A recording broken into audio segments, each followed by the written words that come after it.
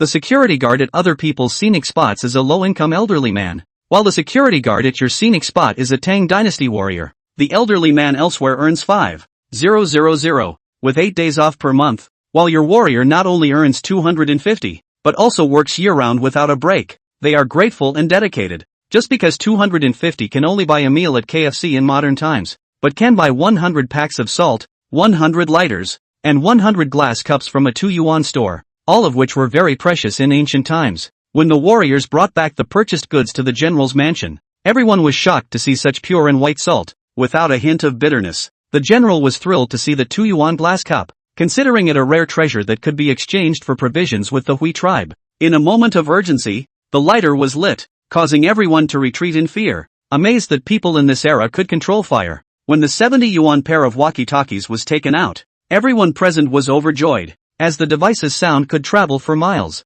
If the Tubo tribe were to attack the Anshi 4 towns again, we would be able to respond swiftly. As you sit in the ticket office, watching the sky darken, you can't help but sigh, feeling even more despondent than yesterday. Today, 3 tickets were sold, each priced at 40. Bringing in a total of 120. One of the visitors was in a hurry to use the restroom and bought a ticket on the way. Despite the meager revenue in such a large scenic area, the situation is dire. In a normal scenic spot, it would be a disaster. But in your case, although the revenue is low, it is pure profit because you don't have to pay anyone. As the 2 Tang Dynasty soldiers standing in front of you are the gatekeeper NPCs you hired. It all started when you crossed over. When you find out that you have a huge scenic area under your name, at first you are very happy. How much does this cost? But through sorting out your memories, you realize that this scenic area is from a parallel world. You have emptied all your savings to create it. Unexpectedly, due to various factors such as incomplete facilities, inadequate management,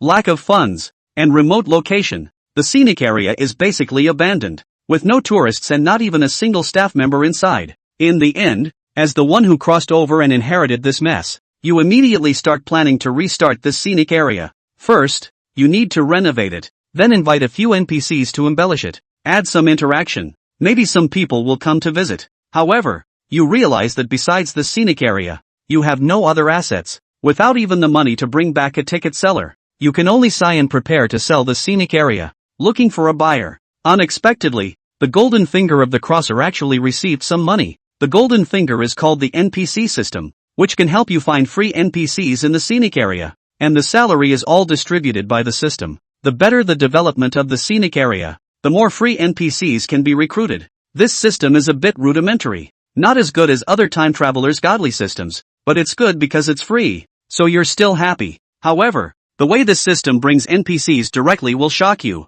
These NPCs are actually recruited from historical dynasties. For example, a month ago, you recruited an NPC whose position was to guard the city with 2 soldiers. At that time, the system listed countless names for you to choose from. You randomly selected 2 of them. Unexpectedly, these 2 turned out to be soldiers from the first year of Tang Jianzhong, guarding the Anshi prefecture. The first year of Jianzhong in Anshi prefecture may not be well known, but many people are familiar with the white-haired soldiers who guarded the Anshi prefecture after the Inlushan rebellion, led by the guardian of Wuxi County, Prince Gui Xin, for a full 42 years. Upon knowing this, you sigh with emotion. The white-haired soldiers in history have actually appeared before you. However, by now, they have been working for a month, so it's time to pay them. Thinking of this, you find 2 pay slips in your hand. You glance at the 2 pay slips in your hand. Name, Lu Yuanzheng. Birthplace, Tang Jianzhong Yuan Yen. Basic salary, 270. Days in service, 30. Monthly bonus, 0.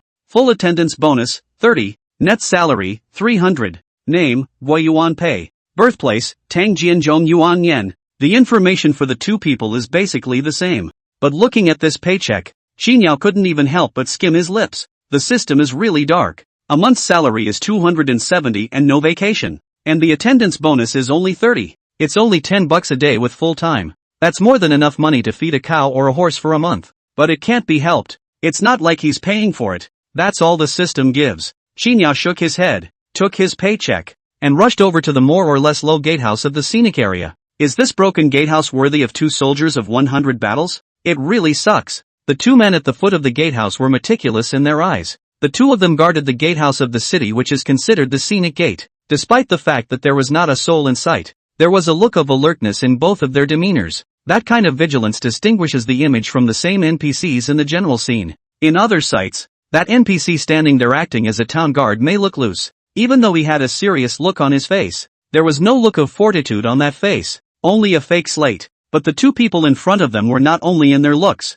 including the vicissitudes of their faces, even the worn-out armor on their bodies and the shiny long swords in their hands, all of them showed a difference. This called for Qin Yao to lament. This is, after all, a real ancient soldier, or the kind that has gone to war and killed people, and can't be compared to the average nature. Watching Qin Yao walk over, he waited until Qin Yao came closer. The first two people in front of him hurriedly saluted. Lang. The words just came out, and the two reacted. Another busy word. Ah, Mr. Qin. Watching is a handful. It wasn't the fault of the two of them. There was no such thing as general during the Tang Dynasty. The title during the Tang Dynasty and the way we address people nowadays. That's simply a world of difference. That is, this has been a month's worth of shifts. Sometimes when the two of them get nervous or something, they still call it wrong. Quick to change his mind though. At this slip of the tongue, Qin Yao couldn't help but laugh. In fact, originally he had no intention of telling the two to change their call sign, but once he thought that there might be other dynasties coming to the scenic area behind this to act as this NPC.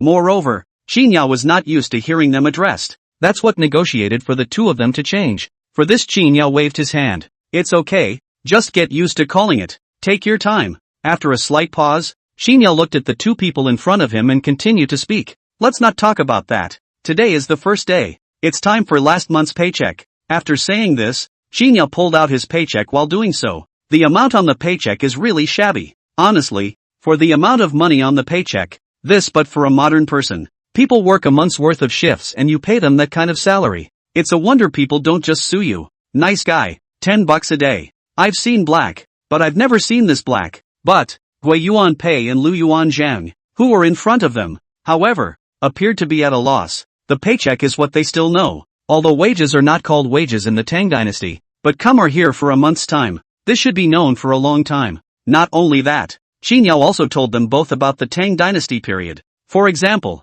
what happened to them, these guards of the Anxi capital, and what's going on in the Tang Dynasty now. At that time when he said that, this Gui Yuan Pei and Lu Yuan Zhang were in tears. Qin Yao even asked curiously, knowing all this, do you still intend to defend the city? Gui Yuan Pei and Lu Yuan Zhang, however, did not hesitate. Naturally, we will live and die together with the Anxi commandery. Even if you know what happens, you have no regrets. At that time, Qin Yao was overwhelmed with emotion when he heard this. Later on, he didn't talk too much with the two. It couldn't be helped, but it didn't matter what Qin Yao said. But, they both came to work at the View, chatting too much during work hours, or walking away from work, or leaving work, or, in short, the system is going to garnish their wages. For this, Qin Yao was truly convinced of this system. So low and you're garnishing wages. Still, there are good things about the system, like the way you talk and stuff. At this point, Qin Yao still had to thank the system. At least people come and speak Mandarin.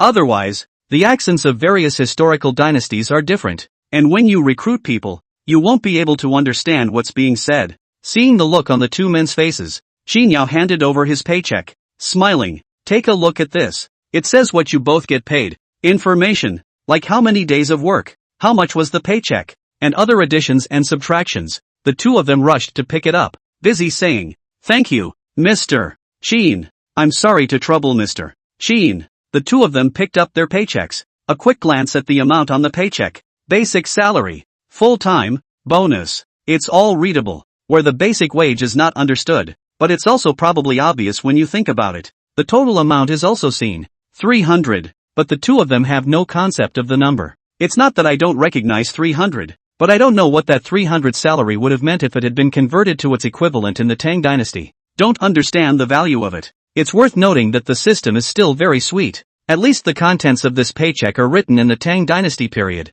Otherwise, switching to Arabic numerals, these two can't even read 300. There was no such thing in the Tang Dynasty. In the twinkling of an eye, Qin Yao handed over the money again. The money is cash. The system gives ready. This is money. That is, the currency of our time, which can be used to buy things. It's 300 in total. 100 on this means 100. The two of them took the money in a bit of a daze. Transiently Qin Yao said with embarrassment, "It's probably not a lot of money. More than not much. That's less. But you can still buy quite a lot of things. You guys have half a day's vacation tomorrow. You can use it to buy things, but the premise is that it can only be consumed in our scenic area, and you can't go out of the scenic area. But there is a supermarket in our scenic area. This was not what Qin Yao had asked for. Rather, it is a systematic provision. NPCs from ancient times. You can't go out of the scenery, and there is a strict system for going to work. These must be followed. Salary level. This goes without saying. The wages earned and spent can only be spent in the scenic area. For example, supermarkets. As for the source of goods, this needed to be prepared by Qin Yao himself. What they sell in supermarkets, it's all up to Qin Yao. However, the price of items in the supermarket cannot be lower than the market price. Looking at it this way, the system was still very good to Qin Yao. This pays a paycheck and spends money at the viewpoint. The scenery is all Qin Yao's. The money came back into Qin Yao's hands. Of course, standing up for the two, the system is really dark. Even if the management is strict, the salary is dead low. Paying a salary doesn't tell you to spend it outside. Just these alone, Qin Yao felt embarrassed and helpless on his paycheck. On the contrary, after Qin Yao finished his words, the two people in front of him didn't care whether it was more or less money. Instead, he hurriedly asked at Qin Yao, "Mr. Qin, may I buy food?" Qin Yao paused for a moment and said, "Yes." The two of them looked at each other and said, "What about quantity?" Qin Yao said thoughtfully, "It counts for quite a bit, but you'll have to see how you buy it. There's so much you can eat. Just unusual corn and such. That buys a lot. Got to be a couple bags. Some of the others." Qin Yao roughly gave it all away. Based on a 20-kilogram bag of rice, a salary of 270 would indeed buy several bags of rice. The two of them hurriedly clasped their fists at Qin Yao after hearing this. Qin Yao also hurriedly rushed at them both at this time. "Let's not talk about that. We can't buy anything until tomorrow morning. You two can ask your general later when you get back." Gui Yuanpei hurriedly said, "The two of us are doing just that." Before Qin Yao could reply, Lu Yuanzheng was busy again. "Mr. Qin, we're going to get off the license." After saying this, the figures of the two gradually faded in front of Qin Yao until they disappeared without a trace. Two big living people directly in front of the disappearance of the disappearance.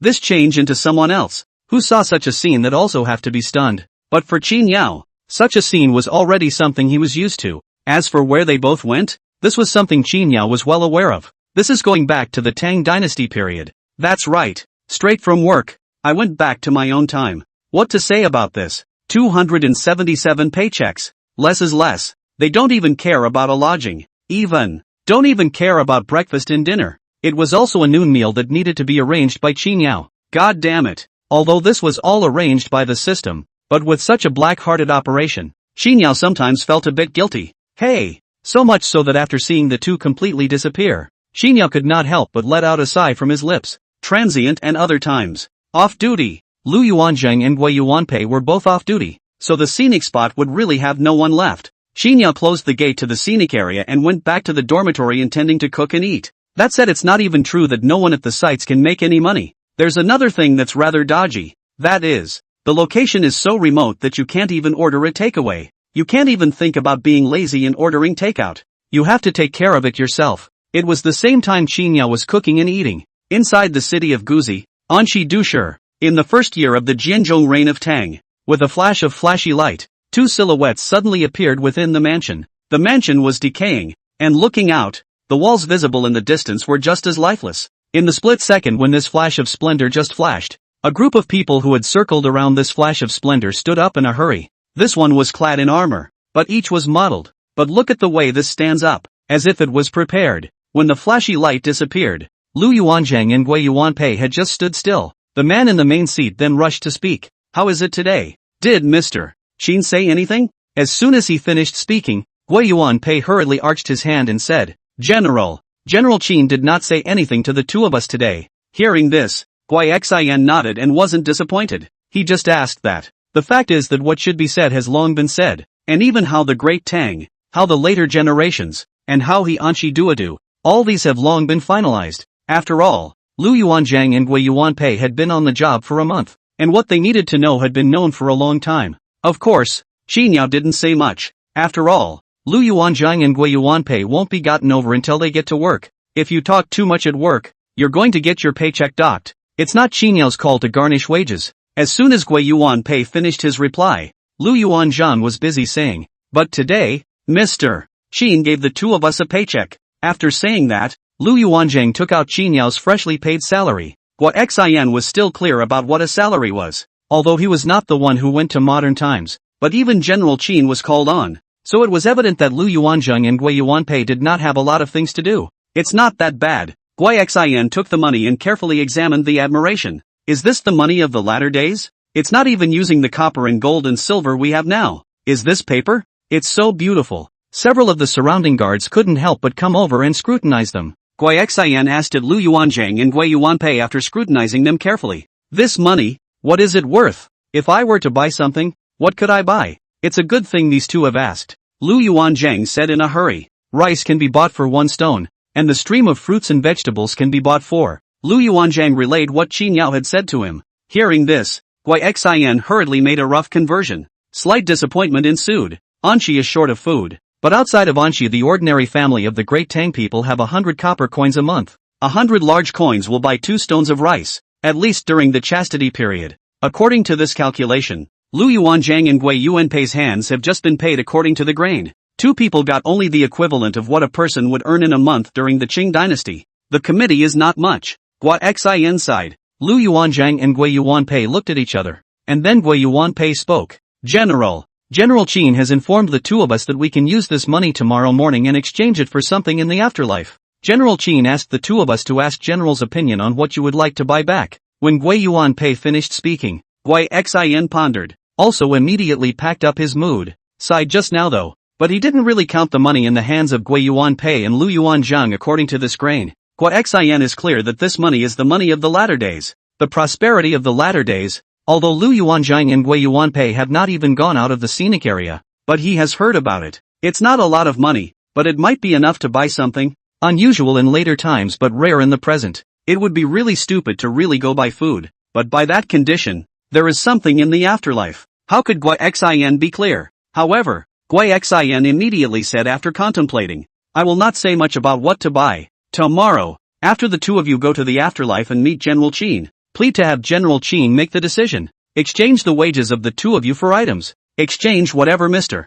Qin tells you to exchange. After a pause, Gui Xian continued. With General Qin said that my Anxi capital palace lone army without help. Like an island, the capital of the upper and lower guards will lack clothing and food. Although General Qin has informed me of the Anxi downfall, but I Anxi do a gufu for the country to defend the border. Die fighting. I implore Mr. Qin to consider for us. Hearing this, Lu Yuanzhang and Gui Yuanpei vigorously struck the armor on their bodies and said, Here. Gua Xian glanced at the 2 and regretfully said, It's a shame that we have something other than what you 2 have on you. Overalls. Right. Outside of work clothes, one can no longer bring a little something to the afterlife. Otherwise it wouldn't be good to ask Mr. Qin to work for nothing. Remember to be sincere in your thanks. Be more attentive at work. Lu Yuanzhang and Gui Yuanpei once again agreed. How Gui Xian and Lu Yuanzhang Gui Yuanpei were instructed is not mentioned first. In the early morning hours of the next day, when it was time to go to work, Gui Yuanpei and Lu Yuanzhang appeared in front of the scenic spot gate as usual.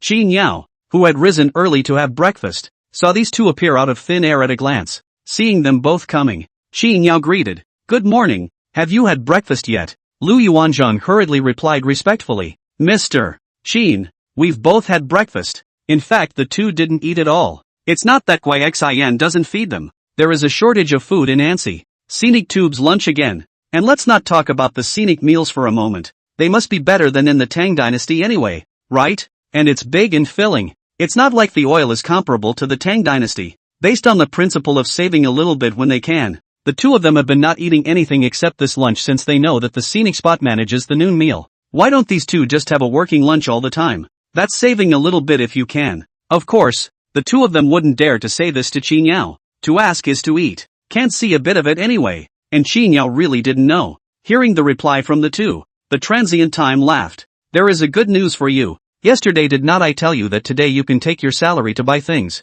This morning is a vacation. The wages are calculated as usual. In addition to buying things, you guys can also sneak around in the scenic area. Look around. God see the pity. These 2 men work right in front of the city gates. It's been standing there for a month. That's not an inch. It's a good thing the system is kind of conscientious and gives half a day off. Though Qin Yao suspected that it was a half day given to give people time to spend. In reality, regarding the matter of resting or not resting, Lu Yuanzhang and Gui Yuanpei were not very concerned. Actually just give them time to change things. By the time Qin Yao finished saying this, The two of them hurriedly arched their hands and opened their mouths in shame. Mr. Qin, can I dare to trouble you with something? Seeing the two of them looking so polite, Qin Yao was surprised. Come on, just say what you have to say. The two of them hastened to give another salute. In an instant, he said the things that Guai Xin had explained to him when he came, and apologized. The great general instructed us to ask more about General Qin. After all, this latter day the two of us are not familiar with.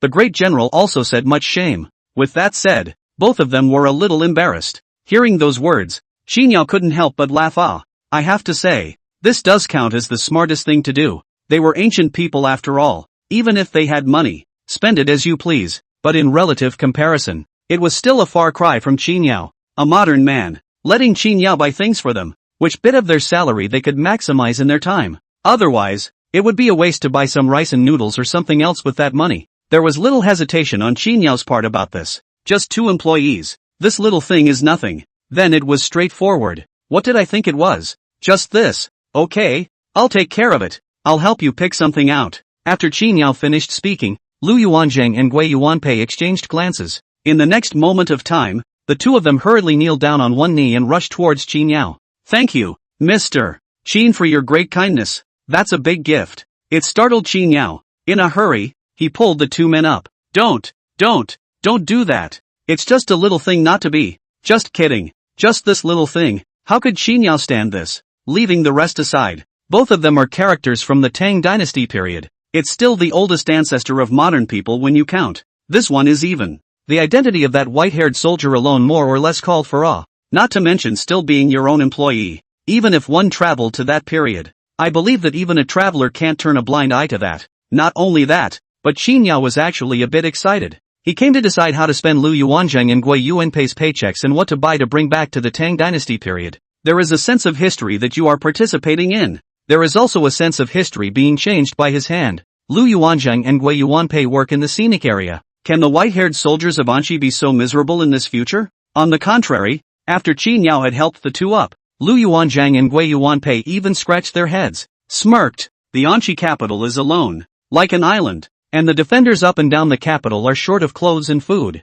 This was a repetition of Guai Xian's words. Hearing this, Qin Yao nodded, then said, Good, let's go. I'll take you to the supermarket. After saying that, he led Lu Yuanzhang and Gui Yuanpei straight to the supermarket. There is a supermarket in the scenic area, but it's closed right now. It can't be helped, mainly because the viewpoints are all empty. Where do people come to the supermarket to spend as much money as they want? It's a good thing the supermarket isn't too small inside. More to the point, most of the stuff in there, I think, hadn't expired yet. Of course, the expired ones were all disposed of directly by Qin Yao. Earlier in the day, the only customer in this supermarket was Qin Yao, or the kind that doesn't pay. After all, you can eat and drink what you want, but now it's finally coming to consumers, all in a scenic area. But this supermarket, Lu Yuanzhang and Gui Yuanpei came in for the first time. After Qin Yao opened the door, Yan saw what the two of them had been drinking earlier. This was a drink that Qin Yao had given to the two men when he saw them standing hard on guard duty when he was fine earlier. The two were impressed. I didn't drink a lot, but I couldn't help but gulp at the sight of these drinks. Where were the drinks that good in the Tang Dynasty? It's hard to keep them from remembering. Seeing the two of them, Qin Yao laughed and then passed a bottle of drink over to one of them. Drink! The two of them waved their hands in a hurry. It's not right. It's not right. Mr. Qin, with that small salary, I don't know what they can buy. How can they both accept this drink? Good thing, Qin Yao said. I bought you both a drink. It's okay, take it. After that was said, it took a series of pushes to get them both to accept it. It was reasonable to say that Lu Yuanzhang and Gui Yuanpei were also considered to be battle-hardened. They're both good at everything, but they're just too shy. Take the drinks nowadays, and drink them in small sips, until Qin Yao reminded. You can't bring it back. The two of them then took a big swallow. Qin Yao asked with a smile. What? The two men laughed nervously. Sweet. Listening to the two of them, Qin Yao pondered for a moment, then said, This drink is $3 a bottle. You guys buy 2 bottles back. I'm afraid you won't be able to find such a good drink in your time. When you go back, tell your general that such a good thing can be sold as a rare treasure, and it may fetch a good price. And this drink bottle, tear off the label, is pure transparent. Such a transparent thing can also be sold at a high price? The 2 paychecks together amounted to more than $500 to say the least. It's still not a big problem to bring back 2 drinks. Good or bad, try it first. After all, no one has ever really traveled to ancient times to do business. Just in case this thing gets you a lot of stuff for it. Even if it doesn't work, it's only a few dollars, and you can ask YXIN or something like that for a taste. Hearing Qin Yao's words, the two of them glanced at each other and hastily nodded their heads. Promised. In unison. It's all up to Mr. Qin. Wait until this is done. Qin Yao scanned around the supermarket again. This look revealed that there really wasn't anything suitable for the two of them to buy and bring back to Tang Dynasty. The supermarket in the scenic area is supposed to sell snacks drinks these things mainly. It is mainly used to serve tourists. Some of the things that are normally found inside the supermarket are really not available here. Just take 2 drinks back with you, and all buy snacks? This called for some headaches for Qin Yao. Qin Yao said after a moment's consideration of the transient. The things here are not suitable for you guys to buy back. This way you guys wait for my time for a while. I'll go out. About an hour or so. The two of them naturally didn't have the slightest problem with this statement. In the twinkling of an eye, Qin Yao drove away from the scenic spot. Luckily, he still has a beat-up car. Otherwise the scenic area is remote and not even easy to get around. All along the way Qin Yao was considering it. This won't work. Their money can only be spent at the scenic spot. It won't be convenient to buy anything when there are more people in the future. This later, when there is money, say anything to fill the scenic supermarket. At least take into account the needs of the ancients who got paid money to spend there. It has to be taken into account. Of course, it's better to forget about it at the moment. The scenery doesn't even have any business. There are just 2 NPCs. It's a little early to be thinking about that. In a short amount of time, Qin Yao found a supermarket, turned up to buy up things to come. The first thing Qin Yao bought was salt. After all, he hadn't read many crossover novels. Inside the novel that is not moving is the pig foot after traveling to the ancient times. Rely on making out of the refined salt to become rich. Based on this crop, it must be right to get some salt to ancient times, right? The key salt thing? Right. It's cheap. Take the cheapest one in front of Qin Yao at this point. $1.50 for 2 bags. It would be a shame not to buy some back. Out beyond the salt. Sugar. Bags are still scratchy. Qin Yao directly weighed the bulk of the white sugar. It's always right to bring some of this sugar stuff back with you, right? In an instant's time, Qin Yao saw the seasoning area. This called to Qin Yao to remember something that had come up. It is said that in ancient times, the spice stuff was very valuable. Pepper was just particularly expensive during the Tang Dynasty, followed by 13 spice, $4 a bag. There's more in there than just pepper and stuff. Simply everything. This stuff gets added to meals in ancient times. That's just anticlimactic. It's the kind of good stuff that you can't say no to. All in all, now Qin Yao bought something. It's all about the gray-haired soldiers as much as possible. Trying not to let Lu Yuanzhang and Gui Yuanpei waste a bit of this salary. He wasn't even going to make money. This is how much you intend to buy it for and how much you'll figure for the two of you when the time comes. Of course, losing money is not an option. The system doesn't allow it. This is particularly dodgy, but you have to say it's not good. After all, the system was intended to be an ancient person coming to modern times and then honestly working as an NPC for Qin Yao. Reasonably, looking at it that way was still all for Qin Yao's benefit. Even if he wanted to spit, Qin Yao was too embarrassed. That said, really think about the white-haired soldiers. Seasonings are available cheaper. For example, find a farmer's market or something like that and buy it in bulk. It's cheaper by the pound. It's not just the spices, it's everything else too. But Qin Yao didn't have that kind of time to do it.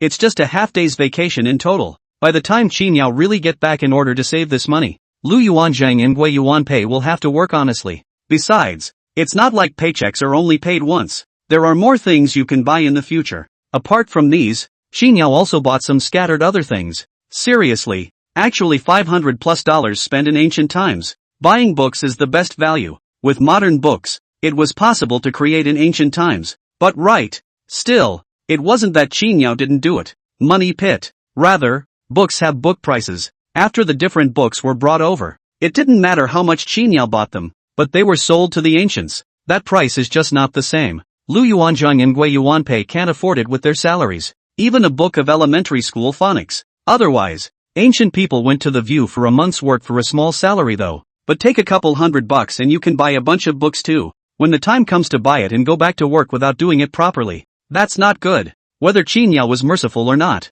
the system eliminates it right from the root anyway. After buying a bunch of things, on the way back Qin Yao saw a hardware store. Eyeing something set up in front of the hardware store, he stopped the car with a thought. How do you sell this walkie-talkie? This? $300. I want cheap. This boss still has used machines. $70 for a pair. I'm telling you, don't look used, but new ones cost $1,000. And they're good quality. Talking distance within 50 kilometers. This is the one most commonly used on construction sites. Can it be cheaper? That won't work. Qin Yao glanced at his cell phone. A similar walkie-talkie does cost quite a bit of money, but a new one isn't quite $1,000. Used ones sell for 75. And this owner is making money on all of them. But it's also much worse. Used doesn't matter, as long as it works with no problems. Alright, give me a pair. It's fully charged. Don't worry, fully charged. The battery is replaced. This walkie-talkie you fully charged one-time use a week absolutely nothing. The store owner in front of him cheerfully put the walkie-talkie inside the bag.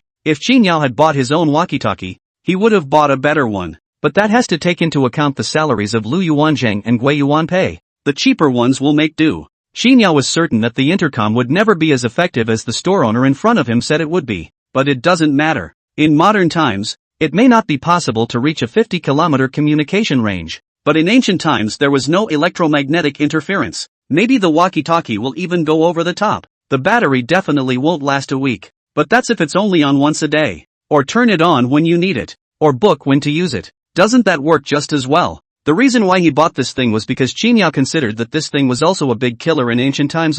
Remote communication. That would have been a downward spiral in ancient times. As for the ancient inability to charge, Qin Yao, who had returned to the scenic spot, said at Lu Yuanzheng and Gui Yuanpei, "It's definitely too late now. I'm buying some solar charging panels back online this month. The cheap ones are only $40 or $50. Next month you guys get your paychecks, then you can buy the charging panels then." The usage of the walkie-talkie, its functions and all these things, Qin Yao had already told Lu Yuanzhang and Gui Yuanpei about them. But at this point in time, the two of them pressed on about the solar charging panels. All I could think about was the walkie-talkie in my hand. Can talk to each other. 100 miles apart. Qin Yao is not an ancient man knows, but feels less deeply. Lu Yuanzhang and Gui Yuanpei are not the same.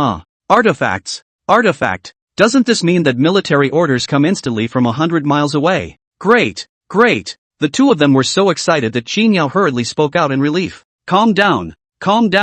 It was only after these words were said that Lu Yuanzhang and Gui Yuanpei realized their outburst. Yes, I'm sorry to make Mr. Qin laugh. Despite the words, both of their faces were still flushed. Seeing this, Qin Yao could only continue. There's really nothing to get excited about. This modern society of ours. See what I'm holding. Don't say it's 100 miles away. Even if it's 10,000 miles away. It's just as possible to talk in real time. You can even see each other. It called for both of them to take a breath. Mutually dumbfounded. As expected, after Qin Yao said this, the two of them became less agitated with the naked eye. Miles, what a concept. Not that either of them could think of it for a while. Anyway, after some tossing and turning, Qin Yao continued to give the two instructions. It's salt. It's nothing to write home about. It's cheap. I've got 100 packets for you too. 13 spices. Are spices. For cooking. It should fetch a good price. It's got pepper in it as well as all sorts of spices that would have been descending blows in your time. This one is a glass. It's nothing to sneeze at. This is a disposable lighter. It's a fire lighter. It's used like this. You press it and fire comes out. It's disposable, but it can be used many times. This is penicillin. At this time, Lu Yuanzhang and Gui Yuanpei were dizzy and completely numb. With a salary of more than $500, Qin Yao gave the two of them a clean spend. But although the money is spent cleanly, this harvest is also called two people shocked beyond words. After Qin Yao had introduced everything, it was only then that he continued to speak. That's all there is. And it's my fault for not preparing ahead of time. After I get paid again next month, I'll be able to buy even more. That's it for this month for now. Listening to Qin Yao's words, Lu Yuanzhang hurriedly said, Mr. Qin, we can't thank you enough. To be able to buy so many things, we are already very contented. Don't talk about being content. That's when Qin Yao opened his mouth to speak. That's if you didn't speak up. Maybe both of them would still be in shock for half a day. Qin Yao, who heard this, smiled. Transient continued.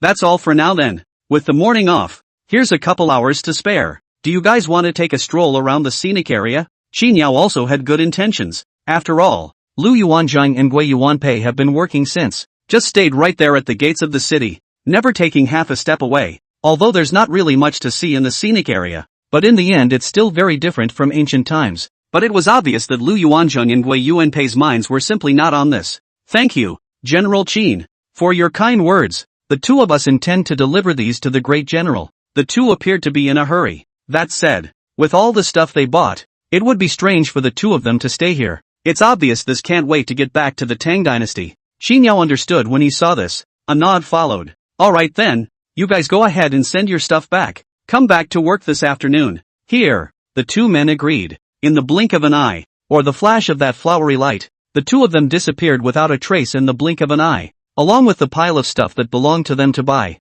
At this point, it also followed and disappeared. Meanwhile, Tang Dynasty. After Lu Yuanzhang and Gui Yuanpei reappeared in the Tang Dynasty, they couldn't wait to rush to the general's residence. While running wildly, he didn't forget to yell, "General! General!" Gui Xin, who was originally deliberating within the Great Hall, couldn't help but stand up when he heard this shouting. Miso. Then he saw the figures of Lu Yuanzhang and Gui Yuanpei, and he didn't even wait to see clearly what the two were holding. This heart stuttered. The next moment lost his voice. Why are you two here? Isn't this work time? Why are you two back here? It's not just Gui Xin. At this point the other generals are doing the same. It's no wonder they lost their colors so much. Both Lu Yuanzhang and Gui Yuanpei have been working for a long time. For the time they went to work at Xin Yao's. One by one it couldn't be clearer. Normally, these two would be at work right now. It shouldn't be in the Tang Dynasty. Now that the commute point has suddenly appeared. What went wrong? Why? It's hard not to. Did the latter not want them both?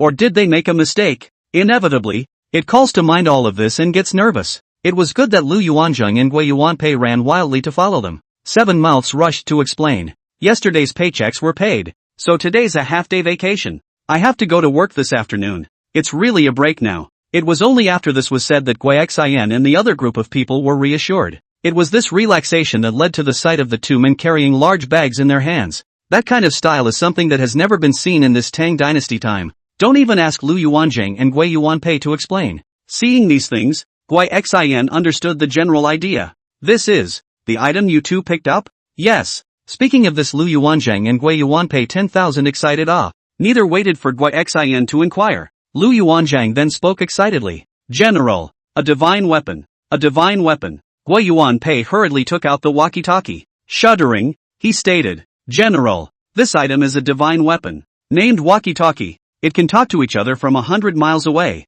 It's similar to a 100-mile voice transmission. The words came out. All of a sudden that was a shock in this hall. Look at this so-called walkie-talkie. Each showed a dumbfounded look. The next moment, the group was outraged. Really? Really? General. No jokes. No kidding. This was specially selected for Mr. Qin. Laojun is above. There is even such a divine weapon in the latter days. Gui Xin paced back and forth in agitation. Several times he tried to reach for the intercom, but then he gave his hand back to resist. Look at that careful excitement and kink. After a few attempts, Gui Xin didn't do it after all. Transient. How should I use this artifact? Before coming back, Xin Yao had taught Lu Yuanjing and Gui Yuanpei. The two of you saw it. Long press here. It is to turn on the machine. Twist the knob on this. A voice came from inside the walkie-talkie came. Channel 1. Gui Xin was stunned and exclaimed in the next moment. It actually talks. Who is it? The two of them hurriedly explained, which called the group to understand that it was not the voice of a human speaking, but the voice of the machine itself. The two walkie-talkie channels were then tuned. Lu Yuanzhang carefully passed the walkie-talkie to Gui Xin. General, press down on this one. While speaking, and the same voice will come from this other one. Gui Xin wanted to reach out, but he was still busy waving his hand. It's not proper. You two are familiar with this artifact. It's better for you to come. This general doesn't know. In case something goes wrong. It was obvious that Gui Xin was careful. Hearing this, Lu Yuanzhang gave a dry cough. Then he picked up his walkie-talkie and pressed the intercom button. Hey! At the same time, another walkie-talkie also transmitted Lu Yuanzhang's voice in real time to come. Such a scene, Gui Xin and the others saw and heard truly. In the blink of an eye a group of people clammed up. There's a sound. There's a sound. It actually did come from that other artifact. The old lord is above. It's actually true. It's unimaginable. Gui Xin hurriedly waved his hand. Get outside the house. Lu Yuanzhang drew his legs and rushed outside the mansion. And after. Hello? Did the general hear that? The sound is unmistakable. Gui Xin laughed out loud, turning to look at Gui Yuanpei. Gui Yuanpei understood and pressed the button. Gui Xin came over with a slight hesitation. I will hear you. And come in. 10 seconds of work. Lu Yuanzhang appeared once more. In the meantime. Ha ha ha. Good. Good. With this artifact, it's easy to know about another battle. If the Tubo comes to violate my 4 towns in Anxi again, we will certainly be able to know instantly. And all of us will be able to quickly return to help. Not only that, If the front army scouts have this artifact, then the enemy's movements are in our eyes, including Xin. One by one, the generals of the Anchi Protectorate excitedly talked non-stop. It was good that Xin was still cautious. You two say this can travel 100 miles? In that case, speed up the horse. It's obvious just how far it can travel. Xin still wants to try, but Lu Yuanzhang waved his hand in a hurry. General, we have brought other items. That's not the only walkie-talkie in the big bag. Xin was stunned, immediately refreshed. What else is there? Bring it and see. It's refined salt. Salt? Is there salt this white in the sky? As white as jade. It's as white as snow. Master Lao Jun, is this the salt normally consumed in later times? The white grains of salt are hard to catch even the winter snow. Xin dipped his finger and put it in his mouth. Salty, but he didn't dare to spit it out and swallowed it raw. Surprisingly, there's no bitterness at all. This is latter-day salt. Xin is really unbelievable. How in the world do you get salt like that? This is a salt that even His Majesty has never eaten like this. I'm afraid I've never seen Taizong's brilliance. The other military generals scrambled and dipped and put them in their mouths. So much so that it followed. It's a hell of a lot to follow. Some people even burst into tears. Never tasted salt like this in all my life. It's unbelievable. What kind of an afterlife? Is this afterlife? Although it was no less than hearing about the aftermath from the mouths of Lu Yuanzhang and Gui Yuanpei. But this learned that this salt is ridiculously cheap. They are also still told to imagine it. This item is surprisingly a piece of 5 bags. Xin took a deep breath. Other generals. General, these salts will surely be exchanged for a large amount of grain and grass for my Anchi army. Such refined salt is unheard of. We could exchange this refined salt with Hueta Golagalu for grain and grass to relieve my Anchi's pressing needs. Nonetheless, it can be traded for horses. Listening to these words, Xin nodded his head vigorously one by one. Yes, extremely.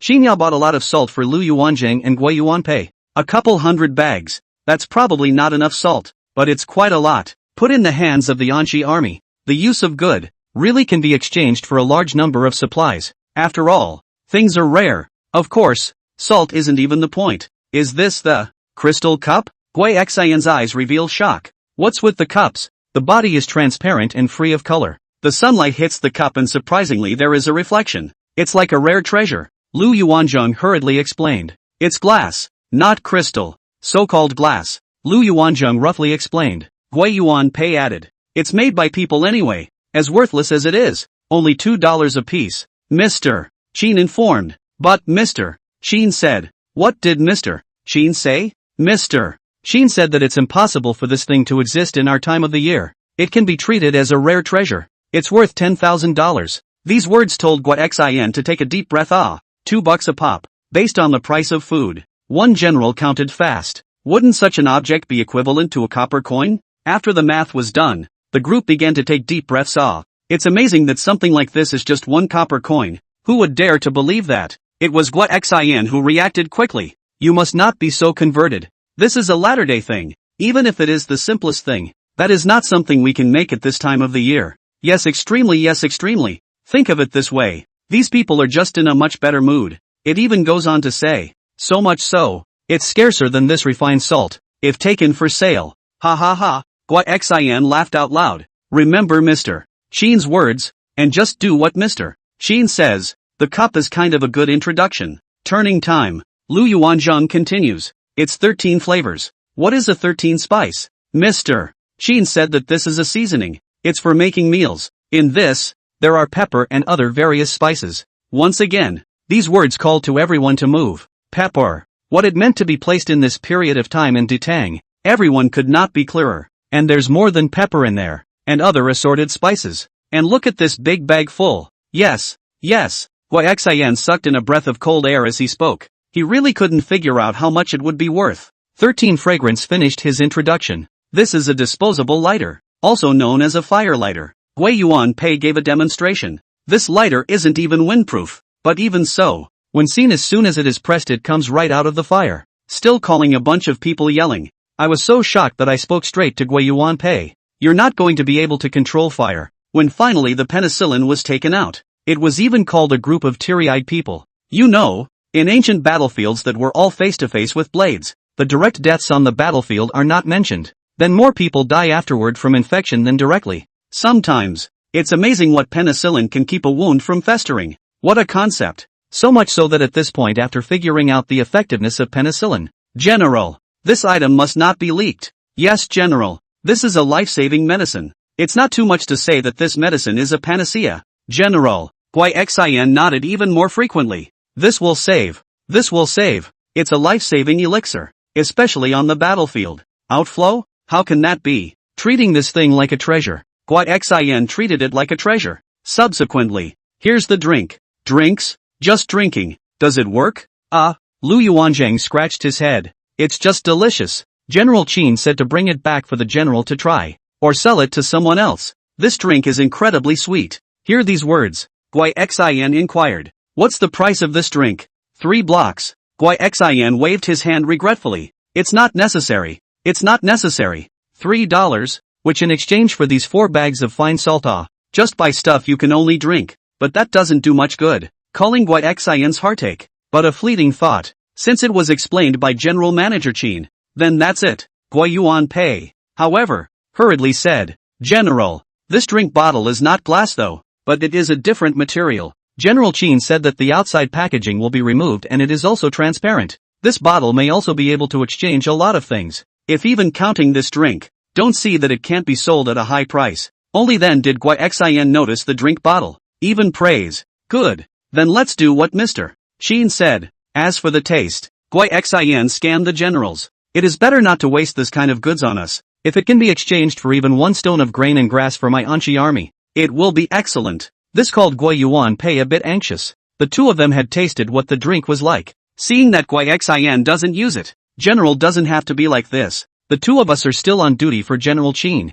and there will be a salary after this. It's a latter-day thing, so the general might as well give it a try. Yes, General. It's just a bottle of drink or so, which works out to less than 2 cents. Whether it was Lu Yuanzhang or Yuan Pei, they all want Xin to taste it. After all, for Xin, the great general, they were admiring him from the bottom of their hearts. What's in the afterlife? Why can't my own general get a taste of it? On weekdays, Xin led his soldiers like a son, sharing the pain and suffering with his men. Lu Yuanzhang and the others also loved it from the bottom of their hearts, but Xin continued to wave his hand. My mind is made up. Right. Speaking of work, Xin admonished in a serious tone. General Qin treats us well, and these things were obviously prepared with care, for the consideration of my Anchi army. Remember, you too, you must do your best on duty for Mr. Qin. Don't fool around. The future of the Anchi army rests not only on Mr. Qin, but also on you too. How can my Anchi army not return the favor? In the face of Xin's renewed instructions, Lu Yuanzhang and Yuan Pei solemnly rushed at Xin. Here, Xin was still uneasy about saying this. Also, in the future, the two of you should no longer accompany the army. Everything should be focused on General Qin. General, Lu Yuanzhang and Yuan Pei were a bit anxious to hear this. What does that mean? They're Anzai's soldiers. Will we be allowed to accompany the army from now on? How does that work? Xin said as he pressed his palm. In the future, the two of you will take up an idle position in the army. Charge into battle this kind of reality, don't participate in it again. On the battlefield, the swords and soldiers have no eyes. If you are killed in battle, then how? Even if it is lucky to survive. But if it is injured, remember, not two people's duties in the future. Not only to do a good job of Qin's work, as well as my entire Anchi army's future, are on you too. These words silenced Lu Yuanzhang and Yuan Pei. The two of you are clear. The two of them were given that opportunity, as opposed to going into battle and killing the enemy. Instead, it was their greatest contribution to the Anzacs that they lived to get their paychecks. You know, it's the paychecks of the two of them that bring hope to the entire Ansatian army. That walkie-talkies and other artifacts. More than anything else, the Anzacs saw the light of the future. And that's just the first time I got paid. The more time passes after this. So what other kind of sacred objects are there in the afterlife? It's not even clear yet. The lesser of the two is clear. Lu Yuanzhang and Yuan Pei were also well aware of this. And after Xin finished his sentence, the two men heaved. Here, promised. That would have been pretty much the end of the conversation. No one expected that this great General Xin was also a chatterbox. It's not enough that it's all ordered. It's still there and continues to ding. By the way, how that afterlife is, we are not too sure, but you two must remember one thing. If there is someone in the afterlife who has bad intentions towards Mr.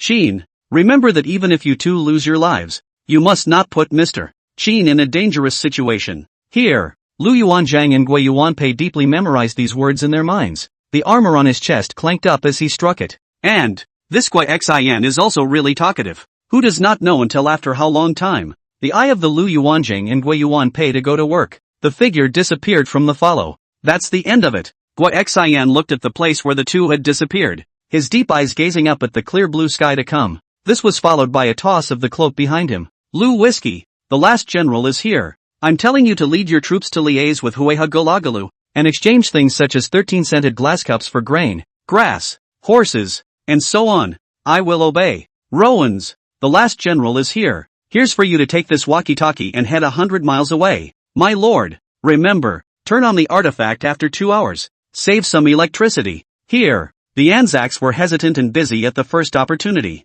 It was also when the Anqi army was getting busy that Qin Yao was at a loss. Lu Yuanzhang and Gui Yuanpei were already standing at the city gates. Qin Yao had also been staying at the ticket counter by now. But what's the use of just staying? Yesterday was fine. Well, at least the tickets were sold for 102. Never mind if that tourist coming in came to use the restroom. None of that matters. It was sold for so much money anyway. But today it's over. Not a single person in the morning. There's still no one there. Seeing as the day is coming down, it's highly likely that this is a ticket that won't even get out. This is really getting more miserable by the day. At this moment, Qin Yao was sighing, can't make any money. It's a good thing that Lu Yuanzhang and Gui Yuanpei don't need him to pay their salaries. Otherwise that would still be upside down. Of course, it wasn't that Qin Yao couldn't sell tickets and earn money. Anxiety is, he can't make any money. He doesn't have any money in his hand in the first place, and he may not even be able to eat in the end. But that's okay. He can still go earn money. Big deal. And go work for himself. The question is,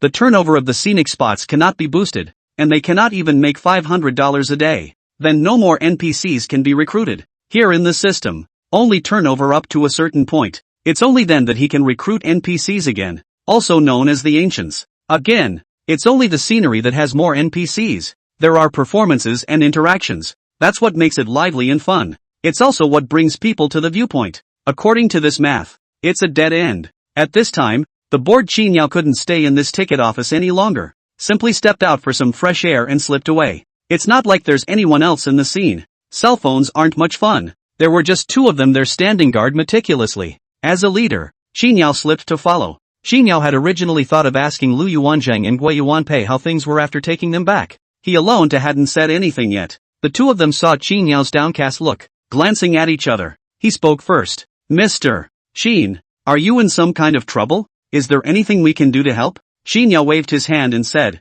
it's fine. It's just that no one comes to the viewpoint. Alas. For this, Lu Yuanzhang and Gui Yuanpei were clear. But there's nothing to be done about it. What is the case with scenic areas? Including what is a scenic area? What they do here? The two of them are incredibly clear. But, until return to know, they were both ancient. After all, there is really nothing that can be done about it. You can only go to work well and work with your heart. Lu Yuanzhang apologized as he listened to Qin Yao's words. It's a pity that the two of us can't share General Qin's worries. The two of us only have some battlefield killing skills. If we were to ask the two of us to fight with others, we might still be able to help out a bit, said, and scratched his head in embarrassment. Qin Yao waved his hand and busied himself. Let's forget about the killing. Now is not your Tang dynasty. Your Tang dynasty wore a kill or normal. In our place, in private, not to mention killing with others, even fighting is a criminal offense. What a joke. And kill each other. Let's not talk about with whom. If the two of them had this ability, Qin Yao couldn't tell them to do so. To be. As this was said, Qin Yao suddenly got energized. Alright, how's Kung Fu for you two? As he said this, Qin Yao's eyes glowed. Kung Fu? The two hesitated. The ability to kill on the battlefield is still there. In fact, Lu Yuanzhang and Gui Yuanpei were also modest. There's more than just that. Being an Ansatian, the front is first. Let's just say that it's been so many years since we cut off contact with the Great Tang. The Anzai army has not experienced many big battles and small battles. Calculated. If you go by merit, Lu Yuanzhang decapitated 13 enemy heads in battle. Gui Yuanpei is a little less, but also has the military honor of 10 heads. The two can be considered the elite of the elite. Even before that, Lu Yuanzhang was for the Shiksa. This is also in the Anqi army, but where this is not hanging out alone. It's got to be a rank of 9th lieutenant anyhow. It may even be higher. Hearing the two of them say this, Qin Yao instantly became energized. He came up with a great idea for a scenic attraction.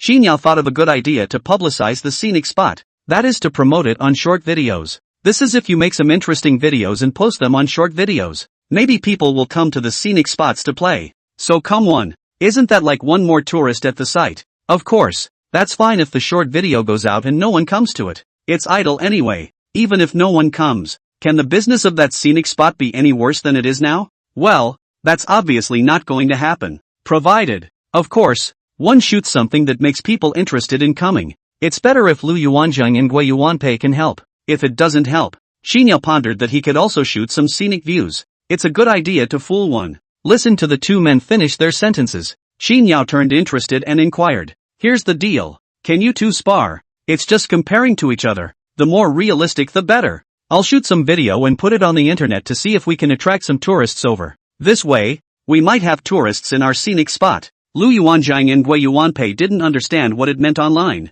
Never talked about it before either. Xin Yao hadn't explained it to them either, so he wasn't quite sure. But yet, he also heard that this was something that could help Xin Yao. Let's not talk about the fact that Gui Xian gave 3 orders before he came. Just for the fact that Xin Yao treated them both well. There's nothing to be said about that. Not to mention it's a show of hands. The two of them looked at each other and then nodded to each other. The transient said, "This is not a problem. Mr. Xin, then the two of us will start here as well?" After saying this, Lu Yuanzhang raised his hand and drew out the long sword at his waist. Gui Yuanpei's side is not slacking either. In an instant, he also drew out his long sword, pulled back. As soon as he saw this scene, Xin Yao hurriedly excitedly said, Wait, I'll turn the video on." He said that he hurriedly turned on the cell phone video function, and after finding a good angle to aim at the two people, he then signaled, "Okay, that'll do." Wait until Xin Yao said this out loud. In the next moment of time, Lu Yuanzhang and Gui Yuanpei stared at each other. Lu Yuanzhang also said smoothly, "Do not hold back." Gui Yuanpei nodded. The next moment violently rushed Lu Yuanzhang rushed over. That forward momentum. This if a different person stood opposite him. More than half scared people jump. Facing Gui Yuanpei who rushed over, Lu Yuanzhang sneered. And then he sidestepped and raised his sword and swung it at Gui Yuanpei. Gui Yuanpei raised the white blade in his hand. Coldly, he drank. Lay. That blade slashed straight at Lu Yuanzhang's neck. Lu Yuanzhang hurriedly retreated, while the long knife in that hand went along and twisted at Gui Yuanpei's palm. In a short period of time, it's safe to say the two have had a few back and forths. What the two felt about such a sparring match Xin Yao didn't know, but he's looking at that himself with horror. These two are killing it. If someone else had come along, if they weren't careful, they'd be crippled if they didn't die. It's even more exaggerated. Bared. The long sword in Lu Yuanzhang's hand slashed through the armor on Gui Yuanpei's body. Xin Yao watched as the sparks came out. Gui Yuanpei took advantage of the situation and bullied his way in.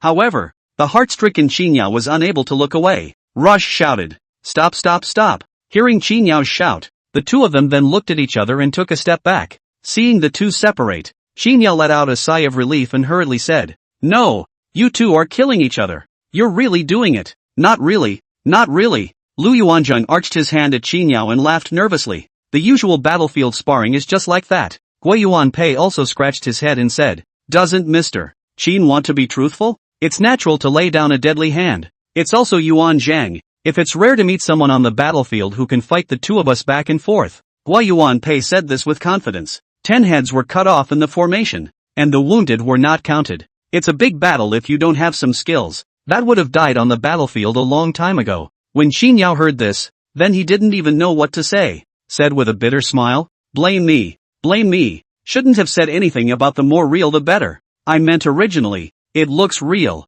but I forgot to tell you guys never hurt anyone. Making videos is secondary. Let's ensure personal safety first." Who knew these two were so honest? Really, he understands whatever you say. Beat it to death. But it's not true. Xin Yao cried and laughed. This next time it was something that had to be made clear. Lu Yuanzhang hurriedly waved his hand at Xin Yao's words. "I don't blame General Manager Qin. It was the two of us who failed to understand what Mr. Qin meant." Gui Yuanpei also hurriedly said, "Yes, Mr. Qin, it's not your fault. And the two of us know in our hearts that if it's truly fatal, we'll surely stop in time." "That's right. It's just a few superficial wounds at best. When you're marching to war, a few superficial wounds are nothing." That's an understatement for the two of you. For them, it's all taken for granted. On the battlefield it would be abnormal if there were no injuries at all, let alone injured. Even if dead, wouldn't that still be the same? Robes who may have been affectionate 1 second, Perhaps the next time you're on the battlefield, you'll be reduced to a corpse. There might not even be anyone to collect the body. It's all normal.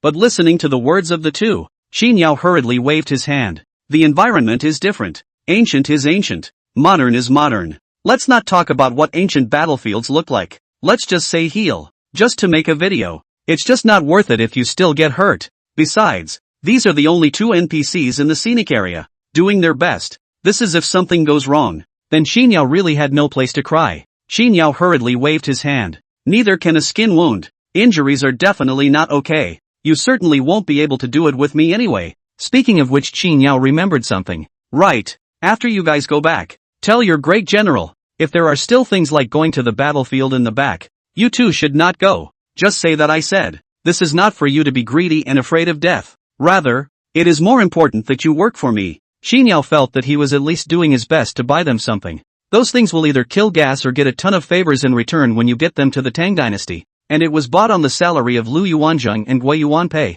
Whether or not he gave him face when he said that is not in question. This would be a real lack of heart if the Lord General still told the two to go into battle. As soon as Qin Yao finished saying this, Lu Yuanzheng then hurriedly arched his hand and said, "The general has forbidden the two of us to go into battle. Before we came here, we were already allowed to take up our current positions in the army." Gui Yuanpei also hurriedly said, "Exactly. They had no regrets about not being able to go to war. After all, fools like to go into battle and kill the enemy. What's more, the contribution that can be made for the Anqi army here in Qin Yao is even greater. The future of the Anqi army, that can already be tied to the two." The two of them were clear. Lu Yuanzheng and Gui Yuanpei do understand their duties. Hearing both of them say this, Qin Yao nodded. It seems that the other great general Gui Xian is not a fool. This reassured Qin Yao a little. This way, there was no need to worry that Lu Yuanzheng and Gui Yuanpei would have an accident during their off-duty hours. That's good. I'm relieved then. Also concerned for the safety of both of them, Gui Yuanpei and Lu Yuanzheng were somewhat moved.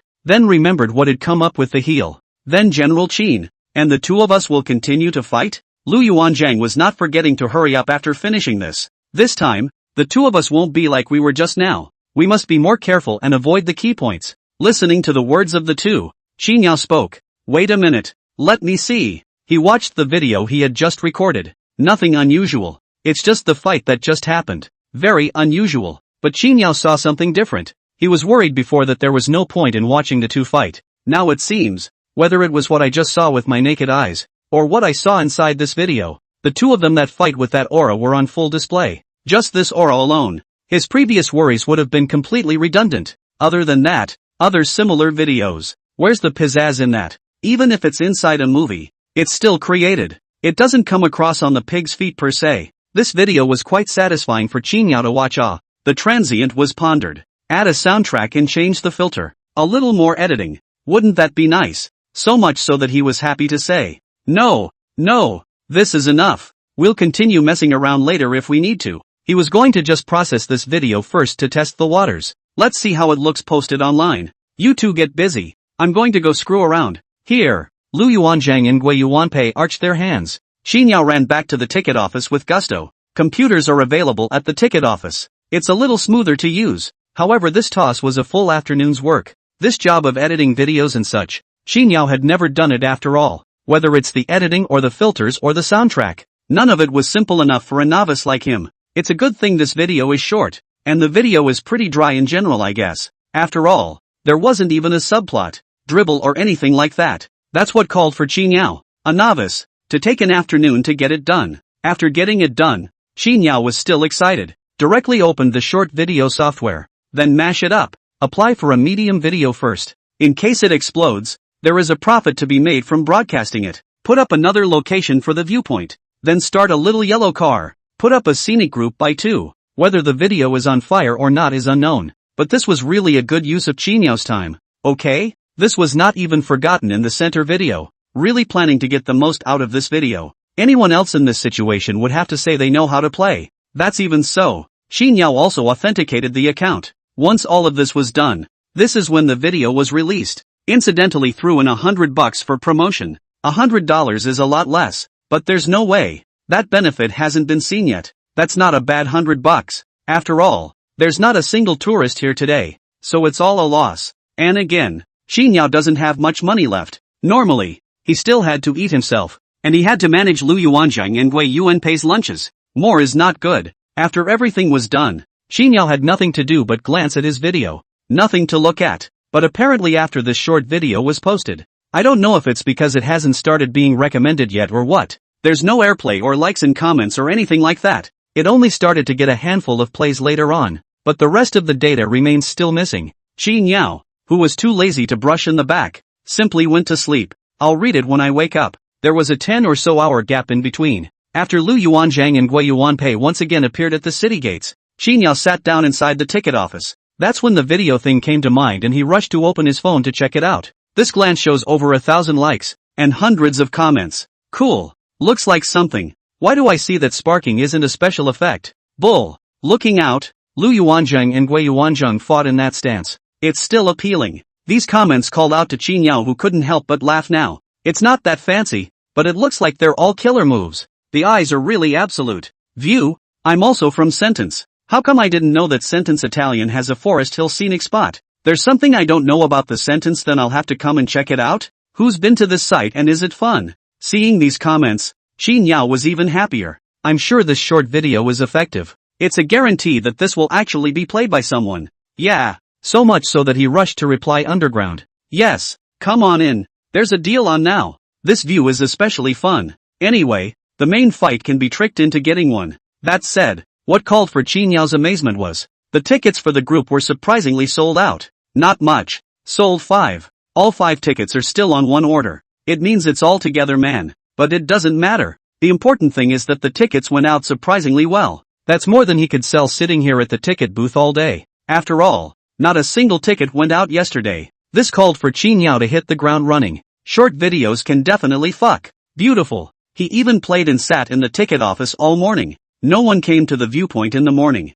At noon, Xinyao got some food, and after eating with Lu Yuanzhang and Gui Yuanpei, he once again returned to the ticket office. But this time it didn't take long for a car to drive up on the heels of the ticket office. First, I parked in the parking lot outside. Down came a couple of people and walked over to the ticket booth. Getting closer, Xinyao even heard them talking. Why is there no one here? There's no one at all. Not in the wrong place, are you? That's right. You see, it says Forest Hill View. There's someone at the ticket booth. With that, the group walked up to the ticket counter and followed it. One of them rushed at Xinyao when he was first. Hi, we grouped the tickets online, Xinyao said with a smile. Okay, QR code please. One of them pulled out a cell phone. While showing the QR code, he also said, why don't you have anyone at this viewpoint? We're the only car out here. Xinyao replied cheekily. Our scenic spot just got done. Now we haven't enjoyed vigorously publicizing. Today is the first day of trial operation time. You are the first customers. That said, a few people were surprised.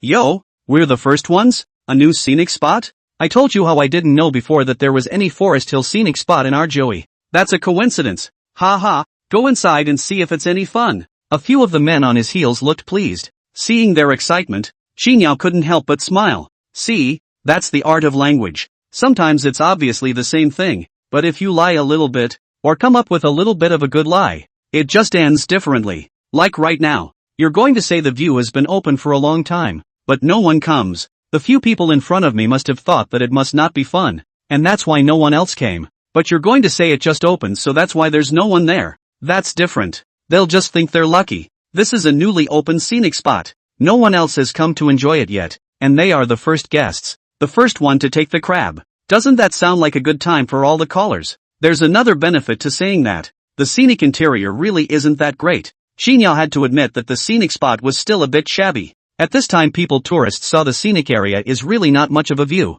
If the first thing you say is that no one is coming, then the result. Forget it. What a piece of crap. I'm not coming back. But what you said earlier, if it's a new site, the new scenery is still immature. Some things are not done and the scenery is not set up properly. Isn't that the way it should be? It might even be a good idea to say something in anticipation. It's not even done yet. We're early. By the time we come back in a couple months, it'll definitely be ready. Watch it. This is the result of saying things differently. In fact, basically individuals come to the scenic area. Xinyao said so. Fruity. After the happy ticket check is over, a few people rushed inside the scenic spot with gusto. After skulking around for a while, the guys realized that the scenery was big. But the view. There are a lot of flowers and plants. But everything else is lackluster. Not only that, There wasn't even a single person to be seen in the scenic area. It's only been slipping around for a while. These guys have just lost their patience and interest. There's no one here. And there's no view. Isn't that right?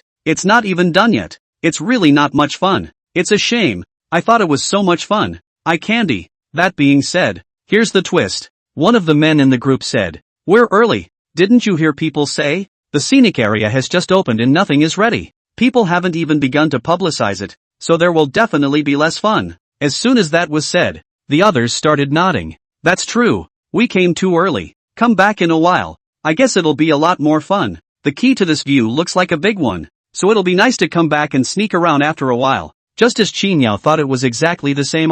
It's still all said and done. Next time. These words could be considered to have spoken to Chinyao's heart. These guys took a few pictures after skulking around. Just plan on hitting the road. Didn't think about whether it was worth the admission fee or not. At this time, Chinyao, who was seeing little business, also arrived in front of the city gates. When these few people saw Chinyao, they couldn't help but ask, "When will this scenic spot of yours officially open? It's not fun now. There's not even a staff member in there." Where the staff are? The entire scenic area plus Lu Yuanzhang and Gui Yuan pay full count, but also 3 people. None of these guys realize that all the personnel at the view are now standing in front of them. Hearing these questions, Xinyao couldn't help but smile and cater to them. Almost there. It's just a while away. People have gone to centralized training. It's not about to officially open. You can't be too honest in business. To say he's making it up as he goes along is an understatement. The line nodded. Just then, it was one of the tourists who was surprised. Aren't you two the ones from the online video? A few people looked at Gui Yuan Pei and Lu Yuan Zhang. These guys are only here because of the video. Isn't it Gui Yuan Pei and Lu Yuan Zhang in the video? This instantly got the guys interested. The two were carefully sized up. I'll be damned. The armor on you guys is too well made. There's still marks of knives and axes here. One of them was excited. I usually like to hang out in the secondary world, and I've never seen such fine armor from you guys. It looks dilapidated, but with this level of refinement, it simply looks like an ancient soldier. With these words, Gui Yuan Pei and Lu Yuanzhang looked at each other. It's like they were. It doesn't come with a fake at all. Of course, that can't be said. In fact, Gui Yuan Pei and Lu Yuanzhang were both a bit nervous right now. People used to come to the viewpoints too, but no one noticed them. Though there's quite a bit to know about modern times, but there was really only one serious conversation with a modern person other than Qinyao in front of him, a Tang Dynasty man, and a modern man, in which the conversation spans thousands of years, even though there is another party in it that doesn't know about it. But still, it's better to tell the two of them that they don't know how to talk. Good thing the two didn't wait to strike up a conversation. A few people continued to chirp. In the video, you two fight so cool. I see in the video that you two are still the one and done kind. Do you two really know something? Can you put on a show for us to see? There was eagerness in those eyes. As Lu Yuanzhang and Gui Yuanpei listened to these words, they could not help but look at Qinyao. Seeing the situation, Qinyao's heart stirred as he looked towards the two inquiring words. Want to try? Gui Yuanpei and Lu Yuanzhang listened to Qinyao's words and arched their hands. Here, listen to both of their answers. The guys gave a thumbs up to that. Professional. The action, the speech, the silence. Gui Yuanpei and Lu Yuanzhang didn't know what was meant by the silent style and scratched their heads and pulled back to come. They both just wanted to compare notes. Wait. Several people hurriedly pulled out their cell phones and also rushed Qinyao to inquire. Can you videotape it and post it online? Qinyao smiled and nodded. Yes. Why not? Just shoot. Feel free to post it. You know, if this is posted online, it's all scenic traffic. Maybe more people came from the viewpoint. Not only shoot. Even Qinyao had his cell phone out. Video posting online has proven to be effective. So naturally, short videos still need to be messed with. Several people, including Qinyao, gleefully aimed their cameras at Lu Yuanzhang and Gui Yuanpei. Of course, before the two of them made their move, Qinyao hastily said, "Be safe. Don't get hurt." He had to ding a line. I am afraid that this Lu Yuanzhang and Gui Yuanpei will come for real. The two nodded in unison when they heard this. The next moment of time looked at each other. Then once again, they rushed towards each other. The fight between Lu Yuanzhang and Gui Yuanpei was exceptionally good. The tourists in front of them were shouting. This wonderful is not like inside a movie or TV show. The action is as flashy as it is. Rather, it's the kind of realism that screams awe. It was like the two were literally fighting for their lives. Crap.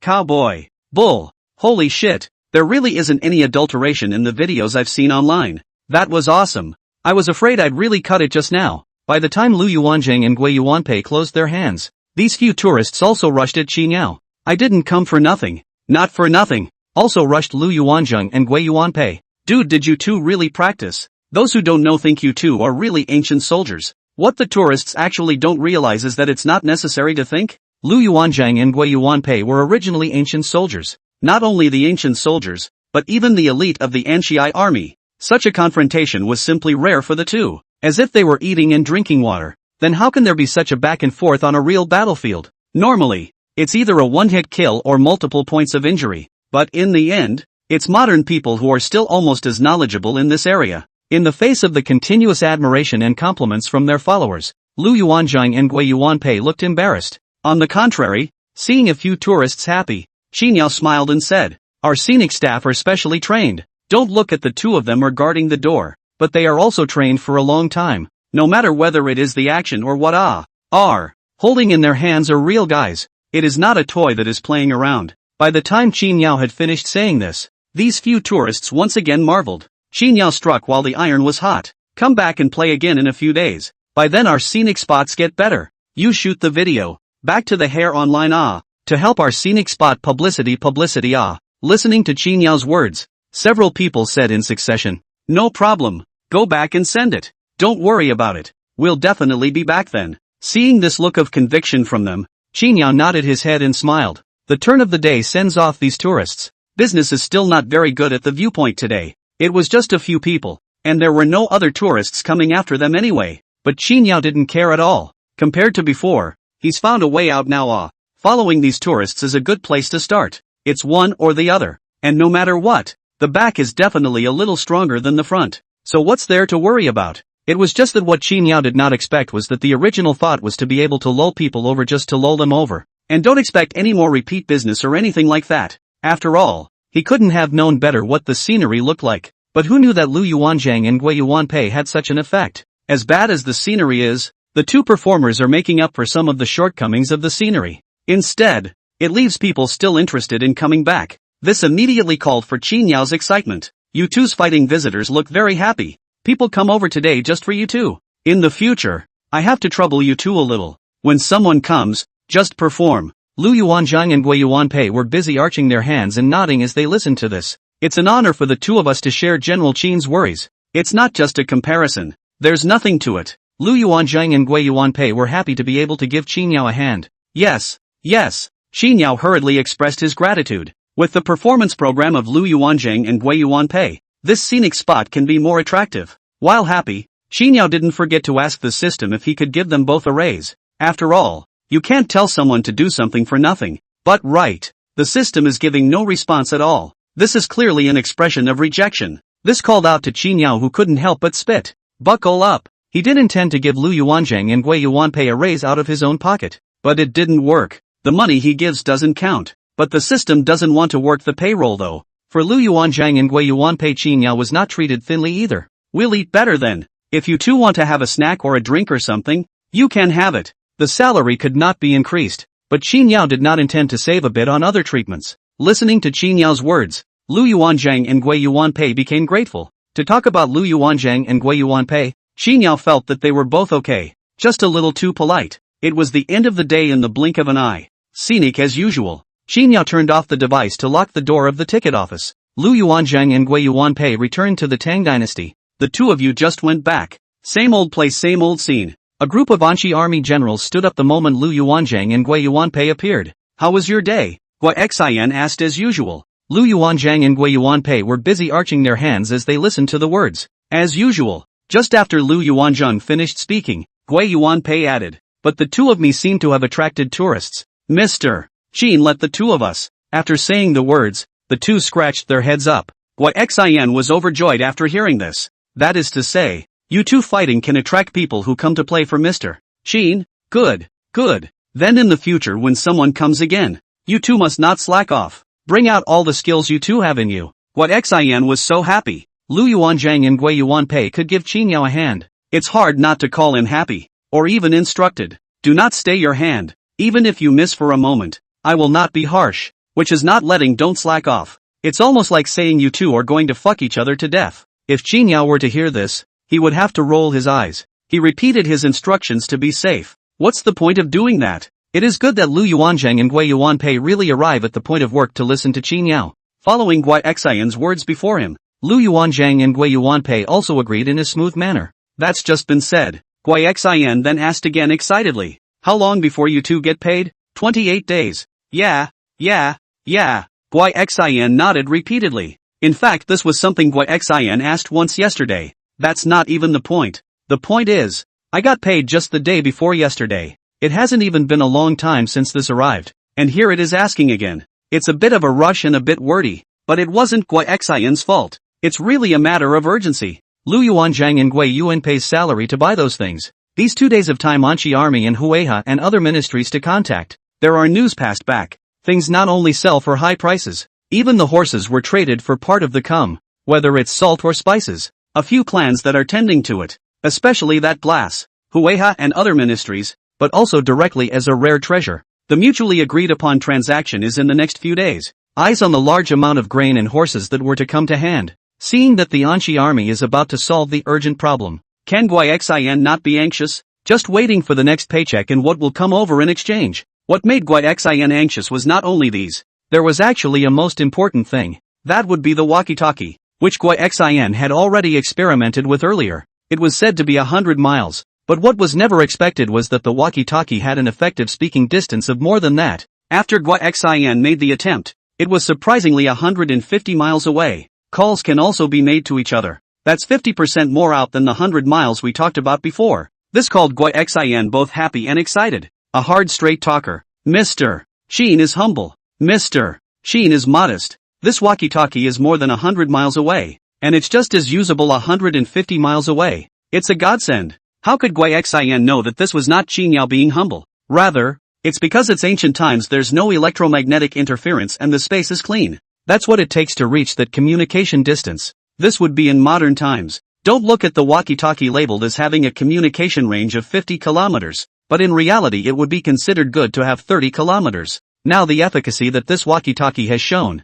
that's entirely circumstantial. Anyway, the walkie-talkies are awesome, but there is also a huge problem. The walkie-talkies need electricity. Knowing this, Gui Xian had been torn, but he did know enough to wait until the next paycheck to fix the problem. After all, Qin Yao had said it before, but it's just hard to be anxious. That's how you can't help but ask over and over again, knowing that it's still early for payday. It made Lu Yuanzhang and Gui Yuanpei and a group of generals that were helpless. This all couldn't help but sigh up. Gui Xian wasn't blind and smiled awkwardly at the sight. Okay, I won't ask next time. I'll count myself out. There was another reason why Gui Xian couldn't help but ask. Lu Yuanzhang and Gui Yuanpei are paid according to the solar calendar. This chronology was not used in the Tang dynasty. The one used is also commonly known as the lunar calendar. There is a difference between this lunar and solar calendar. It's a matter of counting the hours in between. Otherwise it's really hard to figure out and do the math. Speaking of the matter of the Anqi army, Qin Yao also had concerns.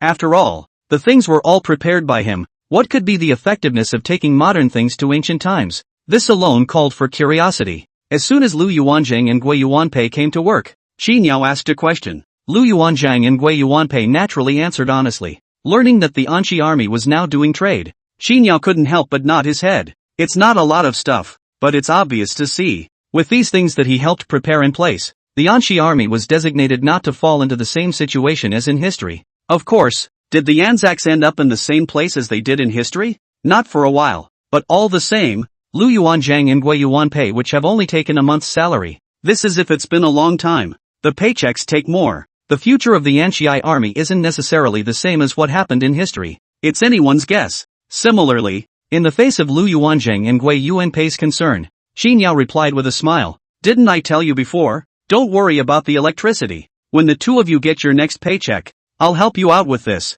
The two of you have enough paychecks. By then, we might even be able to get 2 more walkie-talkies. Upon receiving Qin Yao's reply, Lu Yuanzhang and Gui Yuanpei hurriedly arched their hands in obeisance and rushed towards Qin Yao in a burst of obeisance. Qin Yao hurriedly reached out to help the two. Don't. There's no need for such a big gift. I haven't thanked you two yet. This is all mutually beneficial. Don't. Qin Yao was telling the truth. Do your best and don't shell out a paycheck. Can't thank you enough? Qin Yao was chatting with Lu Yuanzhang Gui Yuanpei on this side, when in the blink of an eye, he saw a car driving over in the distance. Qin Yao was instantly energized at the sight. Transient road. No more chit-chat. Someone's coming. After that, he hurriedly jogged to the ticket counter. I just got to the ticket counter and I saw this car driving by that looked kind of familiar. Upon closer inspection, it's the same car as yesterday. This immediately gave Qin Yao a jolt. The ones that booked online yesterday are even here today? Qin Yao had just one thought at this point. It's not supposed to be a refund, is it? Is this a case of going back and feeling like it was a wasted trip and being unhappy with the refund? I can't. At least I put on a show. You don't do that. Qin Yao stumped up. Make up your mind. Anything but a bounced check. Wasn't making a lot of money. This to hand and then quit. I told you the refund window wasn't here. If you really want to know where it is, the ask is to be abroad. As Qin Yao was thinking about it, he had just opened the door of the ticket office when he saw a line of people coming down from that car. There weren't that many this time, just 4. Upon closer inspection, there was only one that looked familiar. The remaining 3 are girls. Never seen one. The familiar-looking one greeted Qin Yao before he even arrived. Ha ha, here I go again. Give me 4 tickets. This called Qin Yao couldn't help but smile on his face. I don't think this is about bouncing a check. This is about bringing someone else in for a good time. Okay, Qin Yao promised, and this gave the ticket. The ticket just came out over here and the dude in front of me pulled out his cell phone and was ready to pay. While preparing, he opened his mouth.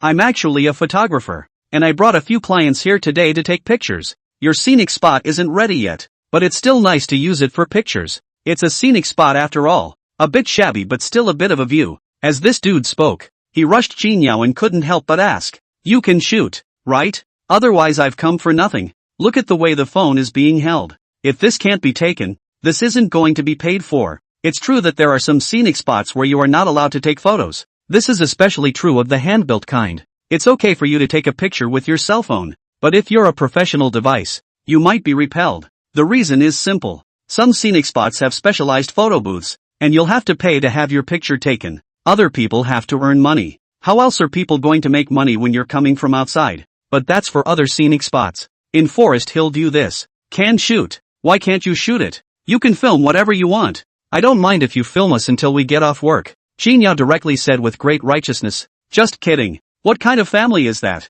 You don't let people take pictures? With the current conditions of the scenic spot, how can we not let people take pictures? To be honest, Qin Yao couldn't wait for a bunch of people to come and take pictures every day. That way at least he'll make money on the tickets. Hearing Qin Yao say this, the buddy in front of him cheerfully handed over his cell phone. Drop. $160 in hand after the sound of the scanning code resounded. The man paid the money, before walking into the scenic area with a large bag of equipment plus clothing and a couple of girls. They're still making small talk as they go. This scenic spot just opened. Nothing's done, but it's perfect for photos. Yo, it's you two standing guard again. I'm telling you guys, these two brothers are bullish. You guys see the video I posted. The likes are over 1,000. It's the two of them. The two of them fought. It was really like the real thing. You guys look again at the armor on the human too. What's the difference between this and the real thing? After some telling off, the 3 girls curiously sized up Lu Yuanzheng and Gui Yuanpei, but the 2 were meticulous. Chopped at the city gates like a rock. That photographer. See, that's called professionalism. A girl asked curiously. So when are those 2 performing? They want to see it too. Lu Yuanzhang and Gui Yuanpei's expressions did not change in the slightest. Qin Yao heard it from a distance and yelled, I'll give you a show when you're done taking pictures. The photographer clapped his hands together.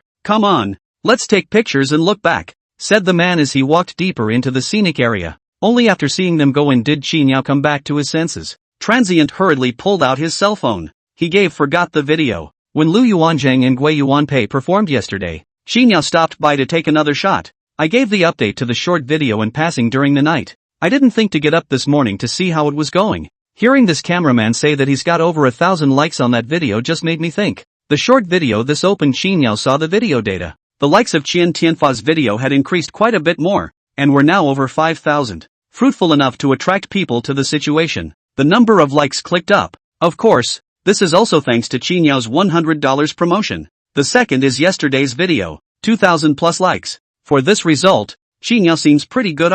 You know, it didn't cost a dime, and it's only been one night, so to have that amount of likes is already very good. Qin Yao was satisfied with this. In a flash he skimmed the comments section again. The comments section is much the same, but there are some. Is this that view? Forest Hill view? Where's the viewpoint? Where in Sentence City? I want to go and have fun. those are potential tourists. But looking at these comments, Qin Yao was also a bit helpless. What to say? It's great that they are interested in coming to the view. Qin Yao was very welcoming. But when you asked where the scenic spot was, Qin Yao had a headache. The reason is simple. There's an address hanging all over that video. Just click on the specific address and it comes out. There's even direct map software to navigate over. But barring that, some people are as good as invisible. In addition to this, you can click on the group by, which also has an address. How can I put it? The tourist is God. While helpless, Qin Yao replied as much as he could. The scenic location is also available on map by searching directly for Forest Hill Scenic Area. In the end, Qin Yao simply and helplessly put the scenic address directly on top in the comment section. It's on both videos. It's all topped off well and he's getting private messages. Your scenic spot is there in Joey City? Is it far from the city? Qin Yao. Well, I just put it on top, so maybe people didn't see it. It's not weird either. To say that patient people are still lucky, Qin Yao's side just replied. Transient. Someone from the group by placed an order. For this order, that's 4 tickets. And the order was placed by no other than the person who had just inquired. This called for Qin Yao to be a happy man. Look, you have to be sincere with God. You can't be too much of a pain in the ass. Where else would this ticket come from? Doesn't that make 106 to hand? The only thing is, this guy booked tickets for the day after tomorrow. Come back in a few days to play. Qin Yao's side had just served the potential customers on the short video and started searching up the scenic locations to come. Sure enough, the scenic location opens up and presents a couple videos out. These videos are, at a glance, posted by the same tourists from yesterday. The videos are basically much the same, but there are quite a few nods to each one. More than 3,000, and the one with more than 1,000, obviously posted by the photographer earlier. A couple hundred likes at the very least. It's all still pretty good. At least Qin Yao was satisfied. He clicked on the videos and read the comments. No doubt these comments are some bull ***** and such. Others, on the other hand, are saying things like, if you keep filming like this it will increase your fan base. Qin Yao hurriedly used his account to leave a message in the comment section. That photographer was nice. Below his account, the top message, it explains what was filmed at the viewpoint, the staff show. It's also got the viewpoints labeled. This called for Qin Yao to be a happy man, making up his mind. With free publicity like this, if the photographer brings someone else to take pictures next time, he won't charge for his own admission. Overall, the videos all work. Only this effect is not obvious for a while. Qin Yao was thinking of replying with a little more content as he was happy. Another car drove up to follow. Back in business, a man and a woman with a small child got out of the car. Obviously this is a family of 3 coming to play. Qin Yao grinned before the person even arrived. It gives you a spring-like feeling. The 2 families took out their cell phones to ask Qin Yao when they arrived. Is this the Forest Hill viewpoint you have here? It's this. In the video, a video is playing on the phone. It was the same one that Qin Yao had sent. Listening to the word. Yeah, that's us. Listening to Qin Yao's reply. The other party. How much are the tickets? 40. 40? That's not expensive. Come 3. This kid is only 7 years old. Charge or not? In general scenic spots, children under 1.3 meters are basically free of charge. Qin Yao glanced at the child and had to say that children nowadays eat well. It's only 7 years old. And it's more than 5'3" as far as the eye can see. But he was only 7 years old. And Qin Yao wasn't that rigid. Instantly. According to reason 1.3 meters or less is free. Your child is really tall. This later at least 1.8 meters tall.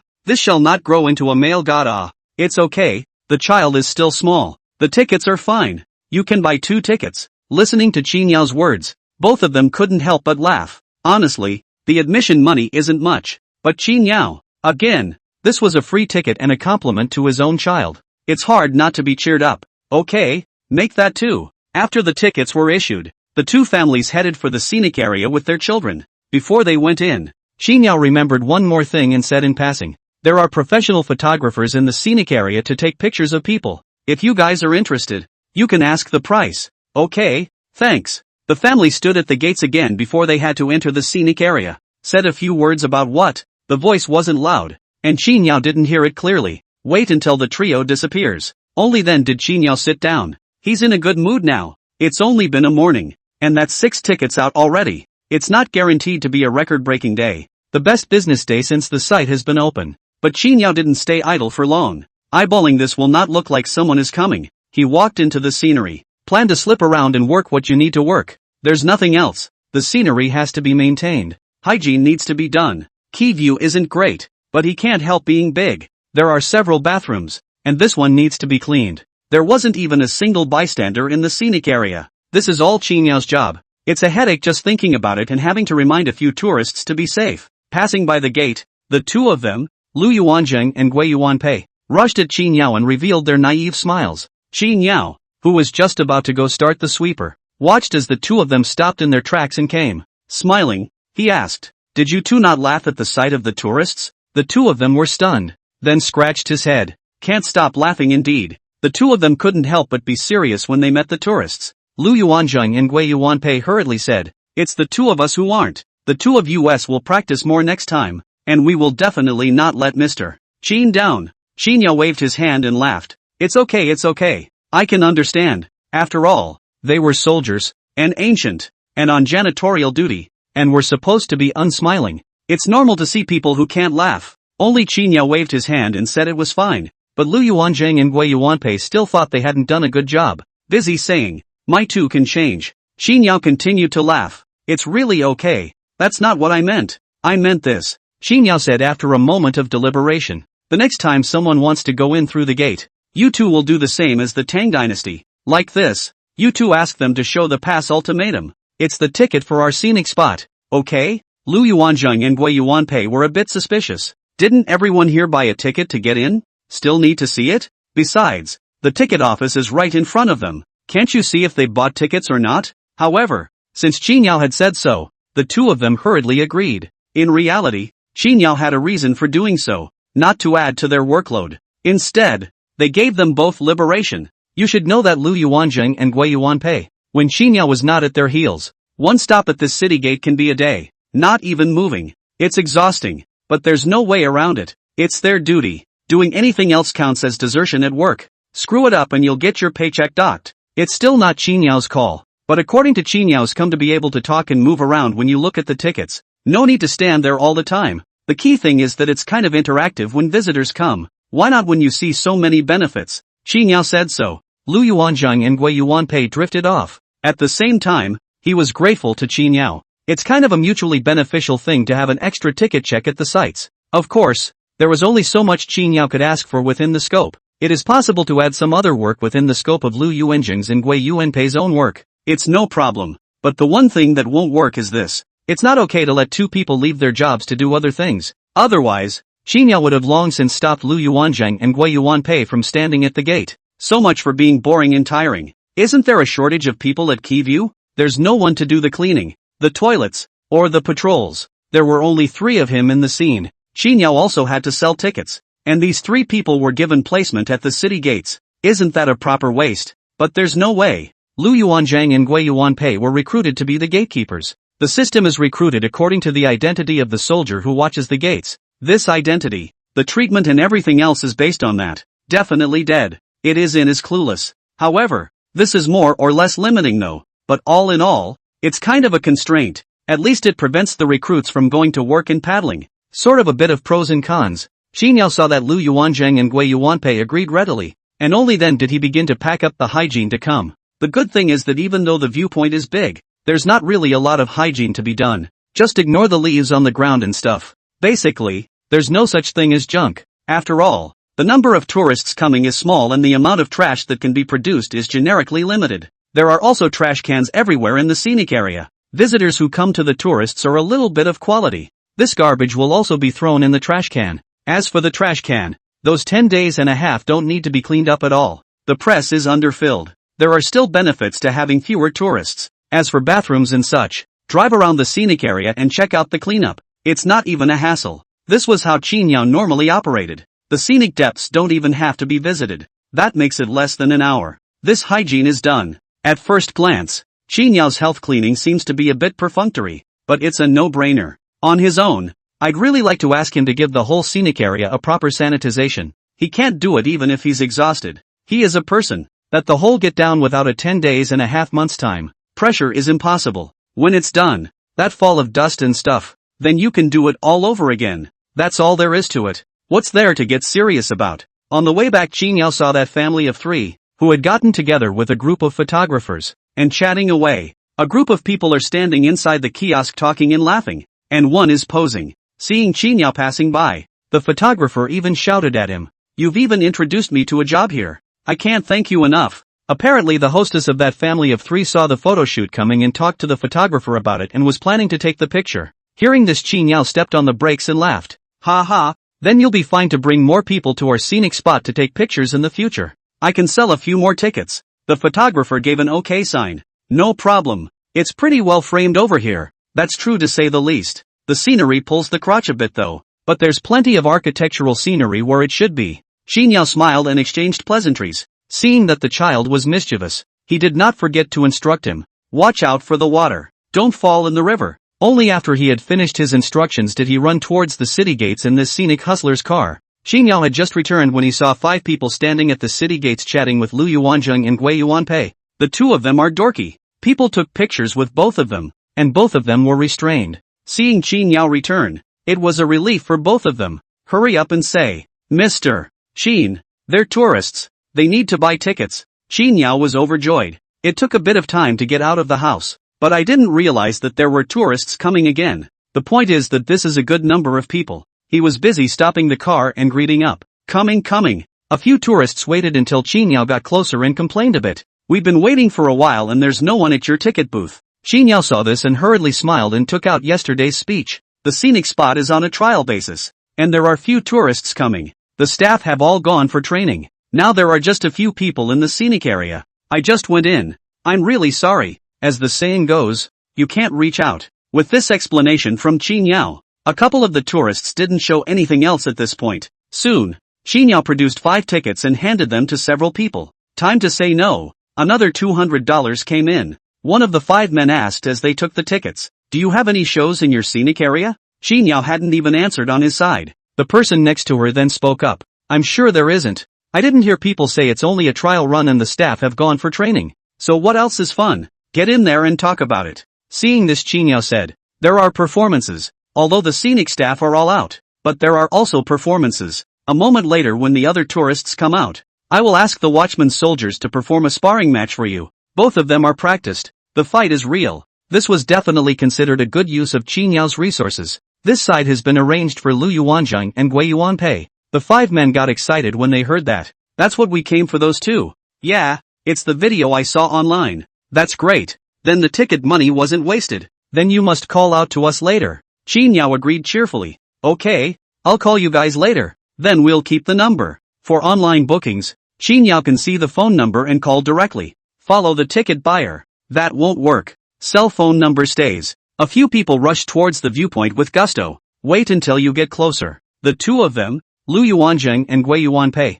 glanced at each other, then looked at the several people with a serious face. "A reach. Stop." The muffled cry was a shock to a few people. "I don't know what that means. It was fine a minute ago." Well, at this time, Lu Yuanzheng and Gui Yuanpei opened their mouths. "Do you have an ultimatum to enter the city?" One of them reacted, and at once elbowed his side companion and laughed. "Tickets. Oh who?" A few people handed over the tickets, and Lu Yuanzheng and Gui Yuanpei pretended to have a look. That's what got out of the way and waved. "Get in there." A few people had just sort of entered the scene. A little tidbit. It's nothing. But by the time they had just entered the city gates, these few tourists were not shy about heckling. That look just scared me. The passport laughed me out of the room. Not to mention, I really thought I was in ancient times when I first opened my mouth. I didn't realize there was such a thing as fun. The effect of this little episode is still there. It's just so much talk in front of both of them. Lu Yuanzheng and Gui Yuanpei were a bit bashful. Gui Yuanpei and Lu Yuanzheng blushed a little in embarrassment. After all, being told that to his face did seem a little too serious just now. Come to think of it, after all, they both watched people buy tickets, and pretending to be serious. But this was not the fault of Lu Yuanzheng and Gui Yuanpei. It's not subconsciously taken as Tang Dynasty. In the Tang Dynasty they both did the job of watching the city gates before they became guards of the Anqi army. In those days in the Tang Dynasty, entering and leaving the city gates was really heavily scrutinized. There can be no slacking off. After all, the Tang Dynasty is not like modern times. It didn't wait until the tourists got closer and subconsciously got serious. Unexpectedly it was flirted with by tourists, and instantly remembered the difference between a tourist and a don. Reacting. This was awkward. But Qin Yao was watching from afar. It's so much more than that, and the effect is always good. Qin Yao took a step forward. Seeing him coming, Lu Yuanzheng and Gui Yuanpei couldn't help but say, "Mr. Qin, Aren't the two of me a little too serious? When he finished, he scratched his head up in embarrassment. Xinyao smiled at the sight. It's okay, it's good to be serious. I don't see people's tourists going in there, though their mouths are shocked, but it was cheeky. That means it's working well. After a slight pause, Xinyao added, that's the standard from now on. Hearing Xinyao say this, the two of them then nodded their heads in agreement. As long as Xinyao said yes, then there would be no embarrassment or anything like that for the two of them. Then follow this. On the contrary, it was Xinyao, seeing that there was nothing else to do, who gave Lu Yuanzhang and Gui Yuanpei a little bit of information about the difference between modern scenic spots, not only the Tang dynasty or other dynasties, which for us modern people, this already belongs to the ancient times, tourists to our scenic area to play, in addition to see the scenery, but also the main one experience. What is this experience? There are a lot of things, but the kind of order of your ancient times, this is also a kind of experience. Be serious is right. The more sedentary type, this tourists will not feel that this ticket spent money in vain. Anyway, it was just Xinyao making it up as he went along. Lu Yuanzhang and Gui Yuanpei nodded their heads seriously. Xinyao didn't talk to both of them for too long. After all, the job is still sitting here. This system thing is insensitive. Even Xinyao, with Lu Yuanzhang and Gui Yuanpei this if they talked for too long, then maybe they'll both have to be docked. Xinyao was indifferent, but not the two of them. That's a little more than a monthly paycheck. That's in case you give a couple bucks for the deduction. That would be more than worth it. At that time, Xinyao would still have to be counted as a victim. Xinyao, who didn't have much to do, went back to the ticket office in the twinkling of an eye. To say the least, I don't know what's going on today. That's a lot of tickets sold just now, isn't it? Counted as one of the best days for business in a while. But what people didn't expect was that just a short while after Xinyao had returned to the ticket office, surprisingly, another visitor came to the door. That's no more or less than 2 people. $80 admission for 2 people. By all rights it shouldn't have called for Xinyao to be so excited, but the truth is that it's something to be very happy about. What does that mean? It shows that the source of visitors to the scenic area has broadened. Indicates an increase in scenic visitors. It shows that the scenic area has developed a new channel for visitors. This called Xinyao excited to feel, not to ask for more. According to today's traffic this if you can maintain the time long so a little. That most likely won't take more than a few days for the scenery to welcome a second wave of NPCs. It might even be possible to liberate a bit for Xinyao at that time. Save himself a day of continuous rotation. The scenic area staff more, which can also call the tourists more. All in all, a good cycle. The only thing to see now is how long that traffic will last. Don't be 2 days GA. Then it's over. They say it's a good day. This first had 2 tourists. Xinyao's side was still there scratching his cell phone, reading and replying to comments online. Turning time. A car once again appeared in front of the viewpoint. Now that's something. The parking space outside the gate of this neighborhood, which doesn't count Xinyao's own car. That's 4 units already. That also means this is the 4th wave of tourists. 4 sets of tourists were welcomed in one day. What a concept. This would have been unthinkable 2 days ago. 3 men got out of the car. Xinyao hurriedly revealed a smiling face. Luck is a thing that can't be stopped when it comes. This wave of tourists is not the first wave of tourists. Nor will it be the last. 2 or 3 hours later, Xinyao counted it down. There are at least 20 tourists in the scene right now, and that's just for one morning. The afternoon hasn't been counted yet. Seeing as it's also noon, Xinyao pondered that it was about time. Quickly took out his cell phone and called the visitors inside. Come see the show. I'll drive and drag you to the gates. Listening to Xinyao's words on the phone, the visitor who answered the phone jumped off. In fact, Xinyao inquired about the purpose of their visit to the scenic spot. It's all directed at Lu Yuanzhang and Gui Yuanpei. It's all about the show. Hearing Xinyao say this one was naturally interested. Xinyao also did not delay. Entered the city gates and drove into the scenic area car, then rushed to the depths of the scenic area. Noteworthy.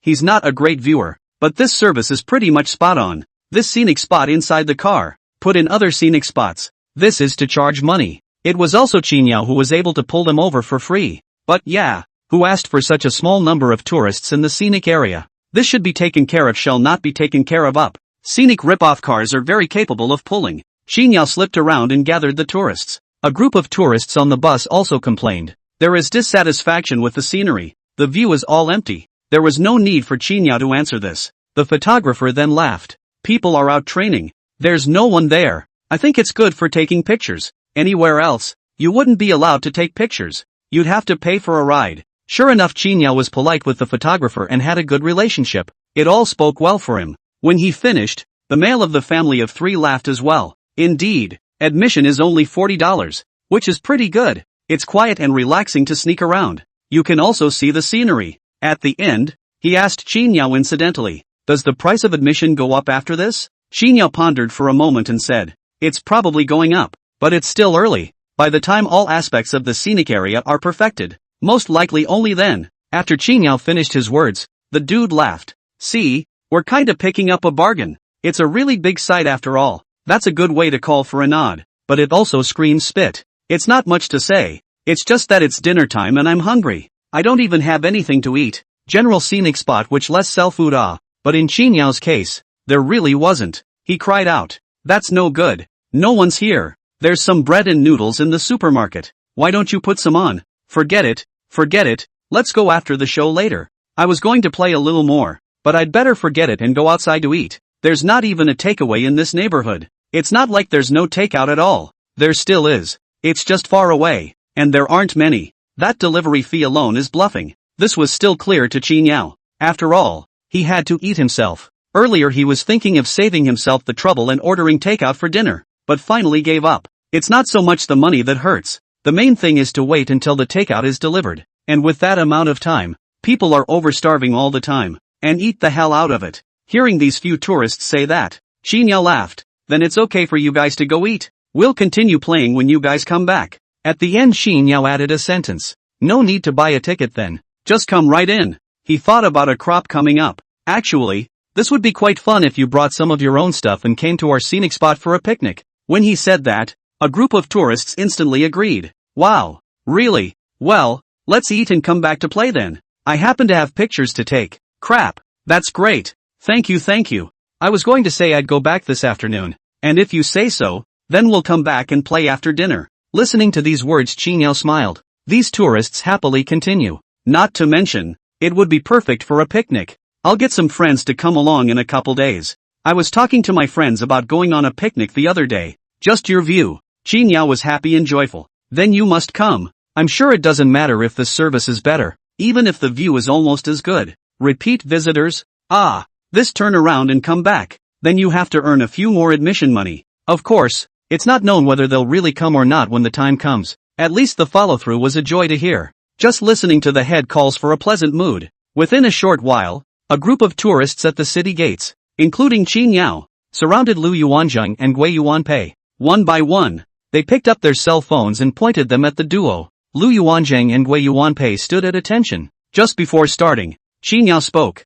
"I take the liberty of requesting with you all you wait to shoot the video if you send online. When the trouble to say that it is our scenic spot, help us publicize it, okay?" "Okay, no problem. It's all small stuff. I'll bring a location later." "Hey, it's not even a thing." With an echoing sound following, Lu Yuanzheng and Gui Yuanpei exchanged glances. The next second of effort. Choke. The two men each drew their swords and rushed straight at each other. In a short time, a gasp of surprise came from the tourists who were following him. The scene was unusually enthusiastic. The people at this site are exceptionally nice. It's really nice to come here for a picnic. The point is that tickets are still cheap. Only $40. $40 and you get to see a show. And it's good for pictures. Where can you find a good place like this? The last time we went out in the morning and came back in the afternoon and people didn't even charge admission money again. The key is also free to drive and pull you to the door. Good enough for those who like to take pictures. To say that Qinyao's work was really not in vain. After Lu Yuanzheng and Gui Yuanpei finished their performance on the first day of the fight,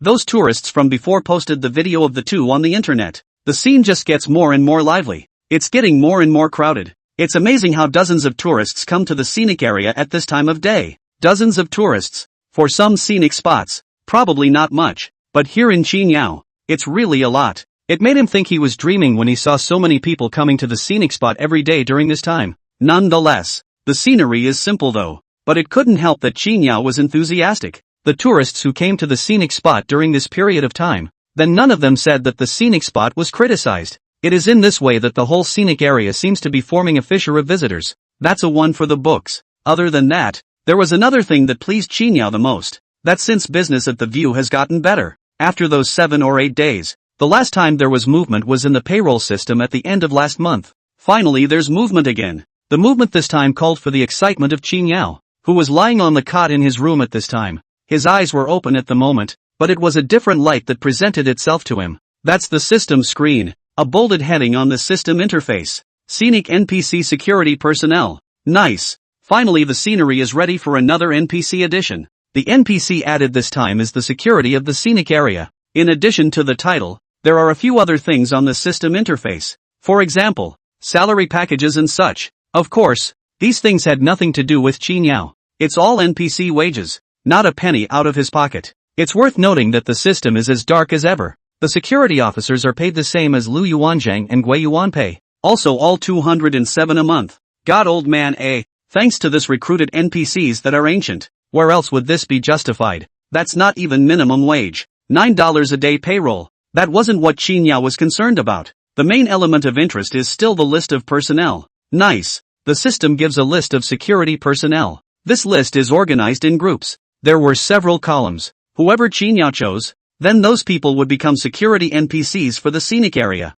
Speaking of which, Qin Yao had asked Lu Yuanzhang and Gui Yuanpei before. Ask them if they can refuse when they are chosen. The answer I got was yes, but the system gives a lot of information, including modern society, hundreds of years after these elements. Other than that, just being able to see this thing hundreds of years from now, just tell Lu Yuanzhang that the two of them can't refuse at all. Apprehensively, he agreed. Thinking about it, the person Qin Yao had chosen now was more than likely the same. It was during this very moment that Qin Yao checked up on the list provided by the system to come. This first line reads, Time, 647 A.D., or the 21st year of Emperor Jingguan of the Tang Dynasty. Status, soldier of the Longxi army. 16 in total. List of persons, Yang Wuyuan, Fu Derinan, Lei Shihui. These 16 people are in a group. In other words, if Qin Yao was selected here, it would be a direct group of people. It was just like the two Lu Yuanzhang and Gui Yuanpei at that time. Qin Yao looked further down. Time, 1111 A.D.,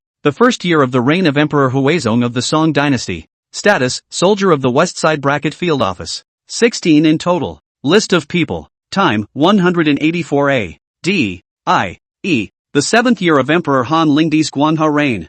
Identity, Rex of the Yellow Turbans. 12 in total. List of people. Time. The list the system gives out is really long. But there were times when Qin Yao was quite speechless. The likes of the Longxi soldiers don't say anything. But Qin Yao couldn't figure out that the system had even gotten Song Huizong's Xiqing bracketed field office soldiers. What the hell is the Xiqing bracket office? This is an organization dedicated to enriching Emperor Huizong of Song. Getting this thing into the scenery as a security NPC? Can't be. In addition to this West Side bracket field house, there is even a yellow scarf warrior. Qin Yao didn't know what to say. But fortunately there are good ones. For example, the Wei Wu Pawns, the Qi Jia army. All of them ranged from 12 to 16. These people's names aside, this name was a sight for Qin Yao's eyes. Just as Qin Yao was hesitating to choose that one, that page turned, and suddenly a line of information popped up. Other things aside, the name in the first place was familiar to Qin Yao. There was a momentary cry of amazement. Crap! Wei Zhongxian. Time, A.D.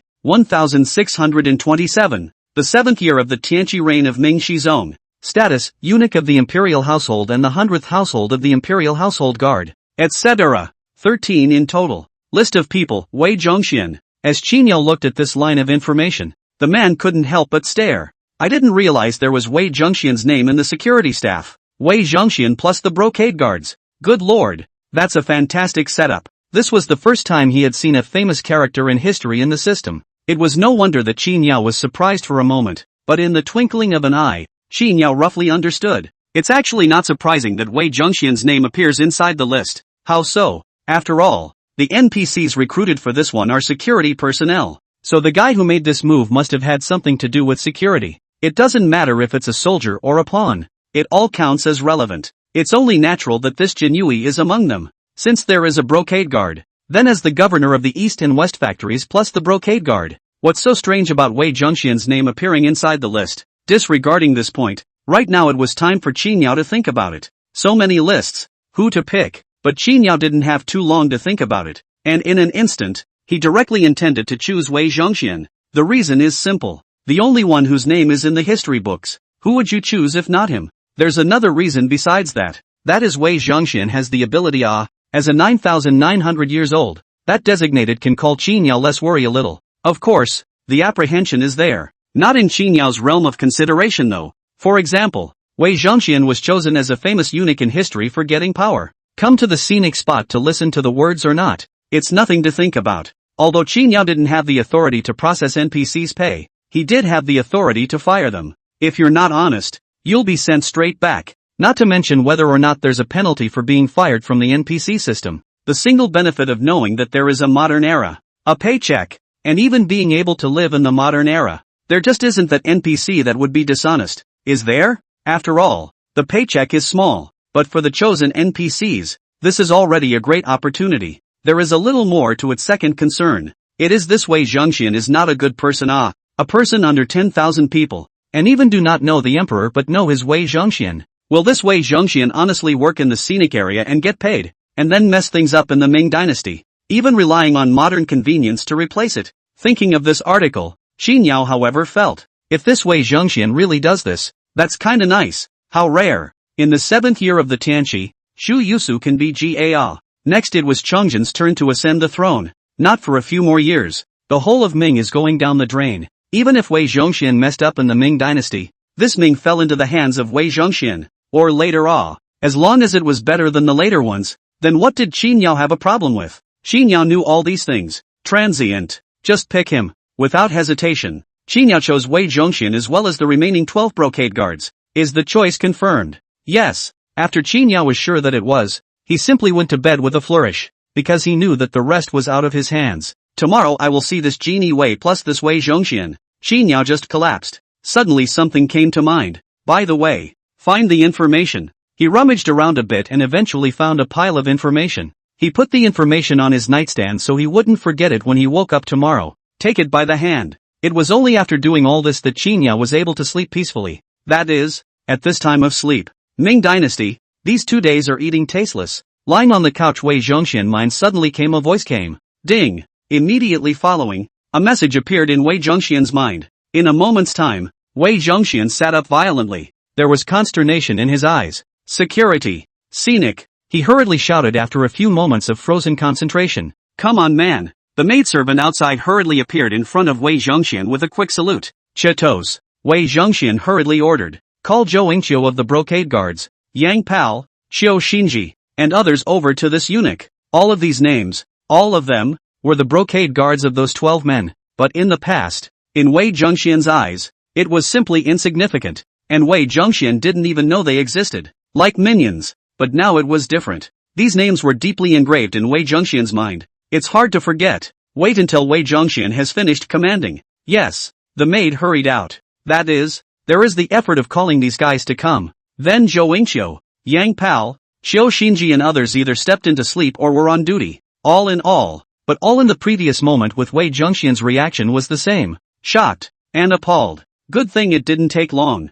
Zhou Yingqiu, the 100th member of the Jinui? It's me, Kaito CQ. Come with us. Yes. Qiu Xinji? Yes. Young Pal. It didn't take long for 12 brocade guards to appear in front of Wei Zhongxian. A group of people saw Wei Zhongxian and hurriedly knelt down. Your Excellency, 1,000 years old. Wei Zhongxian glanced to his left and right. Get out. Yes. With a single word. Other than these 12 brocade guards, the others hurriedly walked out. At this time, Wei Zhongxian was sitting on the main seat, farther away from these 12 brocade guards. The swords and weapons on these few brocade guards had also come off as much as they could. There was a pause in the work, just as the 12 brocade guards were apprehensive. Only then did Wei Zhongxian sort of speak up. This eunuch called you to come. You should be clear Wyatt. That is, you 12 people will stay in this house. Tomorrow morning at dawning time as much as possible with this eunuch to go. The 12 men who followed him heard Wei Zhongxian's words. Hurry up first thing. Yes. Kowtow to the head. Afraid to slow down a bit.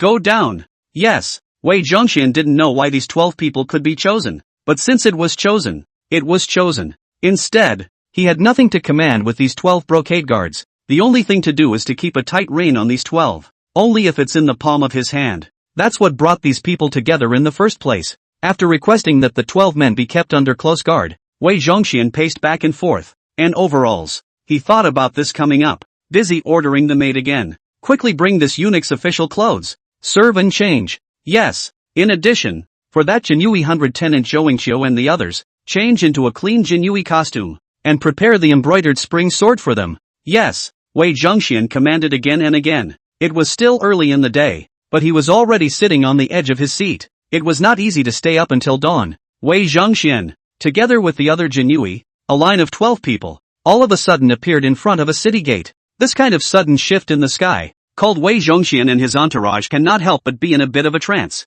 But after quickly reacting, it turned a little tense. Eyes couldn't help but dart around. Eunuch. Although Wei Zhongxian is extremely horrible. Weekday time. These brocade guards see Wei Zhongxian that directly is trembling. But this will be the time. Looking at a factory official dress Wei Zhongxian, the group of brocade guards look like they had found their backbone. Ground. Distance. Heel. Everything is strange. But Wei Zhongxian still has the kung fu to fix his anger. Transient road. Don't panic. Come to us. A group of brocade guards heard this and hurriedly gathered around. And that's when it happened. The light flashed. 2 more figures appeared. This came from no one else but Lu Yuanzheng and Gui Yuanpei. The 2 of them just showed up, shook themselves instantly, and got into a good stance for work. But before that spirit could be lifted, he saw a group of people right in front of him. The next moment of time immediately exploded in sweat. Staggering quickly backward at the same time, pulled out the long knife at his waist as well. At the same time, the 12 brocade guards as well as Wei Zhongxian were also startled by this sudden scene.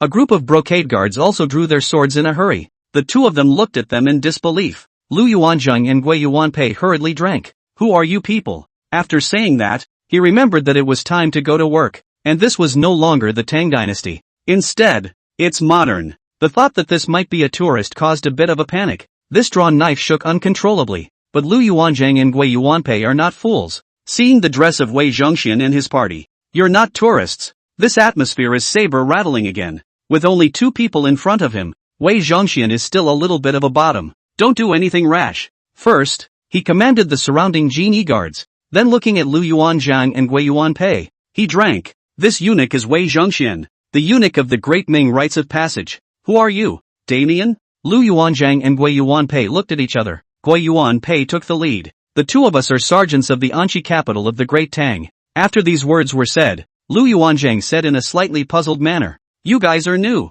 right? New to work, right? Even though Lu Yuanzhang and Gui Yuanpei were from the Tang dynasty. But that's a long time to go to work and know what you need to know. Knowing that this historical era has changed, and also knowing that this Daming is another dynasty after the Tang dynasty, there was a long interval between them. Why would a group of Ming dynasty people show up at a viewpoint to come, associated with their own and other people's identities? Lu Yuanzhang and Gui Yuanpei knew a general idea in the first place. That guard was down, to the point that when they both spoke directly to Wei Zhongxian and his party were shocked. The Tang dynasty's Anqi capital? That's a couple hundred years off from them. Are you kidding me? Genie Wei Young Pal subconsciously drank. Nonsense. Right now it's already the world of the Great Ming dynasty. And the Tang dynasty is hundreds of years away from my Great Ming. There's no such thing as a Tang dynasty person. To say or have to Wei Zhongxian's quick reaction. He was busy stopping Yang Pal and rushed at Lu Yuanzhang and Gui Yuanpei. You guys are scenic NPCs too? Lu Yuanzhang and Gui Yuanpei nodded their heads. That's right. The 2 of us are responsible for guarding the gates. Hearing this, Wei Zhongxian hurriedly scolded a group of brocade guards. Put away the knife. Put away the knife. Wei Zhongxian that doesn't understand. The message in my head last night told plainly that this was the modern world. It's still a couple hundred years off from even their daming. If they can get here, what's so strange about people from the Tang dynasty period showing up here? A group of brocade guards returned their swords to their sheaths under Wei Zhongxian's scolding. Lu Yuanzhang and Gui Yuanpei exchanged glances and also withdrew their swords in a smooth manner. Seeing that the line across the street was still a bit wary, Gui Yuanpei said, there's no need to be nervous. It doesn't matter much since you're new here. Besides, this is modern times, not as sinister as your time or ours. Lu Yuan was finishing his conversation with Gui Yuanpei. Wei Zhongxian then smiled and arched his hand. Wei Zhongxian has met the 2 sages. I didn't expect to have the honor of meeting the great Tang people in person today. What has been said is that the hand is not stretched out. In 3 words, Wei Zhongxian had already chatted away with Gui Yuanpei. Since they were new, Lu Yuanzhang and Gui Yuanpei had nothing to hide. The transient time roughly also gave Wei Zhongxian and his entourage to speak up. In a short while, the front of the city gate was incredible for a while, and then there was a gush of admiration. Mr. Qin should be coming over in a while. You should all know quite a bit of information in your heads, right? When you go to work, you go to work, right? That's a car parked outside. It's Mr. Qin's mode of transportation. Similar to horses. The job is actually quite simple. I envy you guys. We both guard the gates. We're here early but we can't run around. Or you guys are better. Security can still sneak up. A line of people chatting away. but at the same time there is a trance of spaced out time and space. Lu Yuanzhang and Gui Yuanpei envied Wei Zhongxian and his party. Surely they were truly envious. It's just the two of them. Wei Zhongxian's line. 13 at once. 13 people. This is a month's salary. How much do they all have to take? That said, it was just as the line was mingling. Xinyao rushed over to the city gates now. From a long distance away, he saw the group of people around Lu Yuanzhang Gui Yuanpei. Before he even got to the front, Xinyao knew what was going on. Wei Zhongxian. At this time, Lu Yuanzhang and Gui Yuanpei had also seen Xinyao. The busybody said, General Manager Qin is here. You have General Manager Qin to arrange your affairs. The two of us still have 2 minutes to go to work. I'm afraid we'll have to dock our paychecks if we keep chatting. You guys go and meet Mr. Qin quickly. After Lu Yuanzhang and Gui Yuanpei rushed at Xinyao and arched their hands, they hurriedly stood at their workstations. The Anzai army depends on them both. That's a small monthly salary. They both don't want their paychecks docked. It's a job done with dedication. Xinyao walked forward to greet Lu Yuanzhang and Gui Yuanpei. In an instant the gaze fell on Wei Zhongxian's body to come. At first glance at this Wei Zhongxian, Xinyao felt that there was still a bit of a gap between this historically famous eunuch and what he had in his head. Less of an imaginative, somber vibe. Not waiting for this Wei Zhongxian to open his mouth,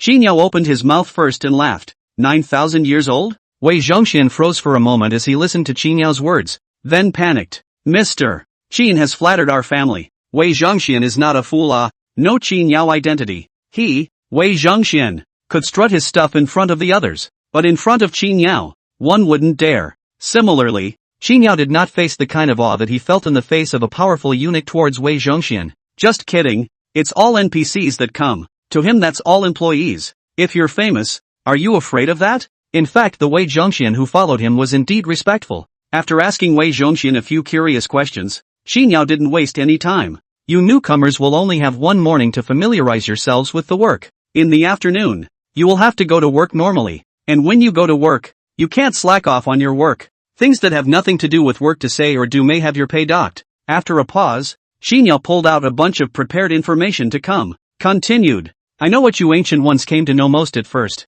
Here's something for you to look at first. There's probably something you want to know. You guys pass it around to each other. After you've read it, I'll take you through the specifics of the job later. Don't delay. After saying that, Xinyao handed over the information in his hand. Wei Zhongxian hurriedly picked it up. It's not actually anything else on this profile. Just some historical information. They were all found by Xinyao on the internet. Includes historical information, as well as some personal information. Historical information he had prepared in advance. It is a general purpose type. In addition to the Ming dynasty, there are also Tang dynasty, Song dynasty, and so on. The personal information was added by Xinyao on an ad hoc basis. Yesterday elected Wei Zhongxian just remembered. This later if you still come to the celebrity. This comes before you have to prepare more information. In fact, this was considered particularly thoughtful on Qinyao's part, knowing what every ancient NPC is most interested in figuring out when they come to modern times. That's why the information is there. Otherwise, these ancients are hard to resist. It's a pain in the ass if you ask about it, not to mention a delay in work. With this information, simply call them all at once to get it. Wei Zhongxian looked at the information with a cloudy expression. After finally catching a few ragged breaths, he handed the information to the other jinxes. The others hesitantly took it, came together to watch it. This look, my Ming is going to die? His Majesty's year number Chongjin. My Ming Chongjin 17 years died? Damn the Eastwoods. That Li Zicheng should be killed. His Majesty wants to kill Wei. Eunuch. Several of the brocade guards were horrified. The contents of these materials made the scalps of these brocade guards numb from reading them. Is this something they should know? Nonetheless, it's amazing that the great Ming is going to die as well. Even if the country died, it ended up allowing Tartary to enter the country. Even the heel of Wei Zhongxian, the jinxes were appalled. Their reaction caused Wei Zhongxian to snort coldly. Silence. His Majesty has not yet killed me. Wei Zhongxian. The brocade guards were told to shut their mouths. Instantly Wei Zhongxian looked at Qin Yao and hurriedly apologized.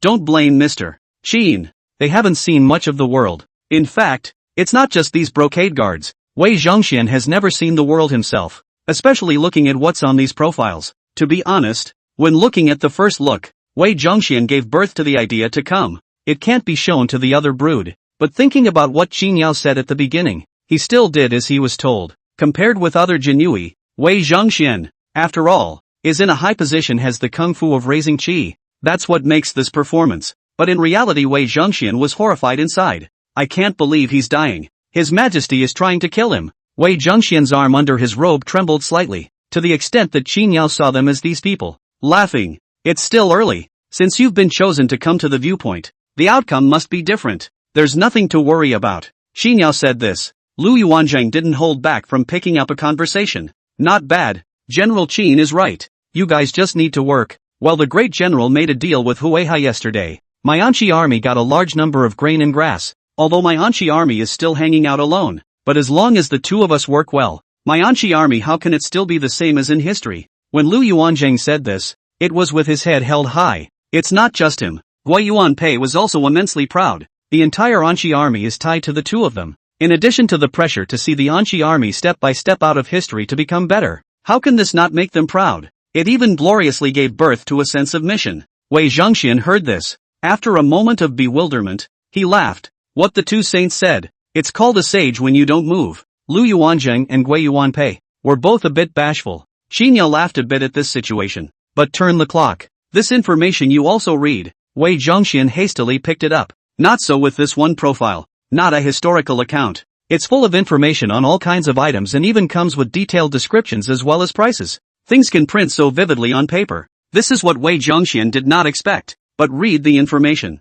After handing it over to others again, Wei Zhongxian's heart was also full of bravado at this time. Sort of understood the meaning of Lu Yuanzhang and Gui Yuanpei's words. It's amazing that salt is only worth one piece. That walkie-talkie artifact is only a couple dozen. Spices and such are even less valuable at all. Even the cannon is not right. It should be called a gun. Incredible one shot 100 meters away. So Wei Zhongxian, can still be killed? In an instant, Wei Zhongxian's mind came up with these thoughts to come. Of course, even though the gun was on paper, this was something that Qin Yao couldn't really get at a moment's notice. Just giving it a look. Overall, the paycheck isn't great, but it's what you get for that paycheck. It's jaw-droppingly indistinct. Take the paycheck if you can replace these. If you go back to the Ming dynasty, how can you not be in a great mood? How can you not be in a great mood? Lu Yuanzhang and Gui Yuanpei's mood at the moment, Wei Zhongxian deeply understands. As for the other brocade guards reading the above, hiss, a sound of cold air was heard.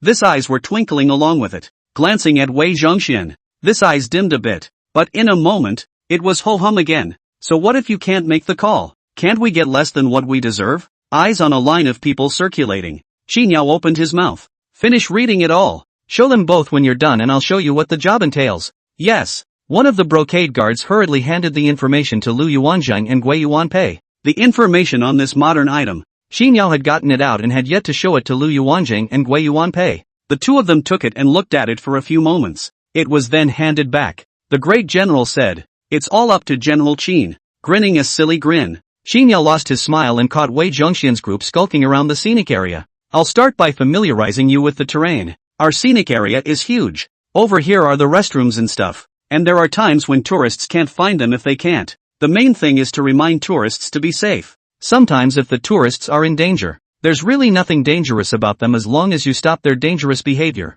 Security, at times, is also responsible for addressing the concerns of visitors. Make sure you don't scare the tourists. Keep a smile on your face. Aha! Wei Zhongxian, as well as a dozen or so brocade guards, grinned one by one. But what to say? One laughs harder than the other. There's no way around it. Wei Zhongxian will just leave it at that. A jinx is a jinx after all. If you're going to be mean, you don't even have to act. But you have to laugh. Qin Yao couldn't help but say, "That's not good enough for you guys. Turn around and make it a habit." The brocade guards at his heels were doing their best, but still the smile was still hard to see. No way. The Jinyui have another name, called the eagle and dog. This is not usually the person to do that. It's really hard to tell them to smile nicely. To the people, Wei Zhongxian is still smiling like a spring breeze. Wei Zhongxian is Wei Zhongxian after all. To be able to go from a little eunuch to this, that flattery is for him. Isn't that a piece of cake? Not to mention just a nice smile. Speaking of Qin Yao, or no less worrying, half a day's time down,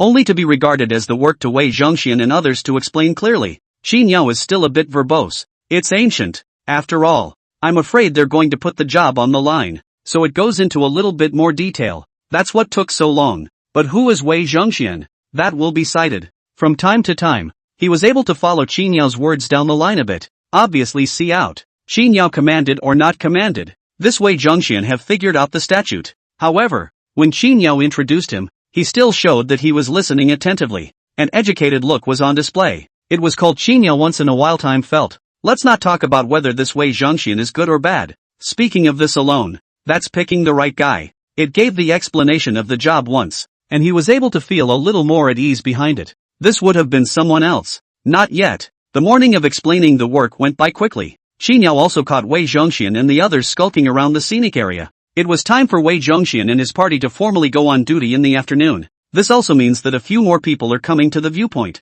It's no longer a little bit too cold like it was before. The only bad thing about this morning is that I don't know what's going on. Obviously this scenic area was still very busy during the first 2 days. The incoming tourists are getting more and more. Instead, there were no tourists who came to visit all morning today. However, Qingyao didn't take it too seriously. It's not unusual to see fewer people in the morning. After all, the morning was a little shorter. It's not unusual for people to get up at 8 or 9 to pack and clean up and not know what time it is. It's not unusual for no one to come to the viewpoint. Whether there are any tourists this afternoon, that's still another story. Seeing as how it was unlikely that any tourists would come even at high noon, Qinyao's side brought up the broom and came. So he planned to sanitize the scenic spot. It's kind of a regular part of his day, but his side of the broom had just picked up, and over there Wei Zhongxian saw it and spoke. Mr. Qin, you're sprinkling? Right. Get hygienic. When Wei Zhongxian heard this, he was busy. Mr. Qin, leave such things to us. This scenic spot is so big, comparable to the Forbidden City. It's too much work for you to do this alone. It just so happens that we still have to patrol, and in the meantime, we will also do this thing. Without delay, Wei Zhongxian finished this and commanded in a smooth manner. Bai Huzhou, quickly take the broom in Chief Qin's hand. Yes. Zhou Yingqiu hurriedly agreed and hurriedly rushed to clasp his fists at Qingyao. Mr. Qin, leave this to a group of us. We'll definitely do our best. Seeing that sincere look, Qingyao hesitated slightly. Just handed over the broom in his hand along with the dustpan. That's saving Qingyao a lot of trouble. After all, he was doing the sanitation alone. Even if it was just random, but it was still weirdly troublesome. As Wei Zhongxian said, when they were patrolling, they were able to do a little bit of hygiene in the meantime. This was tantamount to freeing Qingyao. And don't worry that it's not in the box office and there are tourists coming through. So much so that this called Qingyao even more. But also people Wei Zhongxian have eyesight. Look at this first day on the job. You know, to give Qingyao some share. Instead, he told Qingyao that he couldn't help but punch Wei Zhongxian. Good. Then I'll leave it to you guys. I'll just save myself the trouble and work hard for you guys. Said rushed Wei Zhongxian gave a thumbs up to come. Expressed. Old Wei, when you're like this, you make me feel like I didn't choose you in vain at all. Wei Zhongxian listened to Qinyao's words and smiled fawningly. Mr. Qin is really polite. These are all things we should do. Hearing this, Qingyao smiled. Waiting to be liberated, Qingyao went to the ticket office. Wei Zhongxian waved his hand and rushed Zhou Yingqiu. Bring this broom. Yes. Zhou Yingqiu hurriedly agreed and handed over the broom. Wei Zhongxian took the broom and couldn't help but survey it. After a few glances, he yelled. Be attentive. Yes. A group of brocade guards agreed in unison. That started the hustle. Wei Zhongxian picked up the broom and swept the ground himself. The rest of the brocade guards picked up the dead leaves on the ground with their hands. That would not be in Damien. Otherwise the hall 9,000 years old was there sweeping the floor. And such a scene definitely made people feel spent. Yet in the scenic area, everything is grandly supposed to be. Wei Zhongxian as well as the brocade guards and other even patrol cleaning work. Qingyao arrived at the ticket office shortly. That brings tourists to your door. Fittingly there was no one this morning, but there certainly was in the afternoon. Seeing that a visitor had come to the door, Qingyao was in a better mood. Make that 2 tickets. Okay, you guys have a show here, don't you? I saw it online. Yes. Facing the tourists' inquiries, Qingyao responded enthusiastically. I'll yell at you guys when it's time to see it. You guys can play in the scenery first. Okay, thanks. Just sent in 2 tourists. Not a moment too soon. 3 tickets. 102. 2 hours before and after. Qingyao received another 20 to 30 tourists. That amount is no longer much different than even before. For this result, Qingyao was quite satisfied. Surely the performances of Lu Yuanzhang and Gui Yuanpei were not for nothing. With all those videos online, wouldn't that be a steady stream of visitors? It's true that you still have to publicize it. Qingyao planned to wait for Lu Yuanzhang and Gui Yuanpei to perform later. This video would have to continue. Still have to post it online. And if you can, ask the tourists who took the video to help post it as well. More is better. After another moment of time, Qingyao got up with the intention of going into the scenic area to have a look around. Wei Zhongxian and a group of brocade guards were, after all, on their first day on the job, so Qin Yao was still a bit uneasy. It's safer to look at it. He entered the scenic area, and in a short time he met Wei Zhongxian. It was at this point that Qin Yao realized that the 12 brocade guards weren't huddled together. Instead, 2 and 2 are wandering around, performing security duties while picking up trash and such in the meantime. Wei Zhongxian, on the other hand, was talking and laughing with a group of tourists. And there's a photo op there. A very popular performance. Not only Wei Zhongxian, but other Jinyui were also pulled for a photo.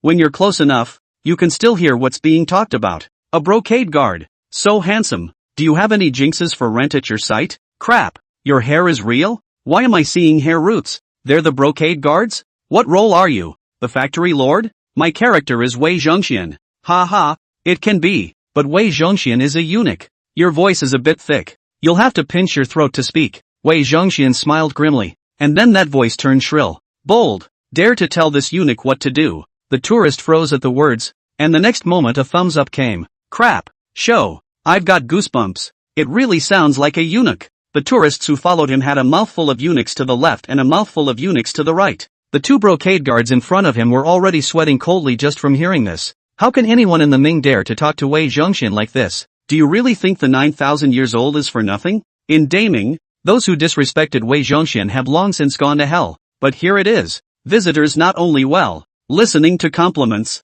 Wei Zhongxian's face is instead smiling. That sound right? Visitors. Yes, yes, yes. The likeness is great. Just like the factory owner. Then that's how I'll talk from now on. Ha ha, that has to be okay. The visitor was overjoyed and had the feeling that the person standing in front of him was a eunuch. What he doesn't actually know is this. The heel is the eunuch. Not only is he a eunuch, but he is also the real Wei Zhongxian, who is well known in history. Tourists assume that scenic NPCs are played, but unbeknownst to me, it's all true. That said, Wei Zhongxian spoke according to the tone of this eunuch, all to pinch his throat. He wasn't like the usual eunuchs, who spoke with a sharp tongue. This reason is mainly because Wei Zhongxian was not a eunuch since childhood. He was halfway to becoming a eunuch. It's certainly not the same as those who have been castrated since childhood. But now, Wei Zhongxian has made up his mind to pinch his throat later. He could also see that what the Ming people took for granted was a rarity here. Even if it's just a brocade guard. That was when Qin Yao came to heal.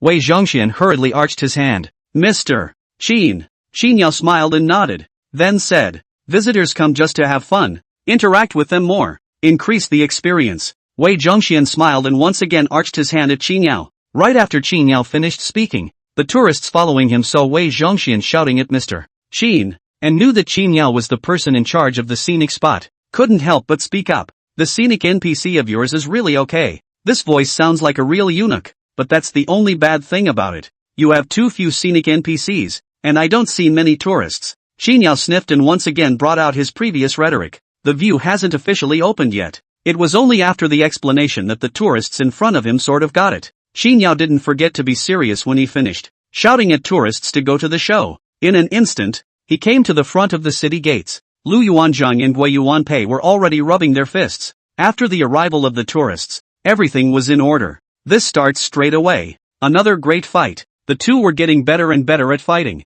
In the end, having practiced more sparring and knowing the needs, this fight has taken on a bit more of a showmanship nature. There was a gasp from the tourists. That was a burst of video. Naturally, Qin Yao didn't let it go, and his editing level has risen for a while in the past 2 days. A cadre of brocade guards and Wei Zhongxian were also on their heels, watching the fight between Lu Yuanzhang and Gui Yuanpei. The genie guards looked serious. They could see the true level of Lu Yuanzhang and Gui Yuanpei. At a glance, they could see out that this was a skill that only comes from killing on a proper battlefield. To the extent that Wei Zhongxian watched the performance of Lu Yuanzhang and Gui Yuanpei, and then looked at the excited tourists, there was a thoughtful look in those eyes. It wasn't long until after the show. The tourists are gone. It's also time to get off work. After Lu Yuanzhang and Gui Yuanpei bid farewell to Qin Yao, a flash of light flashed by. The man went straight back to the dawn. After watching the two disappear in front of them again, Wei Zhongxian as well as a group of brocade guards also felt that the bucket in front of them shifted. When he saw clearly again,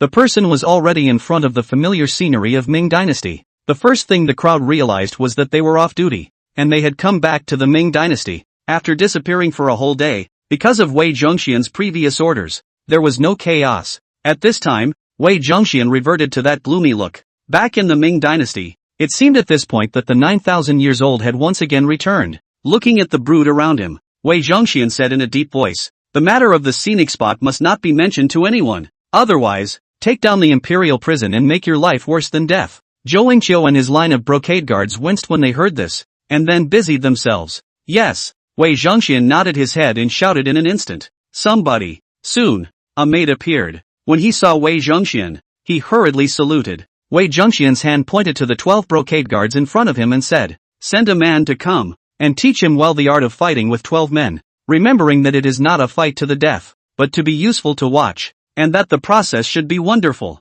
but not child's play." "Yes." The maid hurriedly answered yes. After the promise was made, it was busy again. "Eunuch, a message from the palace says that His Majesty has summoned us." Hearing the maid's words, Wei Zhongxian was stunned, then said, "This eunuch knows. Go down." When the maid left, Wei Zhongxian pondered. Zhou Yingqiu and the others who followed him could only maintain a respectful demeanor when they saw that Wei Zhongxian did not speak. Waiting for a moment's time, suddenly Wei Zhongxian spoke. "Zhou Yingqiu." Zhou Yingqiu had a jolt and was busy saying, "Chitos, this eunuch asked you a question." Zhou Yingqiu didn't dare to slack off. "Yes." Wei Zhongxian paused slightly. "This eunuch asked you, why from ancient times to the present day do not see the eunuch who ascended that throne?" Zhou Yingqiu was horrified. "This, me." A momentary answer. "Hurry up and fall to your knees and shout, 'My humble servant has committed a capital offense and begs the eunuch's forgiveness.'" Seeing him like this, Wei Zhongxian didn't get angry and waved his hand with a bland expression. "Xiao Xinji, you answer." With a plop, Xiao Xinji also hurriedly knelt on the ground with a cold sweat on his face. "Young." Wei Zhongxian opened his mouth again, but just said a word. The other brocade guards were already all on their knees. Wei Zhongxian looked bored. Transient waved his hand. "That's just it." Only Wei Zhongxian stood up with his head held high and said to himself, "How can a eunuch be an emperor? A eunuch has no queen. Moreover, even if there is a queen, how can the throne sit on the crotch of a rootless person?" After speaking softly, Wei Zhongxian once again looked at several people. In a hushed voice, "From this day forward, you 12 shall be the 1000th household of the brocade guards." The surprise came quite suddenly. Zhou Yingqiu and the others were stunned, and then their faces were overjoyed. Meanwhile, after saying this, Wei Zhongxian walked out of the house. "Men, enter the palace." It didn't take long for Wang Chang'an to appear in the Forbidden City. After Wei Zhongxian's arrival, Wang Chang'an was the first to inform Chongzhen, "Your Majesty, Eunuch Wei is outside seeking an audience. Before the case is reviewing the Zhangjiang."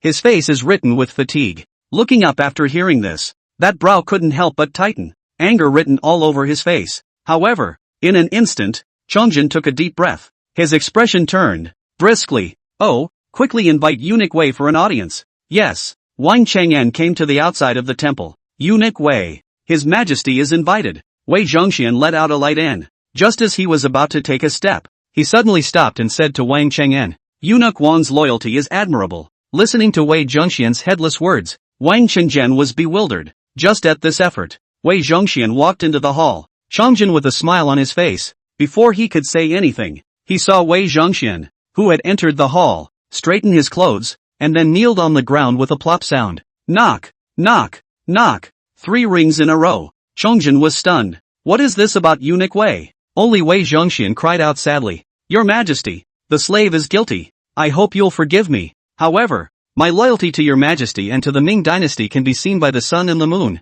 So I hope your Majesty will forgive me. Don't kill me." Wei Zhongxian. Wei Zhongxian, after a burst of shouting, followed by Chongzhen, all of a sudden violently stood up. The expression on that face changed for a while, and there was both shock and disbelief in it. However, in the twinkling of an eye, only to see Chongzhen, a look of uncertainty, shocked look, said, "Why did Eunuch Wei say that? When did I want to kill you? Eunuch Wei is my backbone. Why would I want to kill you? I'm afraid there's not some misunderstanding here." After saying this, Chongzhen quickly rushed over to Wei Zhongxian. The action is slightly more intimate. However, in reality, while saying this, Chongzhen was burning inside. In Chongzhen seems Wei Zhongxian in the courtroom to exclude dissenters. The state government arbitrary. So much so that the world doesn't know that there is an emperor. Only Wei Zhongxian. It even went so far as to call it 9,000 years old to the outside world. This is Chongzhen can endure? Chongzhen hate to Wei Zhongxian. In addition to the fast, Naiha Chongzhen has just ascended the throne. The country's political instability.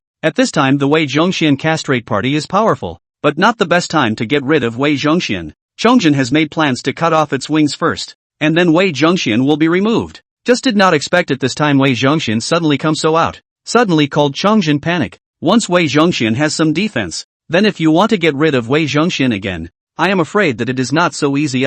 So much so that at this time Chengxian heart, I have not cut off Wei Zhongxian's wings. This Wei Zhongxian how will know I want to kill him? In the end, where is the leakage of information? The mind is thinking that way, but at the moment, Chengxian, however, has a sincere face to personally assist Wei Zhongxian. While reaching out, he continued sincerely, has the secretary heard any slanderous rumors? Misunderstand the friendship between you and me. I first ascended to the throne. The courtroom inside and outside still rely on the love of the secretary's efforts. How could the secretary have such an idea?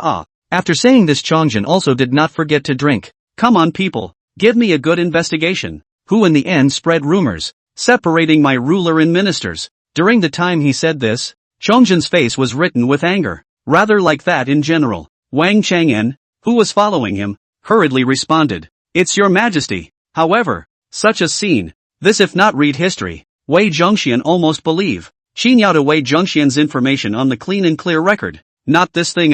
Wei Zhongxian hadn't forgotten the purpose of his visit. Taking a deep breath, he opened his mouth. Your majesty need not labor. It's not that someone has strayed, but the old slave. I have a feeling in my heart. Once Chengxian heard this, once again shocked, but on the surface, it is stunned and pained look. Why does the Secretary of Love think of me in such a way? I regard the emperor as my arm and leg. Wei Zhongxian smiled bitterly and arched his hand. The old slave was blinded by his own interest, and what he did was not worthy of 100 deaths. His majesty is new to the throne. How can he not care? Besides, the court has been suffering from the old slave for a long time. I don't know how many people under the sky would like to get rid of the old slave. It is reasonable for his majesty to kill the old slave. Wei Zhongxian spoke sincerely. Rather, it was called Chengxian could not help but pause. At this time, Chengxian some confused. This Wei Zhongxian in the end, what is the meaning of? It's amazing to see it so thoroughly. Is there some kind of scheme? This moment in time Chengxian cannot help but rethink. If recruited to the temple outside the guards,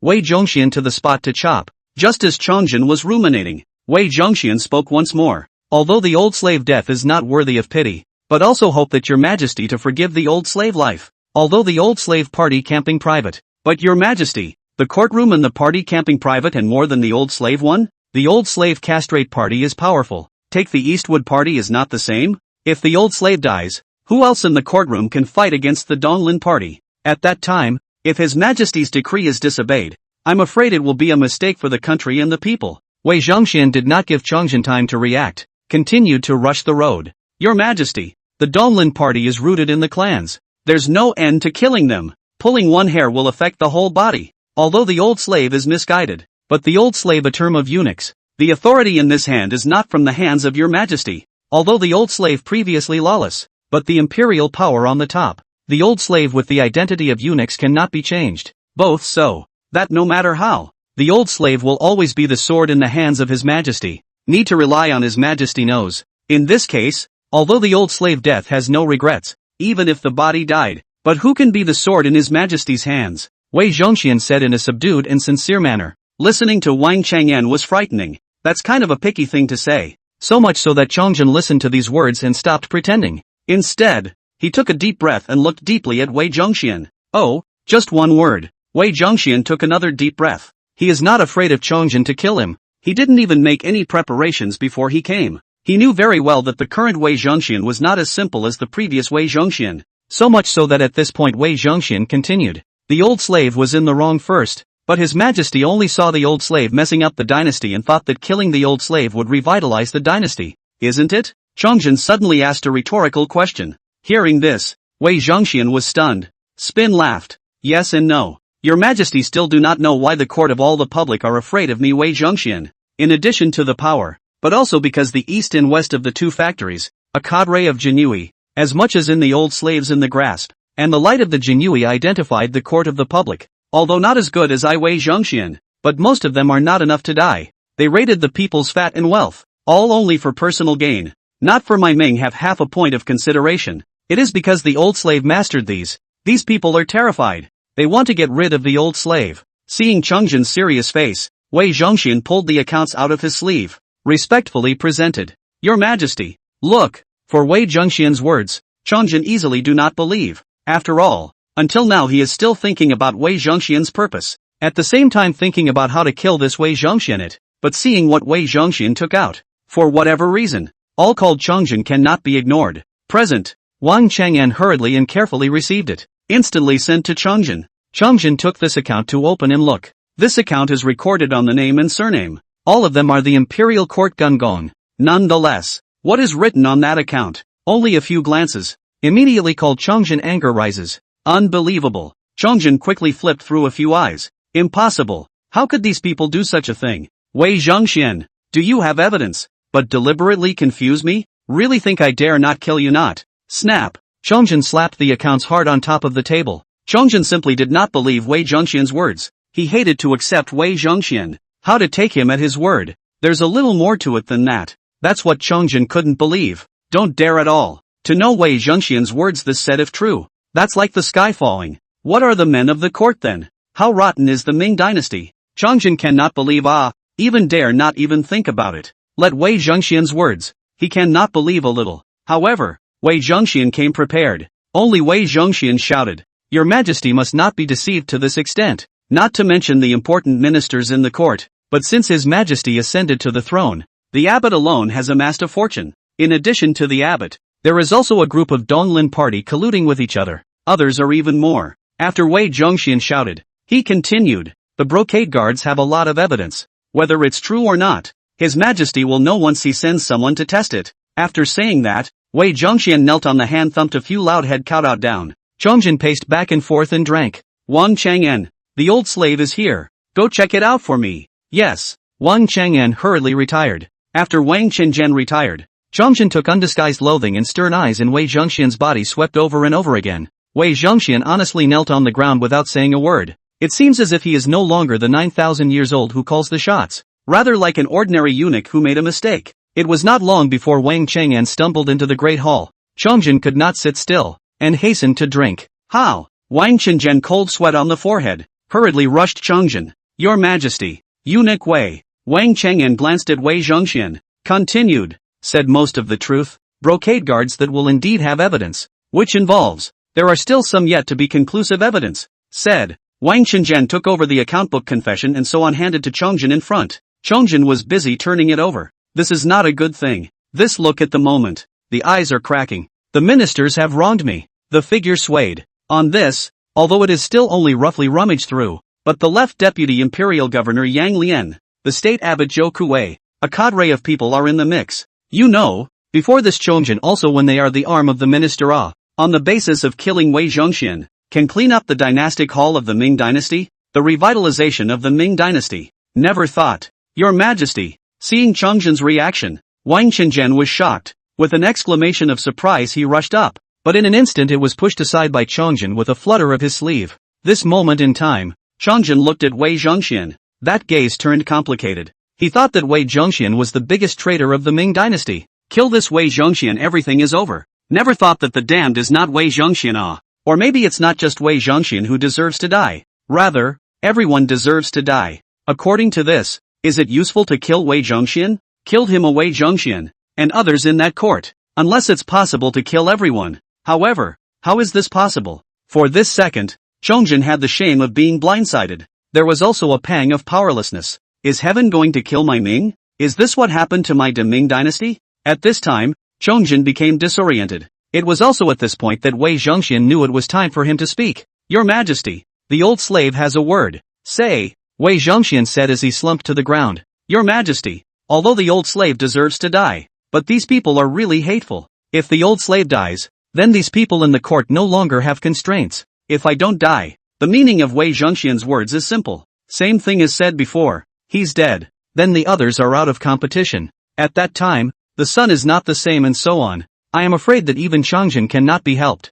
But as long as he's alive, these people just can't jump. In addition to this, Wei Zhongxian did not forget to show loyalty to Chongjin, a term of eunuchs for old slaves. Eunuchs derive their power from the emperor. Once again, Wei Zhongxian made it clear. After these words, Wei Zhongxian felt that it was almost time. Looking around, he whispered, could your Majesty dismiss your left and right? The old slave has some words he would like to speak frankly to your Majesty. Chongjin took a few deep breaths. He wanted to see what else Wei Zhongxian could say. With a wave of his hand, only the three of them, Wang Chang'an, were left in the great hall. Just as Wang Qingjian hesitated to exit as well, Chongjin waved his hand to stop him. Wei Zhongxian glanced at Wang Qinzhen and also laughed. Eunuch Wang is devoted and loyal. Admirable. This was the second time Wei Zhongxian had said this, and once again Wang Qinzhen frowned in suspicion. Just then, Chongzhen waved his hand. What have you got to say? Speak. In fact, to this moment in time, Chongzhen kill Wei Zhongxian's mind has been converged, but looking at Wei Zhongxian remains disgusting. That's when Wei Zhongxian spoke up. Your Majesty, what the old slave said may be a bit heavenly, but it is also the truth. The reason why the old slave will meet with your Majesty today is that there is a reason. I do not hide from your Majesty. The old slave today just learned that your Majesty wants to kill the old slave this thing. Not only so, the old slave also knows that the old slave is bound to die. However, after the death of the old slave, how your Majesty, how the court of all the public, how my Ming, I do not know whether your Majesty can listen to it too. Chongzhen gazed at Wei Zhongxian. Wei Zhongxian smiled and continued. If the old slave is not informed of these, without accident, the old slave at most has 2 months to go before he should die. To be precise, the old slave will be impeached, and His Majesty will certainly relegate the old slave to Fengyang to be resettled. Wei Zhongxian put a series of things in detail. These things are obviously just elaborating, but from Wei Zhongxian's mouth, as if it had already happened. By next year, His Majesty is bound to reuse the Donglin party. 3 years, 4 years. Wei Zhongxian went down the list 1 year at a time. Listening to Chongzhen and Wang Qinzhen were in a trance. There's a sense of pie in the sky, but it seems to make sense. Until the 17th year of Chongzhen, Li Zicheng killed into the Forbidden City, and none of the civil and military personnel in the whole dynasty responded. At that time, the great Ming will fall, and your Majesty will cover your face with your hair. Chongzhen had not yet spoken, but a shrill voice rang out. Shut up, Wei Zhongxian! You cursed the death of my Ming and the death of His Majesty. You should be executed. Somebody! Wang Cheng'an angrily rushed at Wei Zhongxian and shouted angrily. Wei Zhongxian smiled at his words, not caring in the slightest about the guards that rushed in. Get out! Chongzhen gave an angry shout, turning to look at Wei Zhongxian. What you said is simply laughable. Eunuch Wei. It's hard to believe that you, a eunuch, can't foretell the future. Hearing this, Wei Zhongxian laughed once more. Continued. Your Majesty, although the old slave can't foretell, but I have seen things that have already happened. And this is all history. Your Majesty, what's so difficult about knowing this? History? What can be called history? That's what has happened to be called history. Wei Zhongxian said these are history? Ha ha ha. Chongzhen laughed, glanced at Wei Zhongxian that looked like looking at a jumping clown. Wei Aiqing really can joke. This future thing can be history? Can't it be that Wei Aiqing has seen that 100 years later? It's just a matter of. Chongzhen waved his hand. You will party list full book handed over. In addition to the East and West 2 factories as well as the contents of the brocade guards have all handed over. I will allow you to guard the tomb for the imperial brother. All you the grace of ruler and minister. Having said that, Chongzhen appeared to chat lie. Wei Zhongxian came to see Chongzhen want this? Apparently not. Besides, he wasn't done talking. Only Wei Zhongxian was surprised. How does your Majesty know that the old slave has seen the scene 100 years later? No, not only 100 years later. To be precise, it should be more than 300 years later. Chongzhen turned his head to Wei Zhongxian. That's not going to make him whole. Chongzhen just casually said. This Wei Zhongxian to really? Wei Zhongxian continued. Truth be told, your Majesty. Yesterday. Scenic. Security. 12 brocade guards. Mr. Qin. Salary. Modern. These contents of this moment in time, in Wei Zhongxian's mouth narrated. Talk about unheard of and unseen, said Chongzhen appalled. Foxed. Urgently recruiting 12 broodmasters. Finally inexplicably appalled. Impossible. Impossible. How could this happen? Really? 300 years in the afterlife. 300 years in the afterlife? A night of sleeplessness. Until it was time to go to work after missing the court. Chongzhen Emperor watched Wei Zhongxian and the others disappear as if they were streams of light. Vanished into thin air. In this moment of time, Chongzhen, whose face already had fatigue written all over it, stomped back 3 steps, almost hit the post. Wang Cheng'an also murmured, Your Majesty, Your Majesty. Several guards stared in horror. Not much longer. It was only then that Chongzhen sort of reacted. First mate. Wang Cheng'an had a jolt. Your Majesty. Chongzhen took a deep breath. The look on his face not yet stabilized. Fingers pointed at the guards on his heels. Take care of them. No one else is allowed to know about this. Yes. Several guards were shocked and fell to their knees. The ferocity in Wang Cheng'an's eyes bubbled up. Big companion. Your Majesty. Go to Wei Zhongxian. No, it's Wei Aiqing. Go to Wei Aiqing's residence to put those 12 Jinyui's family members under guard. It's His Majesty. Once again, Wang Chang'an grasped at straws to maneuver. Chongzhen Emperor is drinking. Great companion, Your Majesty. Wang Chang'an wiped the cold sweat from his forehead. Quickly for Wei Aiqing pack out residence too. After let Wei Aiqing live in the palace. No. Wait until Wei Aiqing under. Wang Chang'an hurriedly added. Off duty. Yeah. Get off work. When Wei Aiqing gets off work, I will sleep with him against my feet. You come too. Yes. Great companion. Your Majesty. Chongzhen sat on the dragon chair rubbing his palms looking at the sky outside muttering. Do you think my Ming will still fall? Will I still hang myself on Coal Mountain? Will you still accompany me to die there? Wang Chang'an hurriedly and carefully said. Your Majesty. Wei Gonggang plus 12 Jinyui. Monthly salary is full of 3,000. With Wei Gonggang and others, Your Majesty is sure to revitalize my great Ming dynasty. Li Zicheng's stream is nothing but dirt. Chongzhen remembered. Oh yeah, Li Zicheng. Looked to Wang Chang'an. Tell the brocade guards to find him. Then, yes, a flurry of orders down. Chongzhen long exhaled a breath. His heart was slightly worried, but his face brought up joy and hope. Suddenly Chongzhen laughed. No wonder Secretary Wei has been praising you, saying that you are loyal. My heart is very pleased. Wang Chang'an's nose was sore. This is all proper for the old slave. The old slave's loyalty to His Majesty can be seen by the sun and the moon. Well, I see.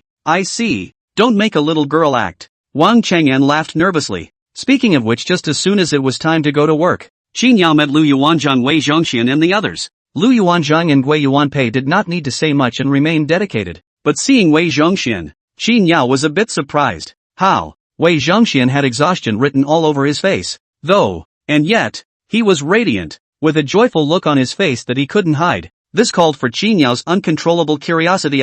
Asked. You're in a good mood. So happy. Is there something happy? Hearing Qin Yao's words, Wei Zhongxian didn't dare to slow down and hurriedly jogged 2 steps to the front. Transient fawned and laughed. Back to Mr. Qin. It's a happy event. It's not that I couldn't sleep or eat well after I learned that I was going to die. Then I went to see His Majesty and told him everything. His Majesty won't kill me anymore. I'm happy that I'm no longer in fear of my life. Hearing these words, Qin Yao glanced at Wei Zhongxian in surprise. That cannot see. Wei Zhongxian, this is a good choice. A smile followed. You made your choice so quickly. I wasn't expecting it. Wei Zhongxian arched his hand and smiled. Mr. Qin is joking. Zhongxian is still clear. Although the history books say that Zhongxian is a treacherous minister, the evaluation is also pertinent. But Zhongxian, after all, still have self-knowledge. Moreover, I a eunuch, said Wei Zhongxian, straightening his back. Besides, this treacherous minister can do. Able minister is also able to do. If I faithfully assist His Majesty, recreate the great Ming, the future of me this Wei Zhongxian in the history of the evaluation, not inevitably cannot change a change. Listening to these words, Qin Yao smiled. He was not expecting Wei Zhongxian not only see through this, even have other thoughts.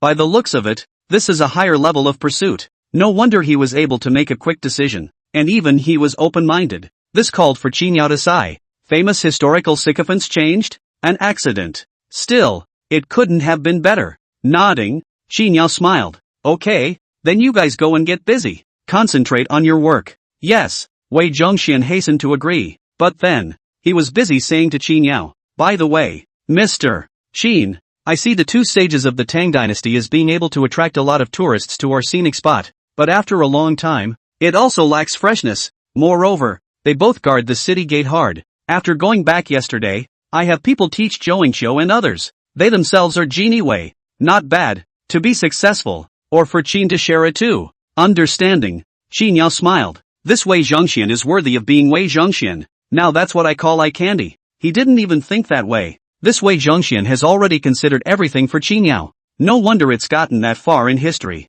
It's a little too provincial. This Wei Zhongxian really did not choose in vain at all, which is replaced by others to come. Who can think of this?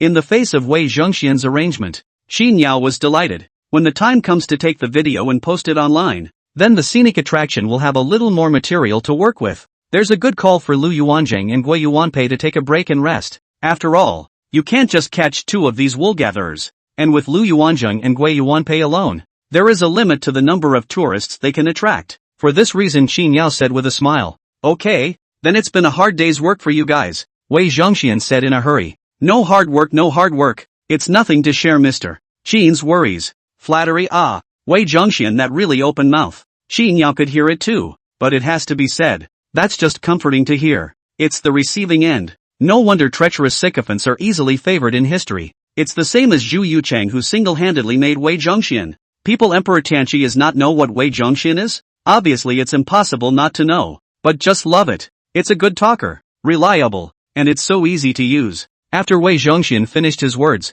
Qin Yao did not forget to ask a question in passing. How long will it take to practice? It must look good. That is, the fights should be exciting, eye-catching, and at first glance make people feel bullish and handsome. Wei Zhongxian hastily stated. 2 days. In 2 days at most these brocade guards will surely be accomplished. Wei Zhongxian made up his mind. After going back, he asked people to properly put Zhou and other people to drill. Not only do you have to drill to the best of your ability, and a bunch of brocade guards to clean up their grooming. We must do all these things well, so that we can share the worries of Mr. Qin. Good, then I'll wait and see. After sending Wei Zhongxian and his party off to work, Qin Yao also rushed over to the ticket office. On the way he was still looking for some specialized equipment to bring back. It makes for a better looking video too. Incidentally, after the video is made, if the results are good, does the promotion cost a little more? Qin Yao really wants to promote the scenic spot vigorously.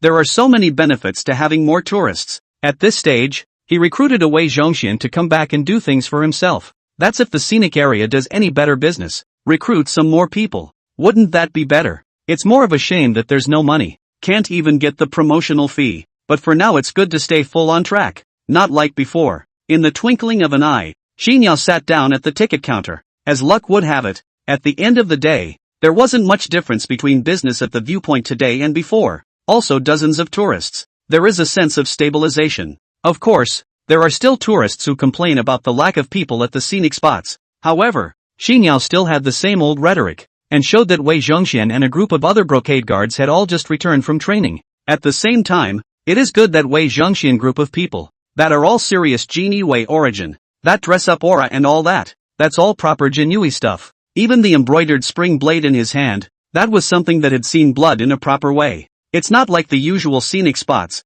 or the fake ones that come out of COS. This alone calls for a lot of tourists to pose for photos with high energy. Some even asked if there were any clothes for rent. If you want to try the line, just put it on and compare, taking pictures and such. After all, the Jinui's clothes that were really handsome. Moreover, the clothes that Zhou Yingqiu and the others were wearing, that were all still specially instructed by Wei Zhongxian. Not only is it gorgeous, it's bored. Who could say no to that? It was only that these people wanted to rent clothes to take pictures, but Qin Yao was unable to satisfy them. Qin Yao hadn't prepared ancient clothes beforehand, and even with preparation, that modern bought back can't be compared to what Zhou Yingqiu and the others have on them. Style first, money well spent, and a comparison. That's an ugly one if you spend less money. Besides, Qin Yao didn't have any money. Scenic spot even before not even business yet. Overall, the tourists were disappointed. But disappointment comes out of the woodwork. Wanted to tell Zhou Yingqiu and others to take off on the body, lending them to wear,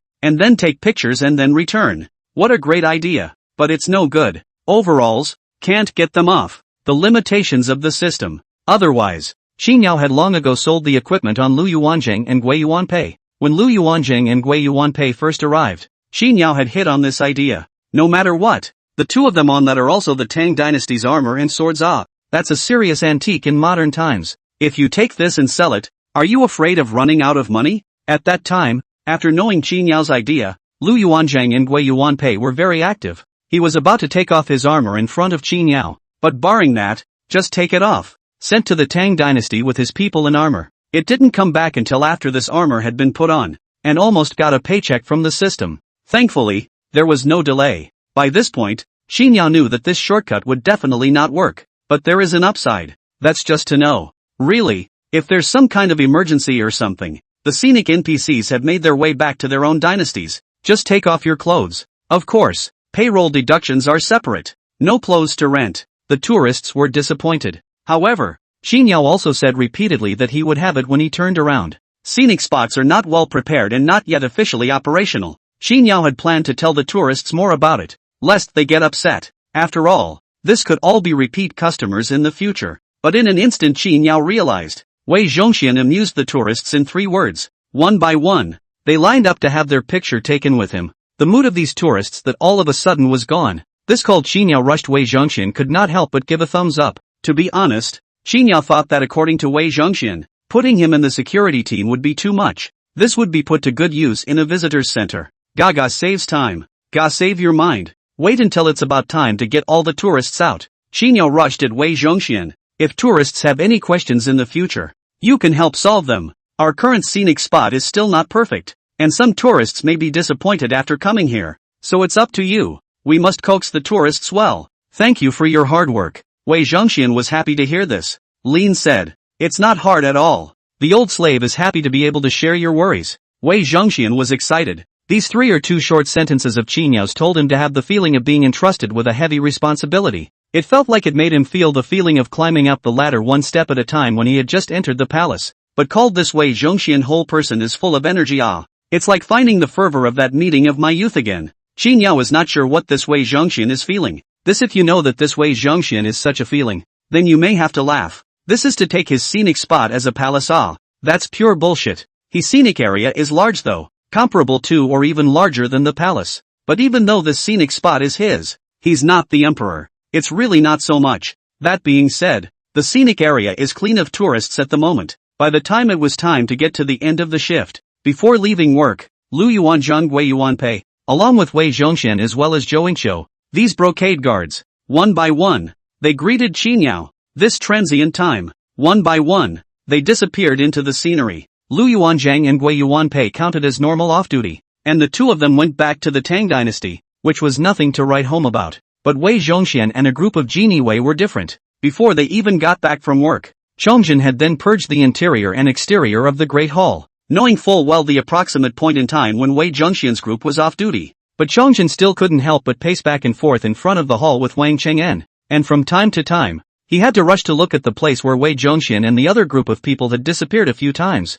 First mate, what time is it? Back to your majesty. What hour is it? First mate? Wang Cheng'en is dedicated. Chongzhen asked once, he answered once. Finally, just as Chongzhen was about to ask the next time, there was a flash of Chinese light in front of the hall. The figures of Wei Zhongxian and a group of other brocade guards appeared before them. A sudden sighting. First, the frightened Chongzhen subconsciously retreated several steps, but in an instant, he was overjoyed, and was busy rushing up at a fast pace, so much so that Wei Zhongxian, as well as the brocade guards, just looked at the light in front of them to see is wearing a dragon robe Chongzhen Emperor. Wei Zhongxian first. A group of brocade guards saw the situation, terrified and rushed to kneel. Greetings, your majesty. At this time Chongzhen has hard hands to Wei Zhongxian. Wei Aiqing has worked hard. No need. No need. This trust, Wei Zhongxian is very popular. But in the twinkling of an eye still he hastened to get back on his knees again. And also rushed Chongzhen. Your majesty must not. Rights must not be abolished. Your majesty. Wei Zhongxian's performance. Chongzhen saw the situation cannot help but sigh. Hey. It's all just some empty gifts. Why should Wei Aiqing care? That's what the mouth says though. But Chongzhen's mouth was tinged with a smile. Wei Zhongxian can recognize the times. This called Chongzhen a lot of peace of mind. Now it's not like he's taking credit for the scenery and carrying himself. How can this not be a delight? Thinking of yesterday's self, Chongzhen are a little puzzled. How could I think of killing Wei Aiqing before? Wei Aiqing is no more than those so-called important ministers in the court. Chongzhen today before Wei Zhongxian came back, the mood is somewhat poor. Even a couple of outbursts. What the Jinui, as well as the 2 factories, have at their disposal has been pretty much sorted out. The people involved in it, the crimes committed, just make your blood pressure soar. That's still what is known. And there's more that isn't. Take that the Ministry of Rights Right Minister Wen Tiran and other people, on the surface of the appearance of a heavy minister, but in reality, he is a traitor. It only knows how to exclude dissenters and cater to the emperor. Thanks to Chongzhen before, to promote this Wen Tiran to the Ministry of Rights. This will be the time. Chongzhen glad that he had to lose not to do. On the contrary, the infamous Wei Zhongxian 5 tigers under the command of the 5 tigers and other people. On the contrary, there are still redeeming qualities. I don't know how much better it is than the ones that are mannequins. To be honest, if this is in Wei Zhongxian before Chongzhen know the situation of the current Ming dynasty, it can only be woe. Helpless. Even if you want the court to set things right, you are called to have a heart. But now it was better. With Wei Zhongxian and the 12 brocade guards in front of him, Chongzhen's ambition once again rose up, saw the possibility of a revitalization of the great Ming dynasty. Of course, what Wei Zhongxian said, Chongzhen did not forget. For his own headstrong, etc. Comments. Chongjin also intends to be alert at all times in the future. As for the heel, after helping up Wei Zhongxian, Chongjin first came one by one to Zhou Yingqiu and other Jinyui and others. Please rise. Aiqing Zhou. Get up quickly. Xiao Aiqing. Your mother at home I have been properly placed. You can rest assured. Ah. Yang Aiqing. You are not young and still unmarried. How can this be? I let the queen for you to look for candidates. Not a few days will certainly have good news. Then I give you a marriage. This again before. Zhou Yingqiu and other Jin Wei's name. That cannot enter Chongjin's ear. But at this time, these brocade guards, each Chongjin that is as good as it gets. Not only do we know their names, but even their families. Chongjin know it all. It's caring again. And it's arranged. But it was called a group of brocade guards who were touched. So much so that Zhou Yingqiu and the others were trembling with excitement. I have the honor of 3 lives. I hereby thank your majesty. Your majesty's concern is in my mind. Your majesty. This moment in time, that one simply cannot wait to serve Chongjin Dia. This will be Chongjin if you tell them to die. Most likely not too much hesitation. Chongjin was satisfied with the situation. Laughing. Alright, you're all my stock in trade. Do not make little girl gestures. After a pause, Chongjin commanded again. First mate. The old slave is in. Quickly have someone have Wei Aiqing and Zhou Aiqing and others bathe and dress. Have someone prepare the imperial meal. Yes. Wang Chang'an hurriedly agreed. At this time, Wei Zhongxian was busy. Don't thank your majesty yet. Said lead the way. The old slave is terrified. Your majesty's love. One by one, the other brocade guards followed suit. For Wei Zhongxian's performance, Chongjin was a little more satisfied. After instantly arranging the brocade guards, Chongjin affectionately took Wei Zhongxian's arm. Whatever I say today, I will sleep against my feet with Wei Aiqing. Wei Zhongxian was careful to act excited and nervous. Turning time. Chongjin rushed at Wei Zhongxian. Which people in the courtroom today are in front of me to Wei Aiqing attack and destroy? Saying things as if Wei Aiqing is unforgivable. These people thought I did not see their faces clearly. How do you know Wei Aiqing is my name of the minister? Although the eunuch's body, but the body of the future of my Ming dynasty. Whether my Ming can revitalize, I do not know. All the pressure on Wei Aiqing's body. Wei Zhongxian listened to these words and wiped up his tears. Old slave. A touching look. Chongjin patted Wei Zhongxian's arm. Wei Aiqing need not be so. By the way, Aiqing for an I Wenhuan Tian Erkang and others. What do you think? Wei Zhongxian wiped his eyes as he listened to this. Then said, Your Majesty, Tian Ergong and the others can still be used. Can be used as a check and balance. After the court is cleared. Wei Zhongxian revealed a ruthless look. Chongjin nodded. Wei Zhongxian has 5 tigers, 10 children and 40 dogs under his command. Before that, these people belonged to the Wei Zhongxian castration party line. But according to the current situation, whether Wei Zhongxian or Chongjin on these people have started to kill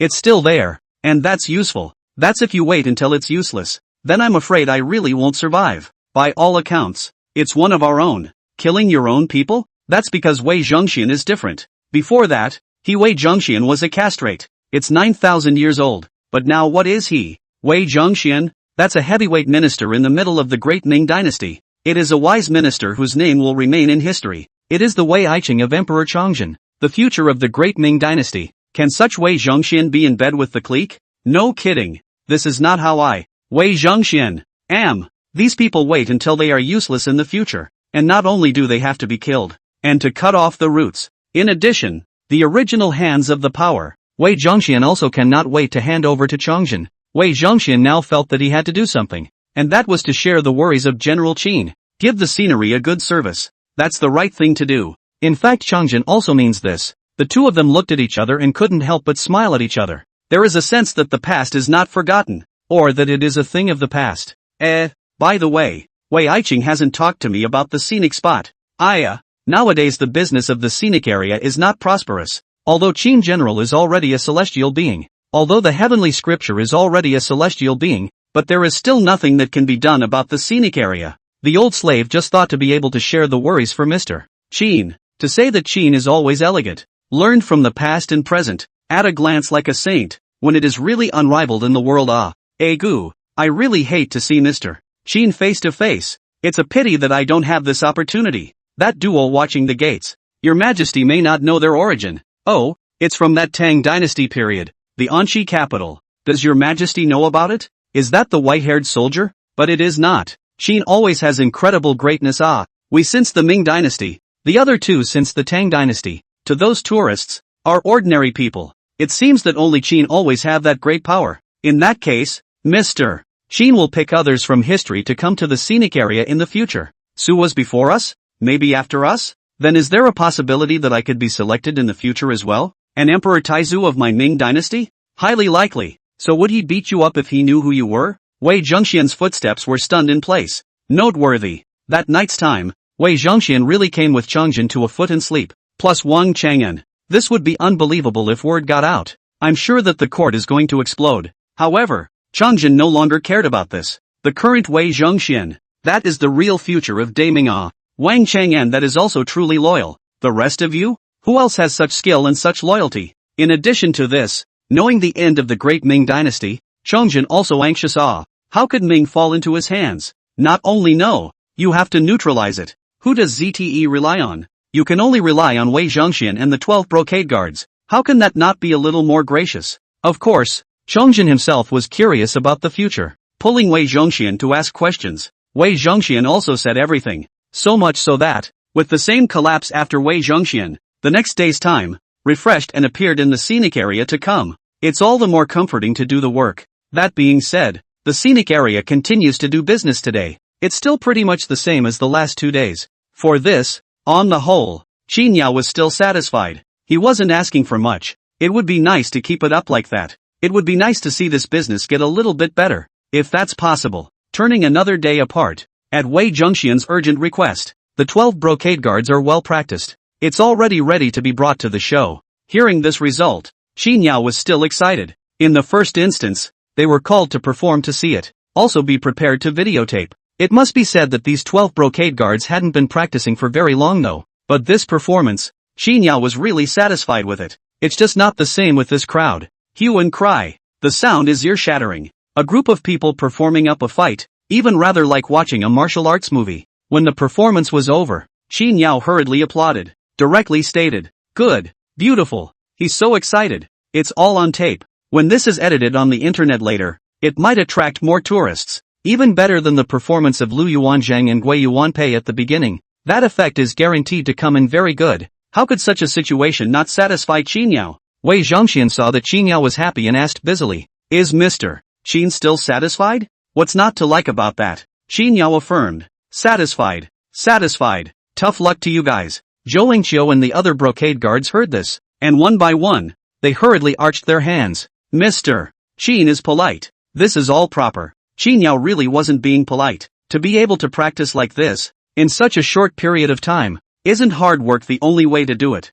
Seeing Qin Yao satisfied, Wei Zhengxian was still busy continuing. Mr. Qin, I also have people rearranging the performance. There are single, double, multiple, and even all within. The old slave also has the cheek to have people add their own theater. At that time if the tourists are tired of watching, we can then change the other performances, so that we can let the tourists who come to our scenic spot, there is a sense of freshness within. Look at that. Look at that. That's really sweet. So much so that Qin Yao patted Wei Zhengxian's shoulder and said, "Old Wei, you have a heart. In the future, if there's a job transfer opportunity here, I'll definitely give it to you." I don't know if the jobs of the NPCs the system got can be adjusted, but Qin Yao felt that it should be possible. As far as Wei Zhengxian was concerned, Qin Yao had considered it all. Really, if there is such an opportunity, then whatever is said must be given to Wei Zhengxian. Put him in a more suitable job. That's right. Of course, right now. When this was said, Qin Yao was purely painting a big picture, only though it's a pie in the sky. As soon as Qin Yao said this, Wei Zhengxian's whole body is excited. That guy, that's a straight-up old tear-jerker at that point. It was even more exciting than when Chongjin praised him. Just by the looks of it, this was all completely cleaned up from Qin Yao's big cake. Not a single bit left. Mr. Qin, the old slave can get Mr. Qin's recognition. This is enough. The old slave, what virtue and what ability. Wei Zhengxian huffed and wiped his tears. This was confusing to Qin Yao. It was a moment of feeling. Is my pie that strong? The effect was really a bit of a surprise. Wei Zhengxian, this reaction called Qin Yao made up his mind. This future cake cannot be easily painted. This is in case you get carried away in the heat of the moment. That's still a pain in the ass. It seems that this mouth encouragement is all that's needed. Nothing else should ever be mentioned. That being said, the Whopper is only as good as the NPCs. In the modern era, that's if the boss at a proper job gives a big pie in the face. Wages don't even come with a raise. Then it's a good thing it doesn't roll your eyes. Who are you fooling? That said, after Wei Zhongxian's group of people finished their performance over here, they went to work normally. On Qin Yao's side, he hurriedly edited up the video in the first place. That's something he can't wait for. Posting it a little bit earlier might have attracted tourists to it. Qin Yao posted the video the first time it was edited. Qin Yao not only sent the video out, and even a ruthless one, straight up $1,000 promotion. That's a big deal. But he's not too far off now. The scenic area now has a steady stream of dozens of visitors a day. This one man 40. That's a lot. How bad could it be? Besides, in case the video catches fire, the tourists that it brings in, won't they make their money back? You can't lose money. It didn't take long for Qin Yao to send out this video. Just saw the comments on the ground floor. The scenic spot is officially open? I'm going to go to the brocade. This show is absolutely amazing. It wasn't even there when we went before. No, I have to go play again. Qin Yao took a look at the person commenting on this and realized that it was the photographer from before. Look at the excitement between the lines. It's coming back to play. Qin Yao couldn't help but laugh at the sight. Look at that. Doesn't that effect come out? The ones that came before were able to give a pull back again. That equals another 40 in hand. Of course, it's time to talk about it. At the bottom of this Qin Yao replied, welcome, welcome, welcome. The scenic area is still in trial operation, but a dozen people have returned from their training. Learned a lot of performances and can show you guys when they come. Free of charge. Qin Yao's side just replied. Then the photographer's side. Tomorrow. I'm just in time to pull someone over for a photo shoot. Okay, that gives you no admission fee. Bull. No more. Your shot is almost interesting. I'll go shoot it tomorrow and post a short video. Come on. What's with the personal attacks? But to be honest, Qin Yao's skill in filming was really almost interesting. It's not like people can still create a sense of the camera like that. He can't. But there's no way to find a professional with limited conditions. You can only make do with what you've got. But although Qin Yao's skills weren't great, he couldn't help the quality of the video. Plus it costs money to promote it. After the morning has passed, the video has up to 5,000 likes. 5,000 likes. It can't all be local though. But how many potential tourists does that mean? This made Qin Yao happy. Even thought about this: if you get a medium video, maybe this spent promotion money this will come back. Video underground is quite a few asking for addresses. Qin Yao also gave replies one by one. By the time the afternoon rolled around, he wasn't so idle. A big wave of business came in the afternoon. I booked tickets online earlier for a teacher taking a group of students out on a field trip. Come to the viewpoint. That directly a school bus that drove up to the scenic gate. God see the pity. When will the busloads of tourists come to Forest Hill View? Looking at Qin Yao, that was a thrill. Hurry up with the reception. That's a lot of ancestors. Gotta serve it right. It's not just because the entrance fee is a lot of money. It's also because it's all kids and safety is what has to be taken care of. The scenery was cold and quiet, and there was little fun to be had. Quite a few of the facilities were not open. The teacher leading the group couldn't help but be a little disappointed.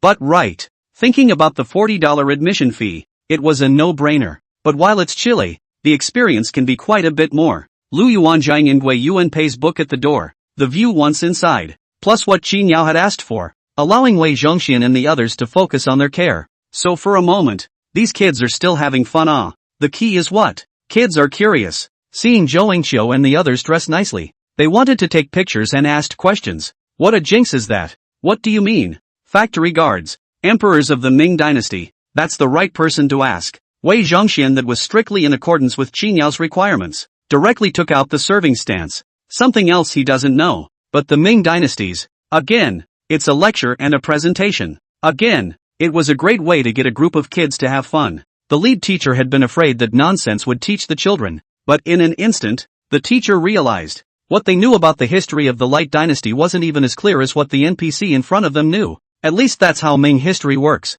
It's called This Teacher Can't Help But Listen Up. Special care. This Wei Zhongxian was called the Castrate Party. His main party It looks like an explanation of history, but it's an introduction to yourself. Wei Zhongxian that is not red in the face. And then look at the other brocade guard's side. Wow. So handsome. A closing knife calls for a bunch of kids to get excited. Zhou Yingqiu and the others, who were the eagle dogs, couldn't help but turn red in the face. This is something they wouldn't have felt if the adults had exclaimed in shock and awe. But hard to be embarrassed by a bunch of kids giving compliments. This kid is so sincere. Surely sincerity is the biggest killer. A bunch of kids having fun. In the twinkling of an eye, Qin Yao called on Zhou Yingqiu and the others to put on another show. Once again, the performance elicited a chorus of gasps. Even the teachers and other visitors couldn't stop watching. There was a flurry of cell phone shots. During this time Qin Yao added, "Feel free to shoot. Feel free to shoot. Send it to your friends and relatives when you're done. And it's even better if you can post it on the internet." The tourists are happy. The teacher was satisfied. The only shame is that so many of the tourists are mainly children. Otherwise this is going to be all normal adults. This is all filmed and posted online. That's a real pleasure. When they were leaving, the teacher leading the group even took Qin Yao's hand. "We'll bring students here again sometime in the future. It's another knowledge enrichment, eye-opener, and performance." To this point, Qin Yao said, "Original intention to enter into a partnership with your school." "That's what he said." Said lead teacher froze and looked around to see if there were cameras and if it was going to be on the news. These students first. The next day, scenic business has gotten even hotter. The video Qin Yao posted is out of the loop. Overnight, the likes went to more than 40,000. The result is that traffic at the sites has climbed once again. One morning, over 100 tourists. What a concept. Qin Yao felt like he hadn't stopped selling tickets. "Almost touched myself while selling tickets. It's a bittersweet moment. Not easy." Qin Yao almost moved himself. This was definitely not pretentious. Rather, it's because it's been a really rough ride. After all, he knew very well what virtues his system had. It seems like it's nothing more than a way to pull in NPCs. This is in contrast to other travelers' systems. That's a load of crap. Really good system, even if it works the same. That's better than getting a whole bunch of NPCs right off the bat. When you do the math like that, call it garbage. It seems right to say that. This view came up so chilling. 3 or 5 tourists a day. Not even one. Such a situation had also been experienced by Qin Yao. Everything nowadays as opposed to back then. Isn't it just full of heartache? Can't that move yourself a little? Good on. Nowadays this is a thing of the past. With the splendor of the present, this future road to prosperity, the eye is more and more open. Of course, this was thanks to the hard work of people like Lu Yuanzheng and Wei Zhongxian. If it weren't for them, which is now, especially Lu Yuanzheng and Gui Yuanpei. But it seems like putting the cart before the horse when you put it that way. The current business in the scenic area seems to be pulled up by Wei Zhongxian as well as Jin Yiwei such as Zhou Yingqiu. It doesn't matter if it's a show or whatever. It's all largely dependent on them now. But right. The reason why Qin Yao thought so was because there was a cause and effect relationship. If it wasn't for Lu Yuanzheng and Gui Yuanpei selling out, how can you recruit the likes of Wei Zhongxian and Zhou Yingqiu? This fully implies that Lu Yuanzheng and Gui Yuanpei. This is the foundation. It's the two of them that put the foundation in place. That's what made it possible. So much so, Qin Yao wasn't the kind of leader who was incapable of reasoning. Full thanks were given to Lu Yuanzheng and Gui Yuanpei, as well as Wei Zhongxian and others. Both parties expressed humility to each other. Qin Yao's way of thanking him. That paycheck certainly won't add a dime, but eat and drink these. Qin Yao was not stingy at all. Food or drink. Qin Yao that is all straight up manageable. Thirsty? Take whatever you want from the supermarket. Guaranteed to be a dime a dozen. Of course, even though Qin Yao was being so generous, but a bunch of people still meant it too. No one really let it go that far. After 3 orders from Qin Yao, he didn't see any more action from them. Quite a bummer. During this time, Qin Yao also took full care of Lu Yuanzheng and Gui Yuanpei's emotions. The main reason was that now that there was a Jin Yiwei show, things like attracting tourists to perform would not be used for the two of them for the time being. Qin Yao was still more attentive, fearing that Lu Yuanzheng and Gui Yuanpei would feel unimportant and cold. A comforting voice was uttered. Didn't realize it was. Lu Yuanzheng and Gui Yuanpei didn't feel anything. Just sorry. It's the lack of memory on the part of the two of us that prevented us from helping Mr. Qin too much. In reality, Lu Yuanzheng and Gui Yuanpei didn't have the feeling of being alive by a gun. Scenic business can be good up, both of them cannot wait to be happy. This is if the scenic business gets better and better in the future. That'll hold. At least Qin Yao, the general manager of Qin, doesn't have to face the business of the scenic spot with a sad face, right? And Lu Yuanzheng and Gui Yuanpei are still well versed. Solve the trouble for Mr. Qin, and resolutely do not add any trouble for Mr. Qin. What? Getting upset? Isn't that causing trouble for Mr. Qin? Just get the job done. Besides, it's not like the two of them didn't do anything. At least now check up on the customs ultimatum too. That is more and more smooth. Qin Yao was very satisfied with the fact that everyone was not in the mood for this matter. It's important to get along. He's happy. Of course, that's just because Qin Yao hadn't been a boss when he was before. If he had actually been a boss, he would have known. In the eyes of a black-hearted boss, the emotions of his employees don't matter. Instead, it's because the boss's delegation will make the employees compete with each other. This, in turn, is something that works in the owner's favor. After all, employees implode, as long as it doesn't hurt the boss. That would just create more value to the black-hearted boss can't be unhappy. But well, Xinyao didn't know this even though he had never been a boss. But even if he knew that, I'm afraid he wouldn't do it. The main thing is that the heart is not black. Morality doesn't allow him to do that. Over 100 visitors in one morning. By afternoon time, it's not like the tourists are going there any less. Again, still over 100. Jesus Christ. It is amazing that the scenic area received more than 200 tourists in one day's time. The entire scenic area is filled with tourists. Seeing such a scene, Xinyao couldn't be happier. But happy is happy. There's one more thing that's troubling. 2. The view is big, though a lot of it is not open for business, but the scenic opening remains wide open. There are more people, which leads to some tourists. There is a demand for sightseeing bus rides. Xinyao had no choice but to not only sell tickets, but also run and drive to the car. It was a busy one. There's no way to get around it. There's not even a driver at the viewpoint. There's really no way around it. There are so many Jinui that they can even one out as a driver. But Xinyao couldn't do that. It's mostly the pits. Their job is intrinsically security. If you're a driver, you're going to get your pay docked. How important wages are is obvious to people like Wei Zhongxian. That's all that's coming in. And if it gets deducted again, what's the big deal? This kind of thing can't be done ironically. Xinyao had the intention of recruiting a driver from outside. And it is intended to be on the agenda. But not for 2 days. Tomorrow's the 1st. It's payday. It's been a month of hard work, and paychecks matter. Whether it was Wei Zhongxian and the others, at this time that was eagerly awaited. That's no way to slack off.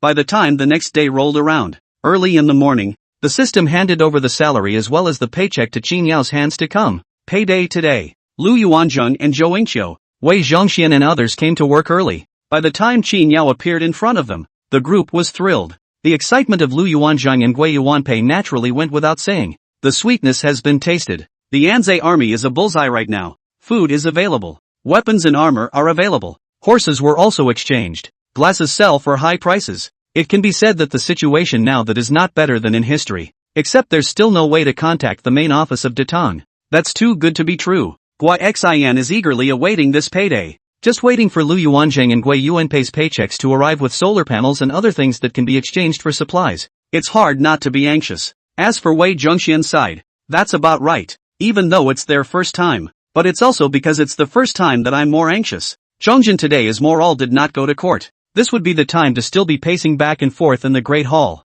It's all wailing. Eyes on this one are starting to rub their hands together in a hurry. Xinyao hurriedly said in the first place, payday, payday, here's to you both. He first handed over the salaries of Lu Yuanzheng and Gui Yuanpei, with paychecks included. The pay is the same as before. No discrepancies, still 207. With a $30 bonus for perfect attendance, the two men came to $600. Thank you, Mr. Qin, for your great kindness. After receiving their paychecks, Lu Yuanzheng and Gui Yuanpei were the first to pay their respects to Xinyao. That look of great kindness caused Xinyao to hurriedly wave his hand. Come on, that's not the way it works. This is all from your hard work. It's already so much less than modern times. That's true. They really can't look at that salary compared to modern people. This was still known to Lu Yuanzheng and Gui Yuanpei. But that's not the point. Knowing is knowing. Heartfelt thanks are due. The same $300 would not be the same in their hands as in the hands of a modern man. What modern people take for granted, that was placed in their time.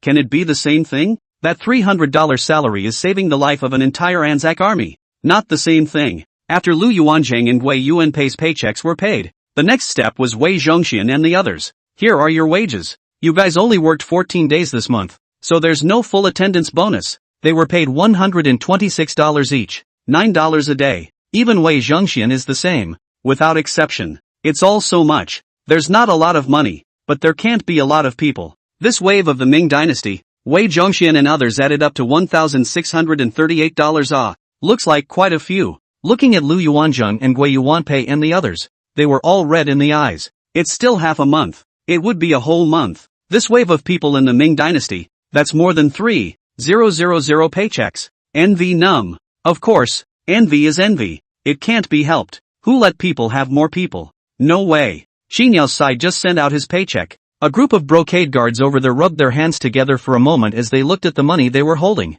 In the twinkling of an eye, one honestly handed over the money to Wei Zhongxian. Kind of a bummer. After all, it's what you've worked so hard for. But yet Yemen is clear. That's money they can't take. On the contrary, when they handed over the money, Wei Zhongxian looked at Qin Yao as a burst of naive laughter, fearing that Qin Yao would be displeased with the act of collecting money. Carefully explain. Mr. Qin, we can only put this money to good use if we put it to good use together. Only then can we contribute to my great Ming dynasty. Qin Yao nodded when he heard this, laughing. It's okay, no need to explain. But one thing just don't shortchange them. This them refers to a cadre of brocade guards. Wei Zhongxian heard this and busied himself. That's natural. That's natural. His Majesty can't wait to love them. After this paycheck was issued, Qin Yao transiently said, okay, you've got your paychecks. Now get to work. Don't delay going to work to get your paycheck docked then. The time to change things is tomorrow morning. It's equal to half a day's rest for you guys. It's kind of the only break the system gives NPCs.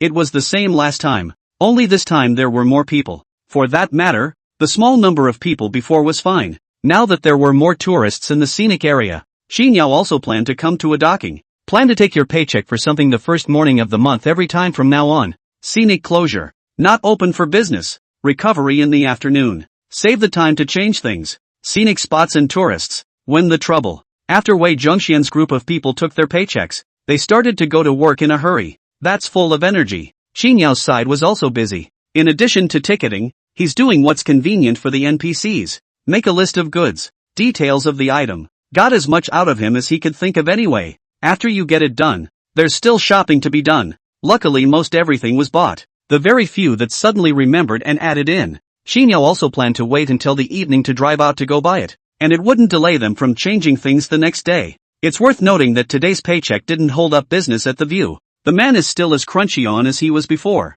That's another 200 plus visitors a day. It's simply awesome. All the way to the end of the scenic day, Lu Yuanzhang and Gui Yuanpei returned to the Tang dynasty. Seeing the two figures appear, Gui Xin, who had waited for a day, couldn't wait to rush up. Payday? Cent? How much? Same as before. Seeing the red ticket in the hands of Lu Yuanzhang and Gui Yuanpei, Gui Xin was happy and laughed. Ha ha ha ha, great, my Anqi army can. Again this time. Gui Xin is having a good time. However, he saw Lu Yuanzhang and Gui Yuanpei looking sullen, taken aback for a moment, unable to help but tense up. Why do you two look like that? But are you evil to Mr. Qin? Lu Yuanzhang and Gui Yuanpei were busy waving their hands. No, we have in no way caused any trouble for Mr. Qin. It was only after these words were said that Gui Xin was quite relieved, but a fleeting frown. And you too? Lu Yuanzhang laughed bitterly. Is my two people only take $600 salary? Scenic Ming dynasty those people more.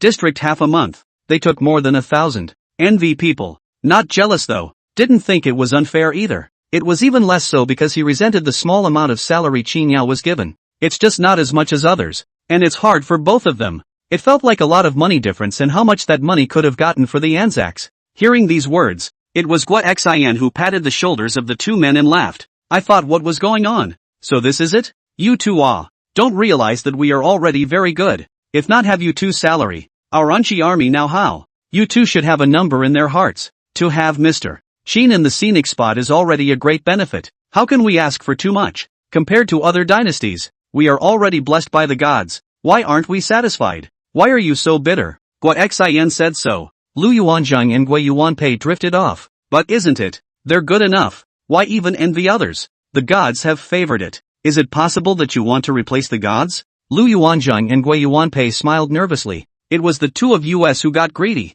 Seeing the two of them relieved, Gui Xin laughed. That's right. Don's side for now. Ming dynasty side. Chongzhen was even more excited. Is this the money used by the people of the future? How much does it cost compared to my Ming? Wei Zhongxian is the resourceful man converted. Compared to my great Ming, not much money. However, Wei Zhongxian hastened to add, Your Majesty, the money of the future cannot be compared to our daiming. There are things in the future that we don't have in daiming. It's a world of difference. Chongzhen laughed out loud. Aiching is right. It's me that's caught in the act. Modern money recalculates. And that's still essentially a different purchasing power than in the Ming dynasty. If we were to go buy food, that doesn't say anything. But the question is, what is the biggest difference between Damien and modern times? It's the supply of goods. The modern world has a wide array of goods and technology. What's in the Ming dynasty? So, it doesn't even count. Good thing. Chongzhen is not stupid enough to go that far. What about really counting this in terms of money back in the Ming dynasty? In fact, Chongzhen is not only not stupid, but also very smart. Followed by a pile of money given by Wei Zhongxian. Chongjin clearly knows. This money is more than the fruits of Wei Zhongxian's labor alone. There are also 12 other brocade guards on the payroll as well as all of them. So much so that in the twinkling of an eye, Chongjin instructed Wang Chang'en, great companion have someone reward 10,000 guan. Send it to the homes of Zhou Yingqiu and other beloved ministers. To be honest, Chongjin took over the treasury of the Ming dynasty would not have been much money. The bounty is $10,000. This is called Chongjin, that is a meat pain not to mention grimacing. It's always a little tough. Historically, Chongjin are also known for their frugality. After being emperor for more than 10 years, the whole palace is hard stitched up. It can be seen that this 10,000 guan money, for Chongjin, how it is. But heartache is heartache. Chongjin is clear. The reward is still to reward. After all, the money that people earn, that is used to revitalize the great Ming, whether it is Wei Zhongxian or Genie Wei, that cannot fall a little How can that be justified without some compensation or something? That's true for these jinxes. Treating Wei Zhongxian. What reward Wei Aiqing wants? You can open your mouth. Chongjin showed a look of open-mindedness. Wei Zhongxian heard this and was busy thanking him. Transient laughed. Your Majesty, please don't penalize the old slave. The things that the old slave did in the past. Your Majesty does not care about the previous suspicion. This is already heaven's grace. How dare I ask for any reward? Wei Zhongxian not only reward don't. He was also well aware that the great Ming dynasty was now short of money. The transient went on. Your Majesty, the old slave, there is still a little bit of family property. Keeping it is really useless. The old slave is willing to use it to fill up my great Ming treasury. Chongjin listened to this, moved.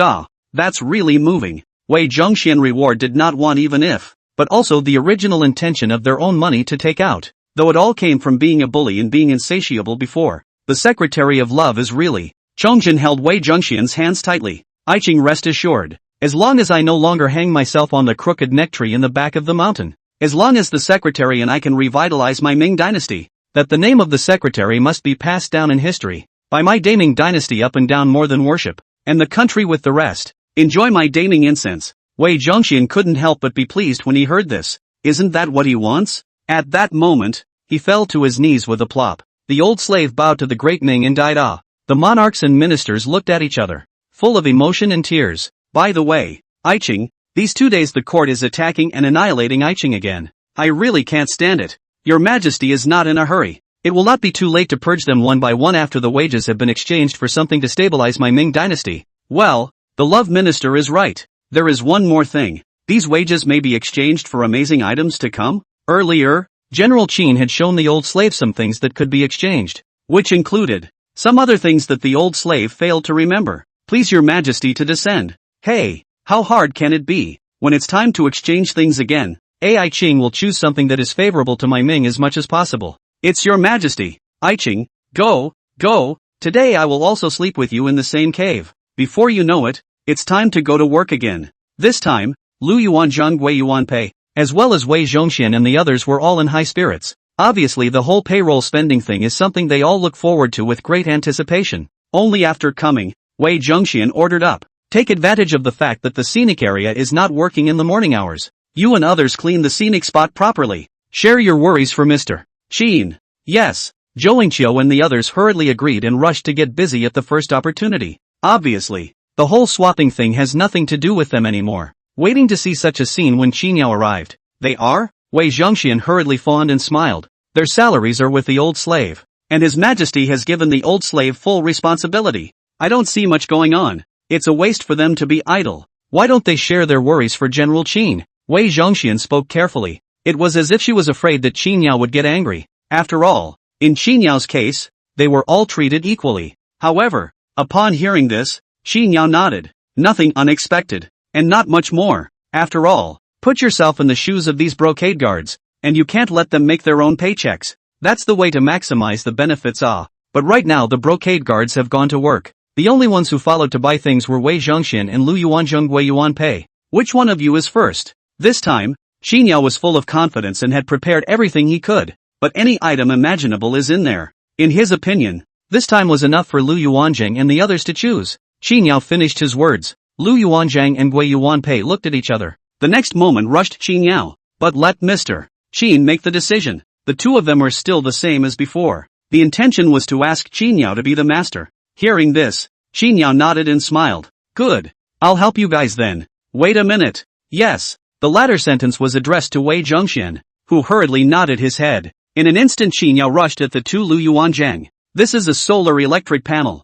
I bought the cheap ones for you guys, although the efficacy is a bit worse, but it's still good if you charge it slowly. If you put it under the sun, it will charge your walkie-talkies. This one is a plug-in board. No way. You can't save this one, otherwise it won't charge. The thing is we'll just give you guys a set. You'll have to run back and forth if you want to charge. You don't get paid much. You have to buy other useful things. Lu Yuanzhang and Gui Yuanpei hurriedly nodded their heads. Eyes couldn't help but look at the solar panels. This is what Great General Gui Xin has been chanting about for a month. Transient Qin Yao continued. There is no shortage of food for you guys, so it's not on the table. The main thing I'm going to give you this time is something that will help you get tons of supplies in exchange. The pepper or whatever it was before. It wasn't cost effective. This is MSG. Put a little of this in your rice and it tastes amazing. The last time he switched things, Qin Yao didn't expect it. Buy all the peppercorns and such. Spice. But then I thought the other day, how can spices compare to MSG? This is a really good thing to put in ancient times.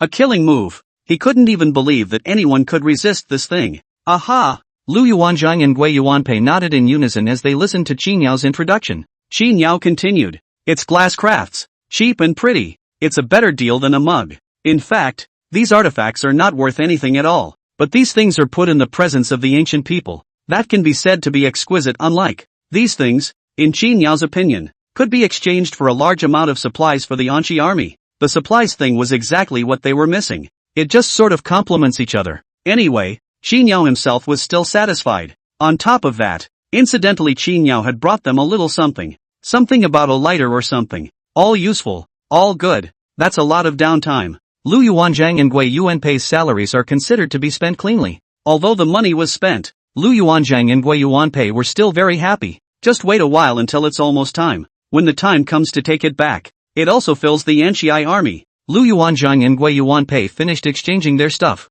and the money is spent clean. It was Changzhen's turn next. Qin Yao rushed over to Wei Zhongxian and looked over. Wei Zhongxian is also smart. First time. The old slave also asks Mr. Qin to make a decision. Hearing this, Qin Yao smiled. Wei Zhongxian is smart. Knowing him as a Ming, there's a wide array of stuff. But there was Qin Yao who knew exactly what was good versus what was bad. It also had to be Qin Yao, a modern man. However, Qin Yao didn't intend to refuse. All are their own employees. I'm sure you're thinking of them. Just compare it to Lu Yuanzhang and Gui Yuanpei. Wei Zhongxian and the bunch of them are paid a lot. That's a lot more stuff you can buy. This point called for Qin Yao's deliberation. Want a walkie-talkie? Can talk over long distances. Wei Zhongxian hurriedly nodded his head at this. Yes.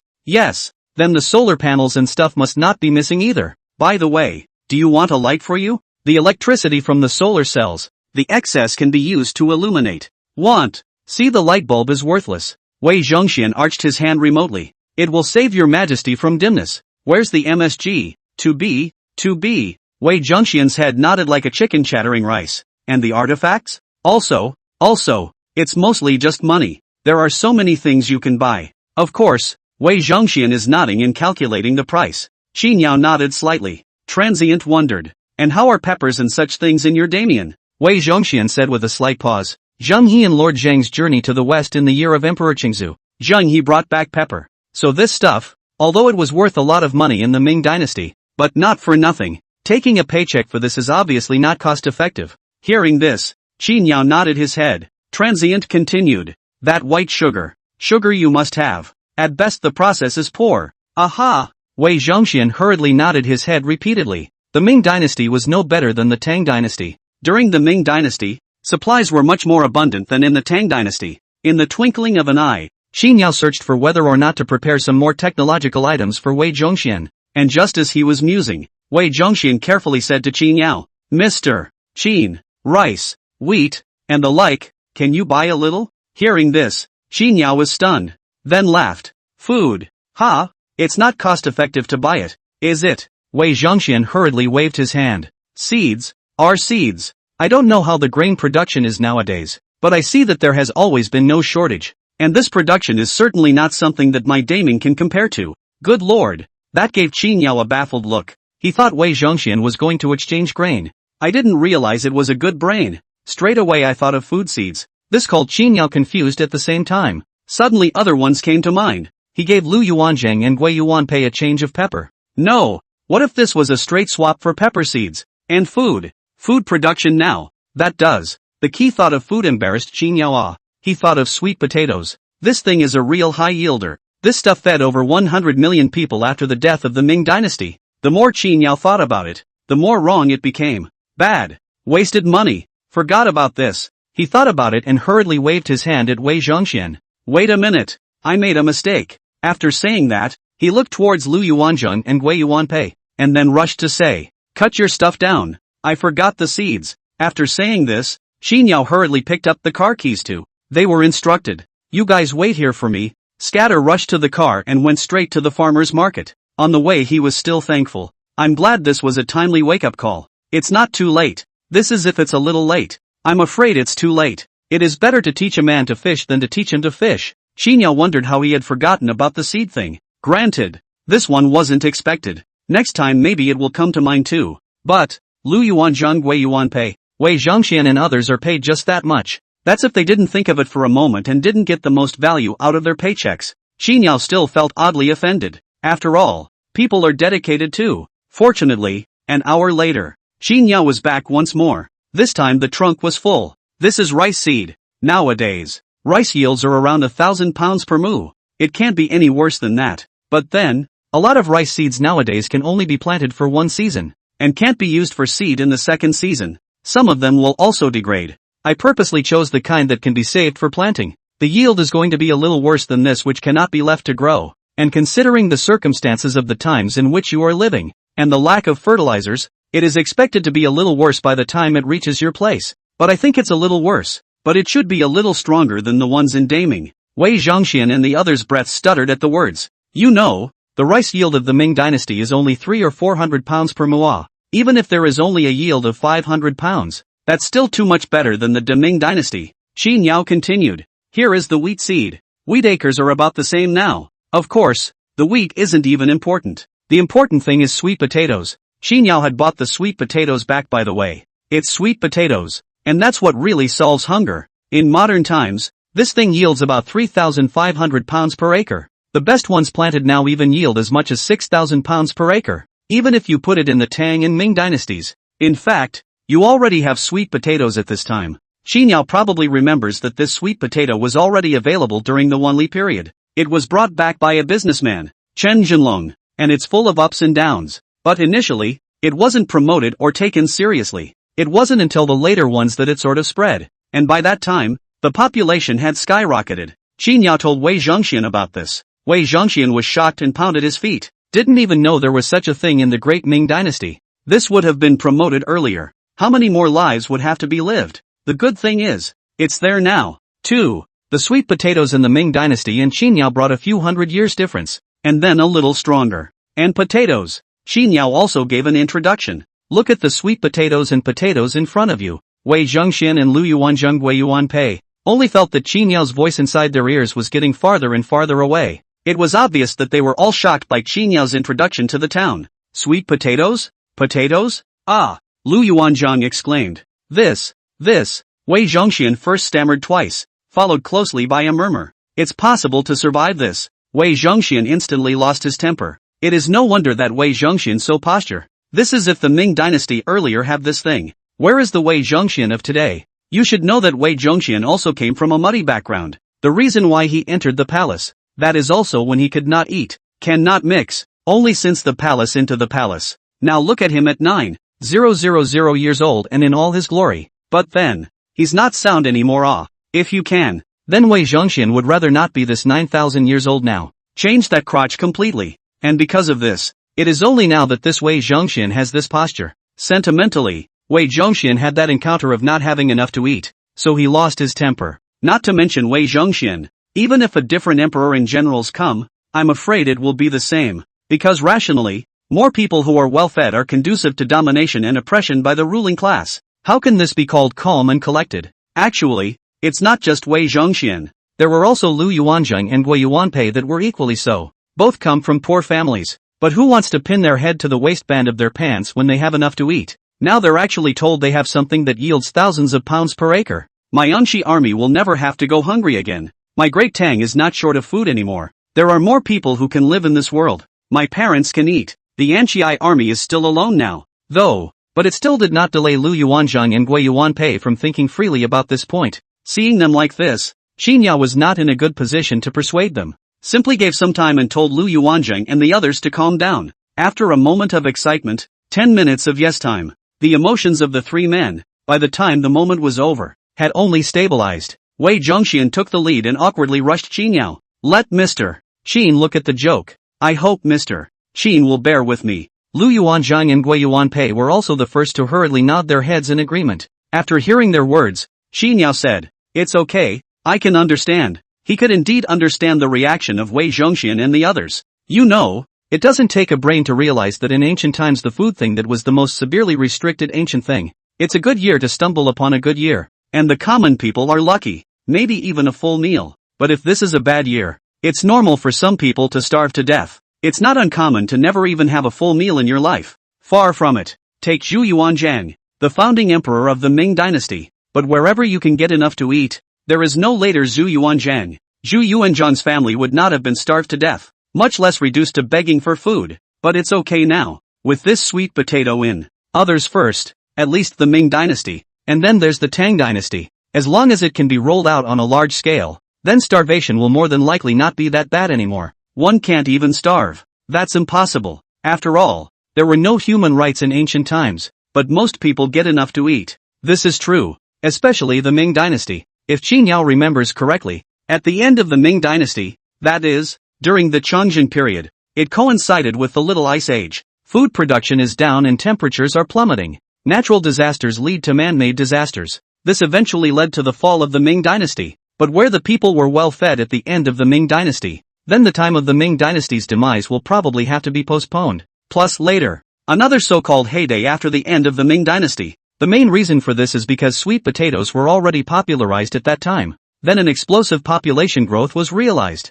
It's what makes a so-called heyday. Nothing really. Followed by Xinyao introduced the sweet potatoes habits. It's actually exceptionally well grown. It's much easier to grow than rice, or something like that, and it doesn't jump off the ground. But even then there are still some things to keep in mind. For example, sweet potatoes are very ground absorbing. Xinyao then commanded, one sweet potato and one other crop. It wouldn't be good for the ground if you planted sweet potatoes all the time. But even just one crop is enough. Rice definitely can't be planted on the Anchi army side. You have a drought and lack of water. But most of the land over there is suitable for planting sweet potatoes and potatoes. There are also watermelons. The current watermelons are sweet. It's especially suitable for your side, and can also be planted as a secondary crop. Aha! The three men nodded in unison. Xinyao added to Wei Zhongxian. The main reason for the fall of the Ming dynasty was the Little Ice Age and the lack of food. It was the weather that caused more natural disasters. But sweet potatoes can just make up for that. You guys need to seize the time to promote planting. Yes. In addition to commanding this, Xinyao also gave the two groups of people something else to share. What cabbage seeds, pepper seeds, cucumbers, tomatoes, and so on and so forth. These are not as good as sweet potatoes though, but also all of a sudden it equates to expanding the total amount of crops in both places. As long as it is popularized, it will also be considered to enrich the crops of the Daming and Tang dynasties period. Bring it on whether it's economic or something else. That's all immeasurable. And, of course, for adding so many seeds and such, what was originally established has to be reduced quite a bit on both sides. Seeds that are not actually used for the time being, these, you can actually buy it later. But this was not said by Xinyao. Just look at Lu Yuanzhang, Gui Yuanpei, and even Wei Zhongxian's anxious appearance. Probably can't wait for the next one either. That's how both sides kind of spent their money. It's fully stocked too. Eyes on a couple of people with big bags. Xinyao glanced at the time, found out it was after 10, turning on a dime. Alright, all of you go back. Hurry up and send the stuff back. And when you get back, say what you need to say, so as not to delay the afternoon work. Yes, Xinyao's boss was considered really sweet. Knowing this, whether it is Wei Zhongxian or Lu Yuanzhang and others, that have to go back to explain, go back to tell it. So simply don't delay either. And indeed it is. These things have arrived. Even Wei Zhongxian that are anxious. Of course, it also means that the scenery is less crowded now. Not many NPCs. Xinyao was able to do nothing. This is if the later time. This scenic NPC, this is if it comes more. By then, Xinyao wouldn't necessarily be able to take care of it. Couldn't see that being the case. Xinyao's side let them go. Over there, Lu Yuanzhang and Gui Yuanpei greeted each other. The person simply disappeared in place. Obviously this is going back to the Tang dynasty. Wei Zhongxian's side is not slacking. Hurrying the first time, he called the other Jinxiwei to come. There was too much stuff for him to carry alone. It's no rest for a busy half-day of jinxes. Along with Wei Zhongxian, this big bag of things also disappeared into the scenery. This scenery, all of a sudden it's quiet. Seeing that it's about time, Xin Yao turned the clock and planned to get himself something to eat. Save on dinner today. Wei Zhongxian and the others were away, so he didn't need to take care of so many people for dinner. Just get your own done. At the same time, it was just as Xin Yao was preparing to eat. The Anxi capital of the Great Tang dynasty. In the blink of an eye, Lu Yuanzhang and Gui Yuanpei appeared in front of Gui Xin. Seeing the two figures, Gui Xin, along with the others, rushed up at the first opportunity. A look of impatience. Back. Solar? Lu Yuanzhang hurriedly nodded his head. Bring it back. Ha ha ha ha ha. Good. Gui Xin laughed openly. Gui Xin was so happy. He's been waiting for solar panels for a month. There's no way around it. It goes without saying how good the walkie-talkies are. It's been a month, and he's watched the intercom go red. That's a heartbeat. That's really scratchy. Now well and truly the solar energy has arrived. This finally put Gui Xin at ease. After this, the walkie-talkie can also be used with impunity. Bring it to me. Gui Xin finished speaking. Lu Yuanzhang and Gui Yuanpei didn't waste any time. In an instant, a pitch-black board was brought out. This is solar power? Lu Yuanzhang nodded. That's right, Mr. Qin said. Just put it in the sun. Then you can charge the walkie-talkie. Gui Xin is happy. Good. We lack everything else in this part of Anxi. It's just that it doesn't lack the sun. This part of Anxi is more than just a place where there is no shortage of sun. Precipitation is all but minimal.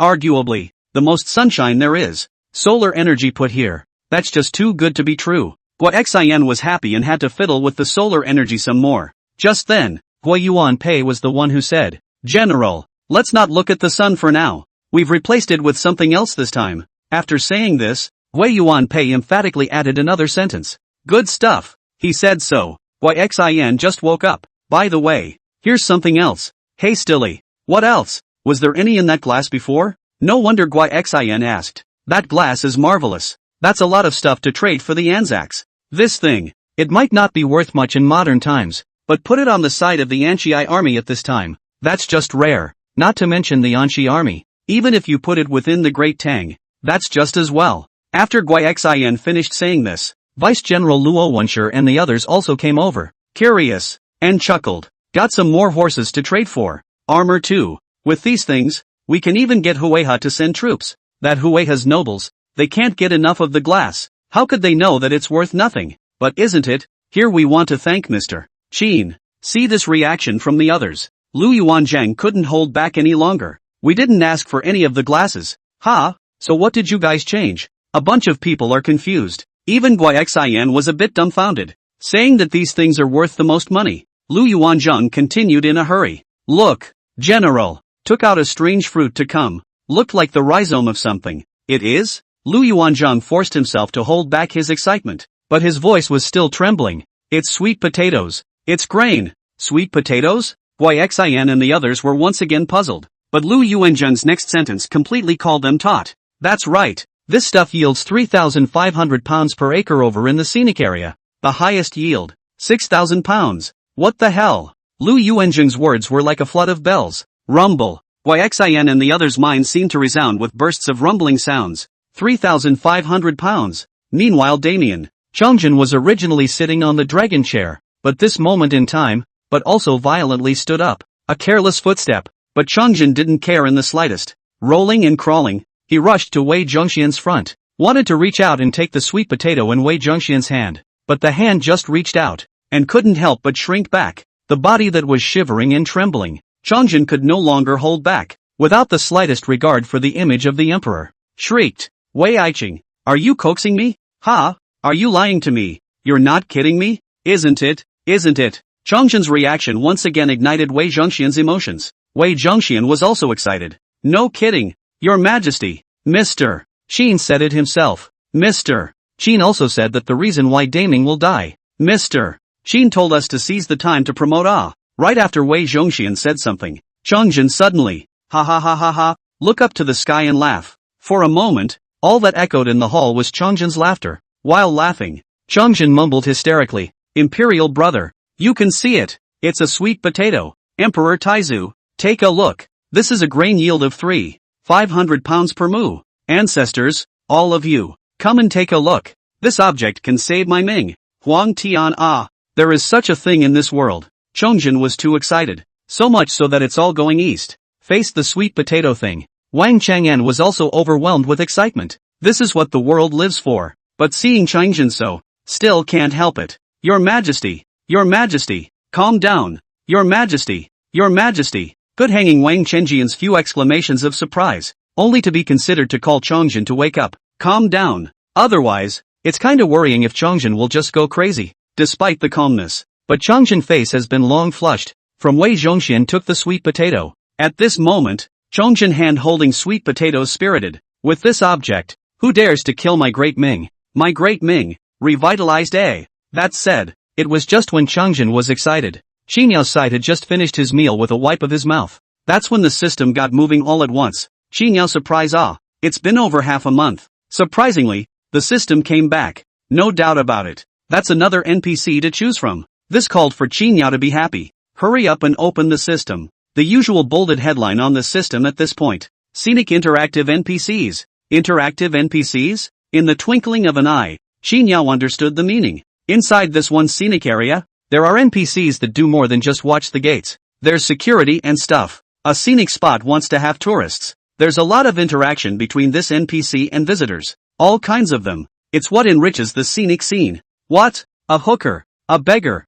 boatman, even street vendors ah. It actually all counts. Of course, that's just the role the NPCs play. That's not true. The main purpose is to increase the interaction between the scenery and the tourists. Of course, for Qinyao, NPC type it doesn't matter. Performed or interactive. None of it matters. It's important to look at the list to get serious. Qinyao clicked on the list catalog at the first opportunity. Name, Zhu Yuanjiang. Role, beggar. Time, 1372 A.D. I.E. The 5th year of Hongwu. The founder of the Ming dynasty. Identity, Taizu Gao Emperor of the Great Ming. Seeing this first list, Qinyao was confused. Name, Zhu Yuanjiang. Role. Qinyao entire body was directly dumbfounded ah. Nice guy. That's just it. You don't know what you're looking at until you see it. This first one up here the name is a little too familiar. Zhu Yuanjiang. Oh, God. This is straight out of the founding emperor of the Great Ming dynasty? And the character is even a beggar? This Nima. It's just absolutely brilliant. That said, when Qinyao saw Wei Zhongxian's name earlier, he was still surprised. I was expecting to pick a Wei Zhongxian. That would have been something very famous and impressive. It's even better now. Even Zhu Yuanjiang's name is now on the list. But it makes sense when you think about it. The NPC character choices this time around are all primarily interactive NPCs. Prostitutes, beggars, boatmen, that sort of thing. It's all in there. It's all possible. All are interactive NPC characters. Isn't it normal for this to have characters that are beggars? Besides, Zhu Yuanjiang, who are the famous beggars in history? Then there is no doubt that Zhu Yuanjiang must have a place. You know, before Zhu Yuanjiang became emperor, people are beggars. And there is a second profession. Monk. This beggar's role list, there is Zhu Yuanjiang this name. That is not completely as reasonable and sensible. To this point, Qinyao could only say, bull. The scenic area recruited Zhu Yuanjiang as an NPC. It's exciting to think about that. Qinyao didn't hold back for a moment and almost chose directly at the first moment, but he eventually held back. I'll look down. Again. This time the system gave out 10 words out. Zhu Yuanjiang in the first. There's 9 more words. I haven't seen them yet. To be honest, Qinyao was going to choose Zhu Yuanjiang though, but it's so hard for the system to give out options. How can this not be done without reading it? You have to take a look at it even if you're curious. The choice is counterintuitively not urgent. In the twinkling of an eye, Qinyao continued to scroll down. Next entry. Just tell Qinyao to be dumbfounded once again ah. Name, Du Sherniyang. Role, prostitute. Nice guy. That's a bit of a familiar name. This all gives Qinyao look confused. If he remembers correctly, he seems to have heard something before. Ten Yang ah, listen to me tell you. Of course, this Du Shiniang was not the same thing as what Qinyao was listening to. It's just an ancient prostitute called Du Shiniang. Names like Ten Yang, Three Nyang, Two Nyang, and many others in ancient times. Keep looking down. Qinyao scrolled down once more. He wanted to see if he could find another name underneath that could rival the old Jews to come. It was a shock not to look at it. Name, Tang Juanhu. Role, talent, Ha!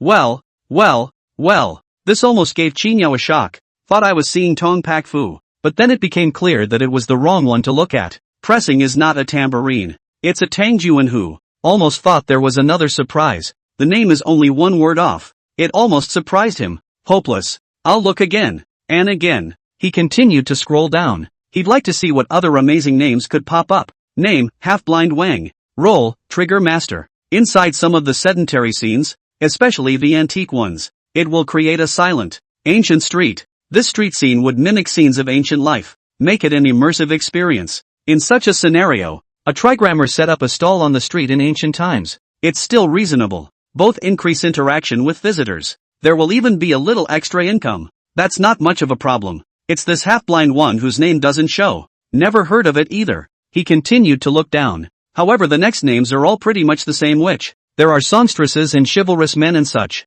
That one name presented itself to Qingyao came before him. Most of them are not very famous, though, I guess, but fame aside, it's still quite an exclamation point for those who watch it. To know, in others, these names may be simply ancient. It's just a name, a code name that represents a part of history. There would be nothing else. But in Qinyao's case, that was different. These names are meant to be optional. They were like Lu Yuanzheng and Gui Yuanpei and the others. This is a living, breathing ancient. Once that one is actually chosen, then that person will appear inside the scenery. That's flesh and blood, anger and joy. But there's always only one to choose from. Speaking of which, when I saw Zhu Yuanzhang's name at first, Qingyao then made up his mind to just choose Zhu Yuanzhang and be done with it. There's nothing to say. After all, this is the Hanwu Emperor, founder of the Ming Dynasty. Emperor. The others, Qingyao, wanted to give them a chance. But barring that, he doesn't have that now, does he? In fact, if old Zhu hadn't been there, Qingyao would have definitely chosen Du Shinyang or a songstress or something. The scenery is all manly now. Not even a woman. Of course, Qingyao was definitely not a colorful person. He's mostly bar.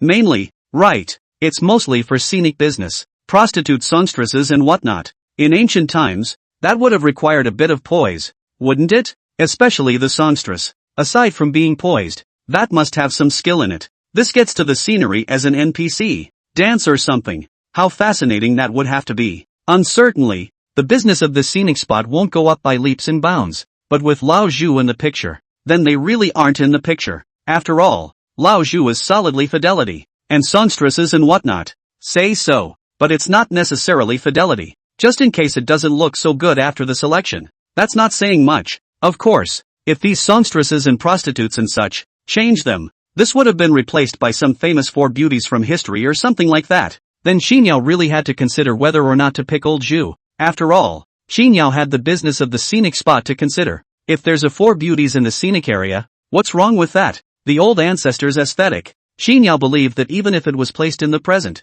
this would still be gaga messy to kill. It's just a shame that the four beauties didn't show up. There is not even a single one that is historically famous, except for Lao Zhu. Then there's nothing more to say. Qingyao had set old Zhu on the spot in the time it took. After choosing, Qingyao happily loosened up, mulled it over as it went along. To get the information ready, wait until old Zhu comes and show it to him straight away. It's kind of a saving grace. Information is a good thing. Preparing in advance could save Qingyao a lot of trouble. After all, the ancients have brought modern times. No matter who it is inevitable to be curious and doubtful, as well as many emotions. With the information, it was just a matter of reading it yourself, to the point where it saved Qingyao from wasting his breath. It was also the time spent there organizing the information after Qingyao had made his choice. 1372 A.D., the 5th year of Emperor Hanwu of the Ming Dynasty, Zhu Yuanzhang, who was reviewing the medals, had a message pop up in his mind. At this moment, Zhu Yuanzhang could not help but be stunned.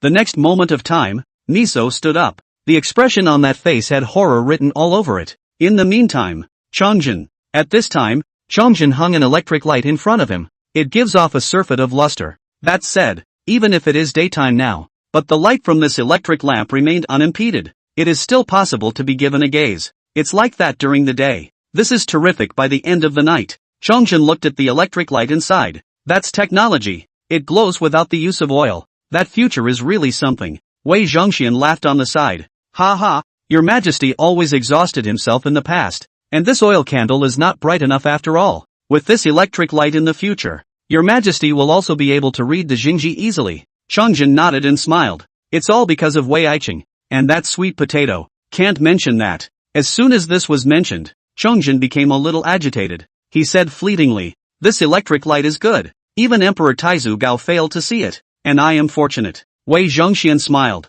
It was also while the ruler and ministers were studying what Wei Zhongxian had brought. Emperor Hanwu of the Great Ming Dynasty. View. Beggars? Zhu Yuanzhang took a deep breath. Come on man. Your Majesty. Go get us a beggar's outfit. Ha? What? Don't go yet. Yes. The eunuch didn't dare to delay, and busily went to do what old Zhu asked. Xinyao chose Zhu Yuanzhang, and he didn't know whether Zhu Yuanzhang would come today or tomorrow. After all, it's not like the last time. Last time they were all picked at night and arrived the next day. Not now. Morning vacation. It's payday shopping time. Picked Zhu Yuanzhang is a noon pick. Who knows when it will come over. I don't know when people are coming though, but Qin Yao had brought all the information beforehand, and what should be prepared was ready. It was also right after Qin Yao had gotten his things ready and took them to the city gates, intending to stay at the ticket counter. Just as he walked to the entrance of the city, suddenly a person suddenly appeared in front of Qin Yao came. The man was dressed as a beggar, but the face was majestic and the eyes were appalling. Oppressive. The clothes on that body are different than they are now. 2. A rough linen dress. Hair messy but, in his hand was another broken bowl, and in the other, a bamboo cane. The dress looked like a beggar's costume, but this temperament is not at all like that of a beggar. Seeing this figure, Qin Yao froze. The man was also stunned after seeing Qin Yao, but Qin Yao still reacted quickly, realized right away who this was. Coincidentally, this is just saying that I don't know when the people will come, but I didn't expect this to come. Hurry up and say, Zhu Yuanzhang? The Zhu Yuanzhang in front of him frowned slightly, but then stretched and nodded. It's us. Zhu Yuanzhang's reaction was clearly visible to Qin Yao, but very understandable. After all, this is the Hanwu Emperor, and it's been 5 years as Emperor. Where else would anyone dare to call him by his name? It's not surprising to have that reaction. Qin Yao hurriedly explained at the first opportunity. I'm the person in charge here. You can call me Mr. Qin. Probably you know what you know. The system is this bit of a saver. Each NPC got quite a few messages before they came, to the point that it saved Qin Yao from having to explain it one by one. Moreover, Qin Yao also had information prepared in advance, used to compensate for system information. He didn't wait for Zhu Yuanzhang to speak, just once more the word. Here's something for you to look at first. After you read it, you'll probably know what you should know. After saying that, Qin Yao handed over a piece of information. Zhu Yuanzhang pondered for a moment and took it over and flipped through it. There's something in here. Not much. It's all just things like name calling, wages, and the job description. Time. Note these. It is a generic version. There are some explanations of modern things that a paycheck can buy and others in the back. Of course, only part of it. The main point is to highlight the importance of being able to buy things in modern times despite a small salary. Even sweet potatoes are in the mix. This was a new addition by Qin Yao. Sure enough, Zhu Yuanzhang saw the back. Exclaim. Qin. This crop yields 3,500 pounds per mu? Qin Yao nodded. That's still less. When planted well, it could be more than that. Zhu Yuanzhang took a deep breath. Would have been wary, but it was a moment of hard, unspoken words. Qin Yao busily said, just go to work properly. Here, you play the role of a beggar. You know what? Go to work with a paycheck, and then you can buy all the stuff on this. Not only on this, there are some other things are there. After a pause, Qin Yao continued, by the way, look at this again. After saying that, Qin Yao handed over an item to come. This is historical information. It was what Qin Yao had taken the time to organize. The information given to old Zhu was much richer than what Wei Zhongxian had read before. This was also helped by the fact that Lao Zhu had more records and more fame than Wei Zhongxian. There's also the fact that the information wasn't put together on an ad hoc basis. Before that, Qin Yao was looking for it every other day when he had nothing to do. As he handed it over, Qin Yao didn't forget to say to Zhu Yuanzhang, what is recorded here is all historical information. That is, what happened in your time, and what came after. I know what you ancients are most concerned about when you come to the scene, so it was prepared in advance.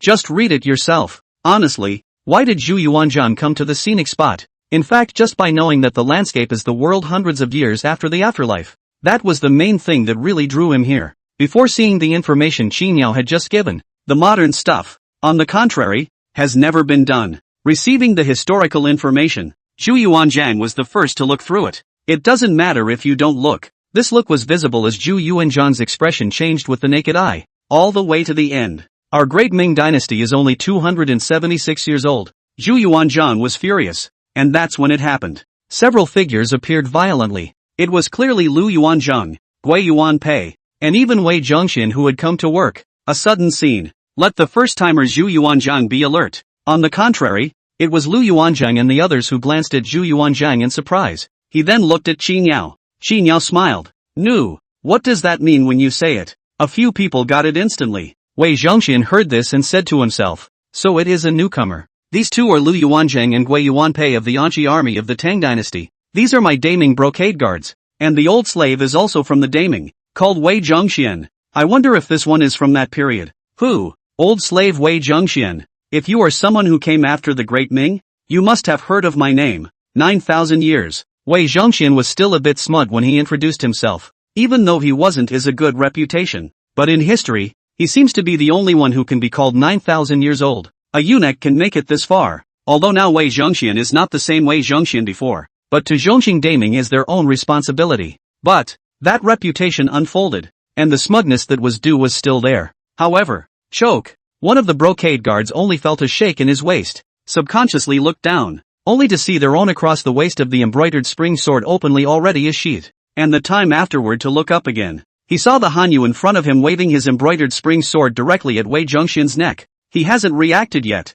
but the person following the party was already pissing himself in fear. Only to see Wei Zhongxian, that was a strange cry. Wolfie rolled on the ground in a heap. It was so close. The knife cut the neck. Wei Zhongxian rolled on the ground while wretched. "Mr. Qin, help. This is a direct death sentence." That's something that no one was expecting. It gave Qin Yao a fright anyway. It was good that Qin Yao hurriedly shouted, "Don't do it." Also during this period, Lu Yuanzhang and Gui Yuanpei also reacted quickly and immediately rushed up. A group of brocade guards also subconsciously drew his sword. Qin Yao saw this and shouted again, "Don't hurt anyone." It was only then that the group of jinxes were told to wake up to the fact that they were in a scenic area, not in the Great Ming dynasty. The Jinshi guards held their swords in their backhands. A bunch of people just rushed up. Someone pulls. Someone holds a leg. Others hold hard to the arm that holds the knife. It took a moment to call for an inch. The beggar-dressed man at his heels stormed into a rage. "Throw your arms around as hard as you can. Angrily. Get the hell out of here. Let's kill this old dog. See that the man is under control." Wei Zhongxian was only slightly reassured, but there was a kind of hijacked exasperation immediately following. He's Wei Zhongxian. When have I ever been treated like this? He didn't even have one in the Great Ming dynasty. To the point where I almost got ripped off at the viewpoint. Good hanging Wei Zhongxian at this time is still a little bit of sanity. Knowing that it's still in the sights. There was no clamoring for the brood to slaughter the man. But despite this, he cursed angrily. "Thief stuffed skin. You are sick, aren't you? I have no grudges with you in the past and no grudges in the recent days. Mr. Qin is still face to face. You even want to kill me. Wei Zhongxian, that is a hate." Those eyes couldn't help but flick at the hilt of the sword in the brocade guard's hand. Really hate to kill this guy. But Wei Zhongxian is fine without saying this. This statement. Only to see this man in front of him sneer and laugh. And then the angry voice. "An old dog still dares to call himself 1,000 years old. He dares to jeopardize my Ming dynasty. And you ask who we are? Then I'll tell you. Our name is Zhu Chengba." The words came out. Wei Zhongxian was stunned. The next moment of time couldn't help but deliberate on the name. Zhu Chengbai? He's not reacting to this yet, but a second's time is not even. Wei Zhongxian's face changed dramatically, shaking like a sieve. Not only him, the brocade guards that followed and pulled Zhu Yuanzhang that also couldn't help but shiver. Also at the same time, Wei Zhongxian shivered and lost his voice and screamed, "Emperor Taizu Gao!" Lu Yuanzhang and Gui Yuanpei looked at each other. It's a bit unclear just now. Despite not being from the Ming dynasty, this would be the time to kind of get it. The man in front of me was actually an emperor. And look at Wei Zhongxian's reaction to this. It's guaranteed that this is the founding emperor of the Ming dynasty. It was also just as Wei Zhongxian finished exclaiming. Zhu Yuanzhang sneered at Wei Zhongxian. "It's us." This moment in time, Wei Zhongxian climbed up on one bone to kneel on the ground, wailing more than fearful kowtow, while kowtowing and still screaming, "Master Taizu, spare your life! Master Taizu, spare your life!" Knock, knock, knock. That head hit the ground like a whack. Meanwhile time. Stagger. There was a sound of iron hitting the ground. The other brocade guards who followed him, at this moment in time, had also knelt on the ground in unison, shivering. Those who still clamped down on Zhu Yuanzhang were left with Lu Yuanzhang and Gui Yuanpei. The two of them hesitated at this point. That said, a man's name is a tree's shadow. This moment in time, Wei Zhongxian was really scared out of his wits. This would be if the late emperor was in his presence. Wei Zhongxian doesn't come with fear either. Even if the Yanla emperor comes, Wei Zhongxian doesn't bring a scare like this. But who is this? This is Emperor Hongwu to his face. Not to mention him, Wei Zhongxian. Even if Zhu comes, you have to get on the ground and pucker your ass at this point too. Who still has the guts to stand up? At this time, Zhu Yuanzhang saw Wei Zhongxian who was lying on the ground and kept kowtowing. Cold-eyed rage. You nuck dog. You dare to kill my Ming. Wei Zhongxian shivered once more as he heard this, almost rolled his eyes. I can see that Zhu Yuanzhang really wants to kill Wei Zhongxian. Nonetheless, even wanted to just dismantle Wei Zhongxian. Wei Zhongxian is something. Zhu Yuanzhang was clear about it. That historical information just now wasn't for nothing. And historically Zhu Yuanzhang's treatment of eunuchs has never been friendly. Eunuchs are not allowed to be literate. They even cast iron plaques with the inscription. Inner ministers are not allowed to intervene in political affairs. Offenders are beheaded. He has always had a wary attitude towards officials. He was never expecting it. Behind this great Ming, there are even eunuchs interfering in politics. You can see how furious Zhu Yuanzhang was. It was a good thing that Qin Yao was afraid that this Zhu Yuanzhang would once again raise the knife in his hand and cut on Wei Zhongxian's neck. Rushed to speak up. All right. Say what you have to say properly. Don't be like this. This isn't in Ming Dynasty. This is inside my scenic spot. The words came out. Only then was Zhu Yuanzhang told to calm down a little. The anger on this face tightened a bit. It was also at this time that Qin Yao hurriedly opened his mouth once more. And that's all recorded in history. Now Wei Zhongxian in my work. He earned money. Are exchanged for something to bring back to the Chongzhen dynasty. History would have been his now almost should be Chongzhen emperor to kill. But now it is not the same. He now also have to work in the scenic area to help Chongzhen dynasty revitalization of the Mingit. Zhu Yuanzhang is not a fool. Anger is anger. But really want to kill Wei Zhongxian. In fact, just now Wei Zhongxian has died. You know, Zhu Yuanzhang that at least is also the emperor on the horse. This battlefield is not less on. A sudden attack. And so close. And keep people alive? The reason why Wei Zhongxian is not dead now. 1. Because it's scenic. Not the great Ming dynasty. Even Zhu Yuanzhang was wary and didn't dare to be reckless.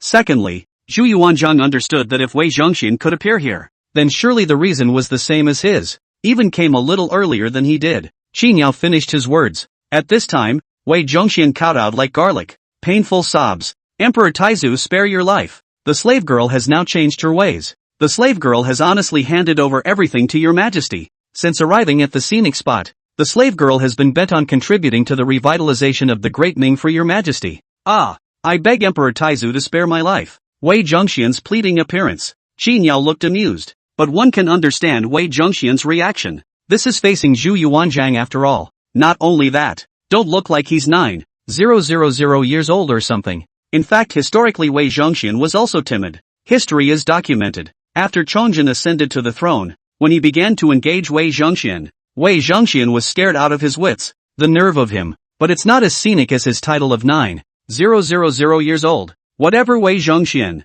Qin Yao remembered a crop of things coming up. Ask about the system. What if an NPC gets killed? After Qin Yao had finished his inquiry, a message came in his head. This was the rule given out by the system as soon as he came up and bound it. Previously, Qin Yao had already learned about it. It was clear, though, that there was something within the system's rules that he hadn't paid attention to. Now take another look. Just realize that the system has a note that this NPC can't die in modern times, even if it does get slaughtered.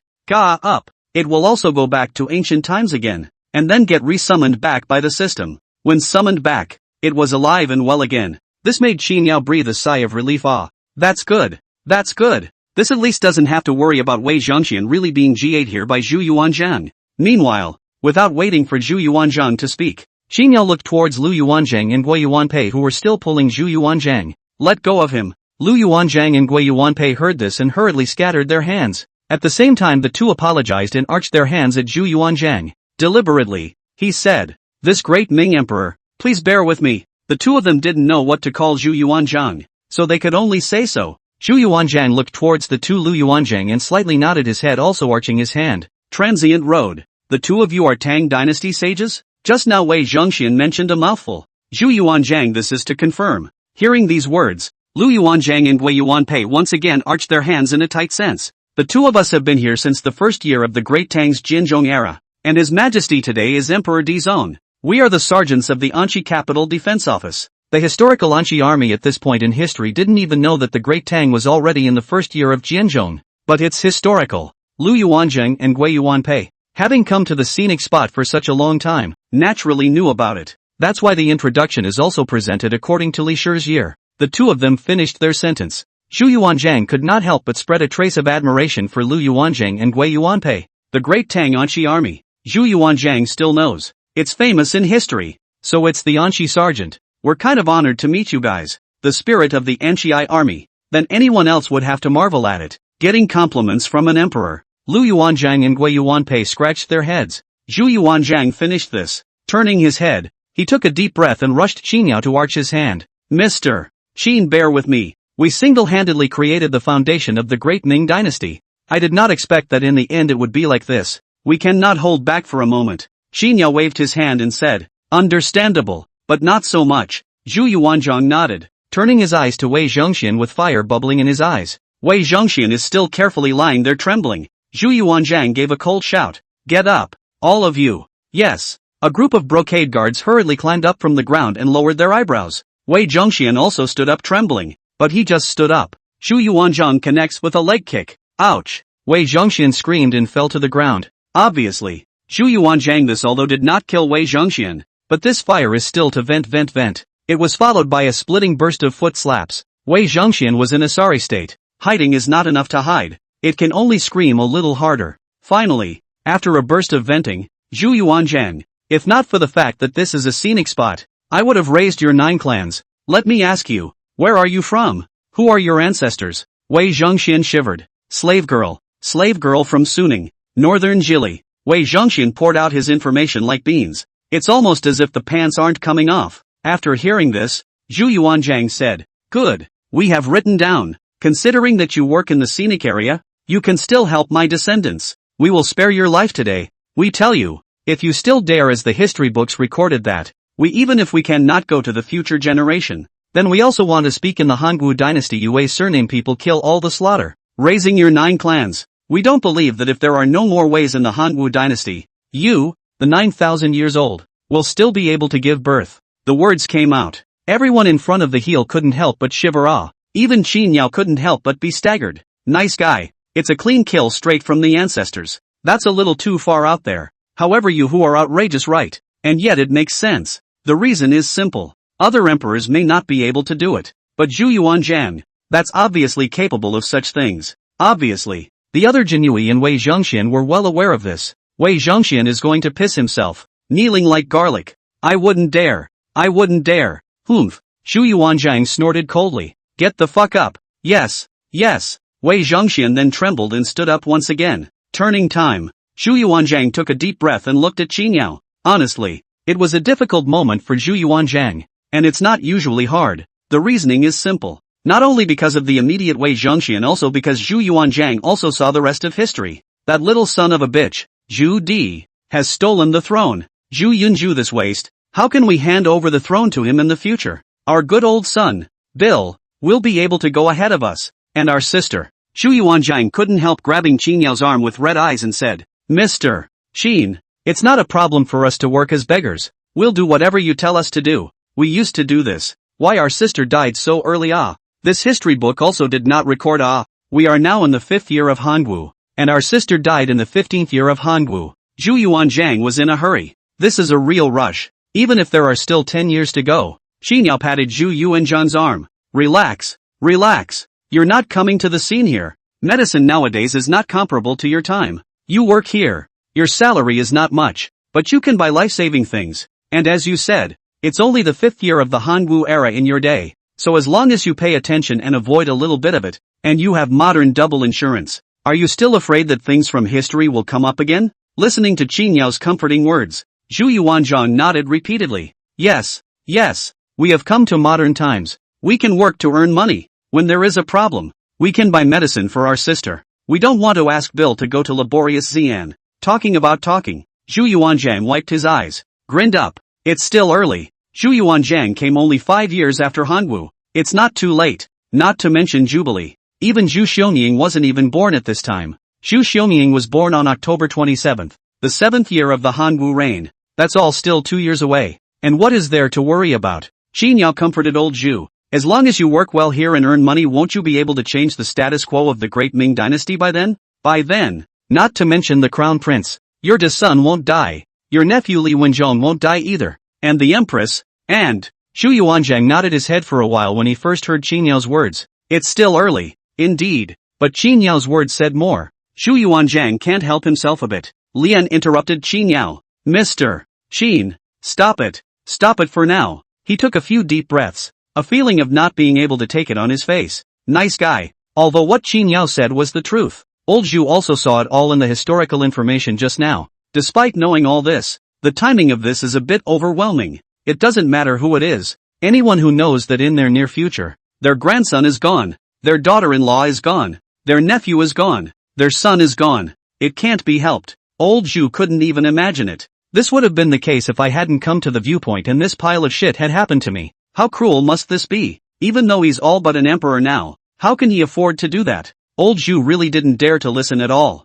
Seeing the way old Zhu waved his hand back and forth, Qin Yao laughed. What are you afraid of? It's not to the scenic spot. History surely won't repeat itself. That's what the words say, but can't help but be solid. Luckily, after Qin Yao let out a laugh, he didn't continue to stab old Zhu in the heart. Instead, he opened his mouth. That's pretty much it. For the places in history where there are still questions, you go ask Wei Zhongxian, or them. Qin Yao this them refers to the group of brocade guards following him. When Qin Yao put his words together, whether it was the brocade guards or Wei Zhongxian, that was a burst of nodding. To know, Wei Zhongxian and others also came after the old Zhu. By all accounts, they were closer to old Zhu's era than Qin Yao. Wei Zhongxian like this, and all of them are in high positions. To be reasonable, they should know more about the history of the Ming dynasty than what is recorded in history. Obviously Wei Zhongxian is well aware of this as well. Busy fawning. Just ask me, Master Taizu. See him speak. Old Zhu couldn't help but give Wei Zhongxian another cold look. Looking at Wei Zhongxian that was shivering. A burst of hair awe. Old Zhu's attitude toward Qin Yao and Wei Zhongxian's attitude were clearly different. Wei Zhongxian also knows this. But Wei Zhongxian is bitter. He didn't seek to be able to tell old Zhu to treat him like he treated Qin Yao. Just pray that old Zhu doesn't really slaughter his old ancestor during the Hangu years. If that happened, there would be no place to cry. That said, Qin Yao was also curious about this. Suppose that, just say what if Lao Zhu had really slaughtered Wei Zhongxian's ancestors in the Hanwu dynasty, so now Wei Zhongxian will disappear into thin air? That's really a question worth exploring. Engaging Qin Yao couldn't help but look at Wei Zhongxian a few more times. He this look Wei Zhongxian it. Mr. Qin. I don't know why, but Wei Zhongxian is even more hairy. Speaking with a sob, Qin Yao turned a momentary harumph. Okay, let's all get to work. Master Taizu knows what your job description is, right? Anyway, it's just to sneak around in the scenic area, play the role of a beggar, and then just interact with the modern people who come to our scenic area to play. Hearing Qin Yao say that, Zhu Yuanzhang nodded his head for a while, and then also laughed at Qin Yao. There's no need for Mr.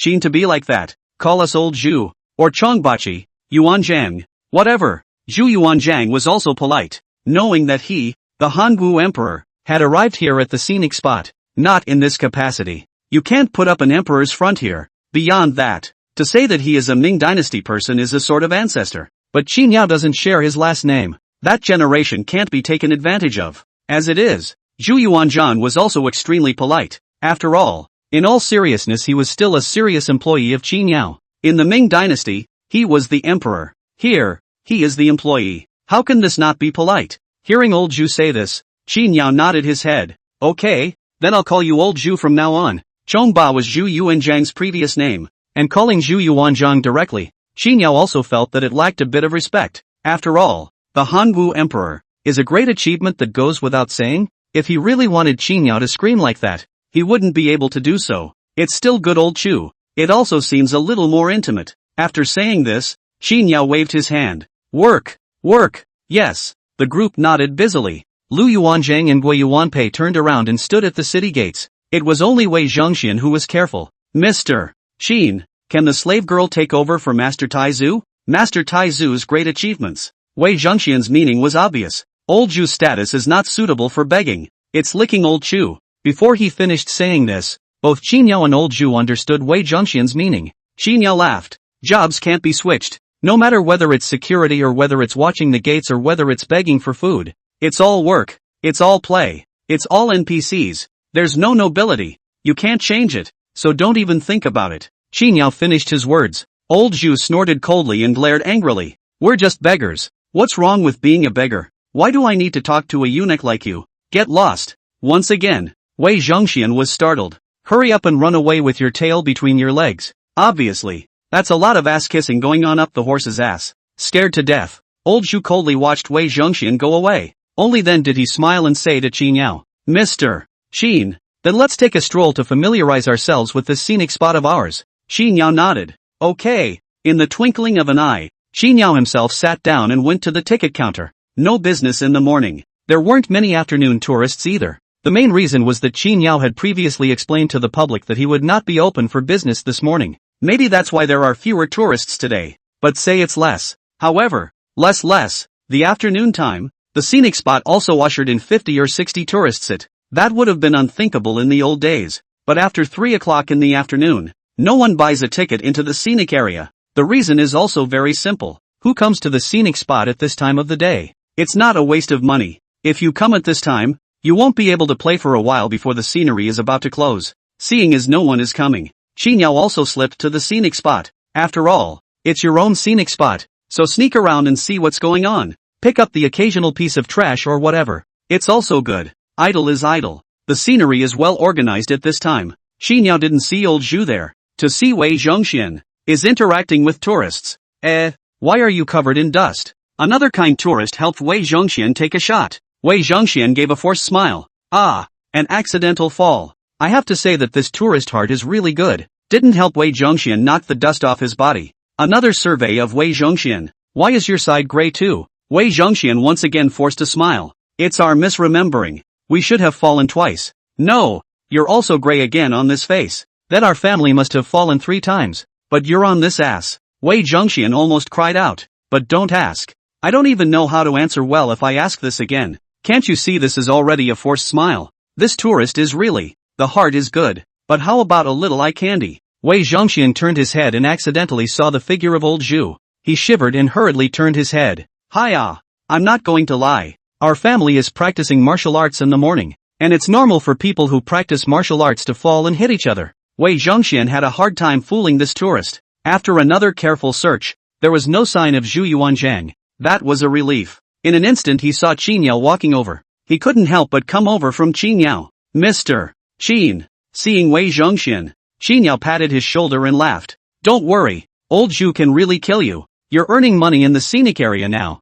and you still have to help his children and grandchildren to revitalize the Great Ming. How can he not know this? Until the return to know. But Wei Zhongxian how sure ah. Then from Qin Yao's mouth so, Wei Zhongxian is considered to be much better in the heart. But even then, it was still a crying shame. Scared the old slave to death. Wei Zhongxian was not almost scared to death. It is good that the old Zhu did not find Wei Zhongxian's fault again in the afternoon. Probably considering the fact that there are tourists at the viewpoint. Cannot delay the work, which did not find Wei Zhongxian trouble. This also called Wei Zhongxian's heart to stay up until the end of the day. After this shift, he didn't even have time to greet Qin Yao. The first time back to the Chongjin dynasty, it was old Zhu who rushed Qin Yao before he left. Mr. Qin, we're off duty. Come back tomorrow. Good. Qin Yao nodded. Old Zhu's figure also disappeared. The end of another day's business hours. Qin Yao also packed up and schlepped back to the dormitory. That's not much for him to say. There was nothing to say on Lu Yuanzheng and Wei Yuanpei's side. The paycheck just came in. And it's steaming. The Anzacs are good. On the contrary, Wei Zhongxian's side, just after returning to the Chongjin dynasty, Wei Zhongxian then went straight to Chongjin. Chongjin is studying the things he bought back. As soon as he saw Wei Zhongxian, he opened his mouth. Wei Aiqing is off work? Come on, come on. Wei Zhongxian walked over quickly, but before he could get to the front, Chongjin saw something different in Wei Zhongxian. Wei Aiqing, you are? A woeful mess. Chongjin subconsciously said. Was it such a hard day's work, causing this to happen? Chongjin subconsciously had to be considerate of Wei Zhongxian a few words, but Wei Zhongxian said with a sobbing voice. The slave girl was beaten. Chongjin was stunned. Ha? Mr. Qin hit you? Why? Wei Zhongxian continued to cry. Not Mr. Qin. Mr. Qin is gentle and elegant. Then who hit you? Could it be someone from another dynasty? Let Mr. Qin decide for you. If Wei Zhongxian gets his ass kicked by Qin Yao, Chongjin also did not say anything. That must be Wei Zhongxian's problem. But Wei Zhongxian would have been beaten by other dynasties. then Changjin can be a little upset. At least Wei Zhongxian is now his Changjin's right-hand man. Well, at least that's 9,000 years old. How can you be bullied? Changjin was a little annoyed. Where are Zhou Yingqiu and the others? Can't you just watch from there? You and the others just need to work honestly and diligently for Mr. Qin. How can you be bullied by others? Isn't the law and order in the latter part of the world very good? Why is it so? But he saw Wei Zhongxian crying. Your Majesty, don't say anything. The one who hit the old slave was Master Taizu. Master Taizo? That's right. Master Taizu has also become a scenic NPC. Today's first day of work. Master Taizu Xing perhaps read the information of the information. Know that I Wei Zhongxian his person. And then, Wei Zhongxian couldn't help but hug Changjin's thigh. What a tearful old man. Master Taizu scared the slave girl to death. Almost cut the slave girl with a knife. If not for General Qin's persuasion, His Majesty was afraid that he would not be able to see the old slave. This. Changjin confused. He thought who hit Wei Zhongxian. Getting 6 months is its own oldest ancestor. Hangu the Great. Changjin is not sure. Rush said. Do you mean that Master Taizu, the Hangu Emperor, has also arrived at the scenic spot to work? Yes. Wei Zhongxian clung to Changjin's thigh. Since the 5th year of Hangu. Oi vei. Changjin momentarily did not resist patting his thighs. He's happy, his own old man. I can't believe I went to the viewpoint too. Isn't that something to be happy about? It's a paycheck for going to the view. It's a paycheck. Doesn't it make it possible to buy things? Bought modern stuff. Wouldn't that make the great Ming prosper even more? Changjin cannot even be happy, but was having fun. Changjin suddenly said, Bad. Your Majesty? Even Wang Chang'an looked at Changjin in confusion. Changjin hurriedly said, If Emperor Taizu went to the scenic spot and knew the history, took the salary, then how can Emperor Qingzu still be the emperor? Master Taizu favored Crown Prince Yiwen. My lineage comes from Master Yangla. Then I this. Changjin panicked. He's going to be gone? Isn't this historical paradox coming out? When Changjin said this, Wang Qingjian and even Wei Zhongxian were confused. If Changjin is gone, won't they even be gone? Well, then history is going the other way. For a moment, both men panicked. But soon, no. Wei Zhongxian still holding Changjin's thigh did not let go. This time it was a serious one. Not true. Your Majesty, think about it. If that's true, then the people of the Tang dynasty first we arrived at the scenic spot. But this history has not changed? Since the Hangu Emperor came. According to history, my naming at this time should have long been changed but now, history is still history. The Changjin dynasty did not change anything. This also means a different time and space. Not sure about this theory though, but this moment in time, Changjin and others also sort of understand. That's good. Changjin breathed a sigh of relief. In his mind, it was good that it didn't give itself away. In a split second, Changjin thought about Wei Zhongxian's things to come. Oh yeah, Master Taizu hit you? Changjin said in a serious manner. Wei Iching, that's Master Taizu. It's hard for you to let me do it for you. The history books recorded those, the great ancestor saw, naturally will not let you go. Not to mention beating you up. That is, I went. I'm afraid it's not Master Taizu also wanna beat up Changjin, this is the truth. He's the fallen king of the Ming dynasty. Let's not talk about what caused the country to die. Let's just say this alone. He can still fall good when he sees Zhu Yuanzhan. At the mention of this, Wei Zhongxian cried again. Do not dare to let your Majesty make the decision. The great ancestor master to kill the old slave that also should be. Now can spare the life of the old slave. The old slave has been grateful. And you are? You know that and you're still crying? Wei Zhongxian howled. The old slave is just dying of fear. The old slave is afraid. Well. No wonder the hugging of Changjin's thigh does not let go. Feeling like this is here for comfort. Wang Chang'an couldn't help but laugh lightly. Wei Zhongxian continued to cry. Master Taizu also said that if the old slave is not honest, he will cut off all the people surnamed Wei in the Hanwu dynasty, so that the old slave will be extinct from his ancestors. Ha. Changjin also couldn't help but laugh. Master Taizu is just scaring you. Besides, you also know that even if Master Taizu chopped all the Wei surnamed ones in the Hanwu dynasty, it would still be on Master Taizu's side, and it can't affect you. That's the old slave's ancestor too. Wei Zhongxian choked. Changjin laughed even more. He patted Wei Zhongxian comfortingly. Good boy.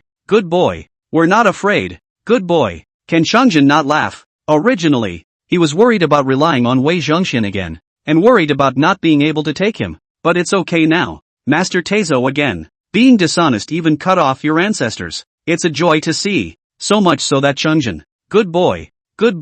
Ha. Chongjin Emperor felt himself stand up. It's just not the same with an old ancestor backing you up. All of a sudden you feel refreshed as a whole. Of course, after the spirit, Chongjin suddenly remembered something came. Busy rushing Wei Zhongxian to ask, did Master Taizu say anything about me? Chongjin just remembered. If I remember correctly, history, he is a dead king. The Ming dynasty died in his hands. What if Master Taijo sees this? Chongjin was a little flustered again. But then came the time. Forget it, don't ask. There is no scolding him. Chongjin this time and do not want to know. How rare. Who wants to hear a scolding? And again. He panicked because he was afraid that Master Taizu would know that he was the king of a fallen country and be displeased with him. But when you think about it, Master Taizu can't get to his Chongjin dynasty. Even if you want to beat him up and take his seat, that's not that possible. What's there to worry about in this situation? It was only possible to get Wei Zhongxian to deliver a few words. That's if it's a curse. It's okay not to listen. Trying to listen to that isn't cheap leather. If Master Taizu really has any complaints, Chongjin thought, at best, just beat Wei Zhongxian again to take out his anger. He glanced at Wei Zhongxian, feeling Wei Zhongxian, old though it may be, it should be resistant to beatings. Chongjin sighed first. To the side of the Hanwu dynasty, after work Zhu Yuanzhang cannot even change clothes. Straight to the harem. In the twinkling of an eye it came to Queen Ma. That Queen Ma was surprised to see Zhu Yuanzhang in this outfit. Shigehachi, what are you? Shu Changba took a few deep breaths and rushed around in the twinkling of an eye. Get down, all of you. Waiting until the palace made eunuchs this all disappeared. Zhu Yuanzhang then sat on his butt in front of Empress Ma's heel. In this hand, the broken bowl is still held. Sis, let me tell you something. Don't be surprised. Empress Ma couldn't help herself when she saw Zhu Yuanzhang's serious face. Shigehachi, what the hell is going on? Zhu Yuanzhang once again took a deep breath and turned the scene. That view is a few hundred years after the afterlife. When we got there, Mr. Qin showed us the later history of the great Ming dynasty. We're not the only ones in the scenic area. There are also 2 Tang dynasty men, sergeants from the Anxi capital. In addition, there are a few people from the Ming dynasty, a eunuch, and 10 or so Jinyui, which is our current archguard department. According to the historical records, it was us who later changed the archguard division into the Jinyui. Zhu Yuanzhang did not hide anything from Empress Ma at all. One by one, all the things were made clear to Queen Ma. If it were anyone else, Zhu Yuanzhang wouldn't have seen fit to do so. But Queen Ma, there's nothing more to say about these two. Fruity. Empress Ma was horrified after hearing Zhu Yuanzhang's words. Couldn't help but stand up. Empress Ma couldn't help but rush at Zhu Yuanzhang. Shigehachi, are you serious? You're not amusing me? Queen Ma couldn't believe it. It's scenic and post-apocalyptic, and people have been stunned. Zhu Yuanzhang slapped his thigh as he listened to Empress Ma's words. How could we lie to you? We haven't been in the palace from noon until just now. This is still the first day of work. After tomorrow, we'll go to work every morning. After tomorrow, we'll go to work every morning and come back from work at night. Mr. Qin gives us a salary of $300 a month. $300. Old Zhu is even counting his full attendance. Zhu Yuanzhang continued to punch Empress Ma. These money, in exchange for our daming cannot buy many things, but in that afterlife, that mu yield thousands of pounds of grain, and that can make people 100 miles away can talk to things, and that's solar energy, monosodium glutamate. In short, as long as we work well there to earn money, these things can be in hand. Jesus, thousands of pounds of grain per acre? Queen Ma is dumbfounded, out of breath. That latter day is but only a few hundred years, short of us surprisingly so? Zhu Yuanzhang took a deep breath and nodded. We wouldn't believe it if we hadn't seen it with our own eyes. But it's true. This, Queen Ma shifted and sat down now. Can't help but say. Then if we can exchange such grain seeds, then the people of Daming, that world will never lack food again. Queen Ma said this out loud. Zhu Yuanzhang nodded deeply. Suddenly Queen Ma said, Heavy 8 we believe you, but you said that you will go to work from tomorrow. Then this court. Zhu Yuanzhang also felt a headache. He's the emperor. There wasn't enough time in the first place, and now have to go work for someone else. Zhu Yuanzhang said helplessly. We can only go to work after the morning court. When we come back from work, then we can deal with matters of state. In addition, Bill is now older and can share our worries. Queen Ma nodded as she listened to this. It'll have to do. Suddenly Empress Ma snapped and looked at Zhu Yuanzhang. By the way, Heavy Buster, you said you read the history book? That history book. The paycheck hasn't been paid yet. It's all a no-brainer. Instead, it was that history book that Queen Ma couldn't help but be concerned. Concerned about whether this great Ming dynasty is good or bad. And how about the great Ming dynasty in the future? As soon as Queen Ma mentioned it, Zhu Yuanzhang didn't say anything. Look at Queen Ma. Shigehachi, say something. Suddenly Empress Ma noticed that Zhu Yuanzhang's eyes were red. It was a bit of a revelation. Pulling on Zhu Yuanzhang's palm, he laughed softly. Come on, is it hard to believe that I don't have long to live? Even if it is, I'm content to be married to you. Zhu Yuanzhang's eyes became even redder. Can't help but lose my voice. Sister. Well, I'm not still alive here. And if there really is anything bad, won't we be able to carefully avoid it if we know about it in advance? Aha! Zhu Yuanzhang nodded and took a deep breath to continue. Maisie, what we are going to say is a bit serious. You have to hold on. It is now the 5th year of Hangwu. The standard child just finished his marriage last year. History records that 2 years later, our big grandchildren should be born. Zhu Yuanzhang told Empress Ma the historical accounts one by one as he had memorized them. The two men talked behind closed doors. Every now and then you could vaguely hear cries of alarm and wailing. I don't know how much time has passed. Queen Ma gritted her teeth. Lu must not be the crown prince's side consort. There is also the matter of moving the capital of the Heavy Eight. You must not mention it again in the future. You can't even think about it. Aha! Xu Changyi nodded deeply and then said, That Louis. Fears came out of Zhu Yuanzhang's eyes. He took a deep breath and continued. This is still what we have written down. And there is no shortage of later kings who are even more ridiculous. There was even a 40-year absence. What is called what Jing? We only focus on remembering the things in front of us, but did not remember too clearly. But the root is in the old four here. All Zhu Di, that little son of a bitch. Empress Ma hurriedly pacified Zhu Yuanzhang. I don't blame Lao Si. After all, at that time the standard was gone. Then Zhu Yunzhu. As he was speaking, Queen Ma's angry face became more and more obvious. Forget it, do not persuade you. I also a little bit cannot help it. If you really want to beat the old four a meal out of anger, then you by the way the old two old three are called. I would like to see how they become that kind of behavior in the future. Zhu Yuanzhang gave a quick yes. He also handed the stick in his hand to Queen Ma. Sis, you use this. This is the stick we use at work. Queen Ma took the stick and weighed it. Asked Zhu Yuanzhang rhetorically. What do you use then? Zhu Yuanzhang scanned the circle. Wait till we take the legs off this table. Aha! Come on man. Your Majesty. Go and call the oldest two, the oldest three, and the oldest four over with me. And yes, call the Crown Prince Master over as well. Yes. Not for long. Several figures appeared in the middle of the harem. A burst of excitement. Second brother. What do you think father and mother are calling us for? I don't know. Maybe he misses us? That's what I thought. Waiting for these few people to enter the Kuan-Ning Palace in a hurry. It didn't take long. Ah, mercy, father, ouch. The screams were unceasing, and at one point, the surrounding palace eunuchs were told to cover their ears. During this time a voice of reproach was vaguely heard. Heavy 8, you hit too hard. No, this table leg cannot. Come on people nah. Pull some bamboo strips over. This hit people pain, but also only hurt the flesh. Has a point. Or sister's heart is fine. Come on people nah. Cane will do. Blink of an eye.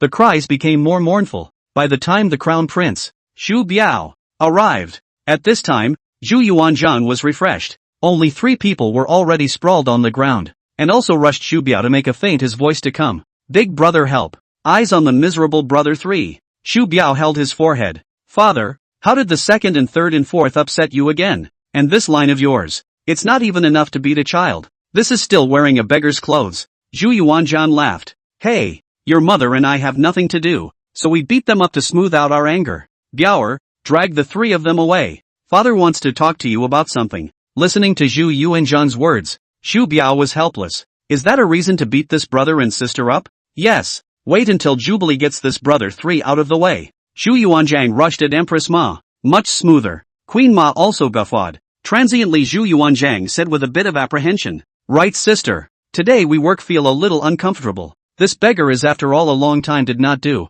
A little bit cannot let go. You say we want to find a beggar outside to learn a lesson? This can also be handy when you go to work? Queen Ma sniffed and hesitated for a moment and said. It's just as well. Shigehachi, you haven't asked for a meal in a long time after all. Hearing this, Zhu Yuanzhang nodded heavily. Well, then after we talk to Bill, we'll wear these clothes and go out for a walk later. Aha! Speaking of which, no one knows what this day of the original Hangwu dynasty was like in history. But now the Hangwu dynasty this day. The starter standing outside the door rose to the occasion. Hangwu 5 years in June. Emperor and empire after nothing. So he recruited Qin Wangzhuli, king of Jin Yuzue, Yan Wangzhu Di. Thereafter, the emperor and empire after gas smooth. Not long after, Zhu Yuanzhang appeared outside the palace wearing a beggar's outfit. The The starter watched from afar and once again put pen to paper. The emperor never forget. Often read the old things. So dressed in beggar's clothes outside the palace, squatting in the Ingtian wall corner, there is a man threw 2 copper coins.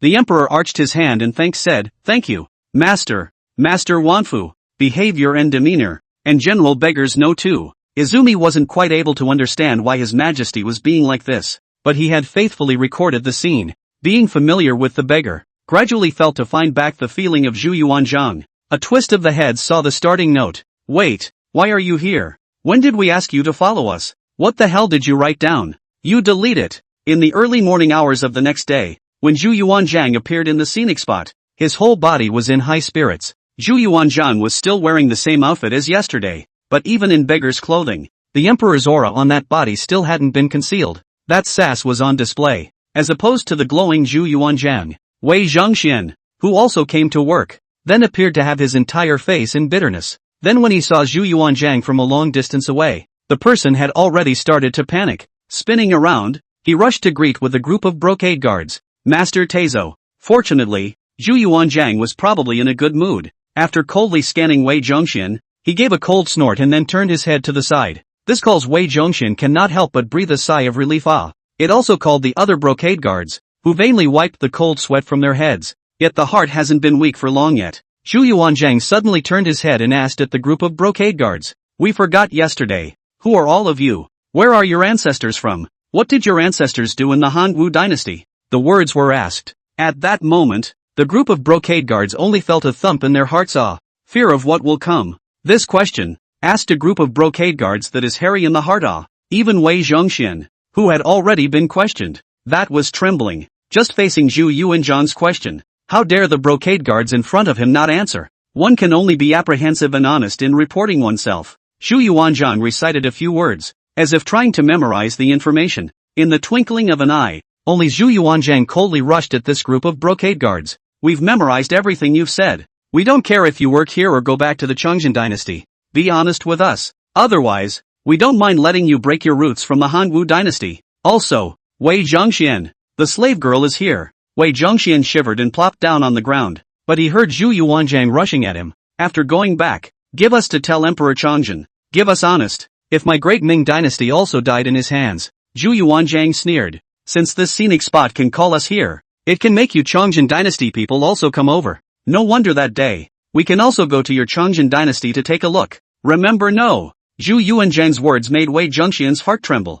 But isn't it? Scenic can get the Tang dynasty people over here. Can get Zhu Yuanzhang over here? And even their Chongzhen dynasty people over here. After that, there will surely be other dynasties. Since all the dynasties can come together here, who dares to say that people from the Tang dynasty cannot go to the Ming dynasty in the future? At this moment, Wei Zhongxian's heart immediately lifted. It's getting more and more gut-wrenching. It's getting more and more honest. Of course, the heart though, Wei Zhongxian said with respect on his face. Back to Master Taizu. Slave girl wrote down. Slave girl will inform His Majesty after going back. Never dare to have half a bit of deception. Hear that answer. Zhu Yuanzhang was satisfied. It was also at this time that Qin Yao came over from the distance. "This is a long way away, and I saw Zhu Yuanzhang reprimanding Wei Zhongxian. Couldn't help but feel a little funny." He was clear that the old Zhu was knocking Wei Zhongxian, but Qin Yao didn't care. It's good to have someone to knock this Wei Zhongxian around a bit. After all, never mind what Wei Zhongxian is like now. At the end of the day, this was 9,000 years old a month ago. Whatever Zhu Yuanzhang knocked Wei Zhongxian for. After Qin Yao walked over, he spoke. "All go to work. It's time. Any more delays and you'll get your pay docked." He went so far as not to deduct the wages of Zhu Yuanzhang and others. But the system may be. When Qin Yao said that, it was a reminder. When he said that, Wei Zhongxian and the others were sort of like being pardoned. "Yes, Mr. Qin." Busy rushing off to work. It was Qin Yao who finished saying this and looked at Zhu Yuanzhang. Zhu Yuanzhang was still in the same outfit as yesterday and looked fine. However, Qin Yao pondered over it for a moment and couldn't help but frown. Seeing Qin Yao frowning, Zhu Yuanzhang hurriedly asked, "Mr. Qin, is there something wrong with us?" Qin Yao pondered for a moment and said, "It's not much, I guess. Dressing and all that's right. It is this temperament of yours. Yes, not like a beggar. Yesterday, Qin Yao felt that there was something wrong with old Zhu. Looking at it again today, I kind of reacted to it. There's nothing wrong with the clothes, but that's not the right temperament. This head held high. The vessel. The eyes are bright. Where there is a bit of beggar's appearance. To put it bluntly, it's not a good idea to pretend. How is this going to interact with tourists? It was old Zhu who heard Qin Yao's words and hemmed and hawed. Turning time. Mr. Qin, look at it like this. Only Zhu Yuanzhang was seen hunched over. His lips were shivering. His eyes were straight. And the corners of his mouth were turned down. A pathetic look. It's a far cry from a second ago. Looking like a beggar. Such a scene. But it left Qin Yao dumbfounded. Nice guy. Isn't this career switching so fast for you? It's true. This is a craft. Even if you don't do it anymore, you can't lose it. Old Zhu switched this form so quickly that Qin Yao couldn't help but open his mouth for a moment. Seeing Qin Yao's shocked cry, old Zhu arrogantly opened his mouth. We used to do a few years after all. This pick up again. Naturally cannot forget. We in order to do a good job. Last night also went out of the palace to go outside to ask for food to go. But the district an hour's time to find the previous feeling. We now as long as the end of this bowl of food. Go to think before we are young when the hungry things. Which naturally on the image of. Nice guy. To work. That's real dedication. No wonder people's old Zhu could become the emperor. Look at the level of dedication people have. People even went back after a generation of emperors also went out of the palace to ask for food to go. Where else can you find such dedication? Honestly, that's where the paycheck thing Qin Yao is not in charge. Otherwise, just for the way Lao Zhu is so dedicated, you have to give a bonus for everything. Otherwise how can this be justified? But although Qin Yao couldn't give old Zhu a bonus, but don't mince your words of praise in the slightest. After old Zhu finished saying this, Qin Yao gave old Zhu a thumbs up. No more. You're this. Old Zhu couldn't help but heave a smile when he saw Qin Yao's praise. Turning time. He bent low and rubbed his hand on the ground, scuffed up a handful of dust, and he started wiping his face off. Also said, that's more graphic. More graphic indeed. There are clean beggars out there. Qin Yao couldn't help but want to marvel at old Zhu's behavior. After cleaning up and dressing himself, he was closer to the beggar's image of Lao Zhu. The moment's time. Giddy to start work. Just waiting for a visitor to come through the door. However, start your own career. Qin Yao didn't waste any time either. In a flash, he was also rushing towards the ticket office. When they passed in front of the city gate, Lu Yuanzhang and Gui Yuanpei were still standing here with dedication. It's just that these two were watching old Zhu's behavior just now. Was not holding back curiosity. Mr. Qin, this your majesty still wants to have dinner? Apparently, Zhu Yuanzhang's maneuver had also confused the two men. Isn't this an emperor? Hearing Lu Yuanzhang's words, Qin Yao paused in his steps, smiling at the two men. Great. Right. Let's not talk about whether it looks like it or not. If we pull it over for your Tang Dynasty emperor, how many of these beggars can pull their faces down? Lu Yuanzhang and Gui Yuanpei looked at each other. Qin Yao continued to laugh. Look, not only did people accept it, and it's so graphic. I'm telling you guys. Qin Yao glanced at Zhu Yuanzhang in the distance and continued. This His Majesty is something special. He didn't even have enough to eat before he was a teenager. And he didn't even have an official name. Later, in order to have enough to eat, he had no choice but to become a monk. When the monk also cannot eat enough, there is no way but to go to ask for food. Has been to ask for food to the age of 25. Finally, people in the age of 40 when the emperor, the first person in the history of the world. Qin Yao's short sentence summarizes the first half of Zhu Yuanzhang's life.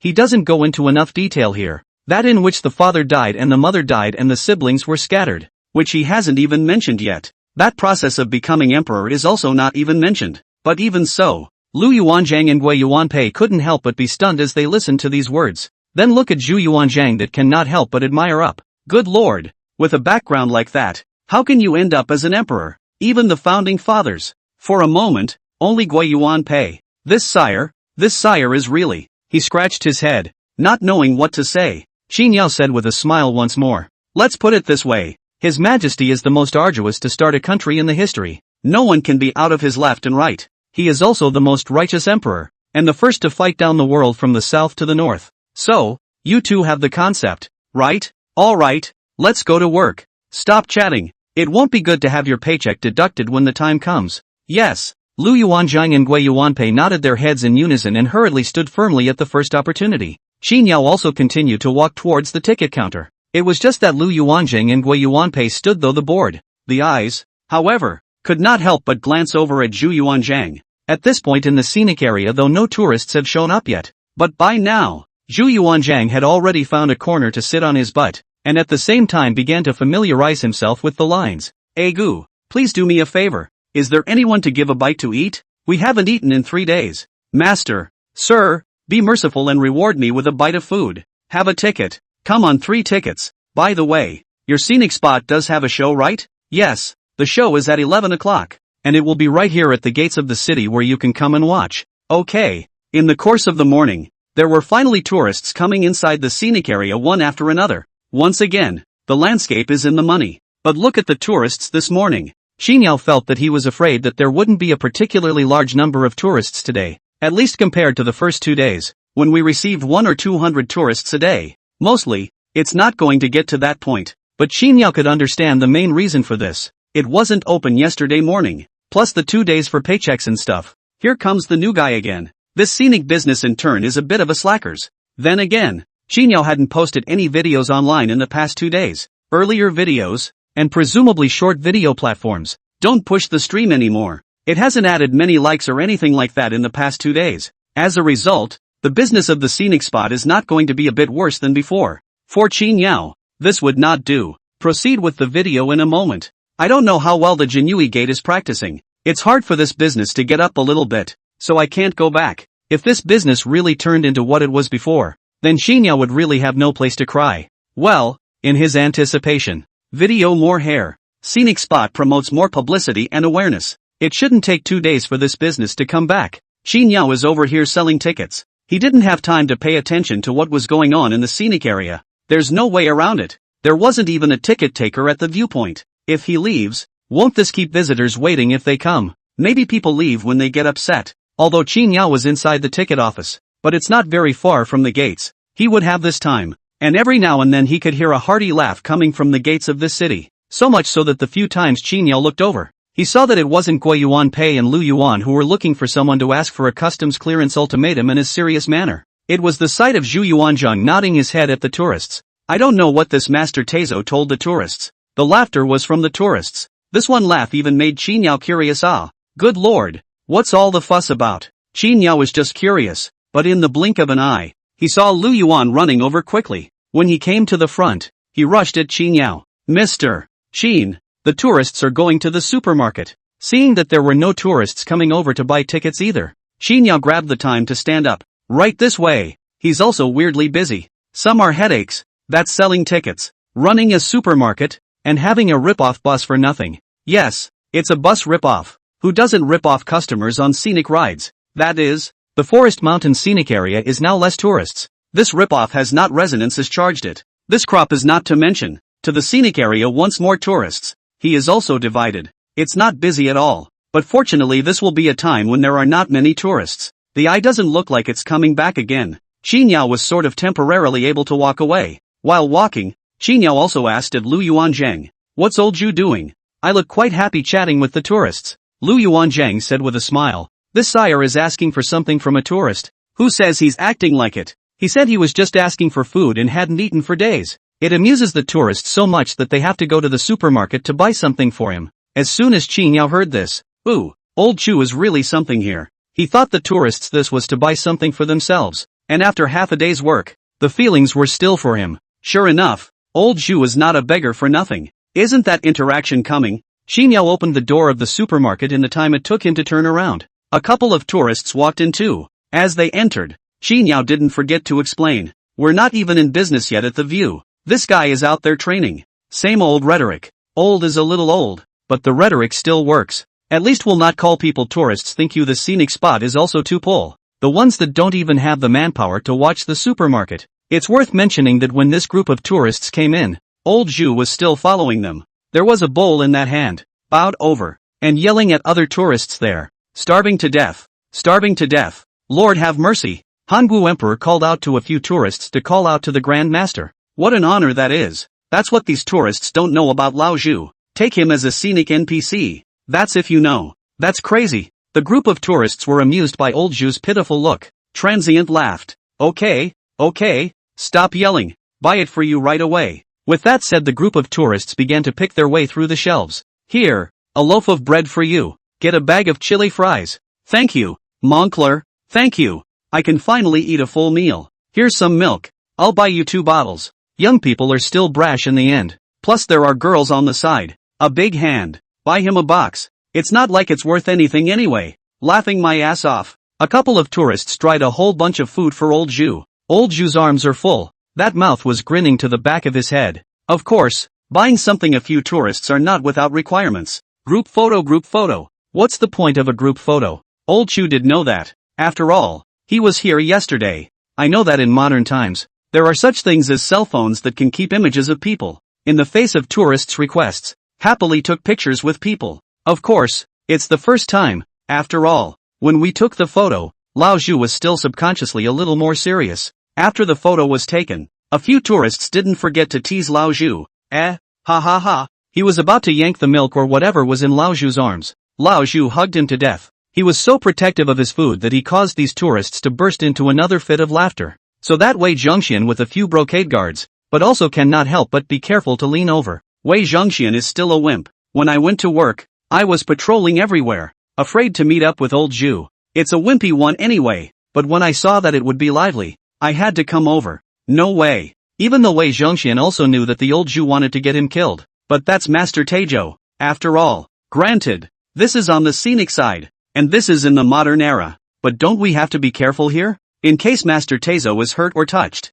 then Wei Zhongxian simply don't live. Moreover, Wei Zhongxian and their original job is still scenic security. The scenery is a bit windy, so you have to look at it. This is something that Wei Zhongxian and others are still doing their part. Of course, they're just watching from afar. When the tourists had gone, old Zhu gave a look over. Wei Zhongxian gave another involuntary shiver. Where is Wei Zhongxian in old Zhu's eyes? In a flash of time old Zhu fell back and rushed Xinyao cheerfully. Mr. Xin, you see we're doing pretty well. Ha ha, there's going to be so much coming. At this time, the old Zhu was really happy at that time. Complacency is written on the face. A sense of accomplishment. That's just not bad at all. Xinyao was impressed. He did not mince words of praise to Zhu Yuanzhang. Awesome. Ticket money is only 40. And with all the stuff I bought you, this is over 100. It's only 40 bucks for a scenic view. Old Zhu directly let the tourists spend more than 100 on him. Old Zhu laughed once more. These youngsters are innocent. Let's tease them a little and here they are buying us something. After laughing Lao Zhu couldn't help but let out a long breath. He sighed a little in this mind. That is, in modern times, this one opens his mouth, teases, and knows he's a fake. But these innocent tourists smile and get him so much food. He really wanted the meal that would have been the time. By virtue of his selling misery and pity, he was shaking with hunger. But not to mention a bite to eat on that street. More often than not it's someone who doesn't even look at you. Don't even get me started on the irony of the two comparisons. After sighing, Zhu Yuanzhang came back to his senses, rushing at Xinyao. Mr. Xin, then what should we do with these things? We might as well put them up for resale. Hearing this Xinyao waved his hand. Not to. He's not so black-hearted. At that moment, he said to Zhu Yuanzhang, sold out stuff now that tourists buy it for you. Then it's yours. How can you take it and sell it again? Don't say Xinyao couldn't do this. This would have flipped out if the tourists who bought the stuff knew about it. The black heart of the scenic spot that does not bring such an officer. All for us? Zhu Yuanzhang glanced down at the contents of his arms, tightly rushing at Xinyao. Can we take it back then? It's pretty obvious where this take back is going. Xinyao, who heard this, was stunned. It seems to be the case. What Zhu Yuanzhang wants to come is his. That's what he's got. System, can beggars take what they want back? In the twinkling of an eye, only Xinyao looked at Zhu Yuanzhang in admiration and said, yes. Upon hearing Qinyao's reply, Zhu Yuanzhang's body involuntarily tightened violently. Next moment, eyes wide. Really? Mr. Qin, you're not lying to us? What am I lying to you for? It's your stuff you can naturally take. That's what the system says. It's just that old Chu was obviously a bit incredulous. To be honest, Xinyao was also quite surprised. The fact that this thing that was coming back belonged to himself was not a surprise to Xinyao, but it can be taken away. This was something Xinyao hadn't expected. Looking at it that way, this is hardly generous on the part of the system. After receiving Qinyao's confirmation, old Zhu was laughing aloud maniacally. Ha ha ha ha ha ha. That laughter simply broke through the clouds. That's a delight. There was even one that was going on there. We knew it. We knew it. God told us to beg for food before we became emperor. And it's all for a good reason. And here we are today. What a joy it must be. Even God has moved out. But Lao Zhu's delight was understandable. It's only $300 a month in salary. It's amazing that this wanting belongs to you. All this stuff in his hand. This is big over $100. It had all been equivalent to 10 days of his salary. Worked 2 days. That's how much you make. How can you not be happy about this? Old Chu is overjoyed here. It was at the same moment in time that Lu Yuanzheng and a few others listened to this. That was straight up stupid. Anxiety ensued. That Wei Zhongxian. Mr. Qin I. He couldn't even care less about being afraid of old Zhu. Rushing at Qin Yao, he said. But he hadn't even finished his sentence.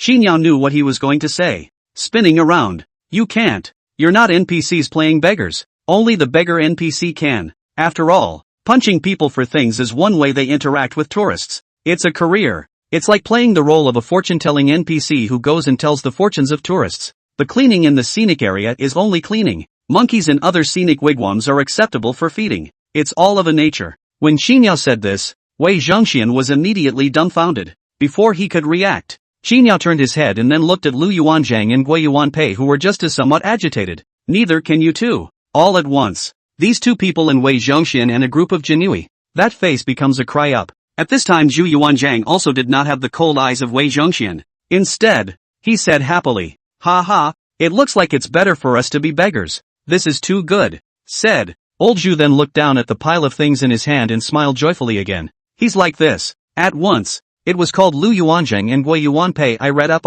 despite knowing that this is a sire, and knowing that this sire governs in a civil and military manner. But it's still eye candy. They are really not in control at all. Let alone Lu Yuanzhang and Gui Yuanpei. Even Wei Zhongxian. It was all a burst of eye-rolling. This is the Taizo master. Although this Taizo master he is still afraid of. But this is going to be something that can be taken away. Feeling Wei Zhongxian's gaze, old Zhu looked over and said in a cold voice, "What are you looking at us for?" A sentence called Wei Zhongxian awake and couldn't help but shiver. Slave girl, slave girl. Slave girl is trying to congratulate Master Taizu. Humph. Old Zhu grunted coldly. Wei Zhongxian couldn't help but wipe the cold sweat from his forehead. A bit of an afterthought. He'd just about given in to jealousy. Followed by the old Zhu gave Wei Zhongxian a cold face. The time of the whirlwind. Looking towards Qin Yao, there's a smile on that face again. He squirmed and rushed Qin Yao. That Mr. Qin. Let's ask something. What is it? Qin Yao curiously looked at old Zhu. Only Lao Zhu said. Can we return the stuff for money?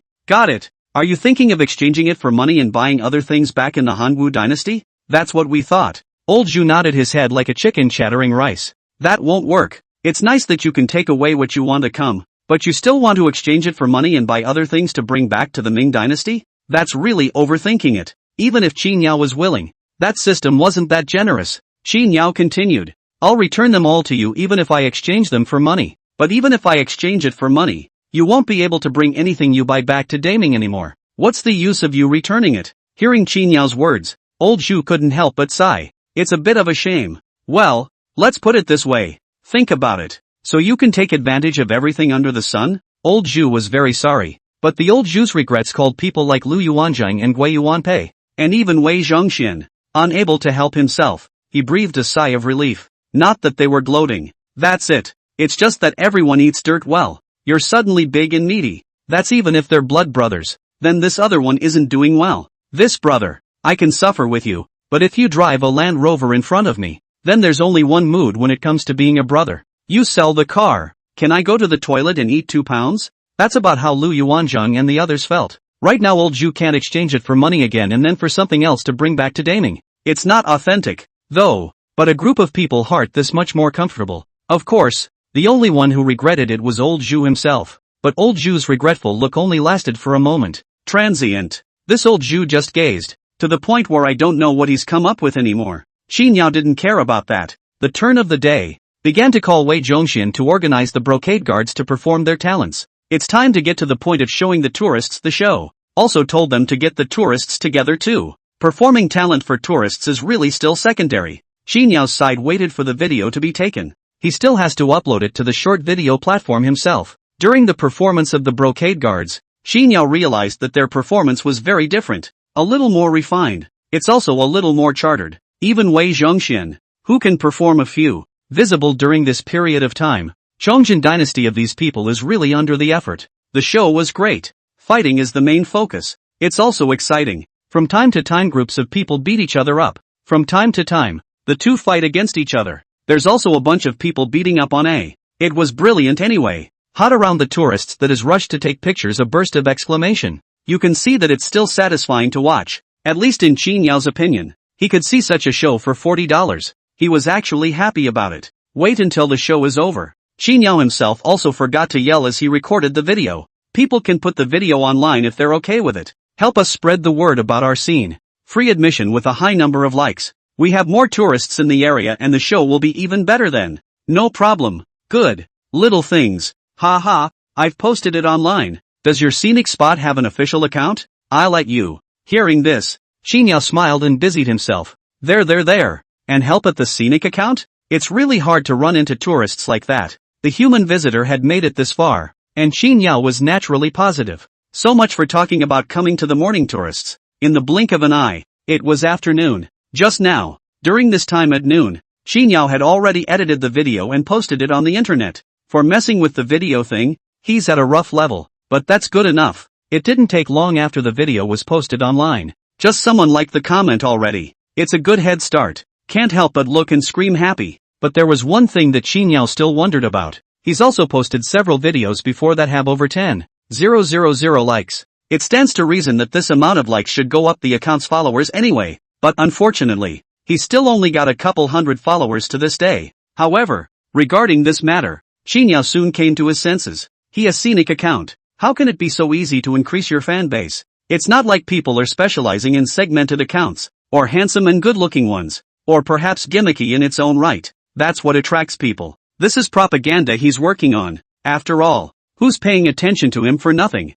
Tourists may come to the scenic area to play, but you asked him to follow your account. But people might not be that interested. Why should I follow you? To see your publicity every day? How boring that would be. Just this, there are also a lot of scenic spots, businesses and such that can't figure this out. Move to let people pay attention to scan a code and so on. As far as Qinyao was concerned anyway. A restaurant, if you ask him to scan the code to order and also follow the account, then he's disgusted. Next time it might just not come at all. This tourist is mostly in the same mood. Let's leave this one aside for a moment. In the afternoon, the scenic area gradually became more and more crowded with tourists. Say it's not a good business. This afternoon's tourists plus the mornings. Surprisingly, one also exceeded 200. This called for Qinyao to be a happy man. The smile on his face just never melted. What's the concept of 200 tourists? That's $8,000 in gate receipts. That's money that you wouldn't even think about before the month or so. You're making 8,000 a day now. Qinyao, which is also rich. At least it's not hungry. Sure, it's a lot of money to look at. If a person works part-time and earns that much in a day, they're really rich. But put it on the landscape and it's a bit underwhelming. If this money is spent, the huge scenic area, even if you slightly repair and so on, this money that is even a little splash cannot be seen. Well, in Qinyao's eyes, as long as I don't spend, that's pure profit. The afternoon continues to be filled with performances by the kamikazes and others. In the usual way, Qinyao yelled at the tourists to send videos. Himself was recording at the same time. Back to editing and posting online as well. By the time the tourists finished the show, they were satisfied and left the scenic spot. Which brings us to the end of the shift. It's worth noting that old Chu is really something. He's going to come to things in the morning and leave it at that. This afternoon, old Chu's hand had some more fruit bread and other things. So much stuff, that one person was about to strain to hold it. The eyes of those who watched that could not be said to be read. After waiting to say hello to Qinyao, old Chu happily hugged his stuff and walked away. The zap went back to the year of the Hangwu. This old Chu just returned to the year of Hangwu. Then hold this pile of things in a hurry to go to find Queen Ma to go. When he saw Queen Ma, he spoke excitedly. Sis, look what we're holding. Queen Ma saw the old Chu held a large pile of things to come, and the style is strange, never seen before. Surprised. Shigehachi, what's all this? Old Chu excitedly put everything on the table and excitedly rushed at Queen Ma. Today we realize how good we are as beggars. You know, we are beggars looking for tourists to ask for things, but even can bring back. We couldn't believe it at that time, and confirmed with Mr. Qin again and again. Look at these. Are the tourists to give? The old Chu at this time was red in the face. The joy was overwhelming. Queen Ma was also surprised to hear this, followed closely by surprise. It was clear to her that the only things in the scenic area that could be taken back were those bought with a paycheck. Nonetheless, apart from the required dress-up for work, even the things here could not be brought to the scenic spot. I would have thought that Zhu Yuanzhang was the same. Whoever thought? When this beggar even has this heavenly benefit. It called for Queen Ma to stand up right then and there. Oh my god. Shigehachi, it's real. Zhu Yuanzhang hemmed and hawed. It's not all here. Can there be fake? Let's say we this beggar out of it. You see, sister, we tell you, you are not see those two Tang dynasty envy us envy into a silly way. And Chongjin dynasty that if you Jinui and that castrate dog stupid look. Queen Ma mused for a moment. Shigehachi, since you can bring back what you asked for, you'll have to work harder. If anything can be brought back, as long as it's from someone else. Hey, Zhu Yuanzhang grinned. We know what we're doing. Saying that, Zhu Yuanzhang rushed at Empress Ma as if offering a treasure. Come sister. All this stuff is food. You can't waste it, and all are the food of the latter days. You quickly taste. This is the bread we ate in the afternoon. It is a soft and sweet. We think it must be to your taste, so we ate a piece of the rest of the whole brought back. Queen Ma Ying tour open the bag of bread under Zhu Yuanzhang's tutelage and tasted it, and was also amazed. Sweet smelling indeed. Zhu Yuanzhang laughed once more. Yeah, we think so too, but we think that although this is good, it's still not as flavorful as your big pancakes. Sister. Say what? Empress Ma gave Zhu Yuanzhang a reproachful look. Old Zhu laughed out loud. It was also just when the virtuous couple, Lao Shu, were eating bread and drinking milk again. Big Don. It is a pity that the two of us are not beggars. The two of us this if beggars. Lu Yuanzhang and Gui Yuanpei's words were filled with depression. What Xian was also envious when he heard what the two said.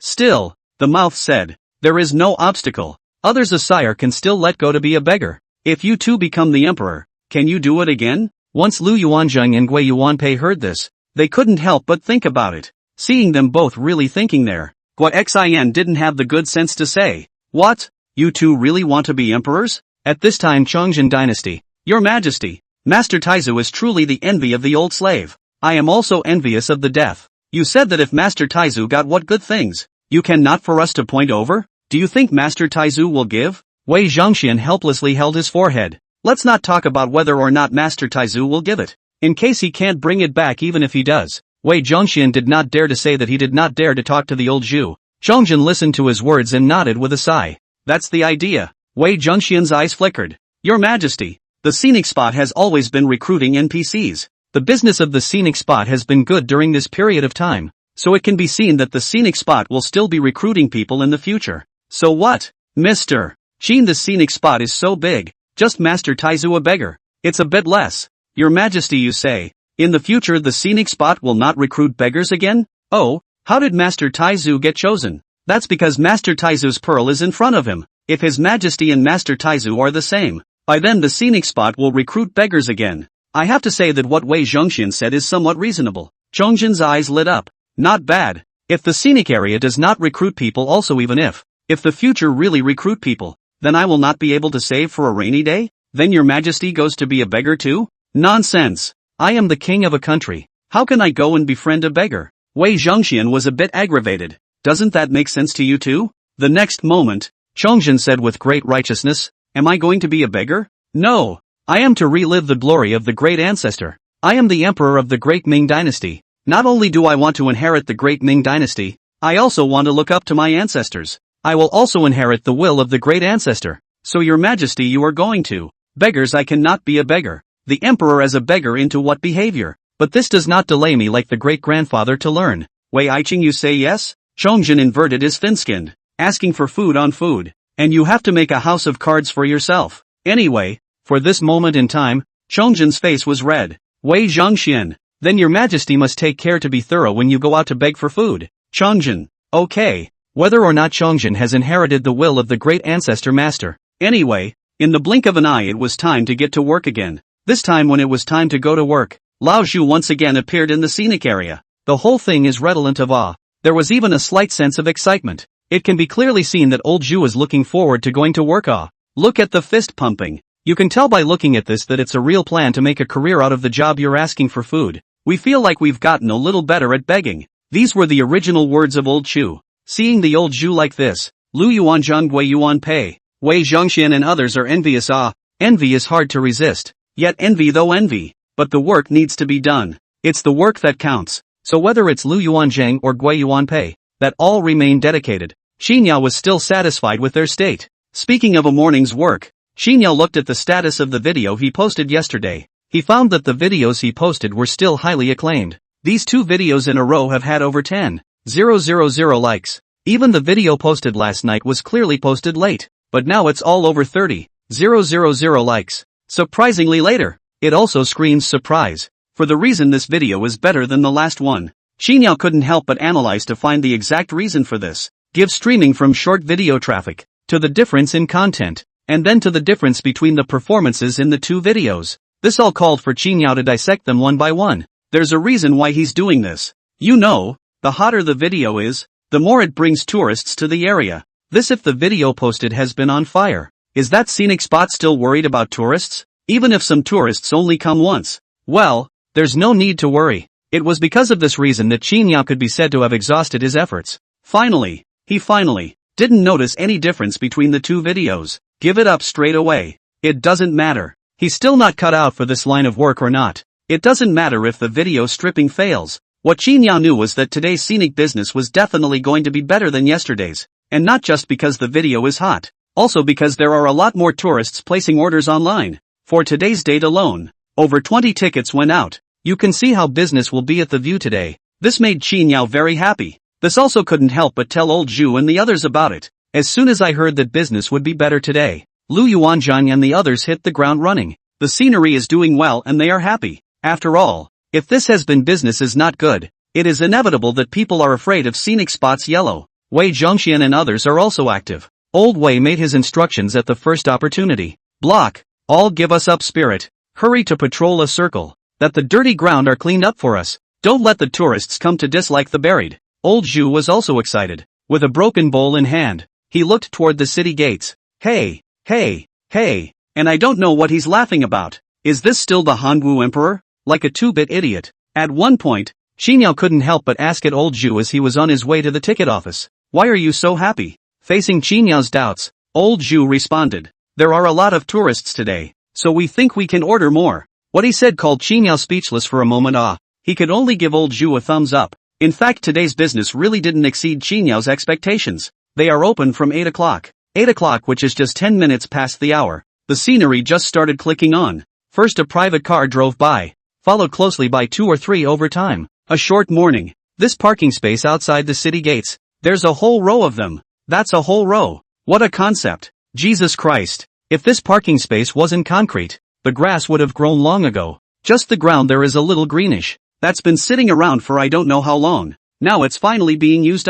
God see the pity. At this scene, Xinyao was on the verge of tears. He gave himself a pep talk. This is just the beginning. This outside parking can surely be filled. Mentally so muttering finished. Take a look at the parking spaces. Numbered in the thousands. That surround the scenic city walls. Xinyao was a little bit more vain. That seems like a little too much parking. Lots of tourists. Good business. It is indeed a thing that screams joy. But right. It also tired Xinyao out. Not only does he have to explain it to the tourists over and over again while selling tickets. The View hasn't officially opened yet. Still have to. The show is there. As far as you guys saw on the short video. Guaranteed. These are nothing. This can be done at the ticket office. But, Mr. Sheen, there are tourists who want to buy something. Mr. Sheen, the tourists want a ride. Mr. Sheen. Xinyao almost didn't hold back from putting down Wei Zhongxian and also Lu Yuanzhang's walkie-talkies. He gave this stuff to both of them this morning. There's one at Lao Zhu's place too.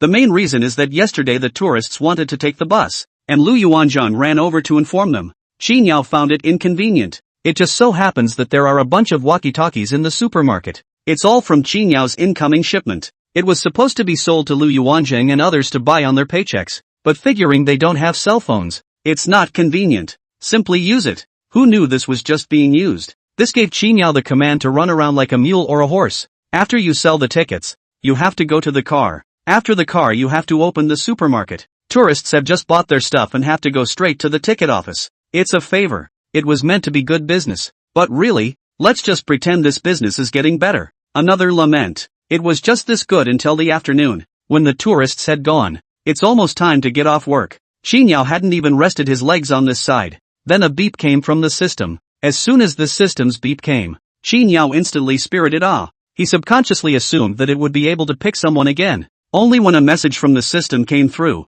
Xinyao's face went black. At the same time, a piece of paper appeared in this hand of his. Immediately after that, he saw Xinyao sigh and take out the walkie-talkie to come. Lao Zhu. Lao Zhu. After a minute's interval, a voice came over the intercom. Lao Zhu copy. Walkie-talkie Zhu Yuanzhang is not yet skilled at playing. Guess it's been a minute of fumbling. Xinyao continued at the intercom. Come to the gates for a moment. Roger that. Back a little faster this time. After thinking about it, Qin Yao called again. Old way. Bring the brocade guards over here as well. Slave copy. After a while, a group of people all gathered in front of the city gates. Qin Yao lazily walked over with the paper. From a long way away, I saw old Zhu who was happily holding something in his arms. Just rolled my eyes. Couldn't help but spit it right out. My master Teizo. It's not that I'm talking about you. You get paid $300 a month. You had $270 deducted from your fucking salary today. You're really something. As soon as Qin Yao's words were finished,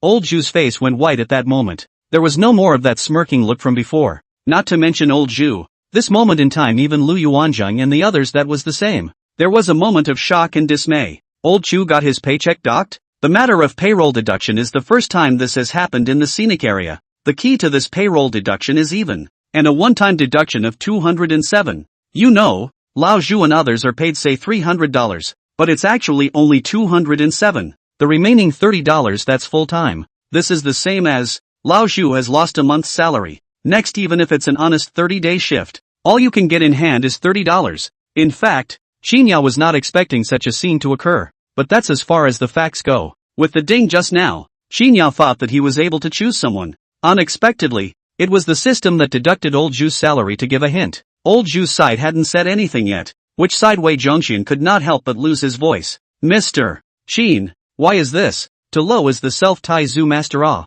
Although he was afraid, Wei Zhongxian subconsciously asked. After he asked this, Qin Yao said, "You'll have to ask him then," said the man, looking over at old Zhu. Old Zhu was also baffled. We also did not do anything just act as this beggar. This has been begging. Old Zhu is indeed right about that. He spent the day begging with dedication. But when Qin Yao heard this, he cried and laughed. He acknowledged that Lao Zhu was dedicated, but that's the extent of the begging right. Qin Yao rushed old Zhu. You're not sure? Then I'll tell you. Qin Yao gave a dry cough. In fact, where old Zhu's wages were deducted, Qin Yao knew exactly what was going on. The system had told Qin Yao all about it. Nonetheless, even the picture is there. Only Qin Yao cleared his throat and said, 10 a.m. is 1 point, and you ask a female tourist for a walkie-talkie. 20 deductions. At 11:30 a.m. You had a male tourist buy you sweet potatoes and deducted 20. At 1:06 p.m. A child bought you bread, and you made them give you bread for potatoes, and deducted 30. At 3:06 p.m. You tell a grandpa to send you a cell phone, and you'll crown him king in the future. 4:27 p.m. You imply that you're 9 to 5 and human children still wear diapers. Also just now, when people were leaving as tourists you asked if they could give you their cars. Qin Yao looked at Zhu Yuanzhang. You can really patient I've seen that car. More than $1 million.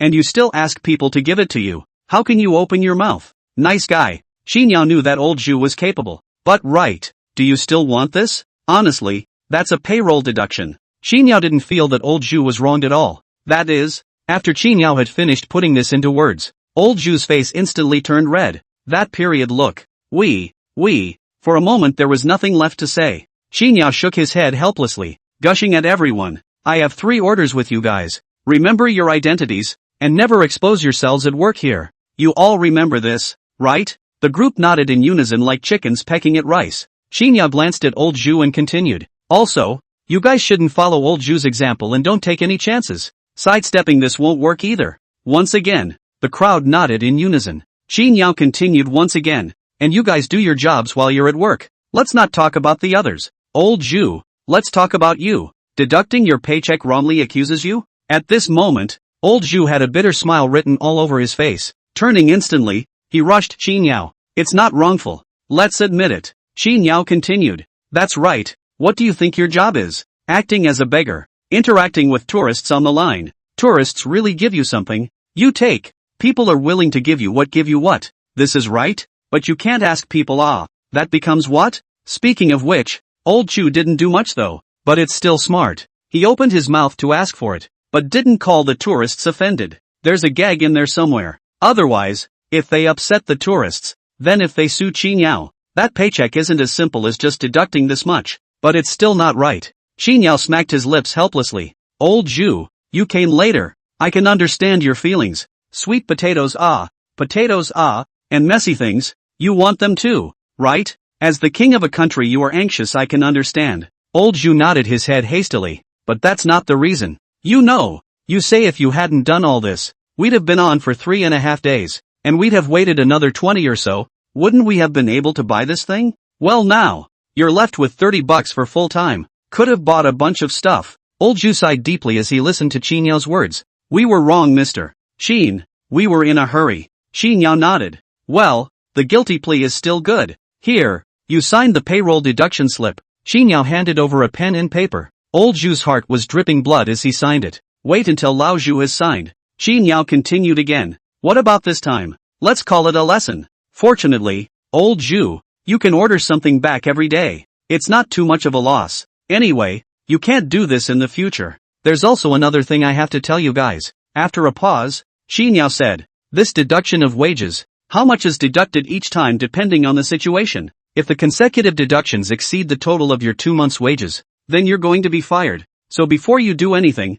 you must think clearly whether you want your wages or not, and whether you still want your job or not. Remember? Remember. Qin Yao waved his hand. Okay, that's it. Off duty. Not to mention, Qin Yao hadn't reacted when he was admonished just now. This will be over. Also reacted with a bit of joy. I seem to be a bit of a leader. It's not even a normal person he's training. The training is still the Hangwu Emperor. It's kinda cool to think about it that way. Qin Yao's side just said that he was off duty. Which side of the bunch? Then let's go Mr. Qin. Aha. The old slave is also off duty. Mr. Qin. Aha. Mr. Qin, then let's get off work. Aha. The group sulked away from the viewpoint and disappeared in a flash of white light. Just got back to the Tang dynasty. Lu Yuanzhang and Gui Yuanpei had palpitations. Gui Xian was busy asking, what about you two? Lu Yuanzhang replied, it's just a bit of an afterthought, thanks to the diligence of the two of us. Which emperor has been docked? A month's salary has been deducted.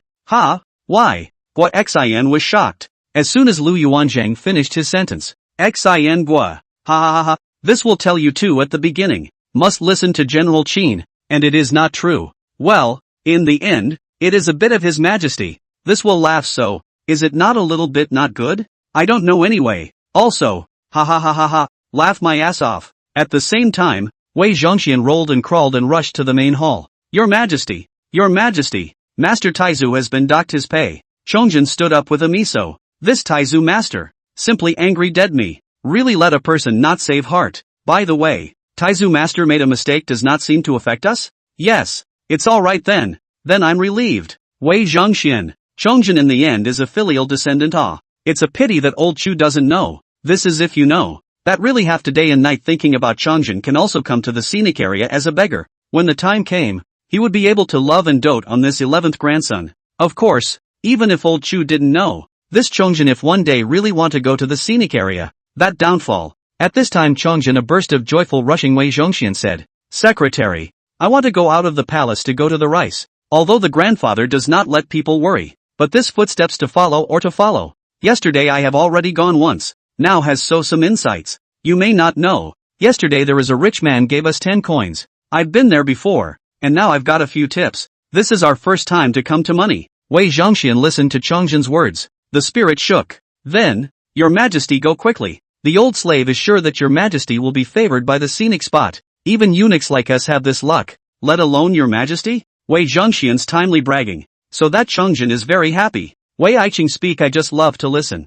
Okay, I'm going. Wei Zhongxian eyed Chongjin's departing back. Can't help but inwardly worship all the gods and goddesses. The gods in the sky beg you, please let Mr. Qin draw His Majesty as well. Also tell our great Ming's Majesty to go to the scenic spot. Wei Zhongxian thought to himself. Couldn't help but drop to his knees on the floor and bow down. That pious look. But anyone who calls out to see it, that is going to be heartfelt. Wei Zhongxian finished paying his respects. I still hadn't suppressed my true inner thoughts when I was about to get up. If His Majesty goes to the viewpoint, Master Taizu can't hit me if he hits him, right? After all, I'm just a castrated dog. I can't compare to Your Majesty, the fallen king, can I? Wei Aiqing, what are you thinking about? Chongjin suddenly came back. Wei Zhongxian, who was lost in thought, could not help but shiver at the sound of this speech, then rushed to panic. Let's ask God for Your Majesty. Aren't you going out of the palace? Your Majesty? Chongjin laughed and waved his sleeve. Hey, forgot to change. Having said that, Chongjin's face tightened. Wei Aiqing, I went out of the palace in addition to going to ask for food. There is another thing. These 2 days Genie Wei took a lot of evidence. I intend to try a small big, First from the Ministry of Criminal Affairs, Lu Mao started. Love secretary think how. During this time Wei Zhongxian worked in the scenic area. Chongjin was not idle. Wei Zhongxian as much as the East and West factory plus the Jinui to Chongjin. Chongjin in the hands of. The court attacked non-stop. Chongjin is also all a force to pressure. He also asked the Jinui to investigate the incriminating evidence. The harvest of this period of time. Every time to make Chongjin storm. That is, Wei Zhongxian every time after work. Talking about the scenic area. In order to call Chongjin this mood a little better. That the court hall crowd see this period of time. I have not been on the love of your hand, but instead mastered the genie way east and west of the two factories. Some people this is anxious eyes. That outside the court hall. I also heard. Some people say that I am also mediocre. Knowledge of people not clear of the rhetoric. Chongjin are going to give angry laugh. It would have been something he could have put up with. But this would be the time. That really couldn't be resisted. Chongjin intends to try his hand first and practice. I chose Lu Mao, the Minister of Justice. Speaking of which, although this Ministry of Criminal Affairs, Lu Mao is a small role, but in the original history of the Ming Dynasty has done a great thing. Historically, the abolition of the stagecoach station. It is this Ministry of Criminal Affairs, Lu Mao advised. And after this abolition of the post, it created a Li Zicheng came. Nowadays, Chongjin is also considered to be familiar with history. Naturally, he was even more evil to this Lu Mao, coupled with the fact that it's just a small role. It is intended to start with this Lu Mao. Of course, Chongjin's reason for starting with him was more than simply abolishing the post. According to the message searched out by the brocade guards, this Ministry of Criminal Affairs, Lu Mao District a small official, the family wealth of 10,000 kilos. That weekday spending is simply extravagant. You don't know if you don't check, but it's a shock. This is the same person who even suggested abolishing the stagecoach, in the name of saving the treasury. If he is clean, for me to advise. Then after the abolition of the post led to Li Zicheng rebellion. My crime. But this Lu Mao. Shogun's eyes were glowing fiercely. On the contrary, Wei Zhongxian laughed when he heard Chongjin's words. Then the old slave will have to go and see. Wei Zhongxian is happy. This Lu Mao is dead. It's a little bit closer to the great Ming Zhongxing. It's worth mentioning that Li Zicheng is no more. Died quickly. Let's not talk about Chongjin Emperor wanting to kill people. Instead, it's that Hanwu dynasty. The first thing Zhu Yuanzhang did when he got off work was to come crying to Empress Ma. Sister, we made a mistake. We've lost all our wages. General Manager Qin even criticized us. Shigehachi, you sister, you say we too? Well, not sad. The scenic area is not like your daming. In the future I must be more careful. Listen to Mr. Qin more. Well, we know. We just feel bad. We lost a month's paycheck. No harm done. There's next month isn't there? That's very kind of you. Sister, you're my Shigehachi. You should be nice to you. Well, sizable. Geez, you deadbeat. You're not tired from working all day, are you? Hey, we're not tired. That won't work either. In a moment's time, a helpless Zhu Yuanzhang walked out of the hall. Zhu Yuanzhang looked unhappy and was meant to go to the crown prince. But this mood of unpleasantness could not be spilled at the princes. After pacing back and forth, old Zhu commanded. Men, call King Zhu of Yen over to us. Yes. In a moment's time, Zhu Laoshi appeared before Zhu Yuanzhang with trepidation. The moment old Zhu saw Zhu, he was furious. You rebellious son.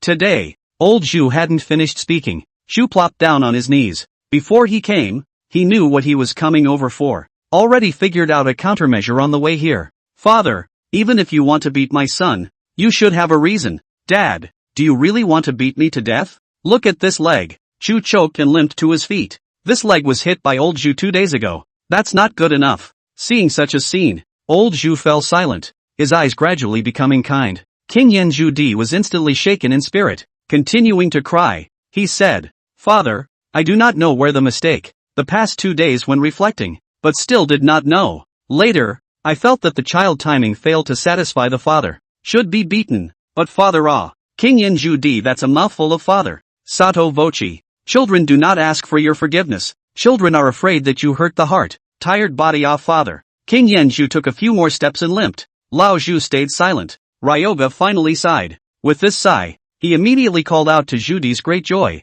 but the face did not dare to show it at all. At this time only old Zhu sighed. Lao Si if you hadn't opened your mouth father wouldn't have known that father had beaten you like this. This right leg of yours. Ugh. Lao Zhu took a deep breath and wiped the corners of his eyes. Spinning around, he rushed at Zhu to continue. You take the fourth. Dad, Zhu shyly came over with a face that showed what he thought was naivety. Old Zhu lovingly stroked Zhu's head and then said, "Then daddy won't hit your right leg. Come on, stick your left leg out." Hey, father, not, father, ouch. The screams were accompanied by old Zhu's violent anger. "Let's beat you to death. You unfilial thing. You're so full of it." Zhu tries to awaken old Zhu's compassion, love of children, but it's obvious who Lao Zhu is. That also came out of a mountain of blood. "You're trying to fool old Zhu with this?" Unbeknownst to him, that last compassionate look was the source of Zhu's step into misery. A few moments later, the refreshed old Zhu yelled, "Come on, carry King Yen away from us. Give him to the Imperial Hospital for treatment."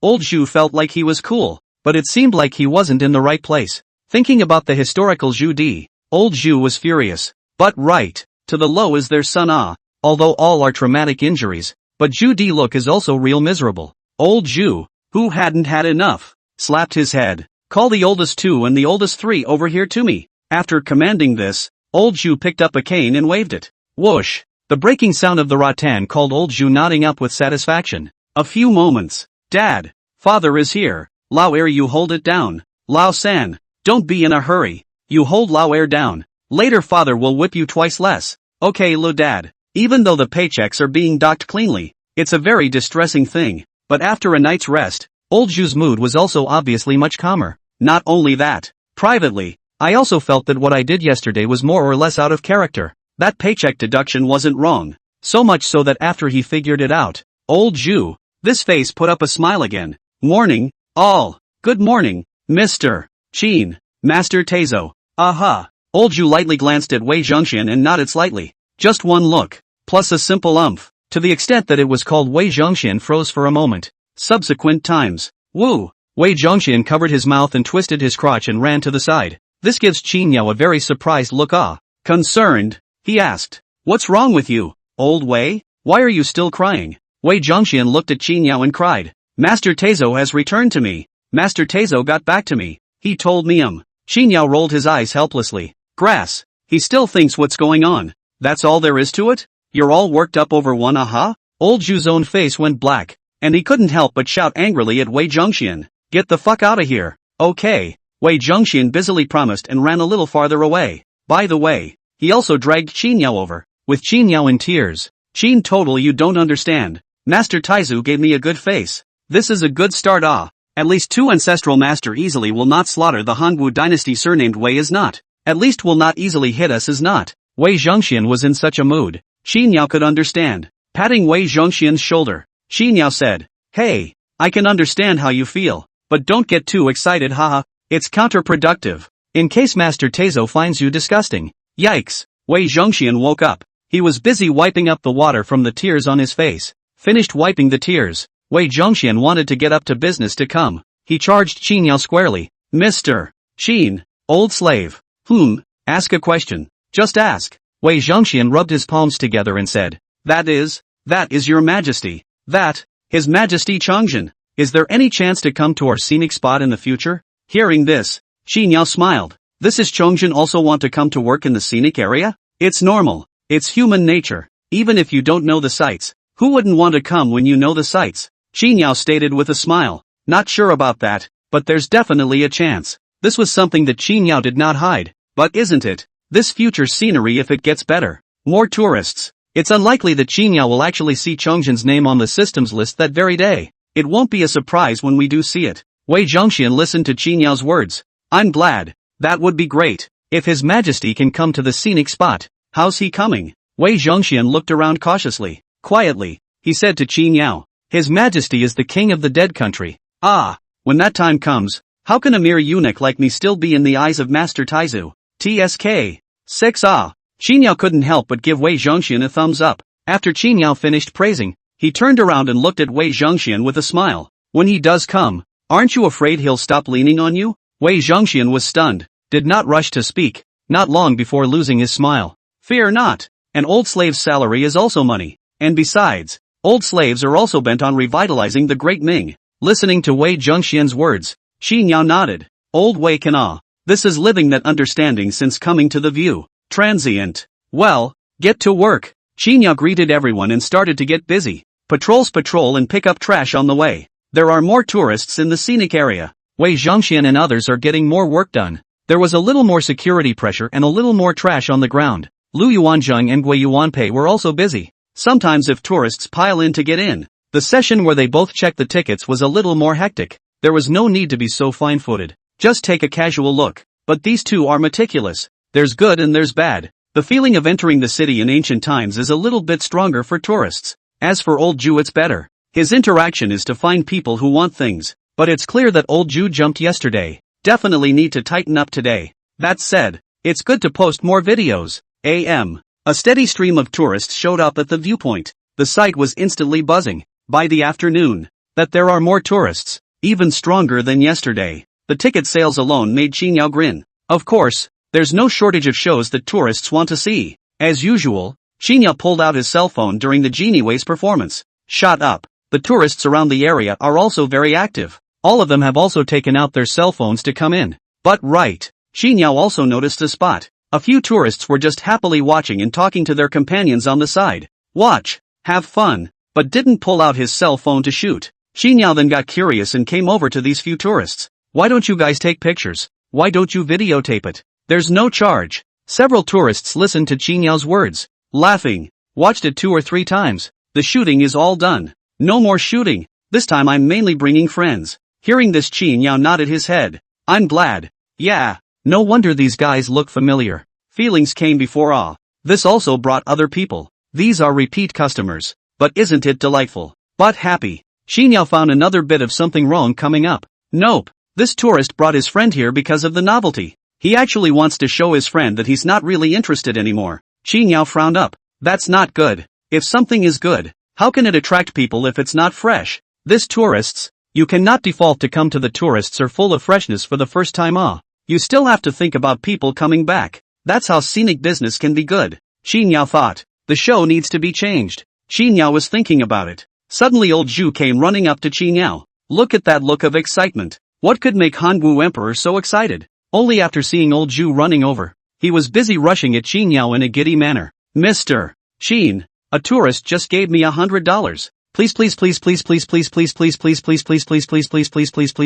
for love. Don't force me to kneel for you. Old Zhu held $100 bill in his hand and waved it at Qinyao. Seeing such a scene, Qinyao couldn't help but be stunned. I can't believe someone gave old Zhu money. At this moment, Wei Zhongxian and several people also stunned looked over. That's $100 bill. They've only seen each other once on payday. And it didn't take long to get there can be gone. While old Zhu was giddy, he carefully looked at Qinyao. Mr. Qin. As soon as old Zhu spoke, Qinyao knew what he was going to ask. Just answer. It's yours. Qinyao's overly direct answer had caused old Zhu to freeze for a moment. But after this reaction, he couldn't help but laugh out loud. Ha ha ha. Good. Good. Old Zhu couldn't help himself. It's $100. 10 days pay. This is a mood that can still be understood. It was also a call for Lu Yuanjing and the others to look sideways. Of course, that's not even the point. It's good that the money is his, but it's still a question of whether the money is good or not. Lao Zhu rushed again. So this money buys things. Qinyao also didn't ask old Zhu to be apprehensive for too long. This was straightforward. Buy something you can take with you. As soon as Qinyao said this, ah ha ha ha ha, old Zhu laughed in a way that made his body shiver. At this point in time, that's when you're really happy beyond words. That's money that's going to come in and still be able to buy things and even bring them back. But it's not just a call for old Zhu to be happy. Speaking of which, everyone else was just giving me sideways glances a moment ago. But this would be the time to listen to these words of affirmation from Qinyao. That's a real eye-opener. Even Wei Zhongxian, who was so afraid of old Zhu, couldn't help himself at this point. It's just too good to be true. It would have been a good idea to bring back the rest of the stuff this was going to come with. It's only a month's paycheck ahead. 2. Results. You got your 10 days wages back? Who wouldn't have red eyes for a change? That's not even what called these guys the most excited. Even more exciting. If this can come once, then it can come twice. Let's not say we get $100 every time. If we can get $20 or $30 every now and then, why aren't we beggars? There's a sour note in the air now. Seeing the old Zhu happy, it is also Wei Zhongxian who reacted quickly. Slave girl, congratulate your majesty, congratulate your majesty. Jinyui Zhouingxiu and the others also hurried. Congratulations to your majesty. Old Zhu was in a good mood. This time, they didn't even give Wei Zhongxian a face, but waved their hands casually. This attitude, put before Wei Zhongxian have to be moved to tears. But this time, happy to be happy, But the eyes still cannot help to look at the $100 in the hand of the old Zhu. This old Zhu was happy. Transient. Here, have some yogurt. Come and have a piece of bread. That. Wei Zhongxian is it? You drink a bottle too. Old Zhu was happy to spread the fruits of his day to come. It's all the bread and yogurt and stuff that tourists give. And some fruit streams. These things old Zhu basically harvested every day. At this time that was really not stingy at all. Even Wei Zhongxian here gave out a bottle of yogurt. This yogurt handed over. This call Wei Zhongxian but cannot help it that attitude. It's elevated again. So much so, that body couldn't help but tremble. The sourness of a moment ago was gone, and she began to choke again. Slave girl thanked Master Taizu for his favor. At this time Wei Zhongxian that heart. Master Taizo has given me yogurt. Master Taizo has rewarded me with yogurt. Master Taizo. Woohoo! See him like this. Old Zhu waved his hand. Okay, don't make a scene in front of us. Yes.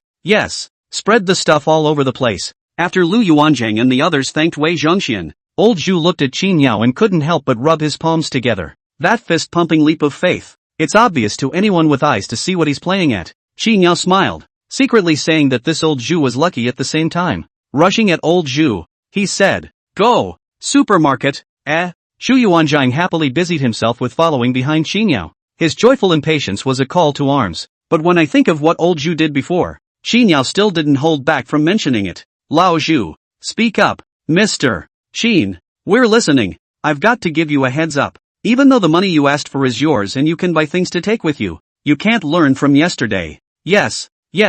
You don't think it's a good idea to ask for money and then turn around and go unsolicited with people's visitors. If you get fired then, it'll be the end of you. Old Zhu was happy, but it was clear that he hadn't gotten carried away yet. Patting his chest, he rushed at Qin Yao. Don't worry, Mr. Qin, we'll save it. In any case, we can't afford to lose this job. And this money is also given by the tourists on their own initiative, not our asking for it. We will not open our mouths to look for tourists to ask for anything directly. What the tourists give, we will continue. If you don't give, you'll grab it if you don't give it to me? Old Zhu kindly laughed. That's definitely not possible. This isn't Ming.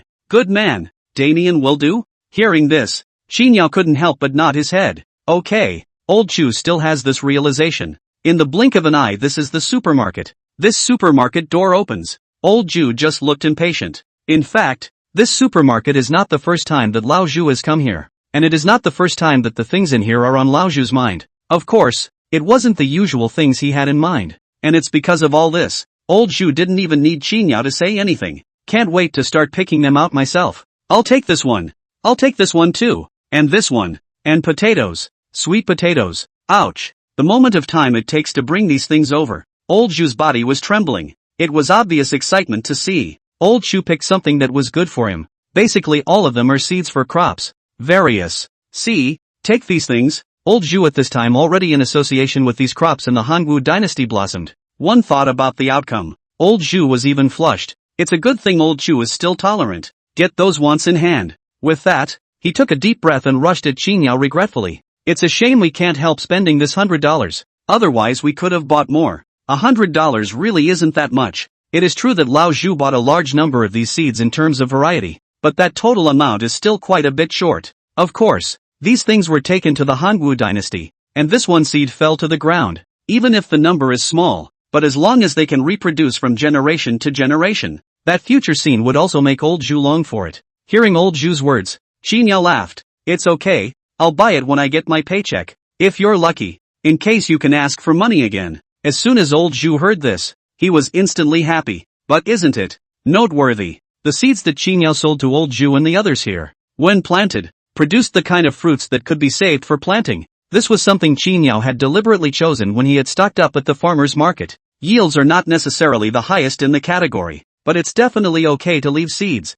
Parallel worlds, crossing over, don't get tangled up. I'm so difficult. Seeing that old Zhu had picked everything out, in the twinkling of an eye, Qin Yao took out his calculator and did the math. $97. The things old Zhu chose all added up to $97. That's $3 left in the 100. Qin Yao looked up at old Zhu, and the meaning was clear. There were 3 pieces left, and it was a call for Lao Zhu to have another 3 pieces to add to the mix. It's only natural to spend the $100. Seeing the look in Qin Yao's eyes, old Zhu laughed. The transient time wobbled a bit, grabbed a Coke. It was handed to Qin Yao. It's $3 for the Coke. Plus the Coke. That's 100 exactly. Seeing old Zhu take the Coke, Qin Yao smiled. You want to try a modern drink too?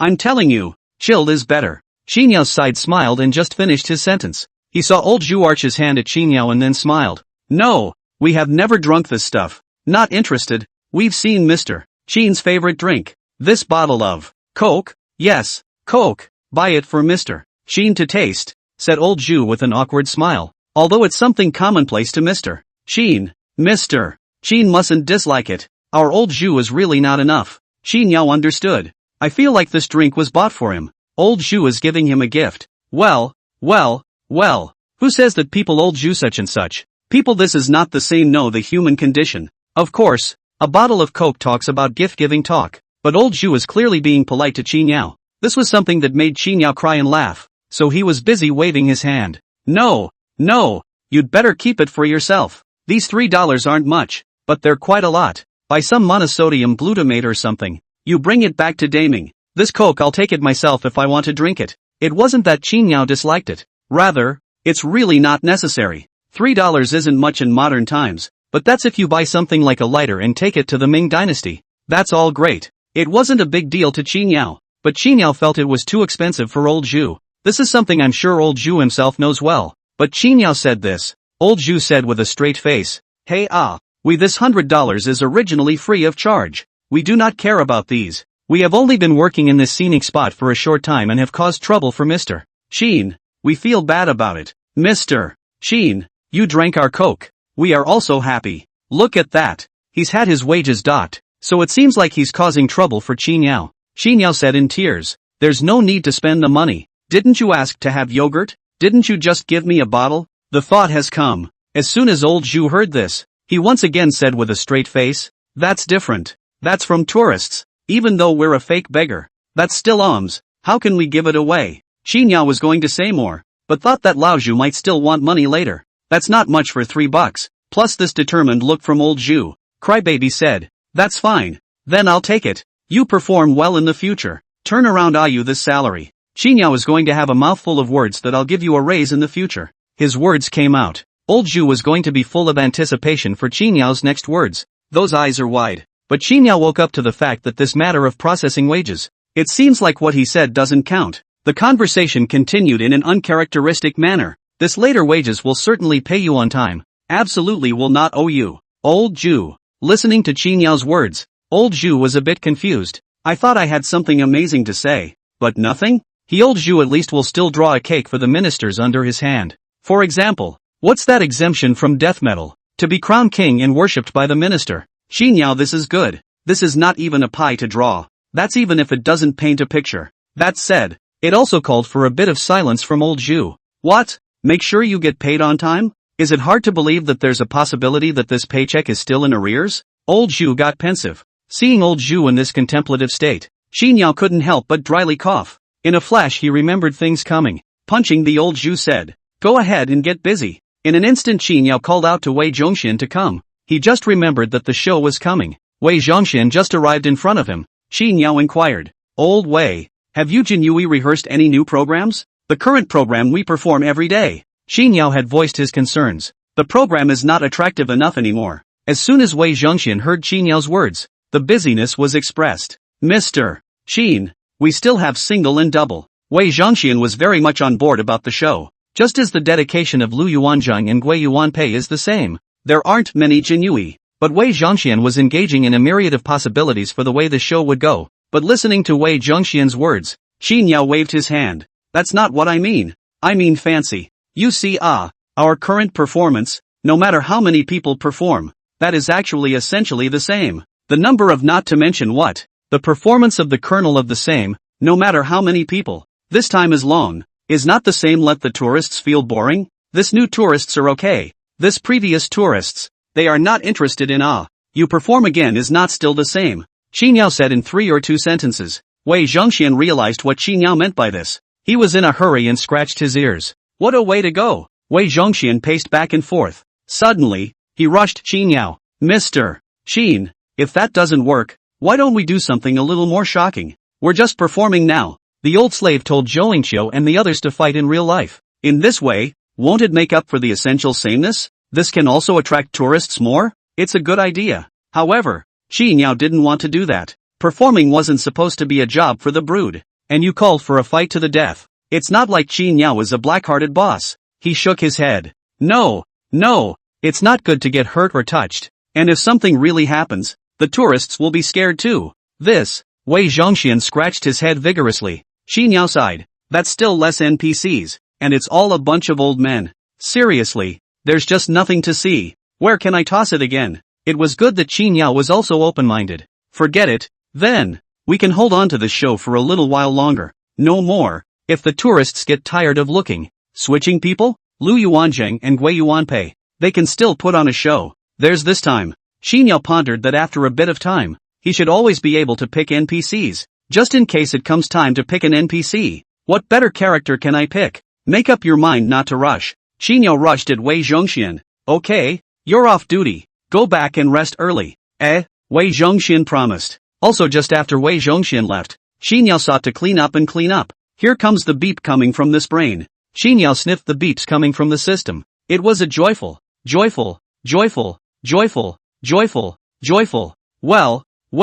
Well, can't even be happy about it. Doesn't this system's beep mean that the scenic area is going to be crowded again? The followers were saying they were short of NPCs, and here they are. Qi Niao was happy. At the same time, it also rushed to check up the system at the first time to come. As usual, the system comes up with a big boldly labeled word. This is the main type of NPCs recruited this time around. Qi Niao hurriedly looked over. Just one line in big letters reads, Scenic NPC Basic Position Carrier Driver. Seeing this line of words, Qi Niao simply couldn't help but be overjoyed. Yeah, that's nice. I didn't realize that this time the system offered him a driver. This was tantamount to greatly liberating Qi Niao. He was close to grinning outright. What's the worst thing about the landscape right now? It's the basic staff. Let's say that security is taken care of by the Jinui though, but the rest of the staff is still way off. Take now. Qi Niao himself still has to sell tickets, drive a car, and open a supermarket. There's even cleaning to be done sometime. This is if the brocade guards can't give a little help. Then Qi Niao alone. Now that the business of the scenic spot is good, that would have to be exhausted. Now it's good to be able to recruit a driver over. That meant the bit about driving a loaded bus freed Qi Niao up. Then someone else will drive for him. Granted, he may still need to run around. After all, there are supermarkets to run. But either way, it's one less thing to do, right? Just this point, but it made Qi Niao happy. It's long overdue. Qi Niao couldn't help but sigh. But immediately following that he couldn't help but have a question. He was a bit puzzled by the fact that the list provided by the system was obviously all historical figures. Unlike the other NPCs, this driver, it takes skill, right? That's even if it beckons. Can this ancient man drive a car? But in an instant Qi Niao figured it out. Hey, if you can't drive you can't teach. The ancients weren't stupid. Won't come to teach just that. Sooner or later, you can learn. Further, Qi Niao was also thinking about what if this came with the system directly instilling the ancients with the knowledge of driving. That's not saying much. Thinking so, Qi Niao happily checked up on the list to come. That's the first one on the list. Name, Sheep Poor. Time, 607 B.C.I.E. Spring and Autumn in Warring States period. Status, Carter. Sheep pouring? It was a name Qi Niao had never heard of. But the name aside, the date is a real eye-catcher. Spring and Autumn in Warring States periods. Nice guy. He didn't realize that this recruiting a driver had gone as far as AD. This couldn't help but call on Qi Niao to ponder. Is this lamb's discretion famous? Search in case of indecision. Qi Niao instantly took out his cell phone and searched for it. Not many search results appear. But with this look at the overview, Qi Niao was stunned. To say that the name of this sheep's discretion, Qi Niao hadn't heard of it correctly. But with this search, Qi Niao knew who this Huayuan was. During the spring and autumn period, the state of Song had a commander-in-chief named Huayuan. Then this Huayuan killed the sheep to reward the generals, but only did not give it to the driver. What's good to say? It's not like the war depends on him. And then this Carter was so angry that it wasn't long before the next day. Straight away, he pulled Huayuan and sent him inside the opposite camp. Also said a word. The general idea is that it's your call when it comes to splitting the sheep, but it's my call when it comes to driving. Then Young's army captured Huayuan. Nice guy. Qi Niao was sort of clear on this. Sensationally, this goat poor is the same Carter who drove for Huayuan. He wasn't very famous, but he did things that will live in infamy. But it stunned Qi Niao. I'll go. This was a compliment from Qi Niao. To say who is the most famous carny in history, that's really a sheep's discretion. Qin Yao was in no hurry to choose. Read on down the line. Soon another name came to heel. Name, Fu Zhang. Time, 872 A.D. The 13th year of Tang Xiantong. Status, Carter. This one didn't have much of a reputation. And just by looking at Qin Yao, he knew that this person was probably just an ordinary person in history. Can be inducted. Maybe it's a high level of driving skill. Keep looking down. Name, Song Ying. Time. The system provides a total of 3 pages of candidates. Each page is a total of 5 people. In other words, there were as many as 15 supplied to Qin Yao to choose from. After reading the first 2 pages, Qin Yao didn't feel much. Other than that sheep's discretion calling Qin Yao confused for a moment. Everything else was just fine. Eyes on this last page. Qin Yao had made all the plans. Why don't we just go with sheep discretion? Or see if that era is good and pick any of them? Sheep discretion is good. But Qin Yao still had doubts. This person got here. Don't come to the time Qin Yao this if that treats him a little bit. Don't pull that for him and be done with it. After all, this sheep's discretion is the one that did this kind of thing. Just as Qin Yao was pondering, this gaze also dropped down to the last person's name. But after this glance swept past, Qin Yao was instantly jolted. Name, Zhao Guangyi. Time, 978 A.D. The 3rd year of the Taiping Xinghua of the Northern Song Dynasty. Identity, car driver/emperor/car god. Seeing this name, Qin Yao was dumbfounded. Nice guy. He thought this would be over by the time he got to the front. What I didn't expect. This lasted and the list gave a surprise out. Surprisingly, it's Zhao Guangyi. To say who drove the best and most awesome car in this history. That sheep's discretion is a good thing to say. But he's also just a little bit more bullish in what he does. But if you really want to compare, it's still Zhao Guangyi. The man Zhao Guangyi has another name. It's called the Sorghum River Car God. Man can weave his way through an army of thousands with a single donkey cart. See Zhao Guangyi's name. Qin Yao couldn't help but laugh.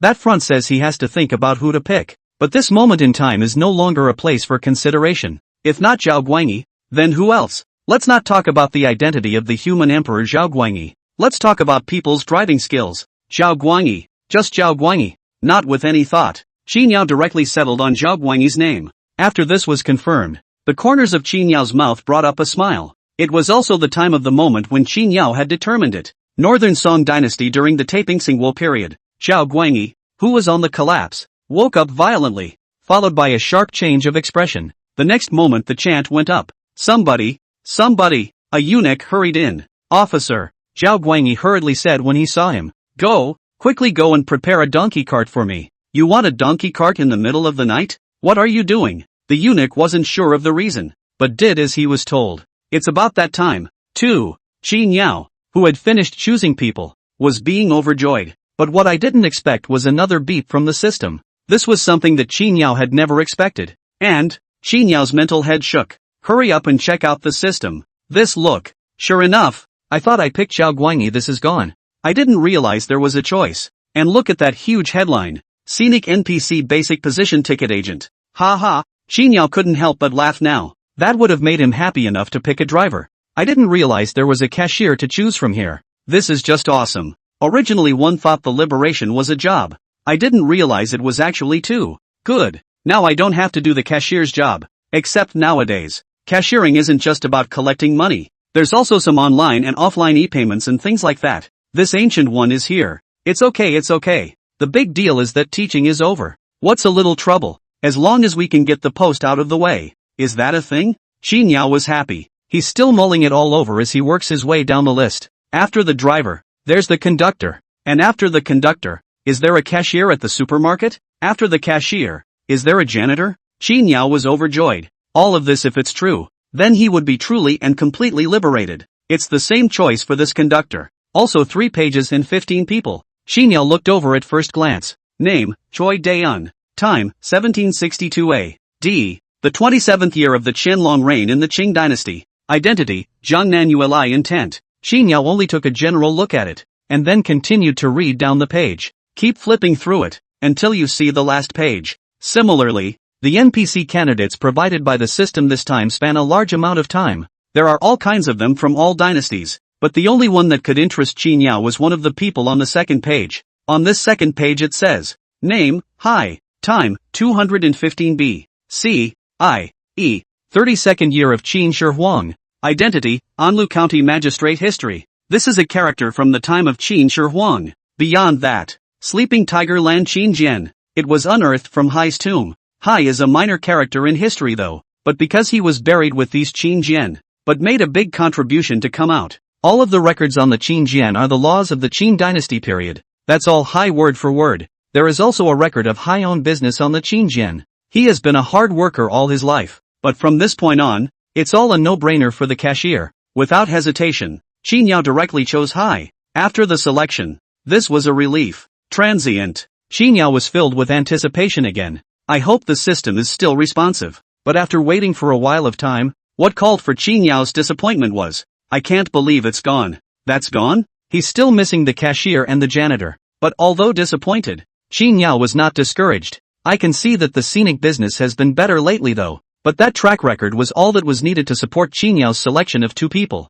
There's no rush. At the current scenic business, there's more back there. Although the scenic performance for a moment in time Qin Yao could not do anything about it. But as it stands now, the scenic business fell by the wayside for a while. That's still not possible. For the show, Qin Yao is anxious to save for a rainy day. Thinking this way, Qin Yao packed up and went to rest peacefully. It's about that time, too. In the 32nd year of the first emperor, in the county of Anlu, a figure was bending down in front of the case and carefully writing on a bamboo slip. Suddenly an ethereal voice came, called the man into a trance. Half the time came back to me. Mumbles up. Cashier? Afterlife? 2,000 years later? The hand of Qin Jian fell on the paperwork at once. In the twinkling of an eye, the point of time to go to work arrives. What about the fact that Lu Yuanzhang and the others were once again dragons in the scene? One shakes his head. Look at this. It's ready to work. But you have to say that the 2 of them, Lu Yuanzhang and Gui Yuanpei, were in high spirits? Which can be justified. After all, Gui Xian treated them both like babies. After returning to the Tang dynasty, these 2 are just good food and drink. In addition to working in the scenic area, the other things Gui Xian did not give them both to do. Wei Zhongxian and the others are also said to be refined. Going back to rehearse the program though. But Changzhen also treated them generously. Good food and drink even. And moved to give a reward. This also has no family. Changzhen have been thinking about this group of Jingyue to find a daughter-in-law. But Lao Zhu was in the same state of mind. That's a bit of a misnomer. You know, Lao Zhu besides working in the scenic area, then after returning to the great Ming dynasty, there are matters of state to be dealt with. Even though there was Zhu Biao, the crown prince, in the affairs of state, Xu Yuanzhan could rest assured that he would be able to leave it to him. But it's time to get busy with the old Zhu as well. This old Zhu's current state of life is basically the scenic area to work off work, go back to deal with state affairs did not rest for a long time, just have to get up and go to court. Just this hectic state alone doesn't even call for suspicion.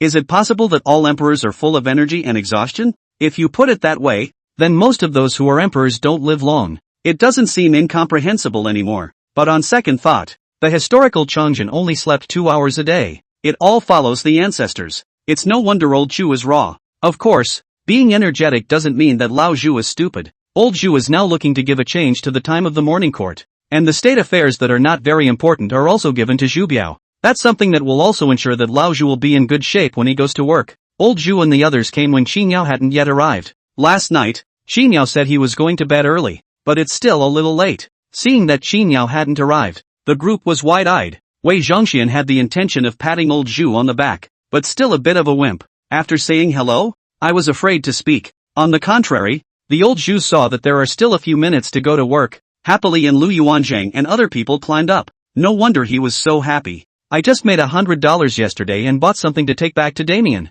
Whoever this is on is in a good mood. How are the 2 sages resting? Lu Yuanzhang scratched his head. Okay. Ha ha, that's good. A couple of people were having a conversation. Just see the entrance of the scenic spot at an unknown time. There is an extra silhouette coming. The figure was sneaking around, poking his head around that city gate. It really didn't call attention to itself by accident. The man was dressed in a big red robe. The key to it seems to be holding a donkey. This donkey also pulls a cart. It's really eye-catching. Taking time to find info. A little late. Please power generation. I'm on my knees. The people who were originally still chatting idly turned their heads in unison after seeing this silhouette. This big red robe saw that the eyes of the crowd had turned around. Subconsciously, he shrank back. It's a great way to put a sneaky spin on it. Old Chu smacked his lips at the sight. Tourists? The 2 Lu Yuanzhang shook their heads, expressing ignorance. Wei Zhongxian hesitated to rush the old Zhu shyly. Master Taizu, the slave girl doesn't look like a tourist. Where are the tourists dressed like this? It's not even business hours yet. When people come they should head for the ticket office. Wei Zhongxian spoke carefully. He was rather afraid that old Zhu would get angry. But Wei Zhongxian, this has been very bold. Thanks to the good looks given by old Zhu in the past 2 days, Wei Zhongxian at least dared to open his mouth to talk to old Zhu. That's something you wouldn't even dare to open your mouth before. Aha! After Wei Zhongxian's words, the old Zhu nodded his head, turning to look at a group of honest brocade guards. Command! Go on, show us the way. Yes. Zhou Yingqiu and the others agreed with an arch of their hands. Rushing towards the city gates, he took a quick step over. That big red robe saw someone coming. All of a sudden, he started to shrink back, wait for Zhou Yingqiu and the others to approach. I don't know if this is a shock or what. With an arrow's stride he rolled over and got into the donkey cart. That movement was not only silky smooth, it was even a 1-2 punch. It's like a man car. I've been on this donkey cart since I was a kid. Getting into the car, this big red robe panicked and shook the reins. That mouth yells. Da, da, da. 3 yells. The donkey started to run as if it had increased its speed, with a lift of the hoof. Why is this still running? That's before the questioning. This situation is called Zhou Yingqiu and other Jin Wei did not expect. They're in a hurry. This old Zhu commanded. And they haven't even asked yet. Rush yells. Hey, hey, hey. There were also brocade guards who subconsciously had to draw their swords. Lu Yuanzhang saw this and hurriedly said, "Don't! Scenic! Scenic!" So saying, the brocade guards who were about to draw their swords snapped out of it. The busy one sent back the half-drawn embroidered spring sword, watching that big red robe drive off. But surprisingly, the big red robe didn't get very far. It stopped just as far as where the ticket office was, followed closely by a twist of his head and a careful look at the crowd. That look of caution is hilarious. Old Zhu couldn't even help but shake his head out of laughter. But in a flash, he also shouted at Zhou Yingqiu and the others, "Come back here. Don't give anyone a scare. The man is also too careful." Old Zhu said cheerfully, "Let's not go. If it's really the new guy, Mr. Qin is surely clear about it. It's better to wait for Mr.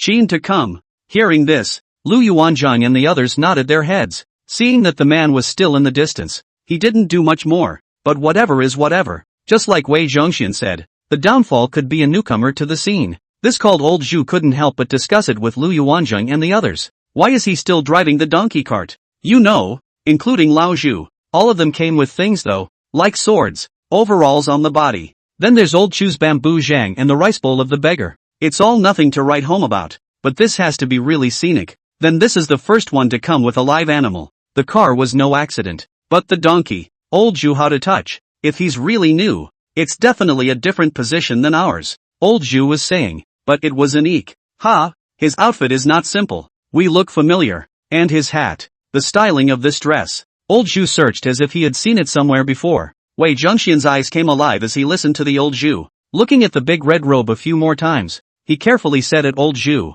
"Master Taizu." Slave girl looked at him. This clothes like that former dynasty Songtime dress. Wei Zhongxian said so. Old Zhu slapped his thigh. No wonder we feel familiar. Our founding of the country that will design our dragon robe. The Ministry of Ceremonies will be the style of the dragon robe of the past generations presented to us. That the former Song dynasty period of the dragon robe is the red he is wearing. Old Zhu was slightly stunned after these words. The next moment muttered, "This is the emperor of the Song dynasty?" Not to mention, in a matter of 3 or 2 sentences, it really was old Zhu who guessed correctly. The one who drove the donkey cart is not the emperor of the Song dynasty. Old Zhu muttered so. Wei Zhongxian and the others were all in the clear. Rather, it was Lu Yuanzhang and Gui Yuanpei who were bewildered a bit. They were before the Song dynasty, though after that Tang was followed by Song. But that's not clear exactly. But Lu Yuanzhang and Gui Yuanpei in the spirit of don't know. Say less. Instead, he didn't say anything. It was also at this time that Qin Yao's figure came over. At first one of the brocade guards saw it.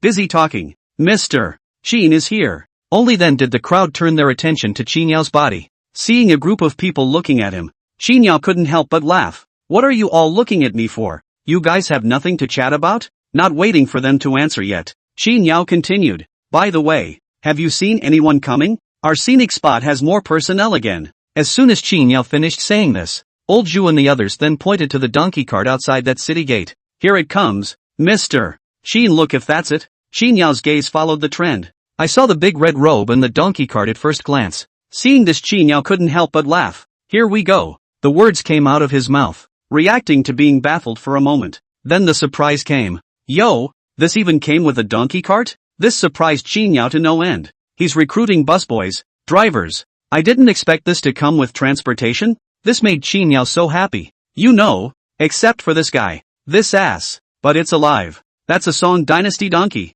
Including this car. It's still a big one. But it's really something you don't expect. Qin was happy. How did he get so far? Gui Yuanpei hurriedly arched his hand. We were going to make some inquiries, but before we could get close, the man beat his horse and left. Donkey, Lu Yuanzheng reminded. Gui Yuanpei hurriedly corrected. Oh yes, it's hitting the donkey and walking away. The way he said this, it all gave Qin a laugh. Qin lost his smile. That's pretty cautious. No wonder you run fast. After he said this, he waved his hand at the big red robe, and opened his mouth to yell. Zhao Guangyi, hurry over here. As soon as Qin said this, that Zhao Guangyi hasn't made a move yet. Instead, it was old Zhu's group that was stunned. Who? Zhao Guangyi? Only old Zhu was first stunned. Immediately following the expression was one of consternation. Then he laughed out loud. The smile was a grimace. While laughing, Lao Zhu added, we told you it looked like a song emperor. Who did we think it was? It turns out to be Zhao Guangyi. Ha ha,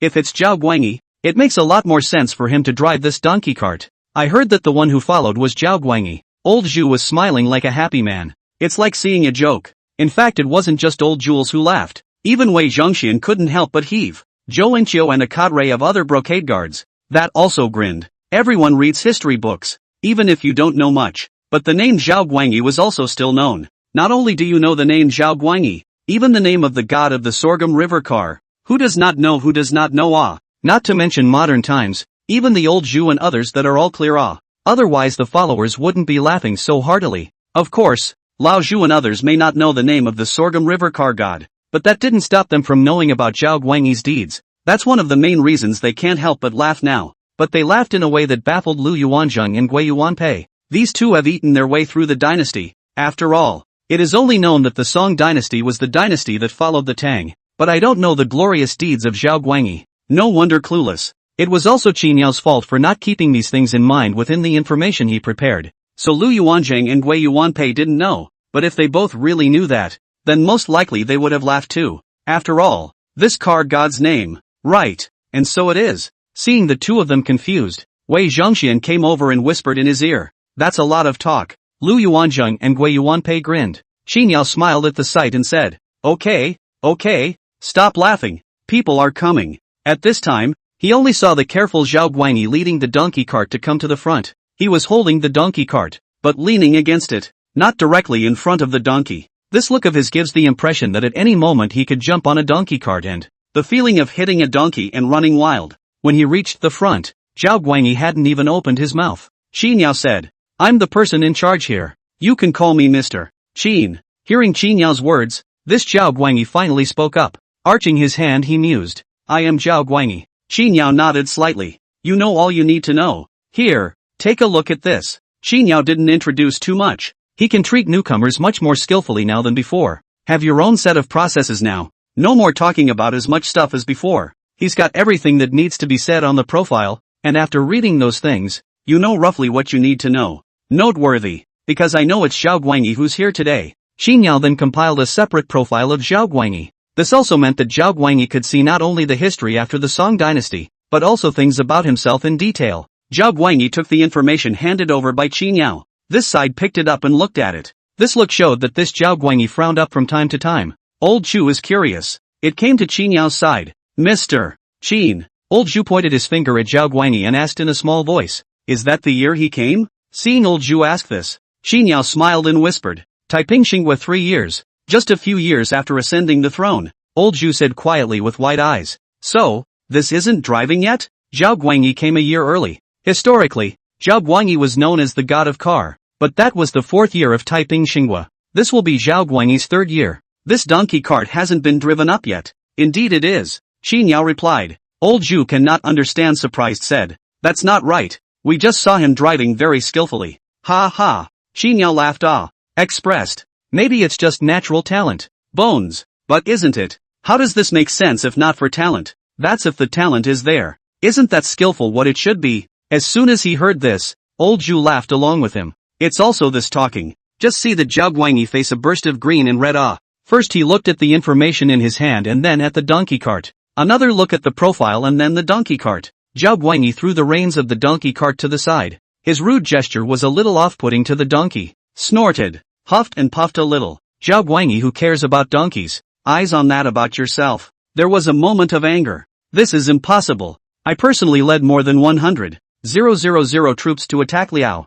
How could I not be able to defeat it? How could I have fled in haste on the battlefield in a donkey cart? This is simply ridiculous. It's not true. Zhao Guangyi was trembling with anger. This history, anyone who looks at it is pissed off, especially if it's still about yourself. How could Zhao Guangyi accept this? Then again, it was no wonder that a few of the people who had just followed him were laughing there when they heard his name. Zhao Guangyi became more and more irritated. The bystanders had not yet spoken. Listening to Zhao Guangyi's words, old Zhu felt offended. With a cold grunt, he opened his mouth at that moment. What's impossible about this? The army was not repaired. The grain and grass reserves were not as good as they should have been. And you, Zhao Guangyi, commanded poorly and was bent on having a light heart. If you don't lose, who will? It's a shame that you can say this. There was contempt in those words. In reality, old Zhu had no love for the Song Emperor. The old Zhu's laughter at the beginning just now, in addition to laughing at Zhao Guangyi's reputation, there was also a sense of ridicule. Song dynasty,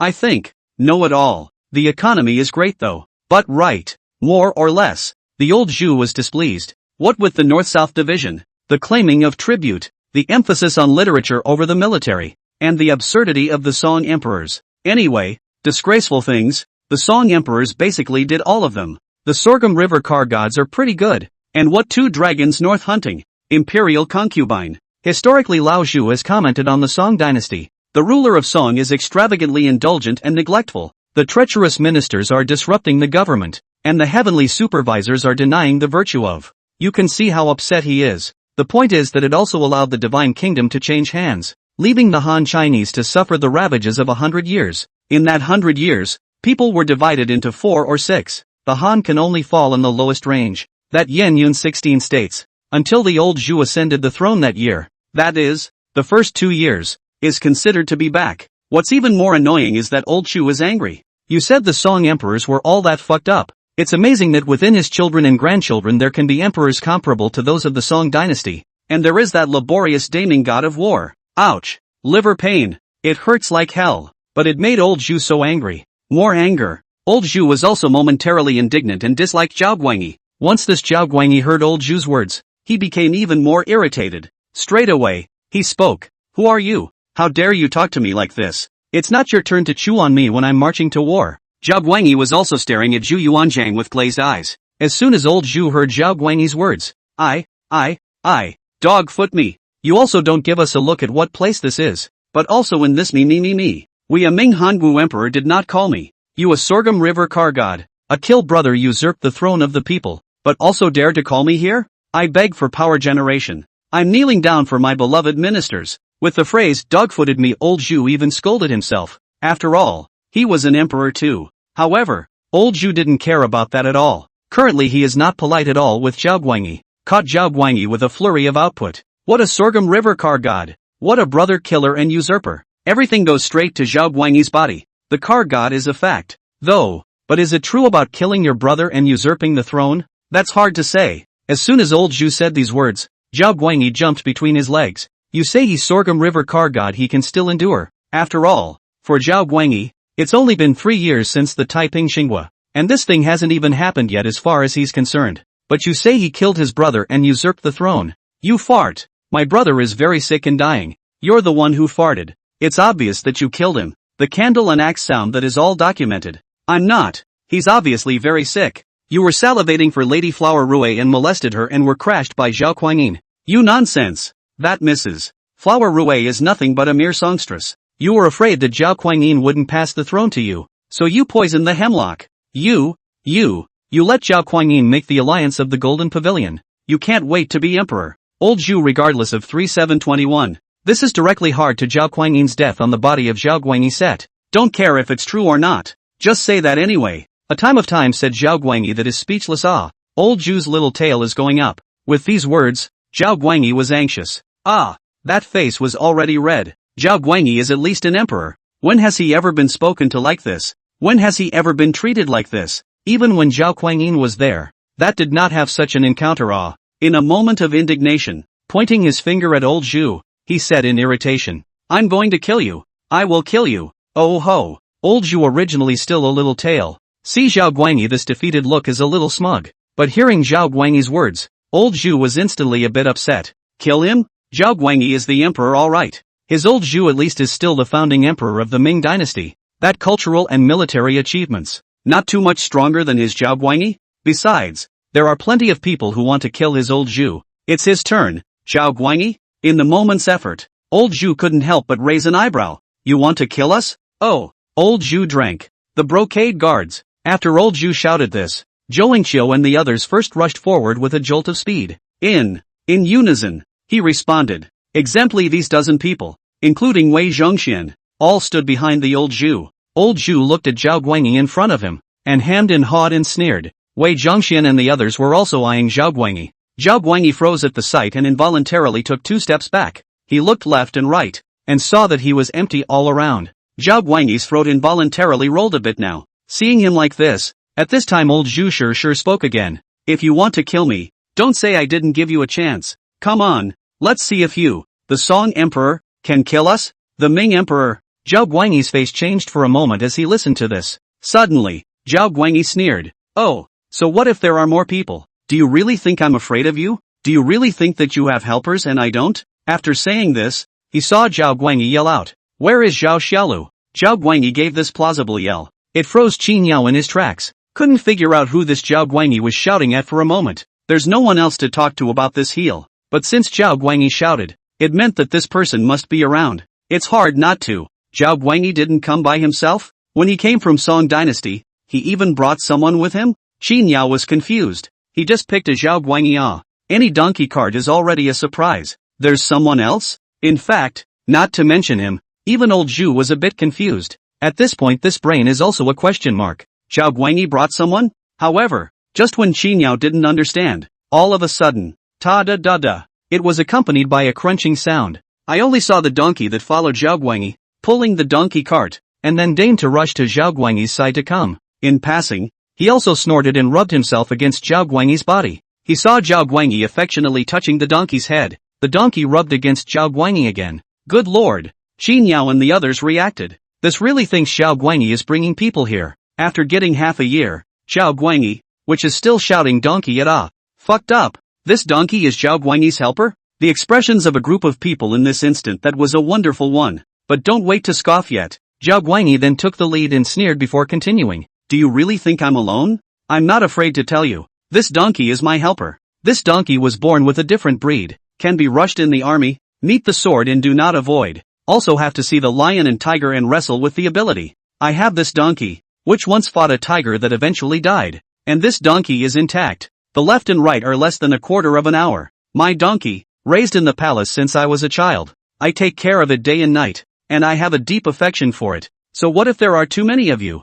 I don't know that this donkey is not a match for me. Zhao Guanyi was bursting with confidence and swore. When he said this, he immediately told Zhou Yingqiu and the others to be a bit indecisive, including Qin Yao. It was a thought that came to mind all at once. This donkey is so raw? This thought was born. Even old Zhu was in it. No wonder they all think that way. The truth is that it was an emperor who said this after all. And the exploits of Zhao Guanyi. It begs the question. Can it be that this donkey is the one that pulled Zhao Guanyi and raced along the Gaoliang River? If that's true, crap. Then this donkey is a bit fierce. Zhao Guanyi did not wait for the crowd to react yet. Then he touched up the donkey's reins and came. I only saw Zhao Guanyi touching the reins while continuing to speak with a sneer. I will now untie at this cage head, and I will let you see what it means to be a godly warrior, born with a different breed. Old Zhu frowned as he heard this, was about to speak, but just then, a sudden change occurred. Seeing Zhao Guanyi pretending to untie Zhao Xiaolu's cage, he rolled over and got on the donkey cart. Follow closely. A kick in the ass of a donkey. At the same time that mouth bellowed. That Zhao Xiaolu ate the pain. Lifting his front hooves he gave a high-pitched yelp. Ahoy! Ahoy! By the time the front hooves hit the ground, the scatting started to run wild. In just a split-second's effort, he had already run out, leaving Qin Yao and the others behind. Zhao Guanyi ran away, and in the blink of an eye ran out about 10 meters. In the blink of an eye Zhao Guanyi scurried out 10 or so meters away. Good guy. Where's the what born fei? Where's the what see the lion and tiger and fight? Together with this half a day, Zhao Guanyi is making preparations for his run. What kind of donkey is really that big of a deal? What Qin Yao and the others actually didn't know yet was, not only is Zhao Guanyi's description of the donkey false, even the donkey was found last night. After all, whose palace has nothing better to do than keep a donkey there? At least old Chu doesn't raise them. Not only that, but even the name of this donkey was only given by Zhao Guanyi last night. Now Zhao Guanyi has managed to run away. Qin Yao and the others that could still not react to the time that followed. Even Qin Yao was twitching at the corners of his mouth at such a scene. Well, it was snubbed by Zhao Guanyi. Just now, Zhao Guanyi's look of conviction really. They really thought the donkey was the one that raced on the Sorghum River. Otherwise it can't be trusted. Speaking of which, I don't blame the crowd for not reacting. It's really that Zhao Guanyi, this is a fact that exists. One can't help but believe it subconsciously. It's okay now. Old Zhu who reacted. At this time that was a deep sigh. Transient couldn't help but say, "Motherfucker. This is the virtue of the great Song Emperor." Saying that, old Zhu was a bit unable to resist rushing at Qin Yao again. "Mr. Qin, we want to kill him. He's so cheap. Can you let us kill him? Shame on you." Old Zhu was so angry that he stomped his feet all over. Being snubbed by Zhao Guanyi with a donkey also pissed off old Zhu. Qin Yao laughed kindly at old Zhu's words. Rather, he knew that old Zhu was just saying that. After all are well aware that this is a scenic spot. Qin Yao finished laughing and instantly rushed at old Zhu. "Alright, you guys, leave him alone. It's time to go to work. Get to work." Hearing this, the crowd hurriedly nodded in unison. Zhao Guanyi, which is not as important as going to work. It's not a good idea to delay with him here, in case your paycheck is docked. In an instant Qin Yao charged Wei Zhongxian with another command. "Old Wei, go get Zhao Guanyi back. Then introduce the scenic area to him and give him a good talk. Teach him a bit." Hearing Qin Yao's words, Wei Zhongxian hurriedly agreed with a smile. You say it's not good for this Zhao Guanyi to run anywhere. The direction he ran was exactly inside the scenic area. This was the reason why the crowd wasn't in a hurry at all just now. You run inside the viewpoint. That's not catching fish in a barrel. Can you still run away? Wei Zhongxian got Qin Yao's words. The turn of time, a wave of the hand. With a group of brocade guards to find Zhao Guanyi went. Their duty is security. Even if you're just fooling around inside the scenery, it's still part of the job. This side Wei Zhongxian just left. Lu Yuanzheng, who was standing at the city gate, then yelled at Qin Yao. "Mr. Qin, here's another one." But it was in this moment. There's another figure out in front of this scenic gate. The man was dressed in black uniform, wearing an alpine hat on his head. The stature looked quite straight, but this face was written with vicissitudes. Qin Yao smiled at the sight and walked over with faith. He just came to heal. This person then hurriedly and somewhat nervously bent over and arched his hand and rushed Qin Yao. He pays his respects to His Excellency. The man who came here was just like Hai from the time of the first emperor. Qin Yao reached out and propped it up, then said, "Get up. You don't have to do that here." Hai then hesitated to get up. Qin Yao sized him up. Growing up like this at 40 doesn't look like a lot of work. And of course, it's mostly because of the ancient environment. In ancient times, 40 years old is already considered an old man, the age of knowing the fate of God. Qin Yao thought about him if he remembered correctly. Joy was gone in her 40s. This would be if we hadn't come to the viewpoint. If nothing else, He has like 2 or 3 years left to live at most. Then it was buried in the tomb with those bamboo slips of his own. Qin Yao smiled and instantly rushed towards Shidao. "You're coming with me." He went ahead and rushed over to the ticket booth. Joy arched her hand in approval, following behind Qin Yao. The journey wasn't long, but Qin Yao even made some small talk with Shi. "How are you doing with the notes on Qin's law?" Joy was slightly stunned. Only then did he say, "I've been studying. In my spare time." Qin Yao laughed. "This is too much work for you." Joy arched her hand. "It's not hard.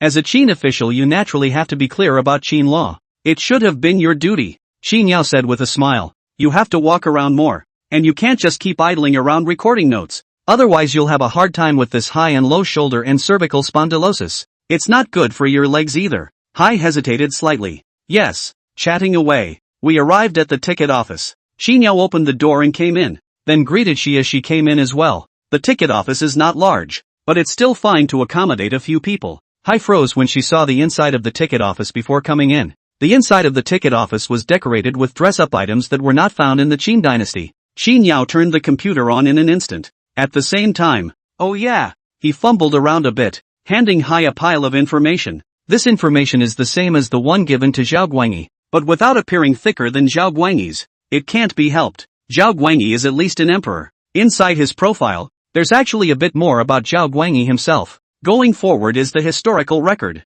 Joy is going to be a little more pathetic. There is essentially no record of him personally, and all that is known is what is in his tomb. For example, he has cervical spondylosis, high and low shoulders, and lower extremity problems. For all that it was still judged by his skeleton. As for the biography, there really isn't. All Qinyao showed him was mostly history. He took it in his hand and read it carefully. Qinyao wasn't in a hurry either, waiting for him to study it while he did so. One side is also waiting for tourists to come to the door. After some time, Hai let out a long breath. Your ticket, please. Qinyao side handed the ticket to the tourist outside the window before turning back to look at Shi. Smiling, he asked, finished watching? What's it like? Hai took a deep breath and said, the momentum of history is everlasting. Joy is but a trifle, and it is fortunate to be able to leave a shallow trace. Look out. Joy is happy. The happy thing was not the roll of history, but that within this roll of history, he, an insignificant little man, was able to leave his own footprints because of those notes he made about the Qin laws. Happier still, it is also because of this that modern people are also able to get a clearer picture of the laws of the Qin dynasty. It's a history that spans more than 2,000 years. Hearing the words that she couldn't help but say, Qinyao couldn't help but nod his head. Before he could continue speaking, Joy suddenly added, but it never occurred to me that my great Qin would die in the second world. Hai went to the ground and knelt down. Grief said, His Majesty, the first emperor, is so wise and powerful that my great Qin really shouldn't be like this. Joy rolled up her sleeves and wiped up her tears. Qinyao didn't advise him either. He did know that Hai was a small man, but a solid Qin man, and still a dutiful and diligent old Chinaman. His notes on the Qin laws, his account of the great Qin, all of them could see that this was a person who had instilled deep emotions towards great Qin. His own biography is not just a word. The tomb is full of writing about Qin. It makes sense that he would be. Joy cried out in pain. There was a moment of crying. It made some tourists come to buy tickets and couldn't help but poke their heads in twice.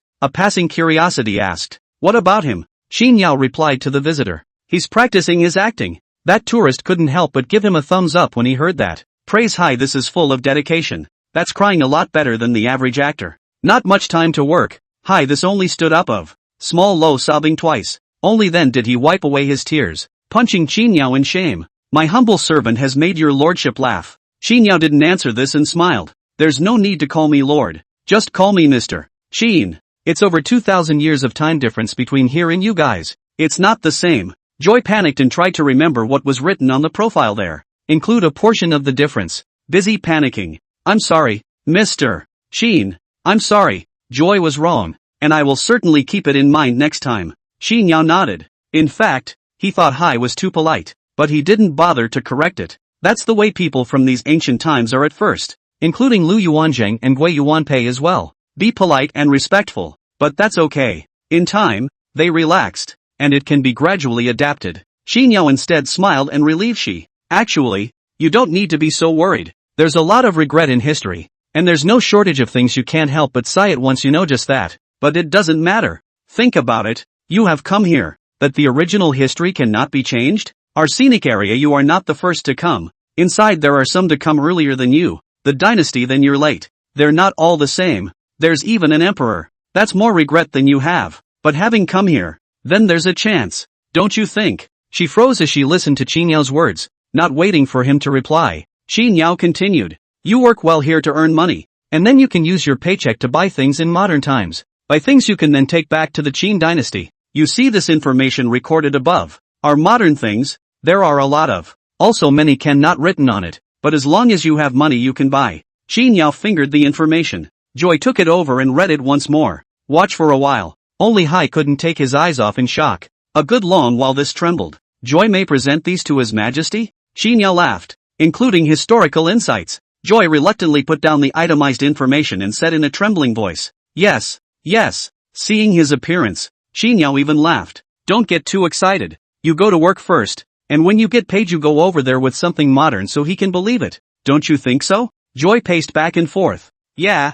Qinyao also laughed. And the View is always hiring. Maybe one of those days you'll see your sire at the View. Joy was slightly stunned. This will be the time. This face finally bloomed out of the smile to come. Subsequently, here, your job from now on is to sell tickets. I'll teach you. Yes. Hai even stood by in a stern manner and put up a fight. Qinyao's side had also started teaching and practicing. Modern society is very different from yours. Let me tell you about modern technology. This is a computer. Money looks like this, but more often than not, people use electronic payments. Computers store information. including reading books and whatnot. Paper is rarely used by everyone, Xinyao said while she listened attentively on the other side. To be honest, Xinyao had already made plans to teach Xi for 10 days and half a month to get started, but he still underestimated the ancients. Joy knows nothing about modern stuff though, but under Xinyao careful explanation. Instead, he kept the process in mind. He even asked Xinyao for a pen and paper. Take it down step by step.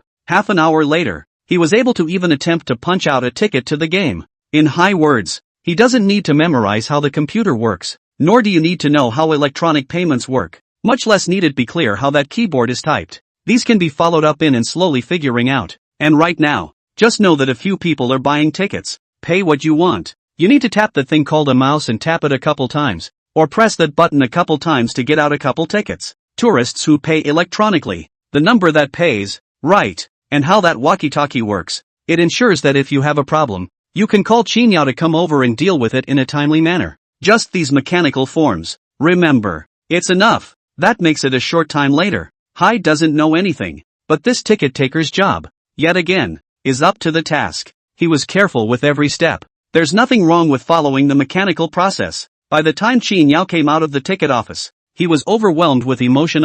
He thought it would take a lot of time. I didn't think it would work out. That's done. Aishine Hai was sitting upright in the ticket booth. Xinyao said, if you need anything, you call me. Joy arched her hand. Yes. Xinyao grinned. After thinking about it and still being relieved, he rushed the gates of the city. Joy is giving the arrangement. And save your ass. But here's another unsavory one that hasn't been given a fix yet. I don't know if Zhao Guanyi is still driving a donkey cart wildly in the scenic area at this time of the day. He didn't run wild. Surprisingly, just after arriving at the city gates, Xinyao saw Zhao Guanyi honestly holding a donkey cart with an embarrassed face standing in place. He was followed by Wei Zhongxian. Was hand-wringing about something? Seeing Xinyao walk over, Wei Zhongxian shut up at once, grimacing at Xinyao. Xinyao glanced at the honest Zhao Guanyi and asked at Wei Zhongxian, Wei, what is it? Wei Zhongxian said with an arch and a nod, Mr. Xin, we've all made it clear to Emperor Song, and he now fully understands. It's, Wei Zhongxian's words had just finished. Xinyao hadn't even responded yet. It was Zhao Guanyi who hurriedly said politely, there is no need to do so. This is not the Great Song Dynasty. You can call me, just call me Guanyi, or, Zhao Guanyi hesitated and looked at Xinyao, or Lao Zhao. What do you think, Mr. Xin? Hearing this, Xinyao was stunned. He looked at Wei Zhongxian a few more times. This is real bull. How long has it been? And Zhao Guanyi is so honest? There's something about this Wei Zhongxian. Kneeling for power generation. I kneel down. I'm on my knees. If it's not possible, how about 1,000 times power generation plus more? Wei Zhongxian 6. That's how long it took to call Zhao Guanyi honest. This is too much of a surprise. Seeing such a scene, Xinyao rushed Wei Zhongxian. What did you tell him? This was running around a while ago, but now it's just being honest. The contrast would be too much. Wei Zhongxian arched his hand and rushed at Xinyao. The old slave did not say anything. Is the scenic area now the situation with the Song Emperor? With the old Zhao introduced, Wei Zhongxian did give the scenic view. Nonetheless, it introduces a little bit of the sights and sounds, and also gives an overview of what you can buy with your salary. Another talk to Zhao Guanyi about the wonders of modern items. Hooked up Zhao Guanyi's ambition. After all, work well to earn money. Got the modern things to bring to the Song dynasty. Then the Song dynasty is strong. To recover the 16 states of Yen Yun is not just around the corner. By the way, the history and current situation was elaborated. You've got all the modern stuff. You know all about history. And you still can't avoid dropping your historical infamy? Then the 16 states of Yen Yun are still in your pocket? By the way, it popularized the difference between scenic and Song dynasty, and who everyone is. Here's the point. Wei Zhongxian pulled Zhao Guanyi in front of Zhu Yuanzhang. Zhu Yuanzhang said smoothly, now the most people in the scenic area can be people of our Great Ming. We are the Taizu Emperor of our Great Ming. And these people are also our Great Ming's brocade guards. You're going to work at the scenic spot in the future. If you're not honest, we'll beat you once a day if you come to work every day. Then Zhao Guanyi was honest. Understand the importance of the scenery, and understand who you are. It also became clear that in the scenic area, he was the only big song guy. Wei Zhongxian came to Xinyao front and finished this with him. He said it in a whisper though, but it was obvious that Zhao Guanyi had heard it. And unnaturalness was written all over his face. But it was hard to pretend that he didn't hear it. To the extent that Xinyao was listening to this was stunned. After half a day's work, it's still old Zhu who made the effort. For such a scene, Xinyao Dao. Okay. hoping it's workplace bullying. He looked at Zhao Guangyi with a smirk. Don't care how it's said. It's just that this Zhao Guangyi is honest. Xi Niao then rushed Wei Zhongxian. Trouble you old Wei. You go to work. Eh? Wei Zhongxian promised and hurriedly shook his spirit and ran to work. Xi Niao sized up Zhao Guangyi twice more. Seeing that he was being honest, Xi Niao lost his smile. Come on. You have to work too. Your position is driver. Come with me. Yes. Zhao Guangyi hurriedly arched his hand in agreement. Xi Niao rushed over to the scenic slaughter bus. Zhao Guangyi followed suit. In 3 or 2 steps, he came to the front of this slaughtered bus. When he got into the car, Xi Niao started talking. A modern car isn't like the horse-drawn carriages or whatever you had back in the Song dynasty. He's not driven by an external force, but a motor, an engine. Halfway through his sentence, Xi Niao stopped talking. Forget it. I won't tell you the principles. Teach you to drive first. Your duty from now on is to drive the car to carry the tourists when they need to sneak around the scenic area in a car. This is the steering wheel.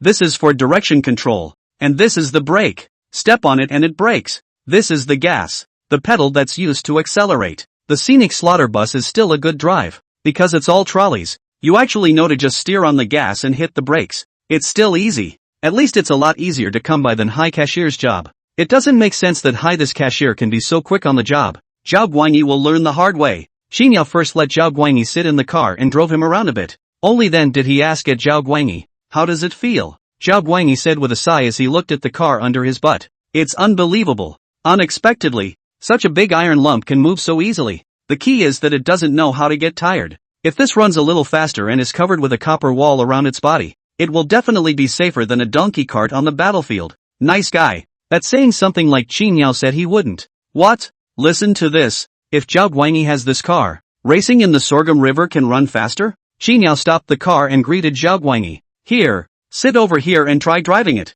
Zhao Guangyi jumped at the chance and rushed to the driver's seat to come. Before he got into the driver's seat, Qin Niao thought about doing a little preparation. He found a small block of wood and patted it under the throttle. Learning to drive is still a dangerous endeavor. He was afraid that Zhao Guangyi and so on did not pay attention. This if a foot throttle scampered out, and then cannot react. There was a car accident. That's fucked up. After all, let's not talk about Zhao Guangyi, an ancient man, just that inside the driving school, but also learned the theory. There is no shortage of students on the flower bed. It's still important to pay attention. Of course, Qin Yao was also in the car. The speed is slow. Zhao Guangyi, even if it is an operational error, he was also able to pop down the first time before he scurried down there and followed a piece of himself. Zhao Guangyi sat in the driver's seat. Qin Yao handed over the keys and sat on the passenger side. Just put the key in first and twist it. Yes, Qin Yao said, and Zhao Guangyi did as he was told. There are 2 pedals controlled under the right foot. The one near the right is the gas. On the left is the brake. Zhao Guangyi slowly nudged the gas pedal. The Zabus moved on the spot. Qin Yao yelled in succession. Hit direction. Hit direction. Hit left to go left. Hit right to go right. Only after Qin Yao had finished speaking did Zhao Guangyi punch a little to the left. The direction of the front end of the car was instantly shifted to the left. You can see that the direction hit. Zhao Guangyi is still careful. This counts as a first attempt. But after 10 or so minutes, Zhao Guangyi had actually learned something. That steering wheel whirled. It was not at all obvious that it had only been 10 minutes since I touched the wheel. To the left. Okay. To the right. Okay. Take a turn. Zhao Guangyi drove the car a few steps forward, picked an open spot and put the steering wheel to the floor. The car went along for the ride and spun in place. Fast. Learning too fast. This called Qin Yao, who had originally thought that Zhao Guangyi might need a few more days of work to get the hang of it, to scratch his head. Can't help it. Yes, you're a fast learner here. In this case, that's still a couple days away. In half a day's time at the top, Zhao Guangyi would be able to fully manage it. Having been praised by Qin Yao, Zhao Guangyi was also excited. While steering, he said at Qin Yao, I also think driving doesn't seem too hard. It's so easy. I just got on the car and touched the steering wheel. I feel at ease. This control direction is simpler than a donkey cart. That donkey cart deceleration still have to yell. Direction still have to cage head. This car are in the hands. I feel like I'm one with the car. Qin Yao heard and understood, hoping it's a gift. No wonder you can turn a donkey cart around so well. Qin Yao removed the small wooden block in a split second. And, of course, he got out of the car just to be on the safe side. By the time he came down, only the subtle sound of a motor driving could be heard. The slaughter bus in front of him began to accelerate rapidly. Zhao Guangyi's voice came. Ha ha, when it's like that. In the blink of an eye, the Zika bus had scuttled out a good distance. Xinyao was still more or less uneasy and yelled from the back, "Avoid people." From far away came Zhao Guanyi's words, "Okay." As he said this, the Zyka bus made a nice turn, sprinted up towards an unoccupied road. There will already be tourists at this time of day at the viewpoint, but fortunately there are not many tourists. Xinyao instructed Zhao Guanyi ahead of time to run towards the unoccupied side. See such a turn. Xinyao was completely relieved. He followed, walking slowly. It didn't take long to get there. Meet Zhu Yuanzhang, who was hanging out in the distance. When old Zhu saw Xinyao, he then came over and grinned. "Mr. Xin, is that Zhao Guanyi honest? Is he still looking for trouble? If so, tell us and we'll beat him to death. I can see that old Zhu really wants to get Zhao Guanyi killed. That's not polite to Zhao Guanyi at all." Hearing this, Xinyao said, "Honestly, this is not honestly practicing. All came to the scenic spot, still cannot be honest. As long as it's not stupid. Figure out the situation, that not all have to be honest." Old Zhu laughed as he listened to Xinyao's words. "We know, but after all, there are some high-minded and arrogant people to cause trouble for you. Mr. Xin, this Zhao Guanyi was just talking about me. We want to smash his mouth." After old Zhu finished speaking, Xinyao smiled. Transiently, he rushed to old Zhu and thanked him. "Thanks, old Zhu. I'll stop with the polite words." Zhu Yuanzhang waved his hand in a hurry. "Hey, what do we have to thank for? Mr. Xin is too polite." As we were talking, a few tourists came walking in the distance. This is just entering the scenic area, curiously glancing from side to side. It's high-selling tickets to come in. Old Zhu's eyes lit up when he saw a few tourists. All he did was greet Xinyao. "Let's go to work." He's running over there in a flash. Before I got there, I heard old Zhu yelling, "Haven't eaten in 3 days on Moncler outlet store." Changed the words? The words were accompanied by old Zhu's howling, and it was simply heartbreaking to hear. As expected not to follow, the old Zhu that sells the look of misery. A few tourists laughed. Speaking of which, it's true that old Zhu looked down on Zhao Guanyi, but in reality, when he really saw Zhao Guanyi, old Zhu was not yet up to his face. Just now, this tossing and turning was another way to slaughter Zhao Guanyi and beat him up. And how? Xinyao's heart was clear from the start. Old Zhu was incidentally looking at Zhao Guanyi's displeasure while giving him a favor, so that he can be told to be less of a pain in the ass and less of a pain in the ass. That's why Xinyao didn't stop it in the first place. It was also the reason why Xinyao thanked old Zhu. Not to mention this, then less than 3 minutes later, the Zaibatsu bus approached from a distance. In an instant, it came to a peaceful stop at Xinyao's side. I only saw that after the car had stopped, Zhao Guanyi pulled the handbrake and pulled the key in a flowing manner, before jumping out of the car. After the people came down, Zhao Guanyi rubbed his hands at Xinyao. "Mr. Xin, can we buy this car and get it back to Dasong?" You can tell that Zhao Guanyi has a real love for cars. Hearing this, Xinyao said, "Okay, you can buy whatever you want as long as you get paid enough. As long as it's for sale. Don't even talk about cars, even airplanes." After saying this, Zhao Guanyi got excited. "Ah,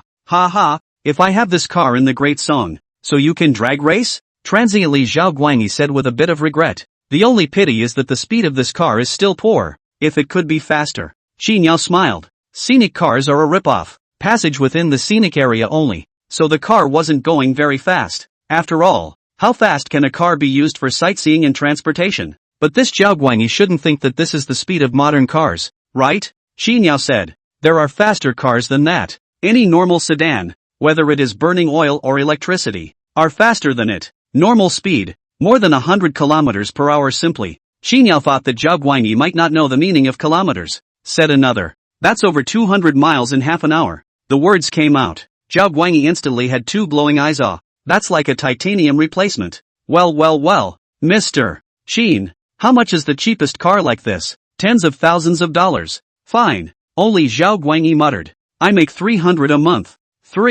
600 a year. Tens of thousands of dollars in cars. Zhao Guanyi counted and didn't count. That face looked towards Xinyao with a bitter expression. Seeing him like this, Xinyao laughed. It's okay, have a good day at work. When it doesn't work, I'll give you a used one. It's cheap. You'll be able to afford it in 2 or 3 years. 2 or 3 years. Zhao Guanyi didn't know what to say, but at least it's something to look forward to. After saying this, Xinyao even came along. When the time comes, I can also find someone to help you modify it, and weld the outside of the wagon for you. Guarantee that you'll be able to weave in and out of all the armies, and no one will be able to whisk you away. Listening to this, Zhao Guanyi got his hopes up. Subsequent times. You know how to drive a car. Zhao Guanyi nodded his head hastily. Xinyao was also emotional. Zhao Guanyi, this is a fast learner. the transient commanded. Then you car keys take. Later nothing to slip a few laps. More familiar with familiarize. Qin Yao was still a bit uneasy. Tell Zhao Guangyi to familiarize himself with it again.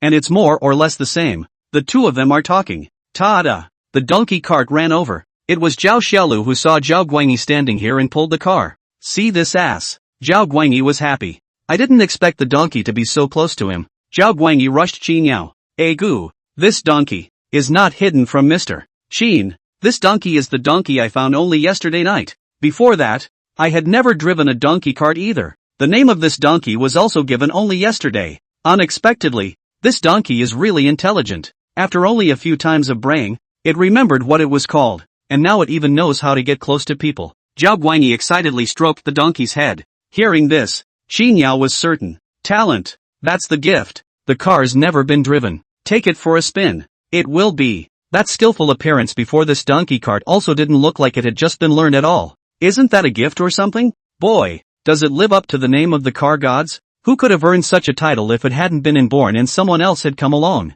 Seeing this donkey cart, Qin Yao suddenly remembered. Zhao Guangyi came as a driver and brought a donkey cart, which cannot be wasted. Rip-off buses can be ripped off. A donkey cart will do. Maybe there's a tourist begging for a surprise. Qin Yao intended to experience it. Transient exclaimed. Come on, you drive the donkey cart and pull me around the scenic area. Kneel down and ask for power generation. 1000 power generation for the day plus one more. Per person. Each person can generate power for free 3 times. Qin Yao had never ridden a donkey cart in his life. It's kind of a picture. When Zhao Guangyi heard Qin Yao's words, his side was busy agreeing. Good, good. Don't worry, Mr. Qin. I'm a skillful driver. With that, he rolled himself onto the donkey cart. It also invited Qin Yao up. Qin Yao's side climbed onto the donkey cart. Zhao Guangyi over there said, which departure? Qin Yao nodded. Go! Zhao Guangyi flung his donkey whip. Dear! Zhao Xiaolu grunted and snorted. This lifted his leg and slipped up.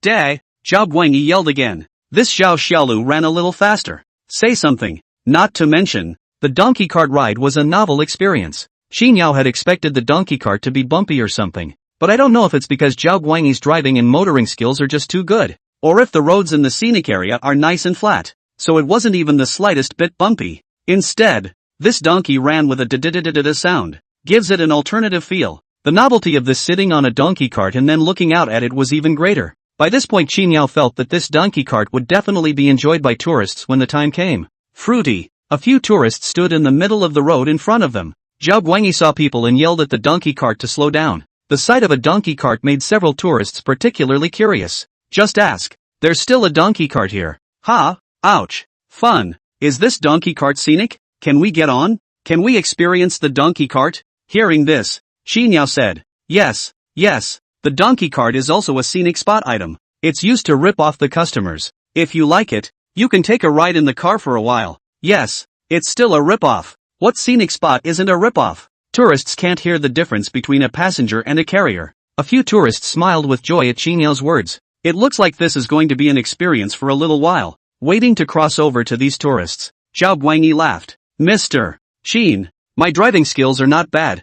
I don't know where we got the talent. Anyway, when this donkey cart comes to me, it's just like I'm a self-taught driver. I could tell Zhao Guangyi was glad he had this. His words rather made Qin Yao not even know what to say. Does it even need to be said? If he didn't have that talent, how did he get the name God of Cars? Think of Zhao Guangyi's reputation as the God of Cars. Qin Yao couldn't help but flirt with Zhao Guangyi. You do drive well. Try to see if you can do a drift for me. Ha ha. Drift? After Qin Yao's words, Zhao Guangyi even took them seriously. Couldn't help but inquire. What does that mean? Seeing Zhao Guangyi inquiring like this, Qin Yao laughed. Drifting, is high-speed cornering. It's when you make a donkey cart go as fast as it can and then suddenly turn in a high-speed form. Qin Yao roughly explained it to Zhao Guangyi. When he said that, Zhao Guangyi understood. A fleeting moment, a nod from the hoof. Okay, then I'll try. When Zhao Guangyi said this, Qin Yao couldn't help but be stunned. He's really going to try, isn't he? I don't know why,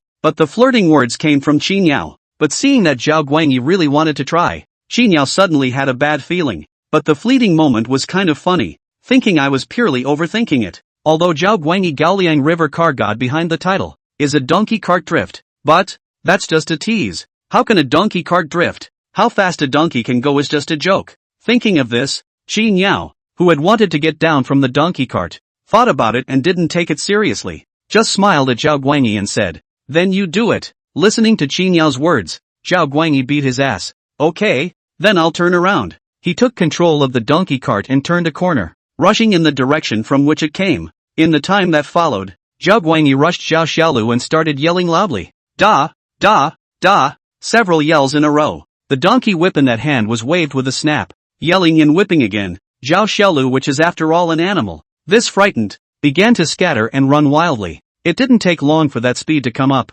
and it's running fast. This called for Qin Yao, who was sitting on the donkey cart, to involuntarily grip the donkey cart. The tourists in the distance saw the donkey cart flying back furiously, which also followed to make way for the road to come. Not long after, a corner appeared ahead of this. Zhao Guangyi seized the bend. A loud yell went up. Da-ah! The donkey that was pulling the cart scurried again. Zhao Guangyi saw his chance and pulled hard on the cage. The donkey involuntarily veered to one side. It was also at this time that Qin Yao felt a sense of weightlessness coming from his entire being. It felt like the whole thing was going to fly. Crap! While involuntarily veering to one side, there was a feeling that the whole thing was thrown out. The whole thing took no more than 2 or 3 seconds. When the clang sounded, a clear sense of the donkey cart's wheels hitting the ground. Only then did Qin Yao's body right itself. He had a heart attack. The face is a little white. This moment in time, Qin Yao was confused. He really didn't expect that this Zhao Guangyi could really drive a donkey cart directly to a drift. He was almost thrown out of the room. Dumbfounded. On the contrary, relative to Qin Yao's not expecting it, that Zhao Guangyi yelled. Phew! The donkey stopped slowly. Zhao Guangyi screamed with excitement. Ha ha, fastidious. It's just too much pleasure. Woohoo! Soothing, really soothing. Ha ha, so this driving can still be so fun. He's as good as shot. Again, it's like unlocking the hidden paragraph. Regardless of this excited look of Zhao Guangyi, Qin Yao hurriedly climbed down from the donkey cart at the first opportunity. Once he was standing on the ground, it was a little more reassuring. Seeing Zhao Guangyi's appearance, Qin Yao was about to speak, but then he saw a couple of tourists rushing up behind him. The man opened his mouth before he arrived. Crap, that's awesome. Holy shit, the donkey cart floats. So cool. Is this a new program in your scenic area too? How much is it? I want to play. I want to play. I'm Naya. It's just awesome. Can you perform it again? I didn't take any pictures earlier. Yeah.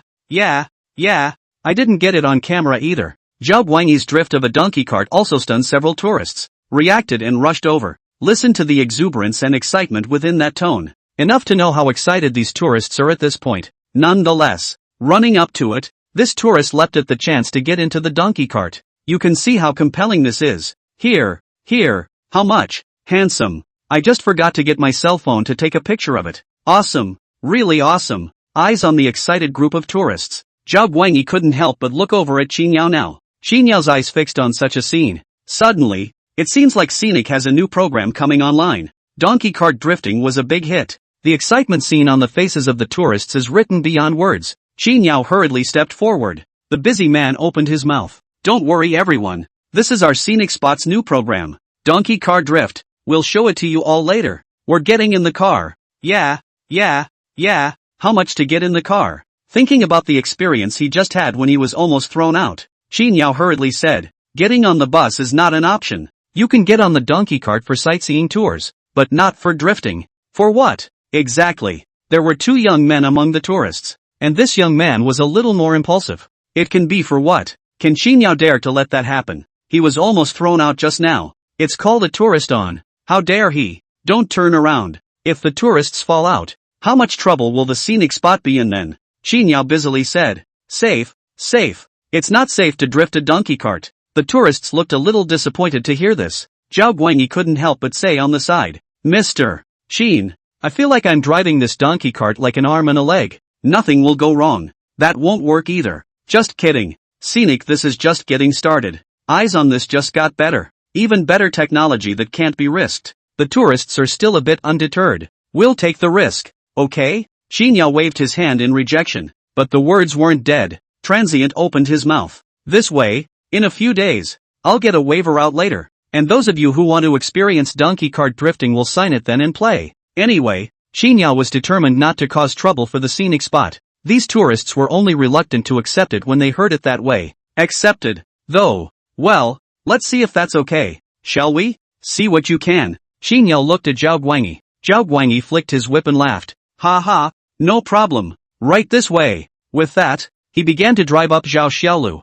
Zhao Xiaolu still snorted and walked forward. After walking away, the donkey cart then turned around. The eyes looked like they're ready to go. A group of tourists were busy taking out their cell phones. That one was excited right up against the donkey cart. Xin Yao thought about it and also took out his cell phone, ready to record the video. In the time that followed, the donkey cart was seen in the distance and began to accelerate. It had been accelerating rapidly to this intersection. A sharp turn followed. The eye saw the entire carriage flung right out. One wheel was cocked, but in an instant it landed firmly on the ground again. At this moment in time, gasps of horror erupted. Xin Yao was stunned. He hadn't been paying attention when he was in the car. He just thought he was going to be thrown out. Attention was on stabilizing himself, but it was standing outside that made me realize why these tourists were so excited. That's how you kind of realize how cool this one drift is. This Nima. Simply even the donkey steers. Looking at the whole seems to be floating up. This but a different car would not achieve this effect out. Cool. Awesome. One side of the tourists were there yelling. As long as Xin Yao was feeling handsome at the same time. I can't tell you how excited I am. He knows. Scenic new program is solid. Another show in the sights. The landscape can attract people again. Xin Yao hurriedly saved the video he had just recorded. The tourist on his heels yelled at Zhao Guangyi in the distance. One more. One more. That Zhao Guangyi was obviously addicted to playing as well. Turn around and accelerate from a distance. Xin Yao was busy getting the video ready once more. Another nice drift. This side of the donkey cart had just landed smoothly when a voice came to Xin Yao's ears. We thought the donkey cart drift was a flirtation. I didn't realize he could do it. Turning his head, he saw none other than the dazed Zhu Yuanzhang. Old Zhu is still holding milk and bread in his arms, as well as several cans of 8 treasure kanji. And I don't know what tourist gave it to me. Of course, it doesn't matter. The point is that Lao Zhu was obviously confused. Still mumbling there, let's just say no wonder he can drag race on the banks of the Sorghum River. Hearing these words, Xin Yao laughed out loud. Turning instantly, he rushed at Old Zhu. Old Zhu, look how excited these tourists are. 2 days ago I was saying that the attraction of the show was lacking, but Old Zhao has made up for it. This donkey cart drifting is obviously more fun than the average show. Old Zhu was also overjoyed to hear Xin Yao's words. Not bad, not bad. With this hand, Zhao Guangyi can definitely attract a lot of tourists to our scenic spot. Can Lao Zhu not be happy? Let's not talk about whether or not he looked good to Zhao Guangyi. Old Zhu isn't a fool. There are more tourists at this site. That's a lot more than he could ask for. How else can you not expect the scenery to be better? Nonetheless, when the scenic area is doing well, Xin Yao will recruit people. In the future, who can say that they will not recruit those they know, those they are familiar with, or those from the same era? I don't know when, but Wei Zhongxian also ran over with the brocade guards. Watching Zhao Guangyi play into the drift once again, Wei Zhongxian couldn't help but look at Zhou Yingqiu and the others. Can you drive a donkey cart like this? Zhou Yingqiu and the others looked at each other, then hurriedly shook their heads at each other. No kidding. How could they have that? They don't have the car gods to add to the mix. If it wasn't for talent, how the hell would anyone be able to do that? Yes, cool, beautiful, bull. Zhao Guangyi gradually lost himself in a chorus of compliments. It also probably understood what the sound of tourists exclaiming in surprise meant. Ha ha, bully for you. I'll give you another one, said the man, again driving the donkey cart to and fro. That's a lot of trips. Tourists are excited though, but Xin Yao saw that Zhao Xiaolu was humming and puffing. Hastily, he stood up to stop it. All right, stop playing, give the donkey a break. The crowd then noticed that the donkey was rolling his eyes after so many trips. Zhao Guangyi saw Zhao Xiaolu's reaction and quickly jumped down from the donkey cart heartbroken. You know, he brought this donkey. Sort of the only creature in the landscape that was in his time period. It is also considered the only big song acquaintance. The key is that this donkey is also intelligent. Zhao Guangyi also loves it. And this donkey can still come to the scenic spot. This if play dead. It's a livestock, but it's hard to really use it as a livestock. Zhao Guangyi hastened. Are you okay, Green? I'll take the cage off for you to rest. The tourists are all still kind of caring. Seeing the donkey like this, they all stopped yelling. It was only then that someone noticed Zhao Guangyi's dress. Laughing. Is this dressed in Song Dynasty clothes? You scenic spots are awesome. Ha ha. Not only is the donkey cart drifting, but this is also playing Zhao Guangyi, the god of carts of the Gaoliang River? This dress is also a little too appropriate. Well, I didn't notice until you told me. It's true. This is Zhao Guangyi. Ha ha ha ha. Sorghum River car god. No wonder it can drift. It's killing me with laughter. You sights are so much fun. A tourist yelled. Ha ha, I'll be sure to bring my friends when I get back. It isn't. It's still fun at your viewpoint. Where are the usual scenic spots where donkey carts drift, even, and play? The more the tourists talked, the more excited they got, and the more they talked about bringing tourists, and the more they were inundated. Xinyao was happy to hear it, but Zhao Guangyi's face couldn't help but twitch for a while and finally blacked out. Is he playing a role? It's clearly in person. Zhao Guangyi made up his mind. Just wait. I'm determined not to let the Sorghum River drift play out. Seeing Zhao Guangyi's black face, old Zhu laughed nonchalantly. Ha ha ha, isn't that so? Our scenic spot is mainly an experience. A tourist gave old Zhu a thumbs up. The experience pulls full circle, begging for power generation. I'm 1,000 power generation plus more. I beg you. The experience is more than just pulling full circle. It's just pulled to the hilt. Anyway, you don't want to find another scenic spot where you can get the party to drag race other than Forest Hill Scenic. The tourists flirted with a harumph. Zhao Guangyi was black in the face, but seeing that old Zhu was still adding fuel to the fire over there, Zhao Guangyi had the presence of mind to dislike him a few times back, but the thought of being alone. Forget it. Let's just hold off for a while. Only mental crickets. Although I am driving a donkey cart. But you, the emperor of the latter days, still need to eat. I'm still wearing a dragon robe on me. You can't even put on a dragon robe you. And look at old Zhu's beggar's outfit. Zhao Guangyi's heart was a little more comfortable. He's no better at driving than he is at begging. Is he? Who in their right mind would ask for food? Not to mention the emperor. It's not too embarrassing. Zhao Guangyi despised it in his heart. This is where he just didn't know that old Zhu could take what he asked for. Otherwise, it would mostly be hard to get up on your own instead of despising it. Zhao Guangyi's heart first. The scenic area has a new project. Xinyao is still very happy. He busily panicked and went to get some water over, so that Zhao Guangyi could rest, and also let the donkey rest. These two will be a staple of the scenery from now on. I'm counting on them to pull in the tourists, so treat them right,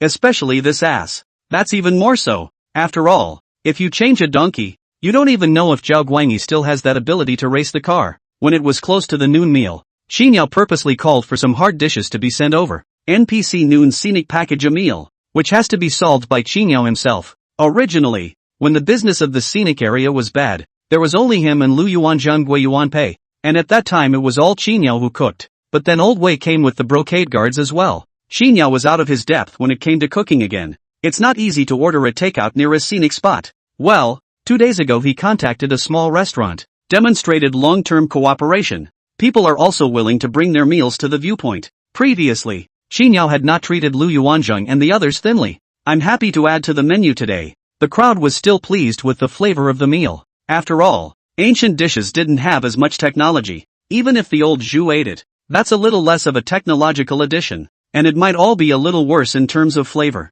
Zhao Guangyi ate modern meals for the first time. That also felt fresh, and I don't know if it's just to save face or what. Anyway, straight talk isn't a bit worse than what he ate as emperor. The two emperors are still at it. Then the joy of the Qin dynasty. That goes without saying. You know, historically when it comes to food, it was only since the Song dynasty that it began to be gradually enriched. It was also during the Song dynasty that stir-fry was introduced. The Qin dynasty people ate things that would be unpalatable to a modern person. Just high, sullen and steady. One bite of honest eating also did not even show. It's worth noting that everyone at the table, no matter what their status, was seated at the end of the table. The brocade guards sat with old Zhu, and were still uncomfortable and wary at first. It's been a long time to let go a little bit. Xinyao stood up at the dinner table and sighed twice. To the crowd, I'll say a few words. A group of people put down their dishes and looked at Xinyao. Xinyao held his drink cup. This period of time hard work everyone to the scenery, especially in the performance. In principle,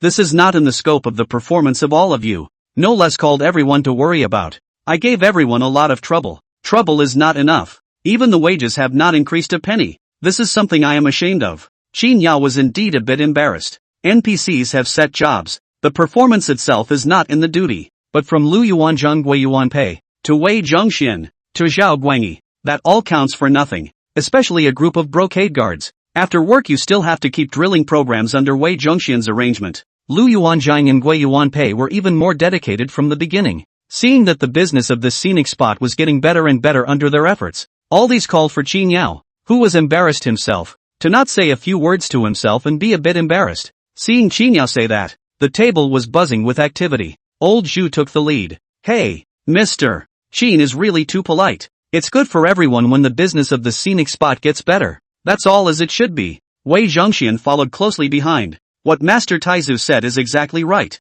All these counts are what we should do. Besides, we can come to the scenic spot. Mr. Qin, you chose us. This is all fortunate. Lu Yuanzhang and Gui Yuanpei hurriedly waved their hands. That meant rejecting Qin Yao's thanks. Joy was a bit confused. Zhao Guangyi didn't say anything. Roughly understand. They both came late after all. Listening to the crowd. Words though. But Qin Yao still said, I won't say more. We are all our own people. And we won't be too polite with you. I can't guarantee you anything. Anyway, in the future, if there is any change in the scenic area, you guys accompany me to start. Let the scenic area business a little bit better. I remember and can't forget a little bit. Qin Yao said this. Good. Without the others first. Old Zhu was the first to be happy. Seeing Old Zhu's grinning face, Zhao Guangyi couldn't help but spit out a sentence. What are you so happy about? You have a show even for a beggar? You contributed to the scenery too? Zhao Guangyi still remembers everything about the morning when Old Zhu told someone to scare him. The front only dared to crickets in the heart.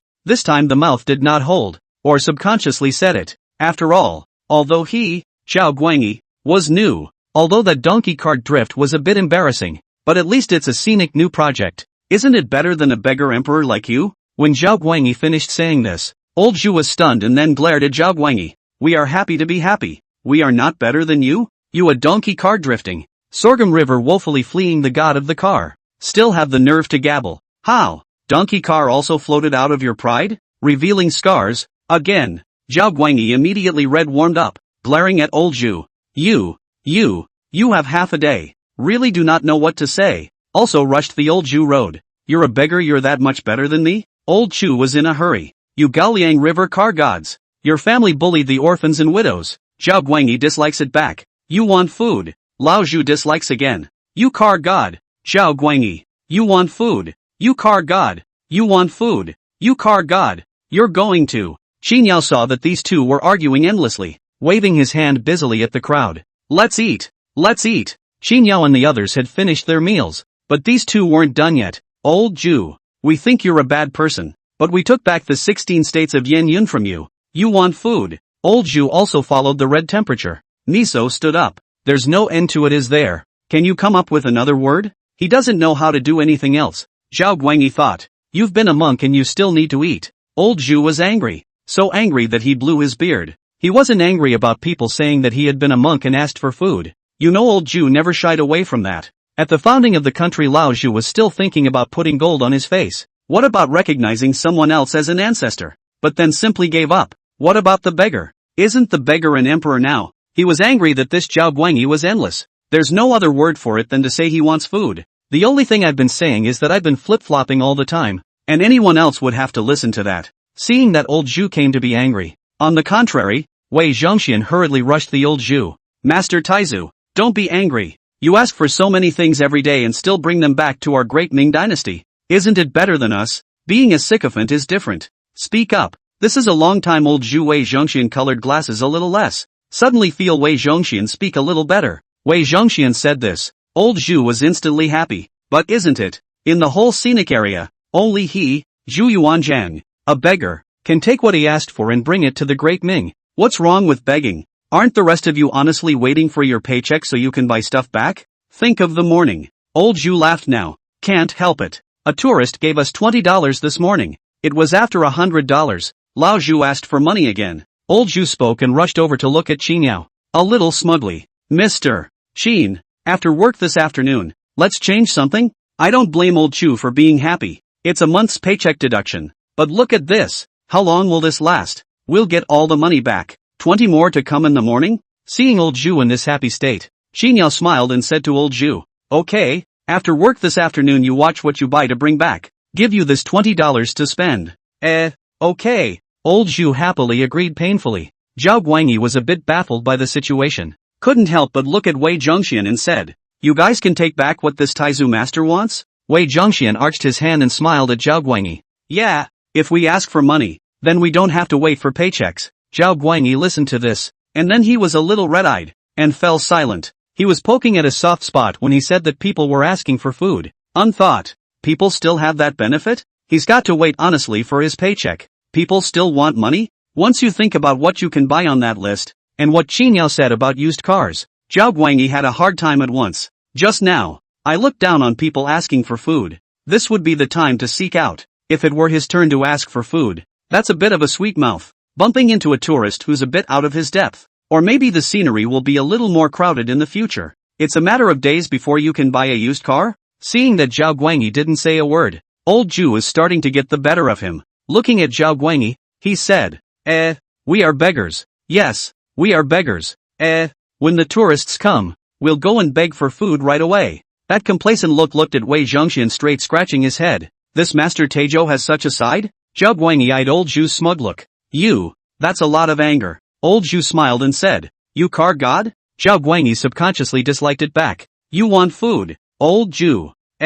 Yeah, we're beggars, but you're a car guy. Zhao Guangyi, seeing that it's almost time. It's time to get to the point where you have to go to work. Lu Yuanzhang and Gui Yuanpei hurriedly helped Qinyao clean up the mess on the table. Hey, who hadn't said anything for half a day, also helped silently. Even old Zhu disliked Zhao Guangyi while doing so. 3 or 2, that cleaned up the mess. Qinyao glanced at the time again. Get to work. Get to work. Take your places. It's time for the tourists to arrive later. The crowd responded. Hurry up and get busy. Hai walks behind. Qinyao asked as he rushed towards Shi. Did you have any trouble this morning? Hey archly thought about responding to Qinyao. Not ever, Mr. Xin is at ease. Give Hai some more time and he'll be able to feel his way to some proficiency. Qinyao nodded. You call me in time if there's a problem. Joyful words. It's natural. There are really not many words of joy, except for that time in the morning when I read the information. Qinyao patted Shi's shoulder and said, talk more, don't be boring. We're not that serious at work.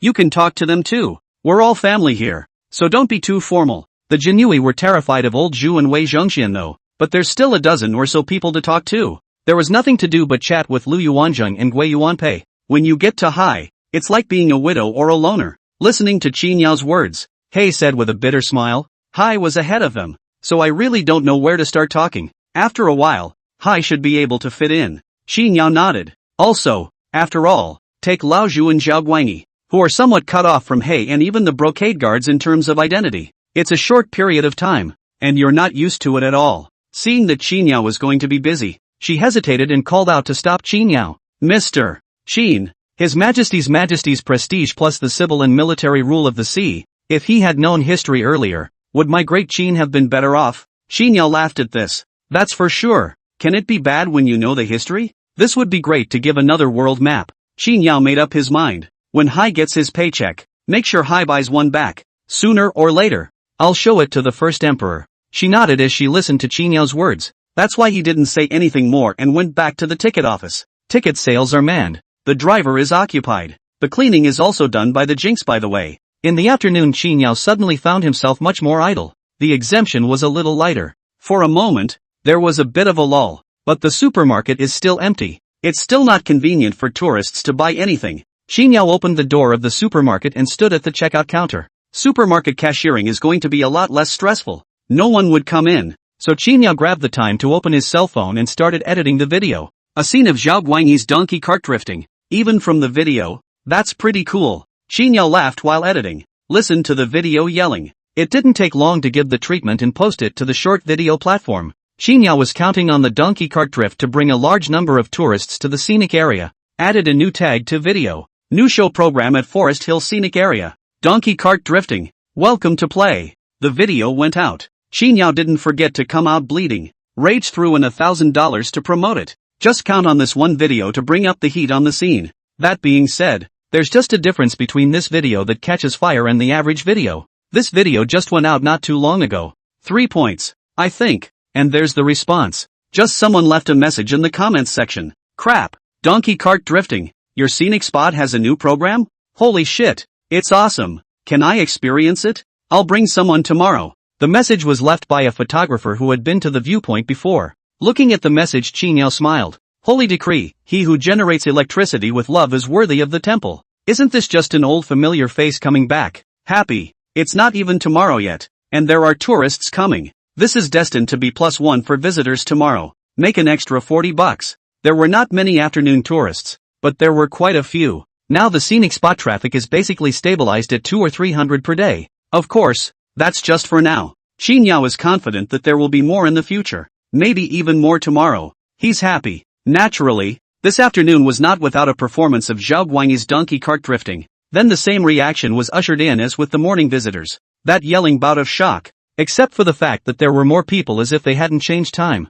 It's over the top of the show before this and there are still people who don't pull out their cell phones. But this would be the time. That's one by one. They've got their cell phones out. Couldn't stop taping up the video of the donkey cart show coming up. Qinyao had also taken out his cell phone. Follow along and continue recording the video. There still needs to be more little videos posted online. The material is not a worry. A little bit is a little bit if you can record it. Of course, Qinyao didn't forget to yell. Those who record videos can post short videos. If you post videos with more than 2,000 likes, free admission. Yeah, no problem. Haha, I've sent them all. Please help bring the address of the viewpoint. Master, do me a favor, master. Help us spread the word about our sites. As Qinyao was speaking, a discordant voice came from the crowd. It made him pause in his voice just now before he continued speaking. Zhao Guanyi's donkey cart show is over. And the scenic show hasn't stopped yet. It's the Jinx's turn to go up. The Jinui show may not be as effective as Zhao Guanyi's donkey cart, but it also still calls for a lot of tourists to yell and scream. Straight up handsome. Qinyao once again recorded the material. When you're done, head straight for the ticket office. Hey, hadn't even called out to him once in the course of the day. It's also prudent and conscientious to look at it. No problems though. But Qinyao couldn't help but take a look. This arrived at the ticket counter and saw Hai sitting there meticulously. Well, Mr. Qin, Joy spoke up. All is well. Qinyao looked around twice. Is it boring to sit here? Ticket sales are pretty boring and sit all day. There's not even a person at heel. It takes a couple of hours to get a ticket out. Qinyao was here playing with his cell phone before. Joy doesn't have a cell phone, and if she does, she doesn't know how to play it. The information was a little wrinkled, and it was obvious that it had been turned over many times. Hey listened to Qinyao's words and busily arched his hand. It was supposed to be, and it wasn't boring. Qinyao glanced at the computer in the ticket office and remembered something coming up. Here, you move over. Joy hastily stood up and leaned to the side. Qinyao operated on his computer, and before long he found a video. The voice came from the video. Basic computer operations. Qinyao clicked pause and pulled the video back to the very beginning. He craned his head to look at Hai. I found a video for you that explains computer operations. You have nothing to do but watch it here. This is the progress bar. That's how long a video is. You tap the left mouse button and drag. This triangle is pause and play. If a tourist comes over and buys a ticket, you point to the horizontal bar in the upper left corner and the video shrinks. And when the person leaves you point to this spot below. She nodded her head repeatedly, listening carefully to Qinyao's words. Looking at that seriousness, it's obvious that he's keeping it in mind. Qinyao was afraid that she wouldn't be able to remember. Say it several times more. After making sure there are no problems, it was only then that he gave up his seat and let Hai sit here again. He gushed. There's one advantage if you learn to use a computer. Not only will I not have to worry about you selling tickets, you'll be able to search for everything on the computer. Hai angled his head to look at Qinyao. Qinyao smiled and continued. Basically all the history is searchable on the web. Joy was a bit intent. And then there is other knowledge. You saw the list of items I gave you earlier, right? There's even the principle of a walkie-talkie on there. If you're good with your hands, even if you don't get paid to buy things, you can even hand rub quite a few things together. What sugar soap all these production methods can be searched for. All kinds of knowledge. Only what you can't think of. There's nothing you can't find. Xinyao's 3 words were a shock to Shi. All of this? Xinyao laughed. All can. There's tons of knowledge online. Good. She hurriedly stood up and made a long bow at Qinyao. Qinyao rushed to help him at the first opportunity. Get up. That being said, hi, this ticket agent is still a godsend. It's boring though. No one though. It's a little boring though. Even sitting for such a long time. But right. You can play with computers. His job is to sell tickets. As long as it doesn't delay ticket sales, then it's fine. Basically, you won't get your paycheck docked. There's a computer there. Once he learns how to operate this computer, that's still not a matter of knowing whatever you want to know. You can query whatever you want, as long as you look up something you can remember. So it's still up to you to play whatever you want? This is something that, in all seriousness, even old Chu can't compare to. They want to learn modern knowledge and either buy books to take back with them, or buy electronic devices to play with themselves. Go back and memorize it, which is so convenient for Hai. From that alone, this ticket taker position is way ahead of the game. Of course, Qinyao didn't forget to admonish Shi. Do whatever you want, but ticket sales must not be delayed. Otherwise you'll have to dock your paycheck. And you'll be fired if your paycheck is docked too much. You have to remember that. Yes. Hey, hasten to keep it in mind. After chatting with Shi for a while, Xinyao turned around and went back to the supermarket again. Remembering the video he had posted, he hurriedly pulled out his cell phone. This look. Woo! Xinyao almost burst into tears. Ah, God. I'm so sorry. The video that was sent out at that noon hour had a whopping 30,000 likes at this point. What a concept.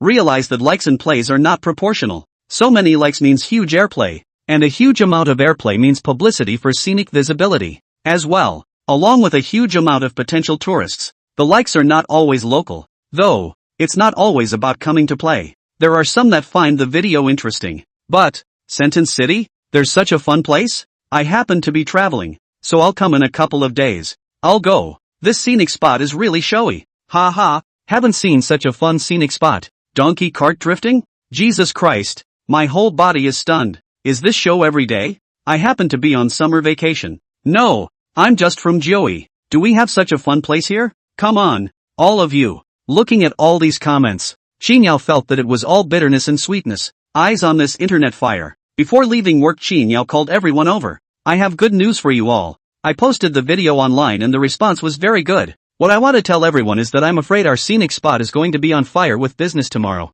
Trouble everyone to get ready. Yes, pretty. Ha ha, the scenic business is going well here. Hearing Xinyao words, old Zhu and the others applauded. I can tell this is really happy. This is really exciting. Xinyao laughed along with him. Smiling for a moment, he bowed at everyone. Hard work everyone. See Xinyao bow. A group of people waved their hands in succession. What are you talking about? Mr. Xin. Oops, yeah. We're all family. Why are you so polite? Mr. Xin. Xinyao grinned. Okay, I'll leave you all to it. Then everyone get off work. Have a good rest when you get back. The crowd agreed and one by one, they disappeared in front of Xinyao. Each went back to his own dynasty. Lu Yuanzhang and Gui Yuanpei have just returned to Anxi. Just shake it off. As usual, Gua Xian is waiting for them. It had become a habit to wait for both of them to get off work. Before Gua Xian could say anything, Lu Yuanzhang then busied himself. General, where is the food? Gua Xian smiled. It's been prepared for you two for a long time. Hearing this, Lu Yuanzhang and Gui Yuanpei hurriedly wolfed down their food. What are you two? Gua Xian wondered. No food at the viewpoint? Hungry? Gui Yuanpei said while eating and drinking. Mr. Xin said that the business of the scenic area might be better tomorrow, and that going forward the scenic area business is mostly all going to be good. Let's get our energy up. The two of us will go to bed after eating and drinking enough to get our essence up. As soon as Gui Xian heard this, good. I'll send someone to clean up the beds and couches for the two of you. Gui Xian lifted his leg and was about to leave. Halfway through the walk he suddenly stopped. Ha! Scenic business is good nowadays. This will be known to the general. Why is it suddenly good? Gui Xian is curious. The two of them looked at each other and laughed. General, you don't know. There is a new emperor in the scenic area today. This emperor, is the dynasty after our great Tang. This emperor is notorious in history, but has a handful of great skills. What juggling act? Gui Xian's eyes widened. Has the general ever seen a donkey cart drift? The so-called drift is. Ha! Gui Xian was stunned. This donkey cart can still be driven like this? Gui Yuanpei slapped his thigh. That's right. That's a handsome float. Gui Xian heard only. Boy, this latter-day emperor really doesn't follow the rules. The Anxi army was surprised that Zhao Guanyi's donkey cart drifted. Wei Zhongxian remembered on top of the drilling of the Jinui. A beggar's outfit of Chongjin worried. Iching, this cannot be.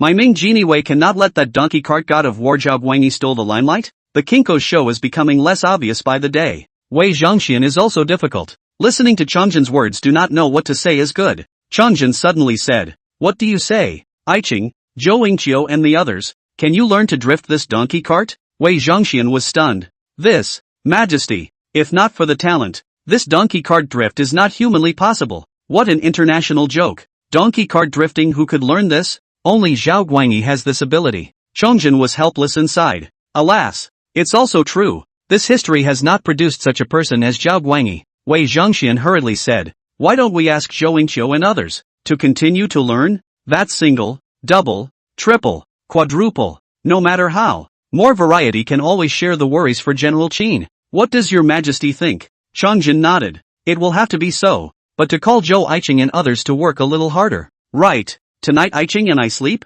Wei Zhongxian hesitated. Chongjin, let's go. Come on, come on. This side of the Chongjin dynasty is busy with the program. Old Zhu's side is already outside the Forbidden City. Old Zhu on the side of the road yells vigorously. Moncler Outlet Online. This Moncler Outlet Online. At a glance you are destined to. Not long after, Old Zhu, who had asked for 10 coins, stood up happily. A turn. Seeing a figure in a shadowy corner there writing furiously, he couldn't help but rage. Right.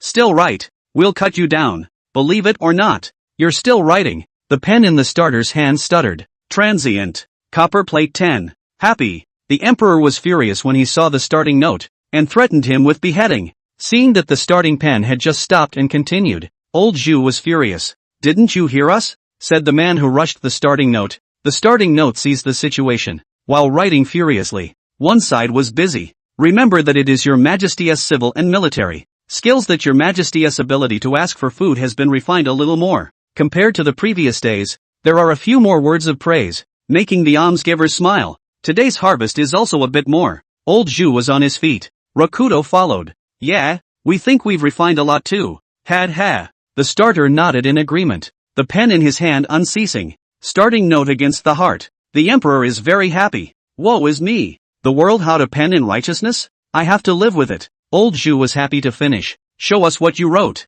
The starter's heart thumped. The heart is written on it as well. Be bad. The starting note is hard. His Majesty cannot look. We want to see it. Can't really look at it. We want to see it. Old Zhu's struggle with the starting note aside. At this moment, the Great Song Palace. Sir, Lord Little Green has eaten and drunk enough and is recuperating. Hearing the eunuch, Zhao Guangyi shook his spirit. The fight stood up. Yes, he said. And bring the green lovebirds. I will hone my skills. Yes. The eunuch didn't dare to say anything more, and hastened to agree. It wasn't long before the inner courtyard of the Great Song Palace. Dear, the donkey cart drifting scene once again. Zhao Guangyi practiced his skills. It stunned the eunuchs waiting on the side. Not much longer. Zhao Guangyi regretfully got down from the donkey cart. I am deeply skillful. Driving a donkey cart is like making an arm and a hand. But I can't help it if I love Secretary Green. Taking a look at Zhao Shelu who was huffing and puffing, Zhao Guangyi shook his head. He's fine. Tired out for the donkey.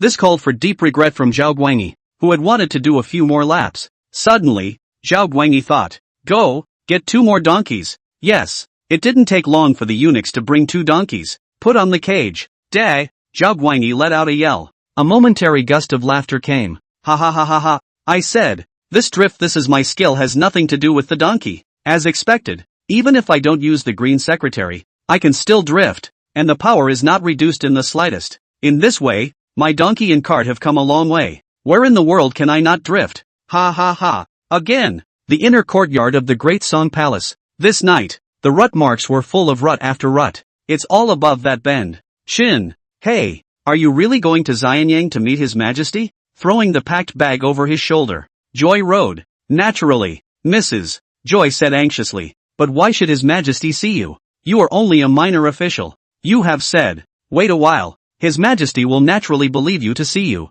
Joy rode. Can't wait. We'll talk about it when we see His Majesty, and we can always make His Majesty believe me. How can I look at Great Qin and see His Majesty like this? Heavenly Lord, a loving secretary has sent me the Great Spirit certification. Without further ado, I will inform the Imperial Temple. Pray to heaven. For one night, though, all went back to their own dynasties, but everyone's busy. All busy doing their own thing. It went on until the next morning's work. It's only just appeared inside the scenery again. It's time to go to work again. Qin Yao didn't get up too late. He arrived at the city gates at the exact same time that Lu Yuanjing and the others appeared on his heels. In fact, Qin Yao didn't sleep much last night. What about cutting videos during the night? After cutting the video, look at the data for the short video again. Little by little, I watched the data of the short video. From 30,000 or 20,000 in the afternoon rose to more than 100,000 likes in the evening. Another one of those replying to comments there. This night,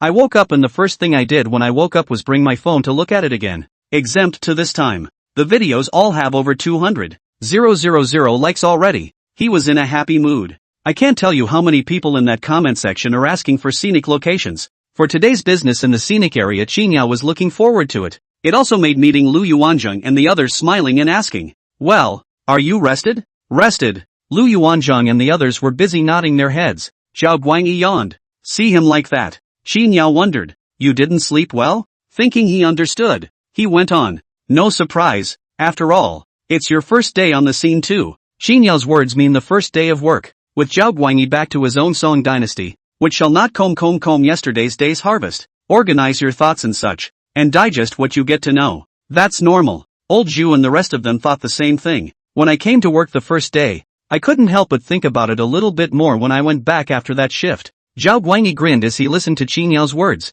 Not that I thought much about it. I just went back and practiced hard on this donkey cart drifting skill and slept a little late. Hearing Zhao Guangyi say that, Qin Yao didn't know what to say. Hopefully, he's the one who's overthinking it. Originally thought that Zhao Guangyi this yawning was not able to sleep at night after going back. I didn't realize that it was caused by practicing hard at the craft. Feeling this after a day of working at the viewpoint doesn't affect people's sleep in the slightest. But that was a good thing in Qin Yao's opinion. At least this scenery blends in a little faster. Zhao Guangyi's appearance also called for Qin Yao to be concerned about another issue. You didn't sleep well enough to affect the show, did you? Zhao Guangyi patted his chest as he listened to Qin Yao's words. It's good that you don't worry, Mr. Qin. I'm a little more skillful now. It's no longer limited to a donkey. Zhao Guangyi is showing what he can do. Qin Yao listened to this before he could say anything. Ha ha, old Zhu couldn't help but laugh. When Zhao Guangyi heard old Zhu's laughter, he always felt that it contained ambiguity. Glaring at old Zhu. What are you laughing at? Old Zhu ha-had.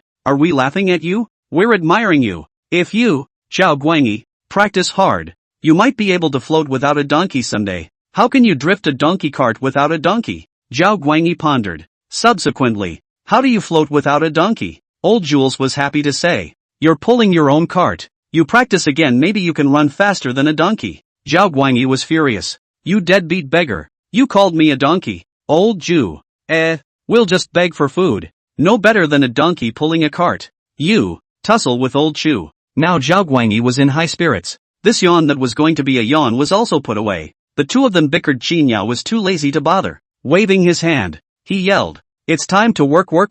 Greeting him, he pulled Hai to the ticket booth. I'll turn on the computer for you. Did you remember everything I said yesterday? Joy Road. All written down. Qin Yao's movement to turn on the computer stalled. Leaned to the side. Then come on. Let's see. Only. Joy pulled over a chair and sat down. And he didn't hesitate. Sitting down, he reached over and pressed the on button. This computer was then lit up. After the computer was turned on, Haidas hesitated to operate the mouse to come. Double-clicking opens the software for ticketing. Qin Yao looked happy. He's a fast learner. This was more than enough to save Qin Yao a bit of heartache. Only after she opened the ticketing software did he look at Qin Yao. Qin Yao smiled. Did you finish watching yesterday's video? Read all about it. Do you want me to find it for you and read it again? Hai said with a slight hesitation. Mr. Qin, I know nothing about how to type on this computer. Is it possible to understand these? Basic computer operation is still easy. Like turning on a computer or something. Those are all physical buttons. Typing is going to be a lot more trouble. For modern people, it may be quite a bit simpler. But for a Qin dynasty man like Qin Yao scratched his head. Actually, to type you just need to press the keyboard. And it's easy to use the pinyin input method. As he was speaking, Qin Yao stopped and added. Nope, come on, you get out of the way. Joy gave way to position. Qin Yao began to operate on the computer. Not a moment too soon. You learn this first. The voice came from the computer. Kids, let's learn phonics. She looked at Qin Yao in dismay. Qin Yao said, to type you have to start in elementary school. Also just kindergarten doesn't let you teach phonics. Otherwise, Hai would have to start in kindergarten. It's a state mandate. Of course, some irregular kindergartens teach pinyin in advance, which is an exception. Hai sat honestly in his chair. In the computer. Come on, read with your teacher. Ah, Joy opened her mouth.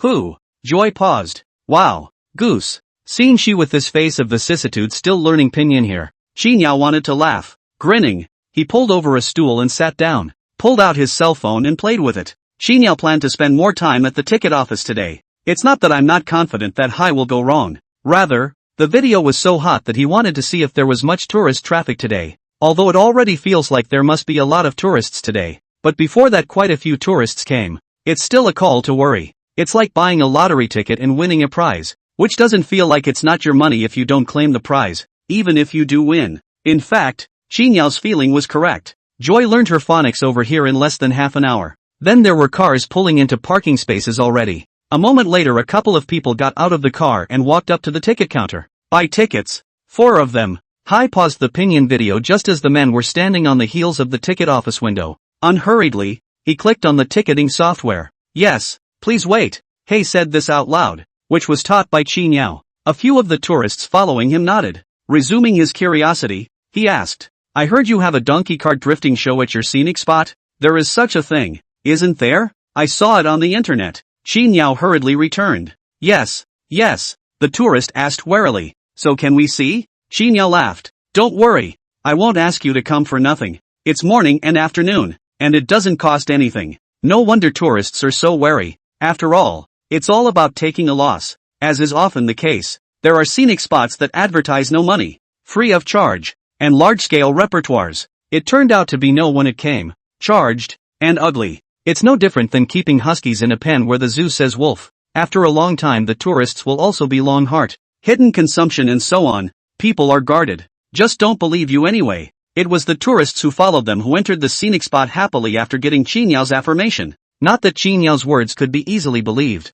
After all, the tickets are only 40. This is if it's 400. Then I guess I'll have to ask more questions before I can buy a ticket. The group of tourists entered the scenic area and realized that Qin Yao wasn't from Quangren. Just as I entered the gate, I saw Zhao Guanyi leading a donkey cart right in front of the city gate. Tourists see it. Isn't that the guy from the video? Yeah, that's him. Donkey cart drift. Excitement immediately surrounded them. Zhao Guanyi listened to the words, smiled proudly. Would you all like a ride in the donkey cart? We want to see drifting. The drift will have to wait. And does it cost anything to ride in the donkey cart? During the trial period, this will be no charge yet. There is no charge for the scenic slaughter bus for now. This was a decision made by Qin Yao. Mostly, the scenery is still a bit spammy these days, so after careful consideration, Qin Yao still decided that this slaughter of passenger cars, for the time being, or not slaughter for the better. Of course, it's only temporary. Sooner or later, the scenery is better, with more and better NPCs. This should be slaughtered for sure. And then there's the time when this will be less crowded. So Zhao Guanyi pulls a donkey cart and takes people for a wobble. When the crowds don't work, you start slaughtering buses. He chooses himself. If there are many people, they all have to take a donkey cart. Then get in line and wait. The main focus is a flexible casual. The tourists over here are happy to get on the donkey cart. The group of tourists on this side of the ticket office just now was like a signal. This was immediately followed by another tourist appearance. Buy a ticket. There's a donkey cart show. Right? There. You can watch it in a minute. This another wave of tourists just came in. Can we watch the donkey cart drift? That's what I came for. And I can't if I can't see it. Definitely visible. It's a roll of the eyes. 3 by 3 one after the other. It's like a river with an open floodgate. Not to mention how many tourists he flocked to at once. At least it's turbulent. Seeing such a situation, Qin Yao was clear. Steady. This wave is definitely solid. It's still morning. This is just the beginning. That's more than likely not going to get changed if it's afternoon time. Happy as he was, Qin Yao took the time to also ask Hai a question. How many tickets will this have sold? Over 200. It's a little bit of work to catch up with the tickets that were sold the day before. Ha ha, Qin Yao burst out laughing when he couldn't hold back. This is going to break 1,000 tourists today if you look at it that way.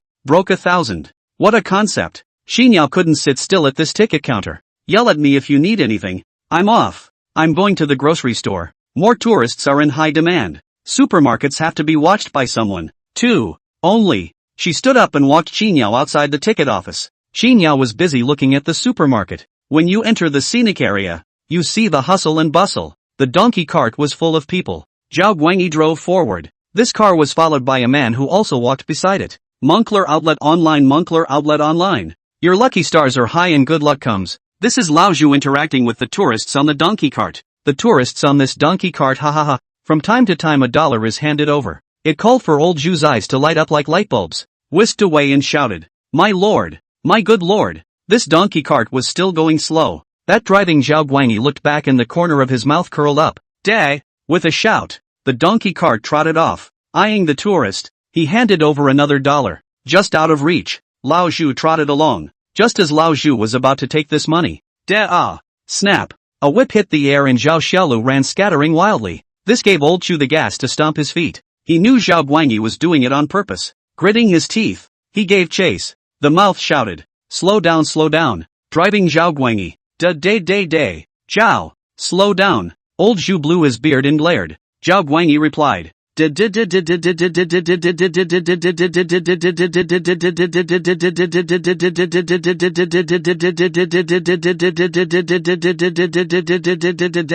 It's even shouting as hard as you can, causing Zhao Xiaolu, who was pulling the cart, couldn't help but twist over the donkey's head to look at Zhao Guangyi. Uncertainty was written all over that donkey's face. It seems to be wondering, running so fast, is there your father or your grandfather in front of you? Old Zhu is still not as fast as a donkey after all. Hate stood still and gasped. Zhao Guangyi looked back in triumph. Ha ha, still not as fast as a donkey. You still need to practice. Old Zhu was furious. Zhao Guangyi, your ass. Zhao Guangyi hasn't reacted yet. The tourists on the donkey cart were happy. What? Zhao Guangyi? Ha ha, or you scenic spots will play. You scenic spots come for real. Ah, the names are so appropriate? Ha ha, if you can really drift in this donkey cart later, then we really didn't come for nothing. That's a little too much admission money to spend. Zhao Guangyi's mouth twitched as he said, drift, definitely drift. It's not a silent experience. Play, play. The scene of old Zhu whisking away the donkey cart also screams for a laugh. Good thing there are a lot of tourists today. Unable to catch up with the donkey cart, old Zhu turned his head and rushed towards a group of tourists. Zhao Guangyi and Lao Zhu, who were driving the car, were busy, and Lu Yuanzheng and Gui Yuanpei, who were watching the door, were also busy. The janitors were not idle. That sat without a donkey cart. Both took an excited picture with a group of brocade guards. It's a lot of people, and the scenic NPCs are a lot of meat and potatoes. Someone else asked at Wei Zhongxian, eunuch, can you say something? Say what? That's it. Ask me about Westworks. Wei Zhongxian got it. Actually been at work for so long. What this group of tourists wanted, Wei Zhongxian knew very well. At that moment, he sneered and threw up his cloak. Humph. You ask me what the West Factory is. That learning comes alive. It made the tourists on their heels look straight ahead, and listening to the lines was a chilling experience. It was mainly because Wei Zhongxian's eyes were too cold and alive like a high-powered real eunuch. Of course, what this tourist doesn't realize is that he actually is. Not only that, what West Bureau, East Bureau, Jinyui, when we were the 9,000 years old, weren't they all ours? Wei Zhongxian hard how to feel. It's that this will be different. That'll be him. Wei Zhongxian, the loyal minister of the Great Ming, was thinking. The tourist who followed him gave Wei Zhongxian a thumbs up. Also in this effort, Qin Yao cheerfully arrived at the supermarket. Sit back and wait for the buying tourists to come to your door. There is again someone's stupid money. Ah, no, it is again a loving secretary sent us a great God certification. The heavens, touched. Ah, we're going to frame the heavens. I'm not going to be able to do that. I'm not going to be able to do that. It makes sense for Qin Yao to come and sit at the supermarket. With more tourists in the scenic area, the demand is naturally there. He opened the supermarket for just 10 minutes or so, and there were tourists coming over to buy things to come for the water, for the tissues, buy this and that. 1 minute, someone else comes, and then someone else. Thanks to the fact that Qin Yao didn't have to do the job of selling tickets now. This was placed before He came, before there was anyone to share it with Qin Yao. He's designated to be busy. There were quite a few tourists buying things even. Occasionally, Lao Zhu can even bring tourists over to buy things. Some tourists buy some bread or something. Hand it to Lao Zhu. Old Zhu then bowed in gratitude. The skillful look amused the tourists with a good laugh. He didn't ask for anything directly from the tourists. Tourists take it if they want to give it. Obviously this was before being deducted from the wages. Lao Zhu remembered it clearly yet. Speaking of which, Lao Zhu is also considered to have added to the supermarket's turnover in disguise. It's not much, but it's good for a bit. The supermarket's turnover is kind of booming. This more tourists. The whole scenic area that can be better. Even the toilet can be busy. It's the tourists who come to buy things. And most of them are a bit curious. Your scenic supermarket still sells salt? And some seeds and stuff. I don't care about these. There are potatoes and sweet potatoes and so on. Even walkie-talkie solar panels. That's all there is. This is not a surprise inside a large supermarket. But inside a scenic supermarket, it is more or less out of place, facing the curiosity of tourists. Qin Yao fooled around. The effort of twisting his head was intended to get up. Go back and pack these up and put them aside separately. Distinguish between those that are open for business and those that are open for business. There's also the fact that you can't buy so much stuff. When it comes, ask the NPCs what they plan to buy when it's almost payday, and give the stock back. Save things like potatoes that aren't very put together.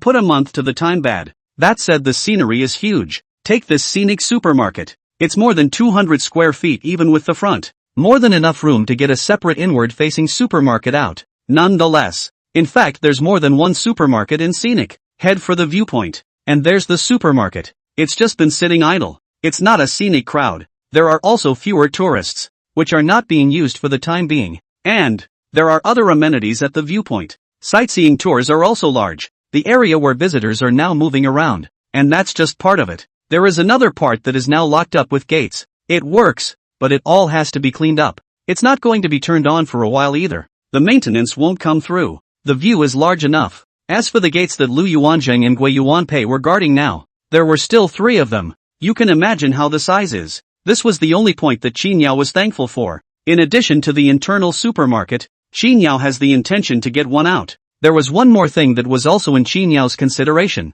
It's the drop-off point for NPCs coming to work. That is, where they had come from ancient times to appear. Having been at the gates of the city before, it's not much of a problem when the scenery is not doing well. But now that business is better. There are guaranteed to be tourists who come early, leave late, and so on. There might be a bit of a nighttime program later on or something. It's inconvenient to be at the gates all the time. Qinyao also planned to turn around so that he could clean up the meeting rooms, reception rooms, or whatever, within the building. Ask the system if you can change the landing point to this side. It would also save you some trouble. Once Qinyao pondered, this time passed a bit faster. The morning was looking to be over. Transient, not long time. Zhao Guanyi ran to the supermarket to ask to come. Mr. Qin, when is our show going to start? The tourists are all thinking about watching it and hyping it up. The promised donkey cart show hasn't even started yet. The tourists are getting a little anxious. Zhao Guanyi also jumped at the chance. He and the donkey are all ready to play the game in front of the tourists. Hearing this,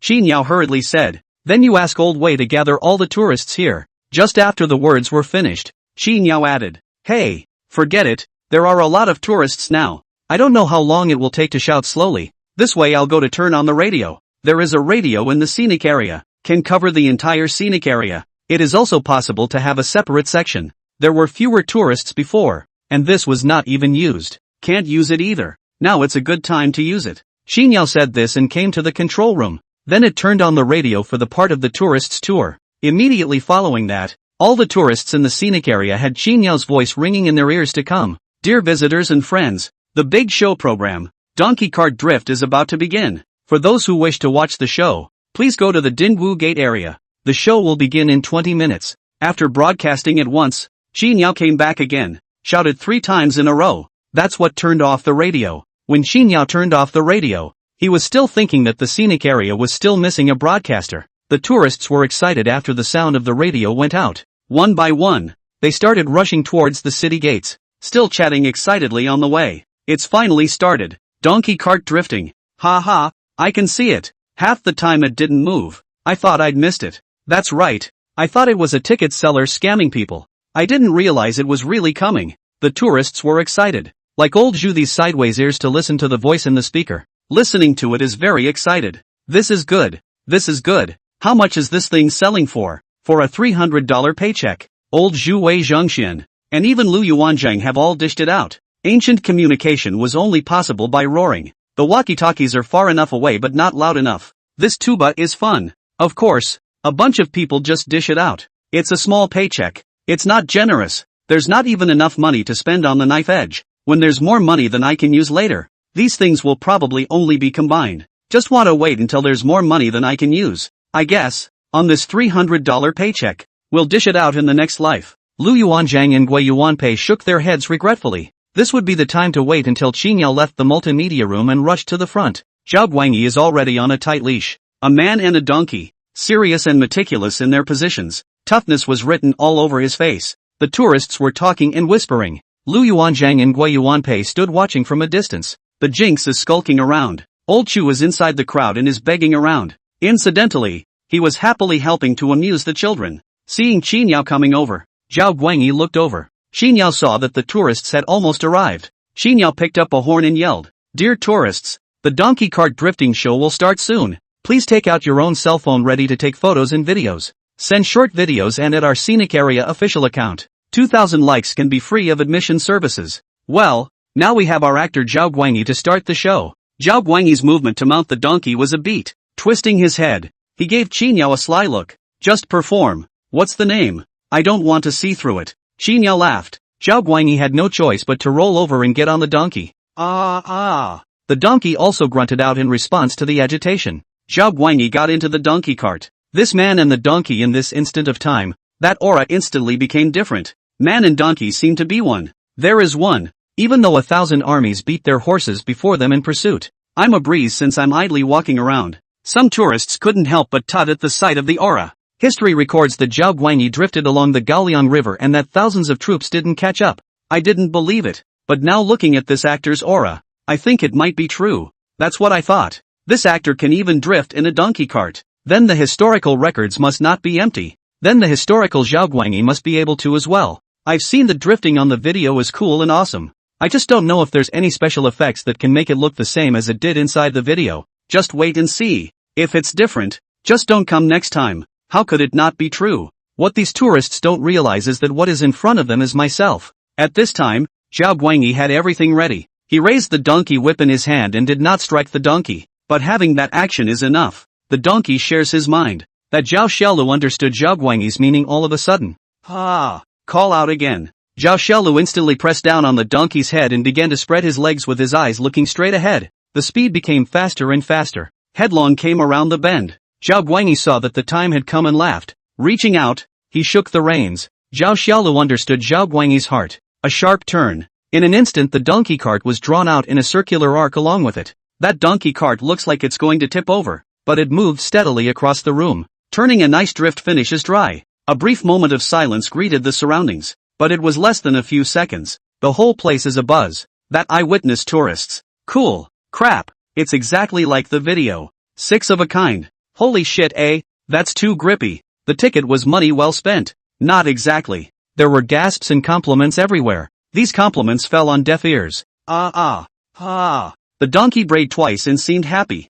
Ha. Zhao Guangyi brayed twice. As if he was as happy as a donkey. These two don't rest either. Turn around and come back when you get to that end. 2 more drifts in a flash. Once again, it drew a roar of applause from the room. This drift was 2 back and forth 4 times in a row. It was a burst of sensory overload for the tourists watching. And children shrieking. Full of longing. Mom, I'm going to learn how to drift a donkey cart later. You want to drive? No, I want to be an ass. The child's mind is simple. It's a donkey that pulls the cart. And it's a donkey that drifts. What's it got to do with people? A person sitting in a car is still a burden to the donkey. The kid's mom. You're really something. From now on, this matter of me being your mom, you mustn't spread it. It's our secret, okay? Overall, the donkey cart drift show was a success. Grand and unbeatable. That's how Zhao Guangyi felt anyway. It's actually pretty much the same. Anyway, after the show was over, the visitors were a bit underwhelmed. Zhao Guangyi wasn't tired yet. The donkey is okay too. But how can you perform all the time if it's good? Both back and forths would be a bit much to show if the show wasn't performed so fast that it had to be stretched a bit longer. And really show it to the tourists? The thing about performing is that you have to mean it to get to the next one. It's like a mountain of food. You get tired of eating too much of it. Who's going to miss it when you've had a good time? This will be the time. Xinyao had put his cell phone away. He recorded the video just now. Go back and keep posting it online. Good things are not too much to post. The more videos that are posted, the better the business of this scenic spot will be. It's worth noting that this scenic spot is doing good business now. There are bad things about it, too. Before the business is not good, by the noon meal time, the tourists should be gone. But not when this business gets better. There are tourists who have had enough and want to leave. There are also those who haven't played enough to keep playing. There are no places to eat at the viewpoint for the time being. Tourists complain twice and simply buy something at the supermarket. With tourists still around, the scenic staff can't all take a break. Old Zhu Xiaoguanyi is fine like this. The Genie Wei should be divided into 2 shifts. Lu Yuanzheng and Gui Yuanpei are also okay. Hai then got some food and went straight back to the ticket office. People don't have a lot of time on their hands. Qin Yao, which also ate a few bites in a hurry, went straight to the supermarket, ushering in tourists who buy things. This got even more scenic in the afternoon hours. And more tourists. During this time Qin Yao took the time to cut the video and post it online, taking a passing glance at the one posted yesterday. In the morning it was 200,000 likes. Now it's up to over 300,000 dollars. It's all delightful to look at.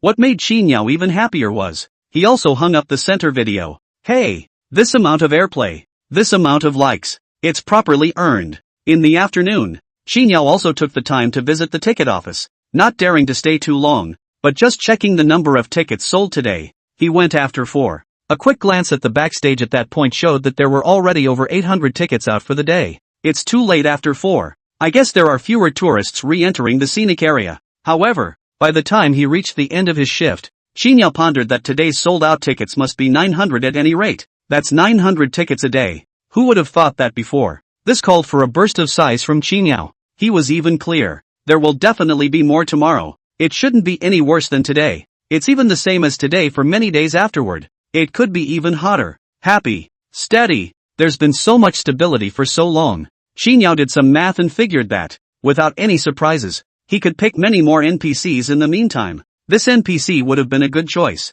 Then continue to stabilize the flow of scenery. Then the scenery could really take off for good. Touché. The scenic area will do better business then. Just keep picking NPCs again. More NPCs. More business. Then continue. What a loop in the set. The thought of it all screams delight. At that time it will also be possible to consider opening up more areas of the scenic area, as well as the fact that there is no longer any fear of the electricity costs of turning on the streetlights at night. It could also be a neat way to put together a scenic evening program. Tourists in the province complained. We haven't had enough fun yet, and your scenic area is closing at the end of the day. Ha! You guys don't even have a program for the evening? Other scenic spots have shows at night. Qinyao could only explain in a burst. It's a trial run. Ask is a trial run. As for when it's official business, well, who knows? Not for a while anyway. Alright, off duty. Qinyao greeted him and Lu Yuanzhang and the others disappeared into the scenic area once again. Once again, the vast scenic area fell silent.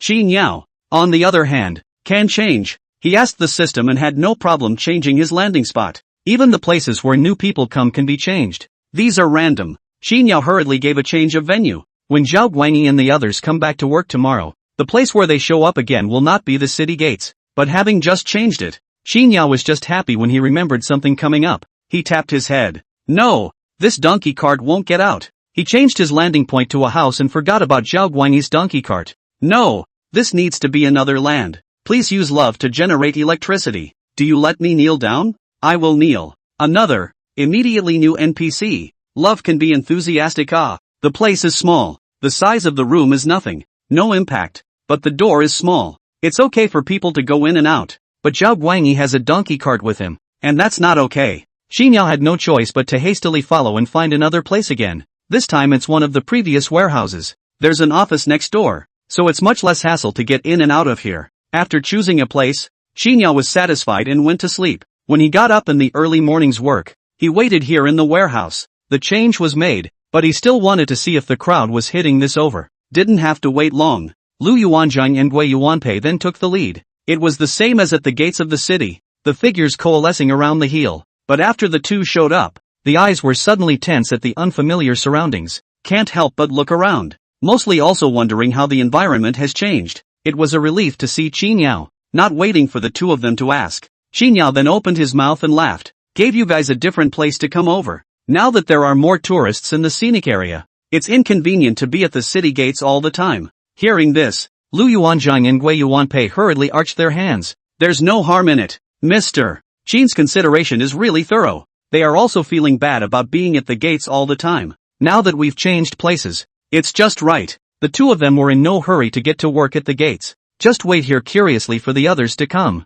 Not much longer. Wei Zhongxian followed with a group of brocade guards. The appearance of the Jinui was just like that of Lu Yuanzhang Gui Yuanpei. That was when he saw that the environment was not right. And before he could even see clearly, he heard the choking sound of a sword being drawn. Stay to see, Wei Zhongxian hurriedly said. Put the knife away. Saying that, he fawned at Qinyao. Mr. Qin, we've changed places. This is. Qinyao smiled and nodded. Repeated what he had just said to Lu Yuanzhang and Gui Yuanpei. Wei Zhongxian was busy nodding his head and saying yes. And then the Kung Fu, Old Zhu, Zhao Guangyi, and Shi, have also appeared. They all reacted the same way. That's not much to go on. Qinyao yelled. Go to work. When he finished speaking, the crowd agreed. And only then did they start the day at work with high spirits. A group of people doing their own thing, running to their respective posts. The whole scene was up and running in no time at all. This was also not long after the crowd had all gotten to work. This view comes with tourists. This originally still cold scenic spot, soon also became bustling up. Qinyao was in the supermarket and started to get busy as well. Cut video, post video, reply to someone's message. It's a bit of a job to do. From time to time, tourists come to the supermarket and stop by to give a check. To Qin Yao's delight, yesterday's visitors were really giving it a go. Quite a few people have posted videos of donkey carts drifting. Qin Yao himself alone saw several of them while swiping through the short videos. Posting the video was fine. These people didn't even forget to at his account. And those videos that went out. No matter the comment heat. Just watching these videos is a thriving scene. That alone makes you look forward to it. And there's no telling how many tourists will be coming to the viewpoint behind this one. How many more tourists would come to the scenic spot was something Qin Yao wasn't quite sure about. After all, no one knows until it's time. But what Qin Yao knows now is that online ticket sales are selling out. This opens up the backstage. Fully 1,000 tickets have gone out. The dates are not all within a day of each other though. The span of time is huge. There's today and there's tomorrow. There's even a half a month later. It is also possible that someone will bounce a ticket during that time. But none of this proves that the scenery is really getting better. That ticket amount alone is exciting to watch. Happy about that. The flow of the scenery remains the same today. Tourist sightseeing tours. The Jinx performs the program. Zhao Guangyi donkey cart drifting. At the end of the day, the visitors felt that they hadn't come for nothing. Another round of applause. Wait until it's time to drop off a bunch of people at the end of the day. Over here, Qin Yao's mind resounded with the system's beeps coming in. Hearing this voice, Qin Yao instantly cheered up. He then calculated that it was time to pick an NPC for such good business. As expected,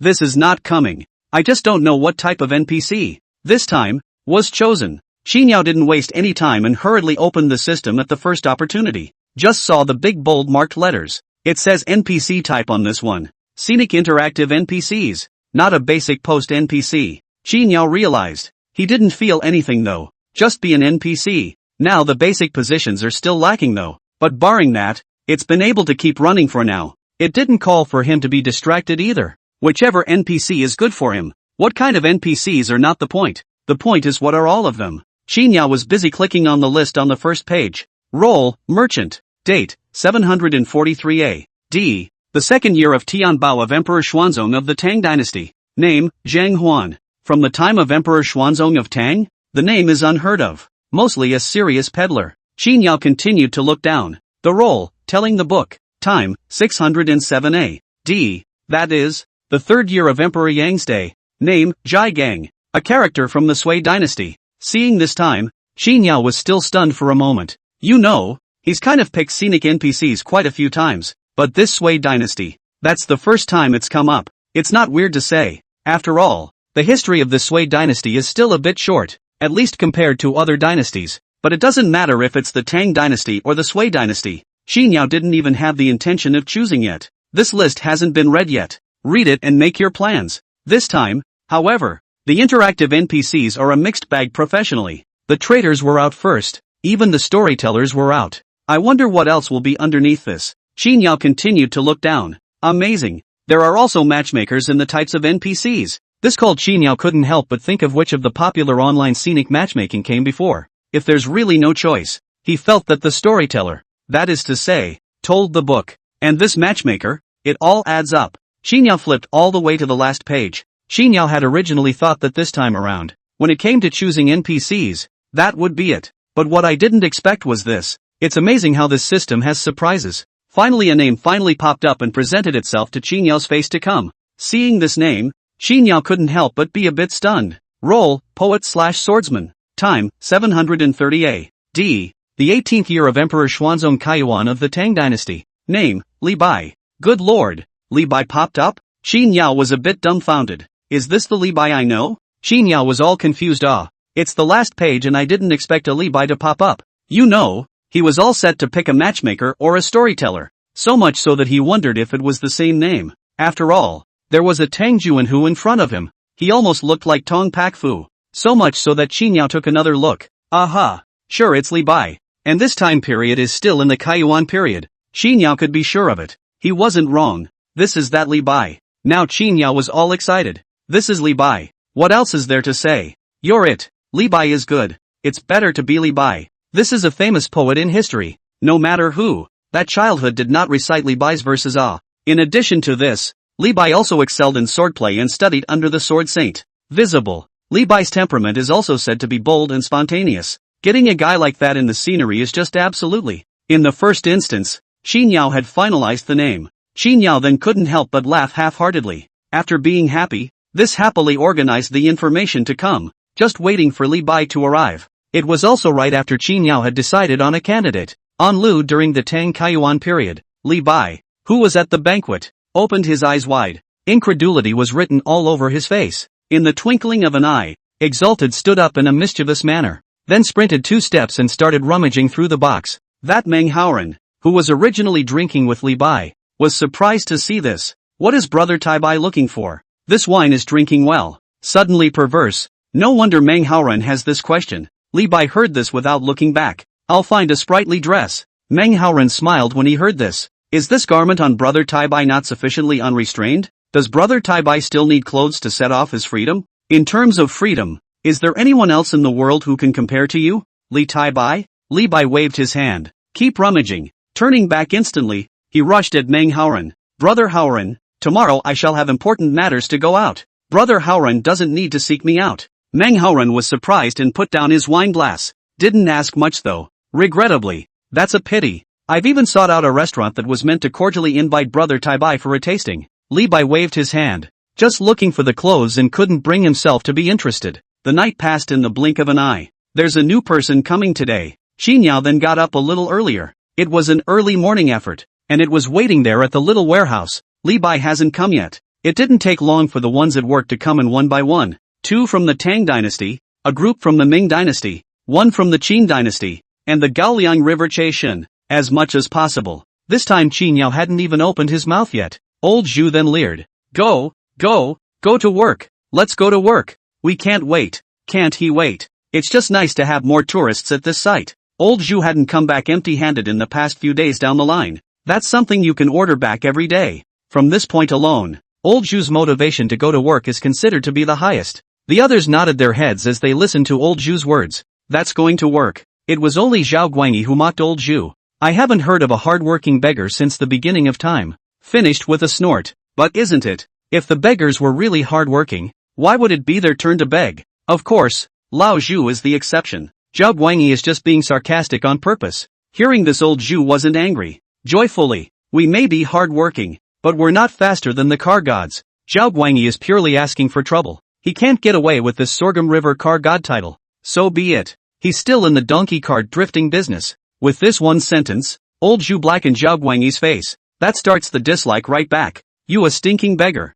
You car god. You want food. Nice guy. Qin Yao couldn't help but lose his smile. These two, every now and then, have to troll each other to bring back a scene like this. It's good that Wei Zhongxian hurriedly excused himself. Busy changing the topic, rushed Qin Yao arched his hand in fond. Mr. Qin, are you still standing here? Hearing this, Qin Yao smiled and said, I'm waiting for someone. As soon as they heard Qin Yao's words, there was a sudden silence around them. I couldn't help but survey the left and right. I found that all the people who should be here have already arrived. Who's this waiting for? The others had likewise noticed such a scene. There was a moment of bewilderment. Old Zhu then hurriedly spoke. Mr. Qin, there's a new arrival? Qin Yao smiled and nodded. Lu Yuanzhang couldn't help but ask carefully. Mr. Qin, who is it? That dynasty? He wasn't the only one curious. Everyone was curious, wondering who this new guy is and if he's from the same era as them. Qin Yao didn't hide it either. Said, it's a coincidence to say the least. It's also from your Tang dynasty, just a little bit earlier than you. Tang dynasty? Lu Yuanzhang and Gui Yuanpei looked at each other surprise awe. There's a sense of the old family coming to town. No way. It's on the view. The same dynasty always calls for a bit of closeness. Who's that? A Don. Seeing this line of people, each and every one of them looking at Qin Yao as if they were curious babies, Qin Yao also satisfied them directly. Ha ha, you all recognize it. It's Li Bai. Li Bai? As soon as I heard the name, in a blink of an eye a group of people did their best to understand. Lu Yuanzhang and Gui Yuanpei said happily. So it's the exiled immortal. The joy was overwhelming. It is important to know that many people regarded Li Bai as their idol during the Tang dynasty. Lu Yuanzhang and Gui Yuanpei were not yet too late from Li Bai's time. So can you not be excited to hear that name? Banished Immortal Man was the title of Li Bai during the Tang dynasty. It stems from the fact that he Ji Zhang, after meeting him, marveled at his elegance. Said so. It's just been circulated. That's why Lu Yuanzhang and Gui Yuanpei called it that. But when it comes to Zhao Guangyi and Lao Zhu, the two of them also marveled. I can't believe it's poetry fairy. Later people were already calling Li Bai the poetry immortal. looking at Wei Zhongxian and a group of brocade guards again. All of them were already excited. Can they not be happy to see Li Bai? Compared to this exiled man and poet, they were just hawks and dogs before they came to the scene. For these guards, it's a great honor to meet Li Bai. You have to have a little bit of that talent. The only person who would be head over heels in this would be Joy. Li Bai's name was not very clear to him. When he looks at history, he looks at the big picture. It's all about the change of dynasties and such. There is no specific writing about which some of the amazing people in history, but I plan to look it up on the internet myself once I learn Pinyin and can type. He could have just asked. Everyone in the heel knew who Li Bai was, but he didn't open his mouth. It's a little duller. Not adding to the trouble, old Zhu glanced at Wei Zhongxian, who was busy rushing Qinyao. Mr. Qin, then can we catch a glimpse of the poetry fairy? Seeing Wei Zhongxian open his mouth to speak, the group of people all looked at Wei Zhongxian with satisfaction. Obviously, Wei Zhongxian asked what they wanted to ask. Wei Zhongxian asked out first, and both old Zhu and Zhao Guangyi were satisfied with him. Qinyao glanced at the time, seeing that it's still a while before we get to work. Just Dao. Alright, then let's welcome the poetry fairy together. Qinyao's words had just finished. All of a sudden, a figure slowly coalesced before him. Coming, beg for power. I won't get up if I don't. A group of people stared at the figure. In only a split second's effort, the figure coalesced in front of him. He saw that the man wore a black veil on his head, a white robe, and a gourd hanging from his waist, which looked to be filled with wine. This left hand carried another long sword in its hand. It was a dashing and ethereal person, as if he were an exiled immortal descending to the world. This is not exactly Li Bai. In fact, Li Bai was a little sorry before he came. He preferred the purple chicho, a purple leather dhoti. That's a spill to wear. The Li Bai before he came was going to wear this one. But barf. Days are hot. However, when Li Bai's figure was presented, a voice of admiration came from the heel, including Qinyao. Li Bai's outfit is attached to everyone's perception of Li Bai. This dress, this image. It really couldn't be more plummy. The moment. This is the poetry fairy. It really is immortal. I'm not disappointed. This is the Li Bai in our hearts. Catch up with the textbook. A group of people gazed at Li Bai, waiting to see the light in front of him clearly. Li Bai gazed and watched over. He looked at the crowd, then glanced around. Immediately, this Li Bai laughed out loud. Ha ha, it really doesn't look like earthly ground. This is not like the earthly ground. See, this is said to follow. This is not the light of the great Tang. Hearing this, Qinyao smiled now, rushed Li Bai and came over, then spoke. Welcome, poet. Li Bai was slightly stunned, busy arching his hand in response. Not worthy of the title of poetry fairy. Qinyao smiled, and without delay, he turned around and introduced himself. Introduce yourself. I'm the person in charge here. You can call me Mr. Qin. Li Bai arched his hand. Mr. Qin. Qinyao looked around, glanced at the crowd. Let me introduce you to. He's talking about introductions, but on second thought, it was added. Forget it, it's better not to introduce it. I'll introduce it later when you've finished reading the information. He'll besides hi. This is mostly later for Li Bai. Without being clear about the history, Qinyao thought that even if he was introduced, Li Bai wouldn't be able to figure it out. Qinyao simply handed over the information he had prepared in advance. You read it first. Read it before you do. Well, Li Bai nodded at his words, took over the information handed over by Qinyao and flipped through it. This look took a while. Only after a long time did Li Bai put down the information in his hands and let out a deep sigh. To think that my life, Li Tai Bai, has been such a light. It is no wonder that Li Bai had such an exclamation. His timing for this would be exactly the right time to ask for it. In fact, although Li Bai had the reputation of being a poet, his whole life was actually thirsty for realizing his ambition in politics. It has always been a desire to build a career, to assist a wise ruler, and to help the world and the people. But unfortunately Li Bai was not able to realize his ambition in politics throughout his life. It wasn't even until he was in his 40s that he became a Hanlon provider. What kind of official is this Hanlon provider? In fact, it is the official who accompanied the emperor to write poems and entertain. In the end, Li Bai was unable to fulfill his ambition because of this. Finally left Chang'an. It's not finished when we leave Shangan. Eventually, he became a member of King Yong's Li Lin staff, which led to his exile from Yelon during the Anshur rebellion. All in all, although Li Bai has the name of poetry immortal, but according to his own ideals and ambitions, he never realized them in his life. This was the reason why this would be the time when Li Bai saw his profile and sighed. Seeing Li Bai in this disheveled state, Qinyao said comfortingly, that's just you in history. You can come to the view. This historical thing can't be true. He said this and once again handed over the other piece of information in his hand. Look at this again. This information is documented in the general trend of later history, as well as the previously prepared. These elements of what you can buy with a paycheck from working at a scenic location. It's a generic version of what's been written about history in general. The stuff in here has been documented since the spring and autumn. When this thing was done, it especially saved Qinyao's ass. It doesn't matter who comes, or who comes. Take it over and just start reading directly from your own dynasty and be done with it. Li Bai quickly read this historical momentum. Couldn't help but be moved. After all, the individual counts for very little compared to this great historical force and the individual. That last item that can be exchanged for working in the scenic area is also called Li Bai's astonishment. Even if he is just a poet, he still couldn't help but punch Qingyao after reading it. You can buy all of these? Qingyao nodded. It's natural. Ask them if you don't believe me. Qingyao pointed his finger at Wei Zhongxian and the others. Wei Zhongxian and the others nodded in unison. On the side, Zhao Guangyi added, there are definitely all of them, and these are just some of them.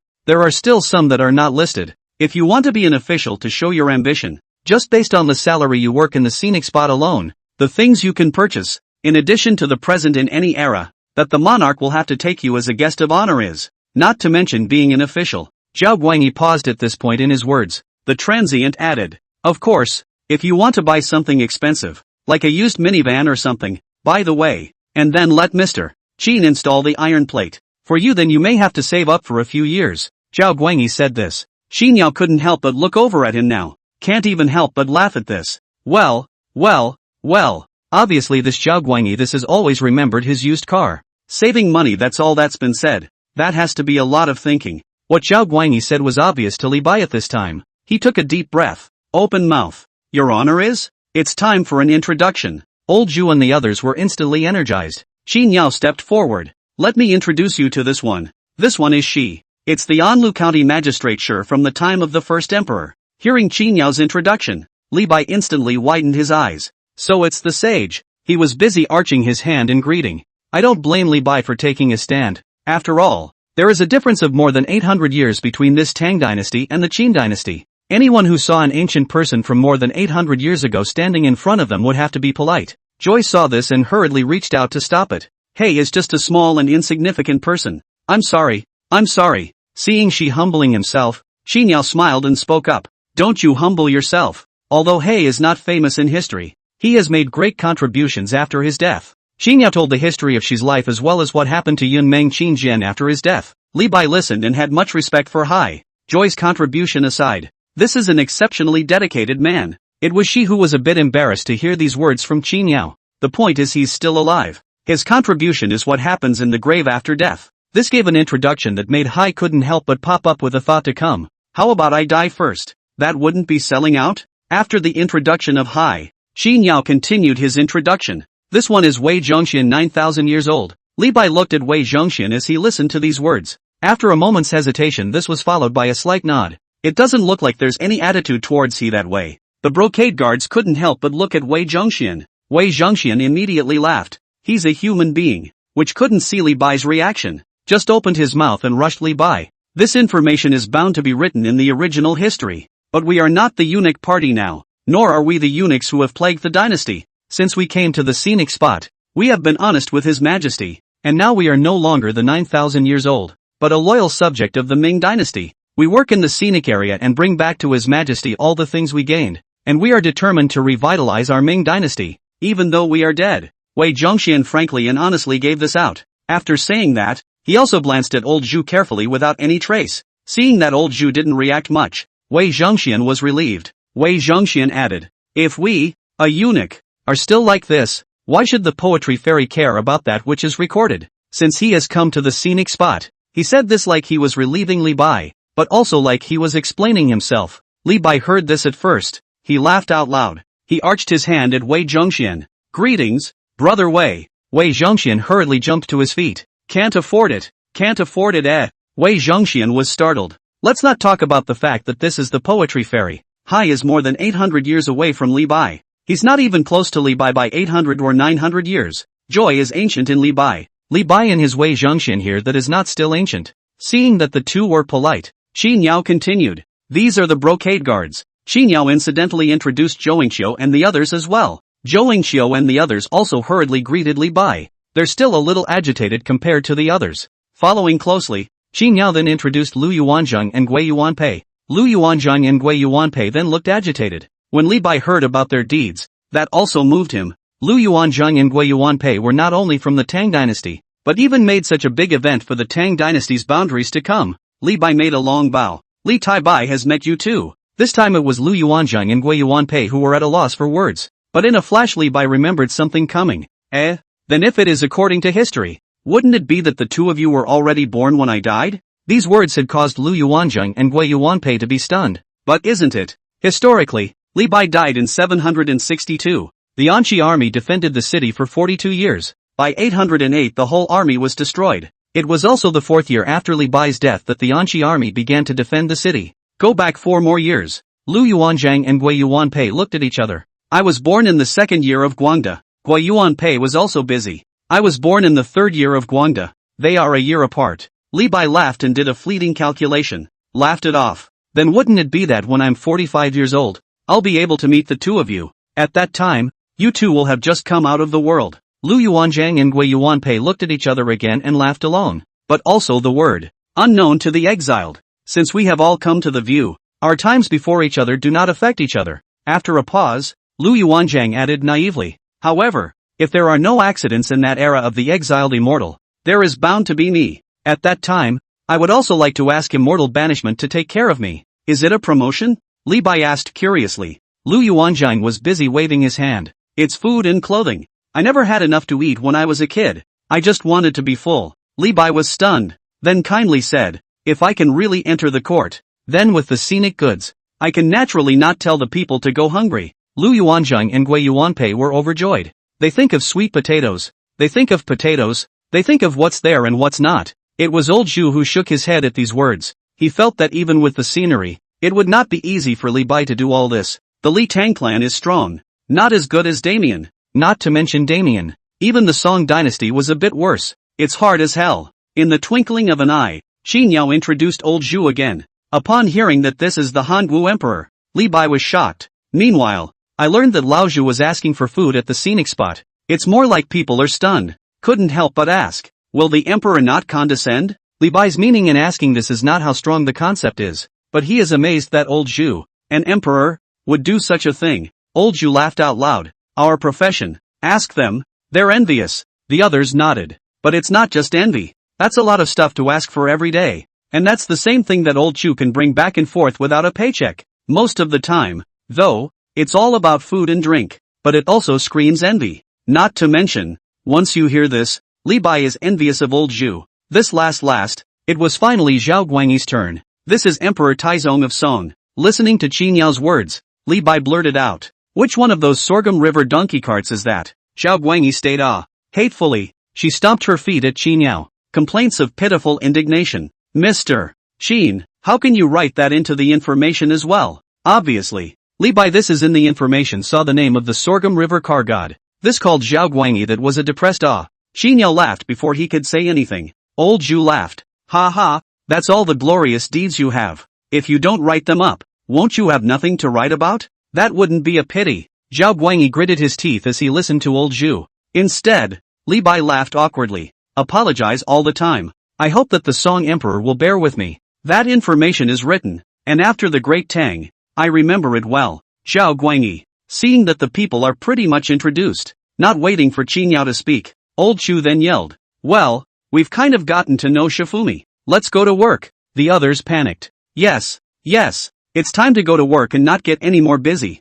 but it's a payroll deduction. After the group greeted Li Bai, this transient went about its business. Floss again sometime. Seeing that the people are gone, Li Bai is not happy. It was only when he saw Zhao Guangyi walking at the end and pulling a donkey cart in his hand that he curiously rushed Qin Yao. Then why is Emperor Song still holding the donkey cart? Qin Yao explained with a smile. He's working as a driver here. Our scenic spot is not less people now. When he came, he also brought a donkey cart too. This is not just right. Incidentally, in our scenic area to perform donkey cart drifting, to attract tourists. Well, Li Bai couldn't help but laugh. Asked again, and in what year did this Song Emperor come? May it already be on that river. Qin Yao continued to laugh again. That's not yet. That's for next year. But he's just practicing his technique. So he'll float better when he gets to the Sorghum River. Don't you think? But he already knows the history. Most likely he won't do it again. Ha ha, Li Bai laughed aloud. It was also at this time that Qin Yao remembered. Oh yeah, I've got one more thing for you. With that, Qin Yao walked into the house and took out a thick book. Li Bai was surprised. It is? He flipped to a random page and was stunned at what he read. Just see what it says. Tang Li Bai. Qin Yao looked at Li Bai with a smile on his face and said, there's no rush on the job, so you're going to have to carry me first. Carry it to death. I'm going to put this knee here just to generate power with love. Qin Yao looked at the stunned look written all over Li Bai's face and felt that it was a refreshing feeling. Avenged this is. It's not just that he got his revenge. Even thousands of students, all counted at this point in the great revenge. Can you not call it a good time? To say that Li Bai's poetry is really well written. Aha! Good for you. How good it is. So good that he had to recite his Li Bai's verses since he was in elementary school. And some children may even have to start reciting his Li Bai's verses before they even go to school. This elementary school is so hard to get through. You still have to memorize it when you get to middle school. After you memorize it in middle school, you still have to memorize it in high school. Think you're done after memorizing in high school? No. It's even there by the time you get to college. How hateful you say that is. He, Li Bai, writes hard through a child's teenage years. Those years in front of you in life are all taken up by you. Li Bai, hateful or not. It's okay now. Have Li Bai recite his verses. Let him do it himself. Just 2 words. Soothing. Qin Yao's entire body felt a little more relaxed. Seeing Li Bai still flipping through the books there in a daze, Qin Yao rushed at Li Bai and said wistfully, this book is full of your verses. Full of verses made by you. Li Bai, it's okay, there's no rush. You memorize it slowly. When you're done memorizing, I'll spot check it,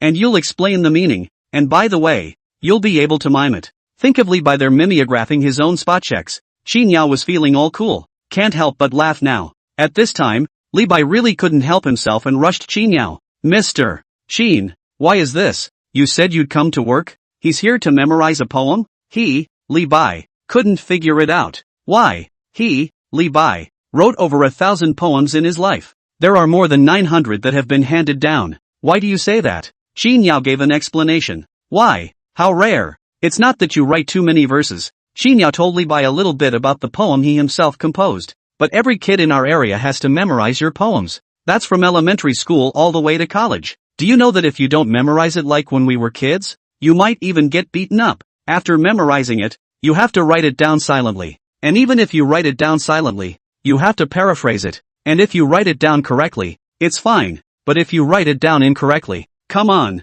Qin Yao asked, pointing at the collection of poems in Li Bai's hand. Tell me what thoughts and feelings are expressed in this poem. Li Bai looked down. Heckler on ing. Li Bai scratched his head. Overall description of the landscape and defiance. Qin Yao waved his hand. Wrong, or half right. You should say it shows the poet Li Bai's spirit of resistance, as well as his dissatisfaction with the darkness of the social environment at that time, as well as his cynicism and jealousy, and the quality of not being willing to be complicit with the rich and powerful. You still have to learn Ayu. Li Bai's face darkened as he listened to Qin Yao's words. At once, he argued with Qin Yao. No. Did I really write this poem? Qin Yao laughed. If you didn't write it, there's someone else? You don't see your name Li Bai written on it. Li Bai waved his hand. But I, Li Tai Bai, didn't write this poem at all. Qin Yao said. I'll look at the time of this poem. He got his cell phone and looked it up. Aha. Probably written by Li Bai at the age of 45. He said. You wrote this poem when you were 45 years old.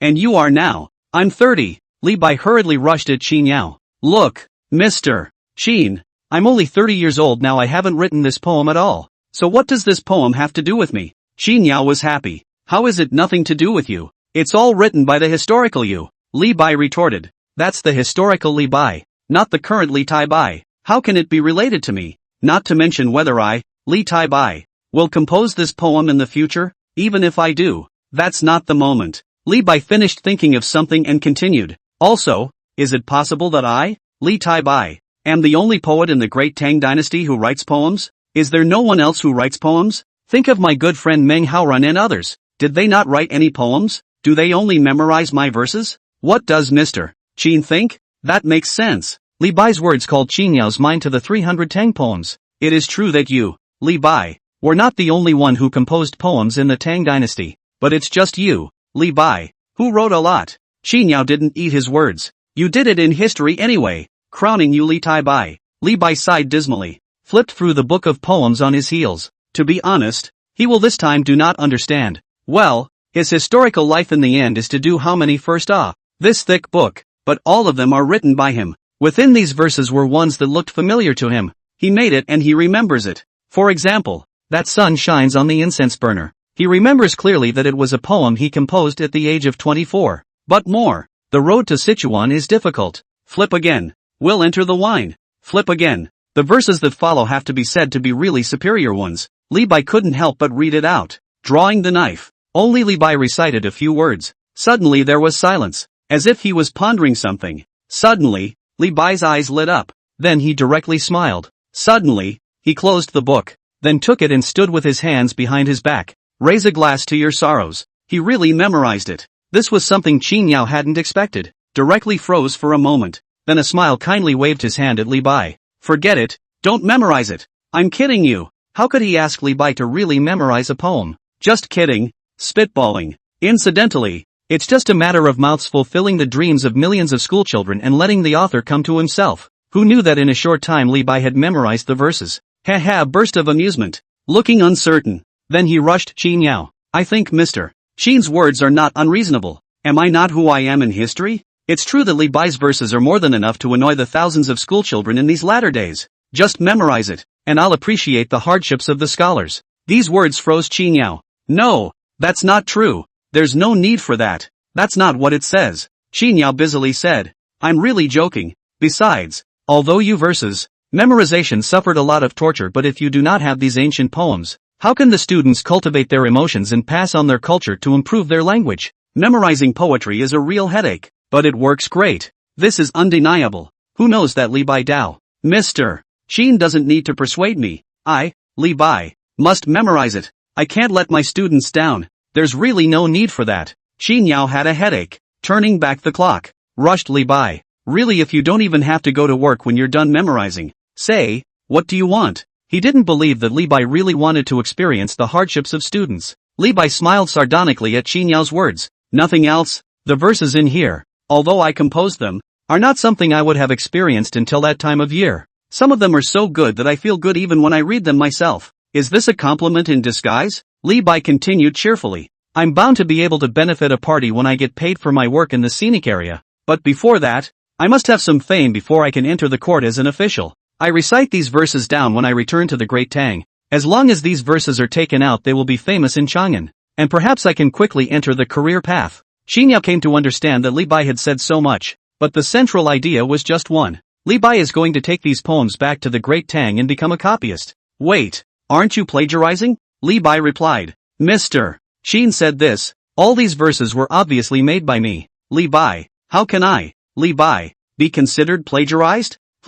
Qin Yao thought that this sounded a bit familiar. Which is just familiar. Isn't that what Qin Yao said just now? Qin Yao killed himself not expecting Li Bai to play this copy yourself? It's a shame he thought of it. Qin Yao couldn't help but say. No, you this is what you wrote in history. It's not written by you in the present. Li Bai laughed. It's just me Li Tai Bai. This historical Li Bai is not me Li Tai Bai? That's something that wouldn't even be possible for Qin Yao to say. Qin Yao laughed bitterly. Do you really need this? If you want to be an official, you disappeared out of thin air from the Tang dynasty when you came to the scenic spot. That's not the same as a miracle. All you have to do is state it. And the emperor will still not believe you? Li Bai continued.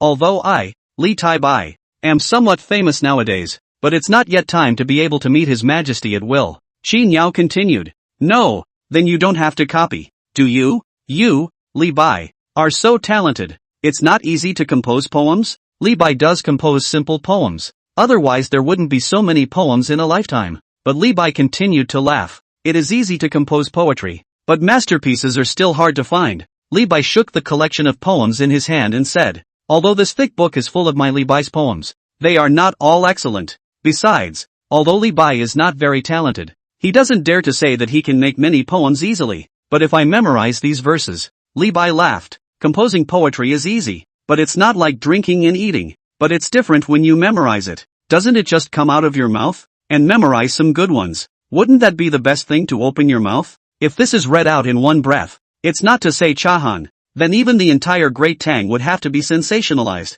Qin Yao realized what Li Bai had hit upon. He had to say. 6. Qin Yao struggled a bit to look at Li Bai and said, nothing you say is wrong, but are you nice? Li Bai laughed. Hey what's there to be embarrassed about? There's no need to stick to one thing. He, Li Bai, had never been a conformist. Otherwise it wouldn't be fluffy. It's been in the same boat for a long time. As for the heartbeat, if this were a poem composed by someone else, Li Bai would never be able to do such a thing. The point is that it's your own. Hearing Li Bai's words, Xinyao had the presence of mind to retort. Said he wasn't official material. After all, that's how most people felt. He probably manifested it with the phrase laughing up at the sky. But Xinyao thought on second thought, Li Bai has never been a proper official either. How can one go about refuting someone else's ideals? He's still working at the View. If he becomes a government official, won't what he gets from the scenery benefit all the people? Finally cried and laughed at the realization that he didn't have a point of view.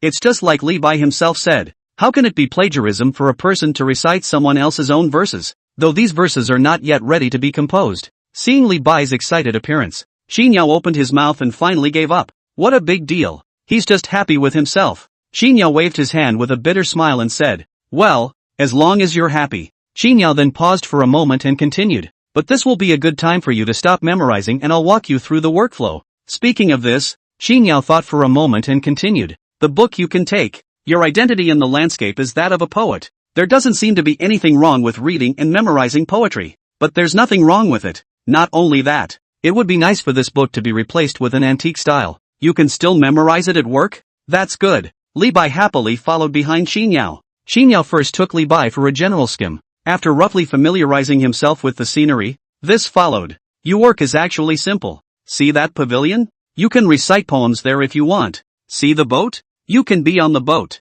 Anyway, you're just wandering around, like a wild crane. By the way, you can dance with your sword to show the tourists, said Xinyao seeing Wei Zhongxian. Greeted Old Wei. Old Wei. Wei Zhongxian ran his ass off. Xinyao rushed Wei Zhongxian. You talked to Poinsettia about the tourists. What with the photo ops and all? Li Bai arched his hand and rushed Xinyao. Mr. Xin can just call me Tai Bai. Xinyao smiled and nodded. At the same time Wei Zhongxian said, okay, Mr. Xin, you just leave it to the old slave. Wei Zhongxian finished saying this and pulled Li Bai to start explaining. Wei Zhongxian was very meticulous in what he said. Listening to Li Bai nodded frequently. Not a moment's effort. Wei Zhongxian approached Xinyao to indicate, Mr. Xin, it's all agreed. Xinyao nodded. Good. Hard work. Wei Zhongxian is still very reliable. To save. He went to look at it. Li Bai was seen standing under a peach tree with one hand behind his back and a book in the other, holding his head high with a high-pitched voice. The voice is staccato, and that poetic flavor is overwhelming. It'll be a crowded scene. Old Zhu and Zhao Guanyi also slipped to Qinyao's side. Old Zhu exclaimed, worthy of being a poetry fairy, you can compose a poem by looking up at a peach tree. We can't compete with such talent. Zhao Guanyi very rarely agreed with Old Zhu's words. Listen to both of them. Xinyao shook his head and said, he's not composing poetry. And this is? Xinyao cried and laughed. He's memorizing poems. Listen carefully, he's reciting poems he didn't make until later. When Old Zhu and Zhao Guanyi heard it, it was really something. Stunned for a moment. Why are you memorizing poems? Xinyao said. He has composed so many poems that nowadays when students go to school, one of them can't escape having to memorize his verses. I'll let him experience it. The two of them were stunned, then laughed out loud. Lao Zhu said, ha ha, as it should be. So is Zhao Guanyi. Very good, very good. He, Li Tai Bai, composed 1,000 poems, not realizing that students nowadays have to learn them. I was forced by my mother to memorize them. I never thought that Li Tai Bai would have his day. Mr. Xin, you've done us later generations a favor. Zhao Guanyi's eyes narrowed, obviously happy to be there. Experiencing the original author, experiencing the exhilaration he endured. It wasn't just Zhao Guanyi who was happy. Even, the donkeys all brayed twice. Hearing these words from both of them, Xinyao said helplessly, you two are rejoicing too soon. What does that mean? Xinyao said, I was joking with him. Who knew he really wanted to carry it and couldn't stop it? This is what Old Zhu and Zhao Guanyi didn't expect. Stunned for a moment. Why is that? They thought that Li Bai was forced to memorize the poem by Xinyao. Xinyao glanced at them both. Old Zhu and Zhao Guanyi suddenly came to a realization. Li Tai Bai should not be. Xinyao said helplessly, that's not true. I'm going to memorize it. And then I'll be famous in Chang'an City when I get back. This is not going to make Zhao Guanyi whole. Instead, it was Old Zhu who slapped his forehead. It's over. It's over. It's over. What's finished? Xinyao looked at Old Zhu in surprise. What do you mean? Old Zhu said smilingly. Li Tai Bai made a lot of verses in his life. Now he has memorized the verses he made. So with his talent, do we think Li Bai will not stop making verses for the rest of his life? These verses were originally made in the second half of his life, and now that they were all used, he was destined to make more verses later on. More than 1,000 verses is already a lot, but if he uses them all, won't it be doubled later on? 2,000? 3,000? We all think it's not enough. Then Li Bai would have all the poems in the Tang dynasty. That's a big deal. His Li Bai's verses are already superior, and the schoolchildren in the back of this must learn them. Ha! Zhao Guangyi gave a startled cry. Qin Yao was also confused. Is not that the reason? 1,000 capitals will kill you. You'll have to carry that many. If this doubles again. Qin Yao could think of the pained expressions of the students after Li Bai. He winced. This is so scary. Good on. In fact, it does not affect us here. I hope he will write less in the future. Is suffering since he Li Bai. As soon as Qin Yao said this, hey! Zhao Guangyi gloated and laughed. After laughing, Zhao Guangyi added, it's also a good thing. The more Li Bai makes some more verses out, the more they will be passed down, which is also considered cultural gems. It's kinda nice to look at it that way. Most of the readers in these 2 chapters had no problem with Li Bai copying the poem, so I'm relieved. My knees can't get up on the ground. Please power up. The more of this culture thing that gets passed down the better. After all, it is the cornerstone of a civilization, except where memorization is required. Qin Yao and Old Zhu as well as Zhao Guangyi chatted here for no more than 2 minutes before rushing off. We can't leave without it. We're due for visitors soon. As expected, in less than 3 to 5 minutes, we saw some tourists sneaking in from the city gates. That with the first wave comes the second. There's still momentum from the short videos ahead. These tourists are getting more and more. Qin Yao took advantage of this and went to the ticket counter. Joy is still a big saver. It's been a couple days on the job. He hasn't been approached once so far. Was not a problem at all. While Hai is very reassuring. You can't just leave it alone. Qin Yao went to see it. Hey, just finished selling tickets. Then skillfully clicked play. I'm memorizing my phonics. Seeing Qin Yao arrive, she hurriedly stood up. Qin Yao asked when he saw that she's face seemed to be a bit haggard. Are you physically ill there? Qin Yao still cared about him. The fact that the NPCs are at work,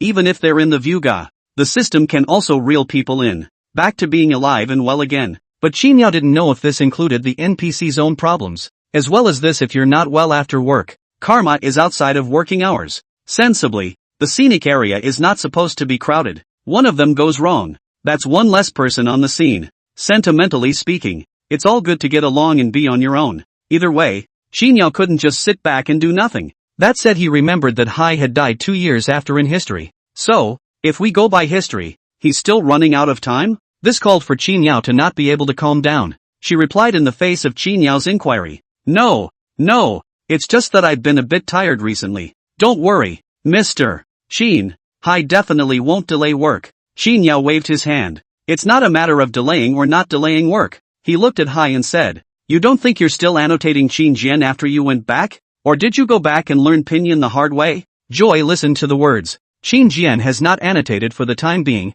but pinyin has been learned. He has learned something in the past 2 days. He displayed it in front of Qin Yao. He did learn well. It's all been completely memorized in just the last 2 days. It even writes. Pinyin may seem simple to regular people, but it's still a bit of a challenge for an ancient person. After all, none of the symbols looked familiar. He's obviously put in the hard work as well to get to this point in the last 2 days. More or less admirable up. Seeing that he's pretty much learned, Qin Yao twisted his head and put a practice typing program on the computer for she. And again to Haido. When there are no tourists you follow and practice on this. Yes. Joy hurriedly arched her hand. In Qin Yao's opinion, pinyin she could learn a lot. But I'm afraid the typing one is going to take a lot of time. That's if one recognizes words. After learning pinyin, then typing is basically no problem. At best, it's a matter of familiarizing yourself with computer operations, and typing faster and slower. Happy to know the words, but it's not the present word that's recognized. It's okay for him to know the small seal, but if you say simplified Chinese,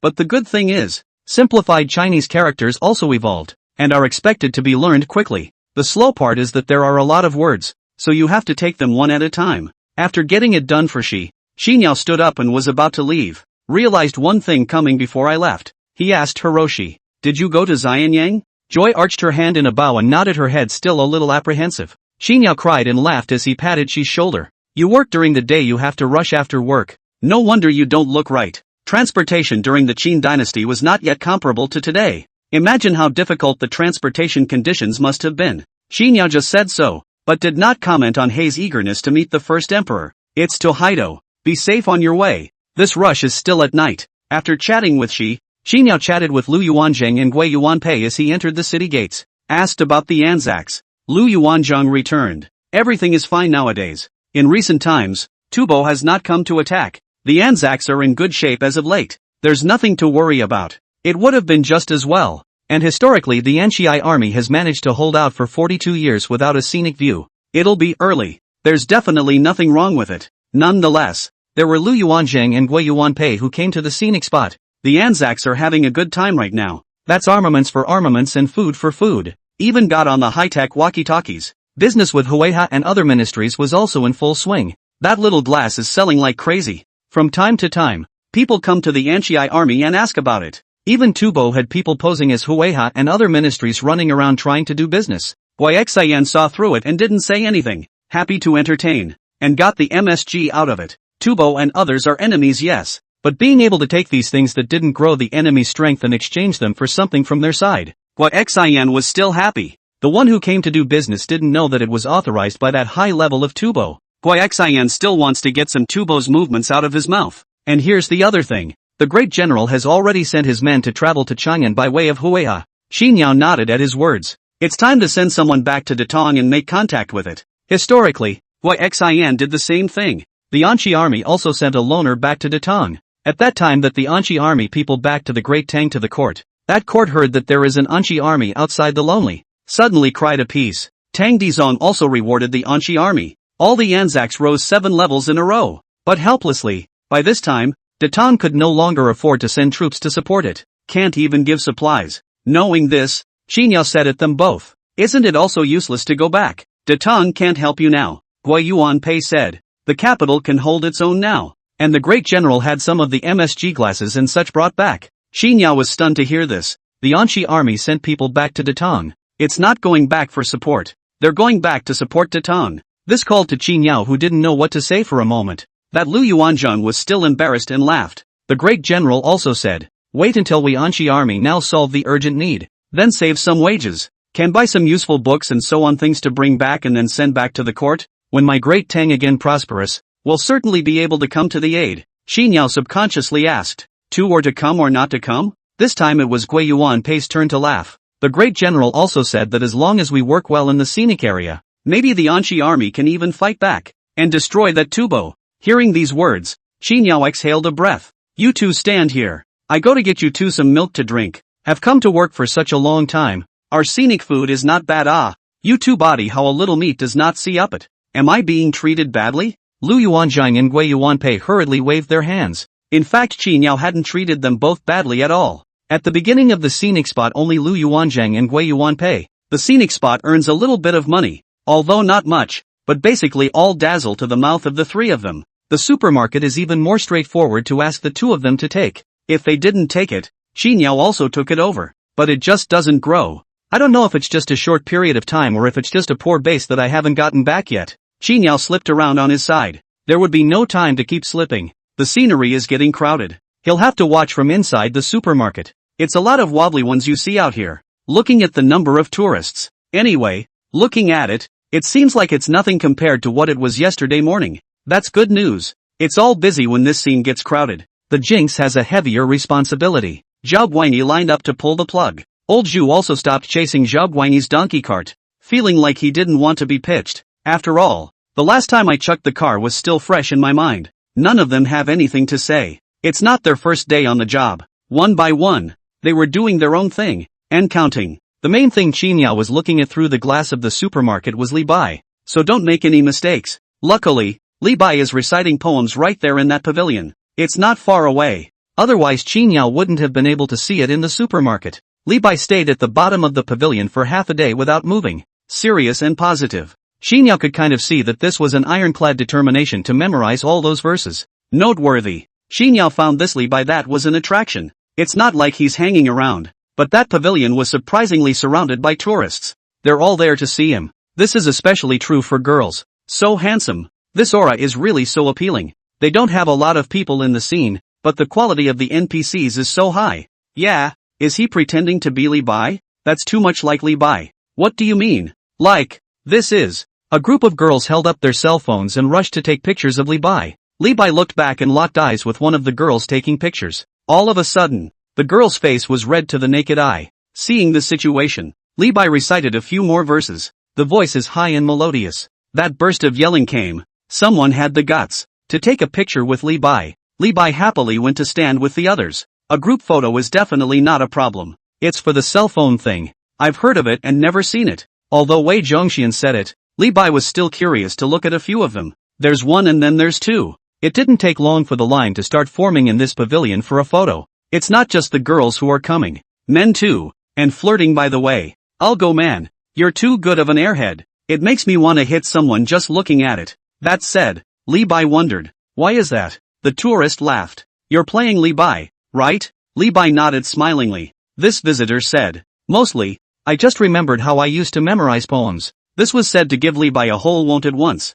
In addition to those who wanted to beat up Li Bai, there were also those who wanted to find Li Bai to ask for his contact information. Can you give me a contact number? Little brother? Contact Li Bai probably knows what it is. It's still the same. Wei is really 6. Xinyao asked him to tell Li Bai about it. So Lao Wei told Li Bai about all the things he might encounter during his working hours at the scenic spot. These are summarized from Wei Zhongxian's personal experience. Knowing is knowing, but Li Bai didn't. Li Bai then followed the path taught by Wei Zhongxian. We don't allow private contact with tourists here at work. Upon hearing this, the female tourist couldn't help but mutter. What a scenic spot. Not even allowed to leave contact information. What kind of people? Your leaders must not be good people. Xinyao was watching Li Bai being rounded up. Achoo! I couldn't help but sneeze and rub my nose. And I don't know what's wrong with it. Inexplicably it feels as if it's being told off. Li Bai's side is lively, making the people around is gathering more and more. Li Bai saw it. After pondering for a while according to what Xinyao had taught him earlier,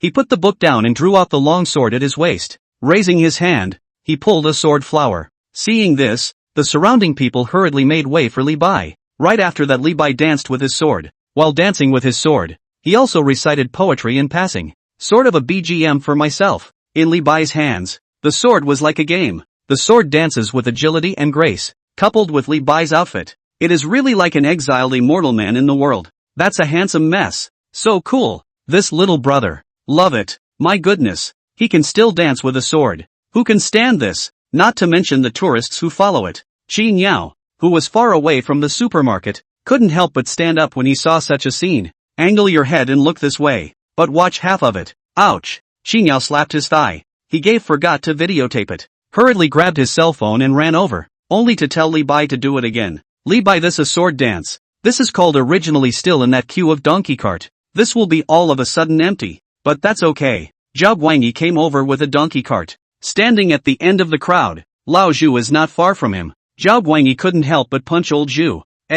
Look at this. The title of Sword Immortal is really no joke. Old Zhu didn't carry on hard with Zhao Guangyi. That said, he still nodded in agreement. Li Bai has many titles. Poetry Immortal. Sword Immortal. Wine Immortal. Historically, Li Bai once described himself as a self-taught swordsman. It was evident that he was confident in his sword skills. Beyond that, inside the verses that Li Bai made in his life, the ones containing swords accounted for about 10%. It was evident that he really wasn't talking about this sword skill. Xinyao had videotaped Li Bai's sword dance. Joyfully this put the phone away. This is sort of fodder again. He didn't forget to yell about the videos taken by the tourists around him. If you post the video on short video, you can add our scenic account. If you like it. Many tourists listened to Qinyao's words and catered to them. Got it. And that's a good thing? Well. It's add-on. Xinyao nodded frequently as he listened to these words. Not everyone cares about that free admission, but it sure doesn't hurt to shout about it. Just then, someone said, this sword juggling is so beautiful, and it would be even more explosive if you could take a couple sips of wine while brushing your sword. Yes. Li Bai is good at drinking. Li Bai does drink well. It's fine if you don't mention it. This one. He couldn't help but smack his lips and touch the wine gourd. A touch. The inside of the gourd is empty. He looked to Xinyao. Xinyao said directly, wait. He'd forgotten about it. Said ran back to the supermarket and rummaged around a bit. Found out that the supermarket actually has alcohol, but not much more than a couple bottles. I also do not know how the previous storage scenic supermarket you still sell alcohol? Xinyao picked up a bottle and ran back into the crowd and handed it to Li Bai. Li Bai took it and laughed and poured it into his mouth, gulping down 2 mouthfuls. Exo's eyes widened in disbelief as he looked at the bottle. An exclamation of surprise followed. Good wine. What a strong wine. I didn't hold back another gurgle after that. He's got this posh look about him. Yes. Whoa. Awesome. Xinyao also had to say that the Li Bai at this time was really handsome and explosive. However, after 3 or 2 minutes of compliments, all that was seen was a wobbly Li Bai. Suddenly he sat down on his butt and tugged at his shirt. Straight to the ground. Xinyao froze. Why is he lying down? Not waiting for him to speak. What the hell? Li Bai is seen trying to struggle to his feet, but staggers and fails to get back to his feet. Xinyao saw that the person was stupid. Crap. Drunk. Xinyao rushed forward to pick up the bottle and take a look. Well. 56 degrees. I beg for power generation. I beg for love. Xinyao put down the bottle of wine in his hand. Eyeing the drunken Li Bai is dumbfounded. He got Li Bai drunk? He had just focused on getting the wine, and it was only in this time that he remembered that although Li Bai had the name of the wine immortal. However, the Tang Dynasty period is not the same thing as the current distilled spirits. In ancient times most of the alcohol drunk was mashed juice. The prevalent degrees are around 10, only lower not higher. What was the strength of the white wine he brought over? Not to mention Li Bai, even if the modern people often drink, unless it is particularly good, most people that is not a catty amount of how Li Bai drank just now. This caught Gollum just dunking, not to mention him, Li Bai, but with this kind of drinking, Xinyao would have to pour. Facing this obviously drunk Li Bai, Xinyao had a headache. At this time around the surrounding tourists are also a burst of consternation. No. Drunk? Ha ha. Laughing my ass off. This drinking capacity of your scenic NPC doesn't seem to be very good. I'll take a pound of wine and just pour this bottle straight down without a frown. It's the male tourists who say this, and the female tourists listen. Just you can. Why don't you go to heaven? People aren't just drunk. Li Bai is in the end inviting. To be precise, inviting to girls. That's someone defending up to him. Headache to headache. Xinyao hurriedly yelled up Lao Zhu and the others to come at this time. Come give me a hand and lift. You can't lie on the ground when you're drunk. The ground is hard. Old Zhu and others promised. Wei Zhongxian even with a group of brocade guards were busy walking over. Just as he was about to reach his heel, Zhao Guangyi was busy shouting. There's no need to lift him. I think quickly get a pen and paper. Li Bai has 100 poems on wine fighting. Zhao Guangyi yells vigorously with a face of excitement. Drinking too much?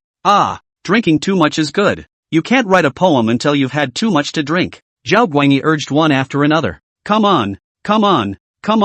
It was like it was too late to slow down. Xinyao hadn't even said anything yet. Hear him say that. Some tourists have come up with a good time. A tourist shouted. I have a pen here, said threw over. There was also shouting. I have paper here. Threw out a package of toilet paper coming up. This paper and pencil are all together. Right in the face. Li Bai, who was lying on the ground, shook and wowed. The poem didn't make it, and he almost vomited on Xinyao's leg. Coincidence. This toilet paper just happened to be used to wipe Li Bai's mouth. After wiping Li Bai's mouth, Xinyao hurriedly set Li Bai up. At the same time, Xinyao rushed at Zhao Guangyi without any good humor. I believe in your evil. You can compose poetry when you're drunk, but what's the point of doing it when you're drunk like this? Zhao Guangyi shrunk his neck as he listened to Xinyao's words. Li Bai can compose poems when he drinks too much. Quite a few of Li Bai's verses in history that were made after drinking too much. But it's also important to note the difference between being drunk and having too much to drink. How can being slightly drunk be the same thing as being drunk as shit, and make poems? As it was now, Xinyao seriously doubted that Li Bai even knew who he himself was. Seeing Xinyao's unhelpful look, old Zhu didn't forget to make up for it. He just knows how to add to the problem. Said old Zhu upside down and came to the front. Mr. Xin, let's help you. The truth is that old Zhu couldn't even use it. Zhouingqiu a few Jinui racked the arms and lifted the legs. Straight away, Li Bai was racked up. Xinyao found a folding bed and told Zhouingqiu and the others to put it in the house next to the supermarket for Li Bai. Scenic actually has dorms, and they're pretty big. There's even a suite or something. But Xinyao was the only one living in that dormitory. There was no one in the dormitory, and it wasn't reassuring to leave Li Bai in the dormitory. After setting Li Bai up, Xinyao was talking about pouring Li Bai a glass of water or something. Wei Zhongxian took the job. Wei Zhongxian smiled and rushed Xinyao. Mr. Xin, give Li Bai to old slave. Old slave is the one who serves. That's a true statement. If in accordance with serving people, that really do not see to find a few more professional than Wei Zhongxian. Xinyao hesitated. You have to go to work. If you don't get it right, you'll lose your paycheck. Wei Zhongxian smiled. The old slave will help him clean up and go to work. Just come by from time to check on him. That's not much of a problem. Xinyao was relieved to hand Li Bai over to Wei Zhongxian. It's come to the midday meal. Qin Yao went to take a look, only to see Li Bai still huffing and puffing. Qin Yao didn't call him either. Business was pretty good at the viewpoint in the morning, even better than yesterday, especially since Li Bai was drunk and carried away though. But there are still a number of tourists who are outspoken. Next time, handsome. Gee whiz, what a shame about being drunk. I haven't asked for the contact info yet. That temperament and that face are more attractive than a donkey cart drifting. Xiao Guangyi, who was leading a donkey cart past the tourists, didn't say anything. What's wrong with his donkey car drifting? He's a handsome donkey driver. He, Li Bai, can do it? Zhao Guangyi was exasperated. Compared to Zhao Guangyi's difficult situation, at this time Qin Yao was also wondering what Li Bai's drinking too much on this first day of work was all about. He's so drunk. He's not going to be able to work this shift. It's okay not to work, but what Qin Yao was afraid of was the system counting him as skipping work. It would be hard to justify another payroll deduction for this. After all, drinking is in Li Bai's line of work. It was still taken by Qin Yao. It was good that Qin Yao turned reassured. He asked the system Li Bai how to count this situation and got the message. Counts as a workplace injury. There will be no payroll deductions, but compensation is certainly not there either. Alright. It's all about the system having a conscience to be able to count wages. Turning to the afternoon time, Li Bai was still not awake. More tourists in the afternoon. The scenery is still running in an organized manner. In the afternoon Zhao Guangyi's donkey cart show sold out a bit. It was performed several times in a row, winning applause. It's just a bitter ass that almost wobbles. Until it's time for the end of the shift. Is Li Bai still awake? Wei Zhongxian shook his head. No movement. Listening to this, Qin Yao staggered. This 56 degrees of alcohol is indeed a bit strong. Sleeping for so long in one breath. Qin Yao rushed Wei Zhongxian. You guys get off work then. I'll go check on Li Bai. Wei Zhongxian and the others promised. And then one by one, they disappeared to follow. See, they're all gone. Qin Yao pondered that if Li Bai didn't wake up this time, he would more than likely be sent straight back by the system. With this effort, Qin Yao had just reached the next door when he heard a voice coming from it. Ah! It's the sound of stretching. Follow closely. I rise from my drunken sleep on the floor, as if I were a million miles away, murmuring, where is this place? It is the residence of the immortals of the Purple Mansion. Hearing this incoming poetry, Qin Yao was stunned. He kept on his feet secretly wondering, this is a poem by Li Bai? He hasn't seen it before. The effort of turning around coincided with the sight of Li Bai's figure fading into obscurity. Incidentally, there was the sound of Li Bai greeting. Mr. Qin, it's time to get off work. Come back tomorrow. After these words, Li Bai disappeared. Qin Yao figured it out. This poem is definitely new to Li Bai. He slapped his thigh. Why don't you go back and compose a poem? If you do it here, who's going to write it down for you? Li Bai composed a poem and ran away. Qin Yao stopped his feet straight for a while. How about going back to work? It's still flowing. How does it circulate here? Nonetheless, this is if you go back and make it again. Wouldn't that mean one more verse to memorize for the generations after Li Bai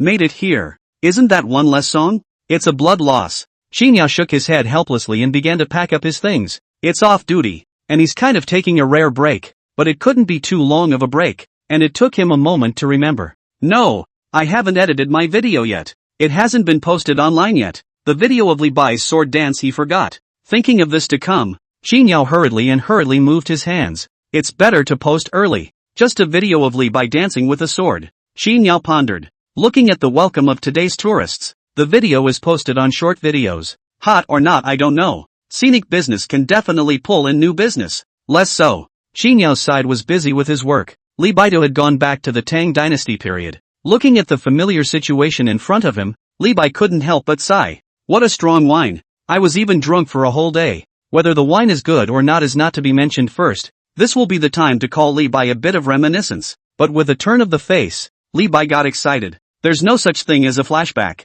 He hurriedly ran to Meng Haoran's front. Rush said, Brother Haoran, today's good deed, when floats a big white. Meng Haoran was surprised to see Li Bai. Brother Tai Bai is back? Turning to Li Bai, he asked again. What's good? Li Bai rushed Meng Haoran. Hiya, we'll talk about this later. Also, where's Mr. Yuan? Quickly invite the others here. It didn't take long to get inside a restaurant. Li Bai gathered a group of close friends all together, pushing the glass up afterwards. The wine is over. Yuan Danqiu said. What on earth is so good? Can it make Tai Bai so happy? Yeah, brother Tai Bai might as well say it. Li Bai laughed and raised his wine cup high, saying, I, Li Bai, am hopeful of a career, and this is a happy event. As soon as they heard this, A group of people were shocked and then surprised. Really? Brother Taibai is serious? Great. Brother Taibai might as well elaborate. Li Bai waved his hand.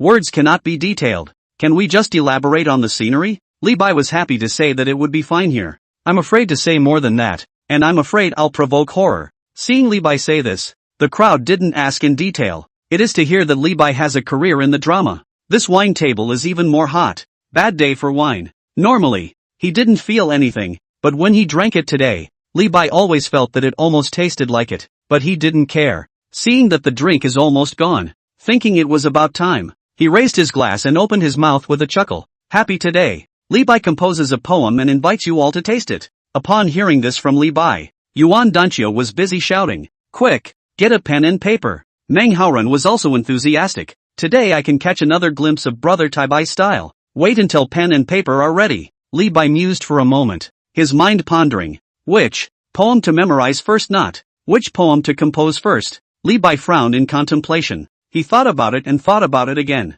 And then there was no more. Li Bai, who had been thinking for half a day, suddenly realized. He memorized verses that he clearly knew by heart before. But I can't believe I can't think of a complete song in this time. Which poems did I memorize? Racking his brain, Li Bai finally realized something. It's broken. Can't think of anything. Oops. It must be that the wine was too strong, making me drunk. I've forgotten all the verses I've memorized. This second Li Bai's face darkened. Never thought that he'd call people in awe. It's all about putting on a big show already. This heel Yuan Danqiu and the others have been waiting with bated breath. Just in the nick of time. He broke off the movie, just as Li Bai was black-faced. Brother Taibai? Yuan Danqiu and the others were still looking at Li Bai expectantly. Seeing this, the helpless Li Bai sighed deeply. That's just it. Now compose a song. He looked out the window at the bright moon. The good thing is that the matter of composing poems is not difficult for Li Bai at all. Let's not talk about Li Bai's failure to memorize poetry. The night went by pretty fast.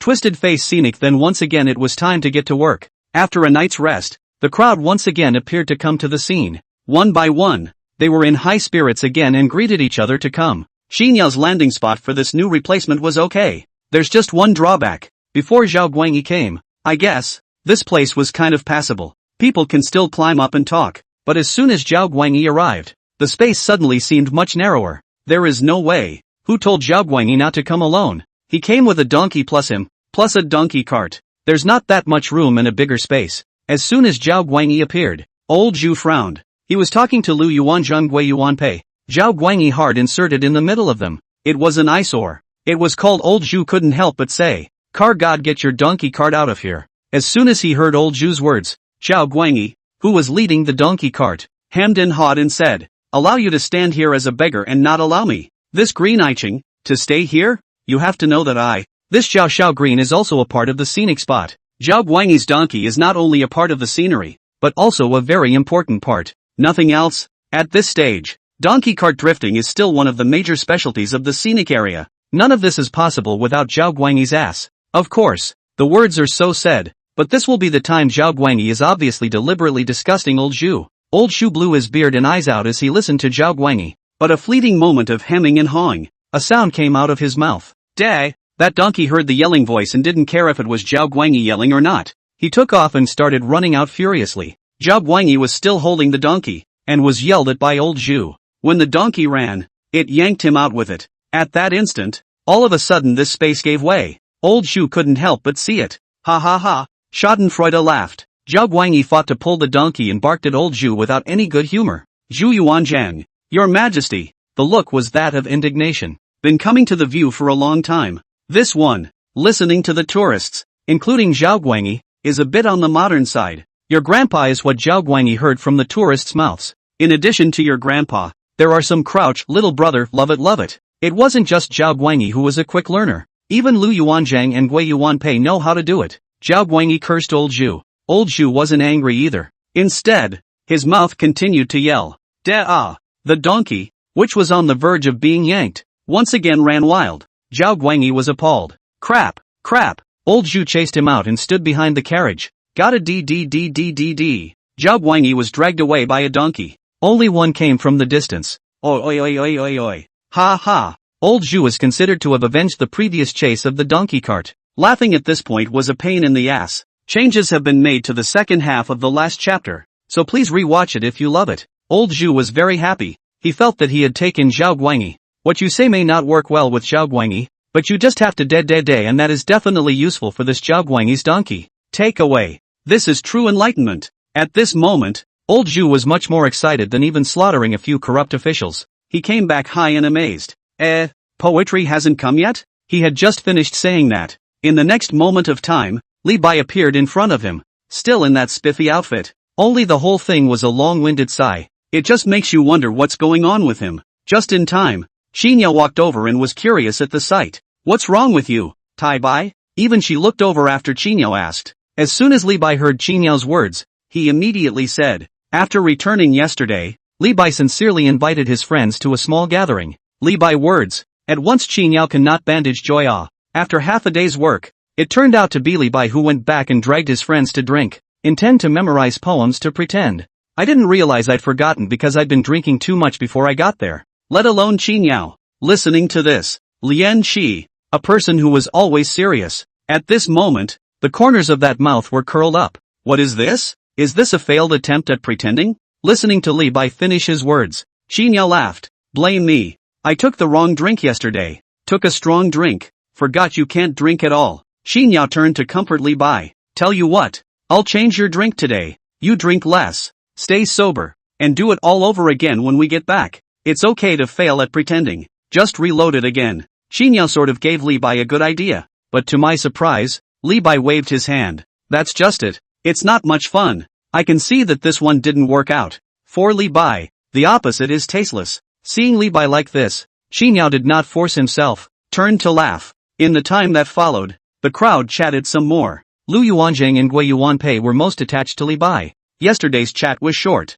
This will be a little more chatty. However, a moment later, Xinyao realized something. Where's the god of cars? Why isn't the god of cars here? He didn't see Zhao Guangyi for half a day and thought that Zhao Guangyi didn't come, which made Xinyao surprised. That's not good. It's hard not to have an accident. But Wei Zhongxian explained it to Xinyao. Xinyao was instantly in tears. The feeling is that Zhao Guangyi is chucking the donkey. Still, this group can play. Xinyao then glanced at the time and realized that it was about the right time. Just yell, let's go to work. The crowd agreed. Wei Zhongxian took the lead and took the genie Wei to work. Just before going, the brocade guards as well as Wei Zhongxian is a handful of brooms. This is to take advantage of the fact that no one is there right now, and incidentally, to clean up the scenic hygiene. Wait until a visitor arrives in a little while so you can be clean and ready to greet them. Scenic hygiene is currently handled this way. Xinyao even went to clean up the bathroom when he had time. It's not as scenic as it used to be. It used to be less crowded and less dirty. It's crowded now. Generate more trash. The landscape is still short of some basic personnel. Whether it's housekeeping or a cashier at a supermarket or something. It's all a little bit worse, but it can't be helped. The system hasn't given it away yet. For the time being, you'll have to work it out on your own. Putting aside the matter of sanitation for a moment, Xinyao dragged Li Bai to the supermarket. Give me your wine gourd and I'll pour you some wine. Li Bai listened to the words and handed over the wine gourd. When he was about to pour the wine, Xinyao thought about it. What kind of wine do you like? Li Bai pondered for a moment and said, is it hard to believe that there is another wine? Yesterday's wine was fine. Just a little too strong. Even if Li Bai is a good drinker. But for 56 degrees of white wine, that is not used to. A few bites and I'm down. What's there to drink? At least Li Bai doesn't favor it. Not to mention, there's not a lot of wine in the supermarket, but there's a lot of style. Hearing Li Bai say that, Xinyao simply proposed. This way, you taste them all. If you like to drink that one, I'll fill you up with this one. Rice wine, yellow wine, beer, red wine, and even alcoholic beverages. Xinyao took them all out for Li Bai. Let Li Bai try one by one. This try, Li Bai, that is straight to the pain. It's a different kind of song. The one that's fun. Relative to the liquor than the Tang Dynasty period, Li Bai, this is considered a complete eye-opener. One didn't hold back and almost drank a little more. Or was it a burst of yelling from Xinyao? Drink less. Drink less. He hadn't forgotten that Li Bai had slept all day yesterday on this first day of work. After a final round of choices, Li Bai still chose yellow wine. The yellow wine thing is kind of the closest thing to an ancient drink. By the time Li Bai got out of the supermarket, the wine gourd was filled. It was also unknown if it was Qinyao's illusion. It always felt like Li Bai was staggering as he carried his wine gourd out of the supermarket. Just out the door of the supermarket and start juggling swords. The waters of the Yellow River come from the sky. Seeing him like this, Xinyao couldn't help but stroke his forehead. Bad. Just sampled the wine. One glass at a time. Though none of the alcohol is as much as white wine. But how many of these have been drank and mixed into one? Look at this, look confused again. But the good thing is, just don't get too drunk to crawl. Slightly drunk is just right. Without any delay at all. Xinyao held his forehead while hurriedly pulling out his cell phone. Took a shot at Li Bai. In a short while, Xinyao put away his cell phone in a satisfied manner. Before putting away his phone, he took a passing glance at the short video of Li Bai dancing with a sword that he had posted last night. 70,000 likes. The comments at the bottom all say it looks like Li Bai. A big compliment. Cool. That temperament. Out of a language book. This sword is definitely practiced. Ah. Such a little brother is so rare. Xinyao was so excited. Obviously, on this video alone, relying on Li Bai alone, it can again attract a lot of tourists to the scenic spot. That said, Li Bai's spunky look, how inviting, especially the girls. It's no surprise that it's getting such a high number of likes. After all, he's got a lot of gravitas, and no one else can learn from him. Comes with a charming aura. You couldn't fake it if you tried. Xinyao's idea was indeed correct. Not much longer. People are coming on the view. The first to arrive were a group of girls, chattering and chatting as they walked near the supermarket. So handsome. You'll know it when you see it later. It's not as good on short videos as it is in real life, which is much more handsome. I was late yesterday and tried to take a picture, but he was drunk. Would I lie to you if I brought you here? By the way, did you guys bring your handbox? We'll take pictures with him later. It's definitely a hit. Hearing this, Xinyao would smile and give these individual tourists a greeting. Fingers pointed in the distance. The NPC you're looking for is over there. What a welcome. Xinyao couldn't help but ponder for a moment after saying this. Why don't we charge money to take pictures with Li Bai in the future? It works. It definitely works. But Xinyao could also think that if he really did, that would definitely get a ton of blank stares. Zhao Guanyi's donkey cart, this hasn't even started collecting money yet. The ripoffs haven't even started. Let's just forget about charging for photos. After giving a few girls directions to find Li Bai, Xinyao sat down in the supermarket and started messing around with his cell phone. He planned to take the time to edit the video he had just recorded and update it to the short video platform while it was still hot. Noteworthy. Xinyao's account now had 10,000 to 20,000 followers. Reach the permission to start a live stream now. Xinyao sought to wait for him to be able to take a break and start a live broadcast then. When the time comes, hook up your scenic tickets to the little yellow car and connect on 3, 2, 1. A little bit is a little bit if you can sell it. Video Xinyao got most of the day. After getting the update, that's when he stood up and stretched out of the supermarket. It's a thriving scene outside this supermarket at the moment. It's still a delightful scene. Not to mention how many tickets had been sold. This crowd could make Xinyao a little happier. And look at the scenic staff. Old Chu is asking for food. The car gods are pulling the car. From a distance, you can still see Lu Yuanzhang and Gui Yuanpei reaching out to stop the tourists entering the city and checking the documents. The jinxes are scattered everywhere. Wei Zhongxian was holding a tourist's child in his arms. He's there to give a baby a ride. Didn't see Li Bai any farther, but a group of girls could be seen rushing over there in a hurry. It was evident that Li Bai had no idea how many girls had surrounded him during this time. Such a scene made Xinyao turn around with a smile on her face and about to head back to the supermarket. But just as he turned his head, he jerked to a halt. Dizzy, he turned back again. He's numb. Just say what's wrong. How come the one pulling the cart is Zhao Guanyi? What about the donkey? He was too busy to run to the front. What? Where's the donkey? The original donkey's position was replaced by Zhao Guanyi, and the donkey cover that had been placed over the donkey's head was now resting on top of Zhao Guanyi's shoulders. Zhao Guanyi was making a strong effort there, and that face was as red as a monkey's butt. Zhao Guanyi hadn't said anything yet. Old Ju's joyful voice came through. I said he was not worthy of his name away from the donkey cart god. He was not convinced. Just now a tourist gave me $10. He wants to bet with me he pulls a cart himself to let the donkey rest. Xinyao fixed his eyes. Well. The donkey is leisurely grazing on the side, watching Zhao Guanyi pulling the cart here with great effort. Seeing Zhao Guanyi make an effort to hold his face red. This ass is still. The tail was still wagging, as if it was mocking Zhao Guanyi. Not. Xinyao looked at these two people speechlessly. Just want to say 6. Zhao Guanyi is killing 1,000 enemies and losing 800. You can't stand to see old Chu make $10? How old is this to be playing like this? That's still 2 emperors. He couldn't even believe that this win didn't tire him out pulling the cart. The loser doesn't care about the $10. After all, Lao Zhu's $10 was given by the tourists to get back, by something you can take back to ancient times. Xinyao glanced at Zhao Guanyi without any good humor and said, Come on you, bring the donkey over here. Zhao Guanyi had not yet spoken. Old Zhu hurriedly pulled Qinyao to one side and said in detail, Mr. Qin, let him pull. You follow the nonsense. Qinyao gave Old Zhu a look without a good reason. Old Zhu said with a smile, the bet was just a joke. We were just joking with Zhao Guangyi and didn't take it seriously.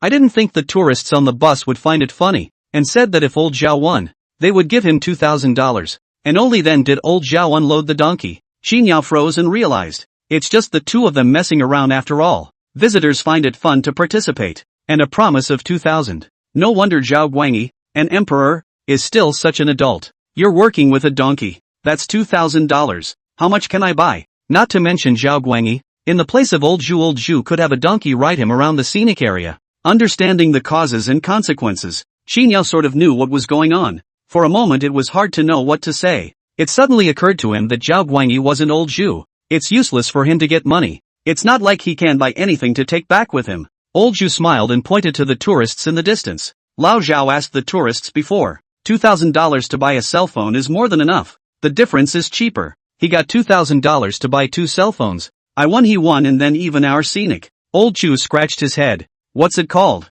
Wi-Fi. Right. That's it. Old Zhu said cheerfully. Bring it when you come to work, and put it inside the scenic area when you're off duty. I heard you can find a lot of things on this cell phone. Memorize it then. With that said, old Zhu hurriedly took a stand. Don't worry, Mr. Qin. We definitely won't delay our work. Only when coming to work less than office hours to take a look at lunch. Old Zhu patted his chest and assured up. That said, Qinyao had nothing to say. Chagrin said, blame me. I didn't think of it. He did feel blame for him. It's not like a cell phone is worth anything. I can still play on the computer there. What a way to forget about old Zhu and the others. It's okay if you can't bring it back. Got time to look around the sites and wonder what? Old Zhu or old Zhao, Lu Yuanzheng or Gui Yuanpei. As long as it doesn't hold up work anywhere you can learn about it. The point is that they get paid so little and are so dedicated to what they do. It's not like Qinyao is Joe Pickpocket. Seeing that this scenic business is all better. This one and all are hardworking. It's not like they don't have the money to buy a cell phone.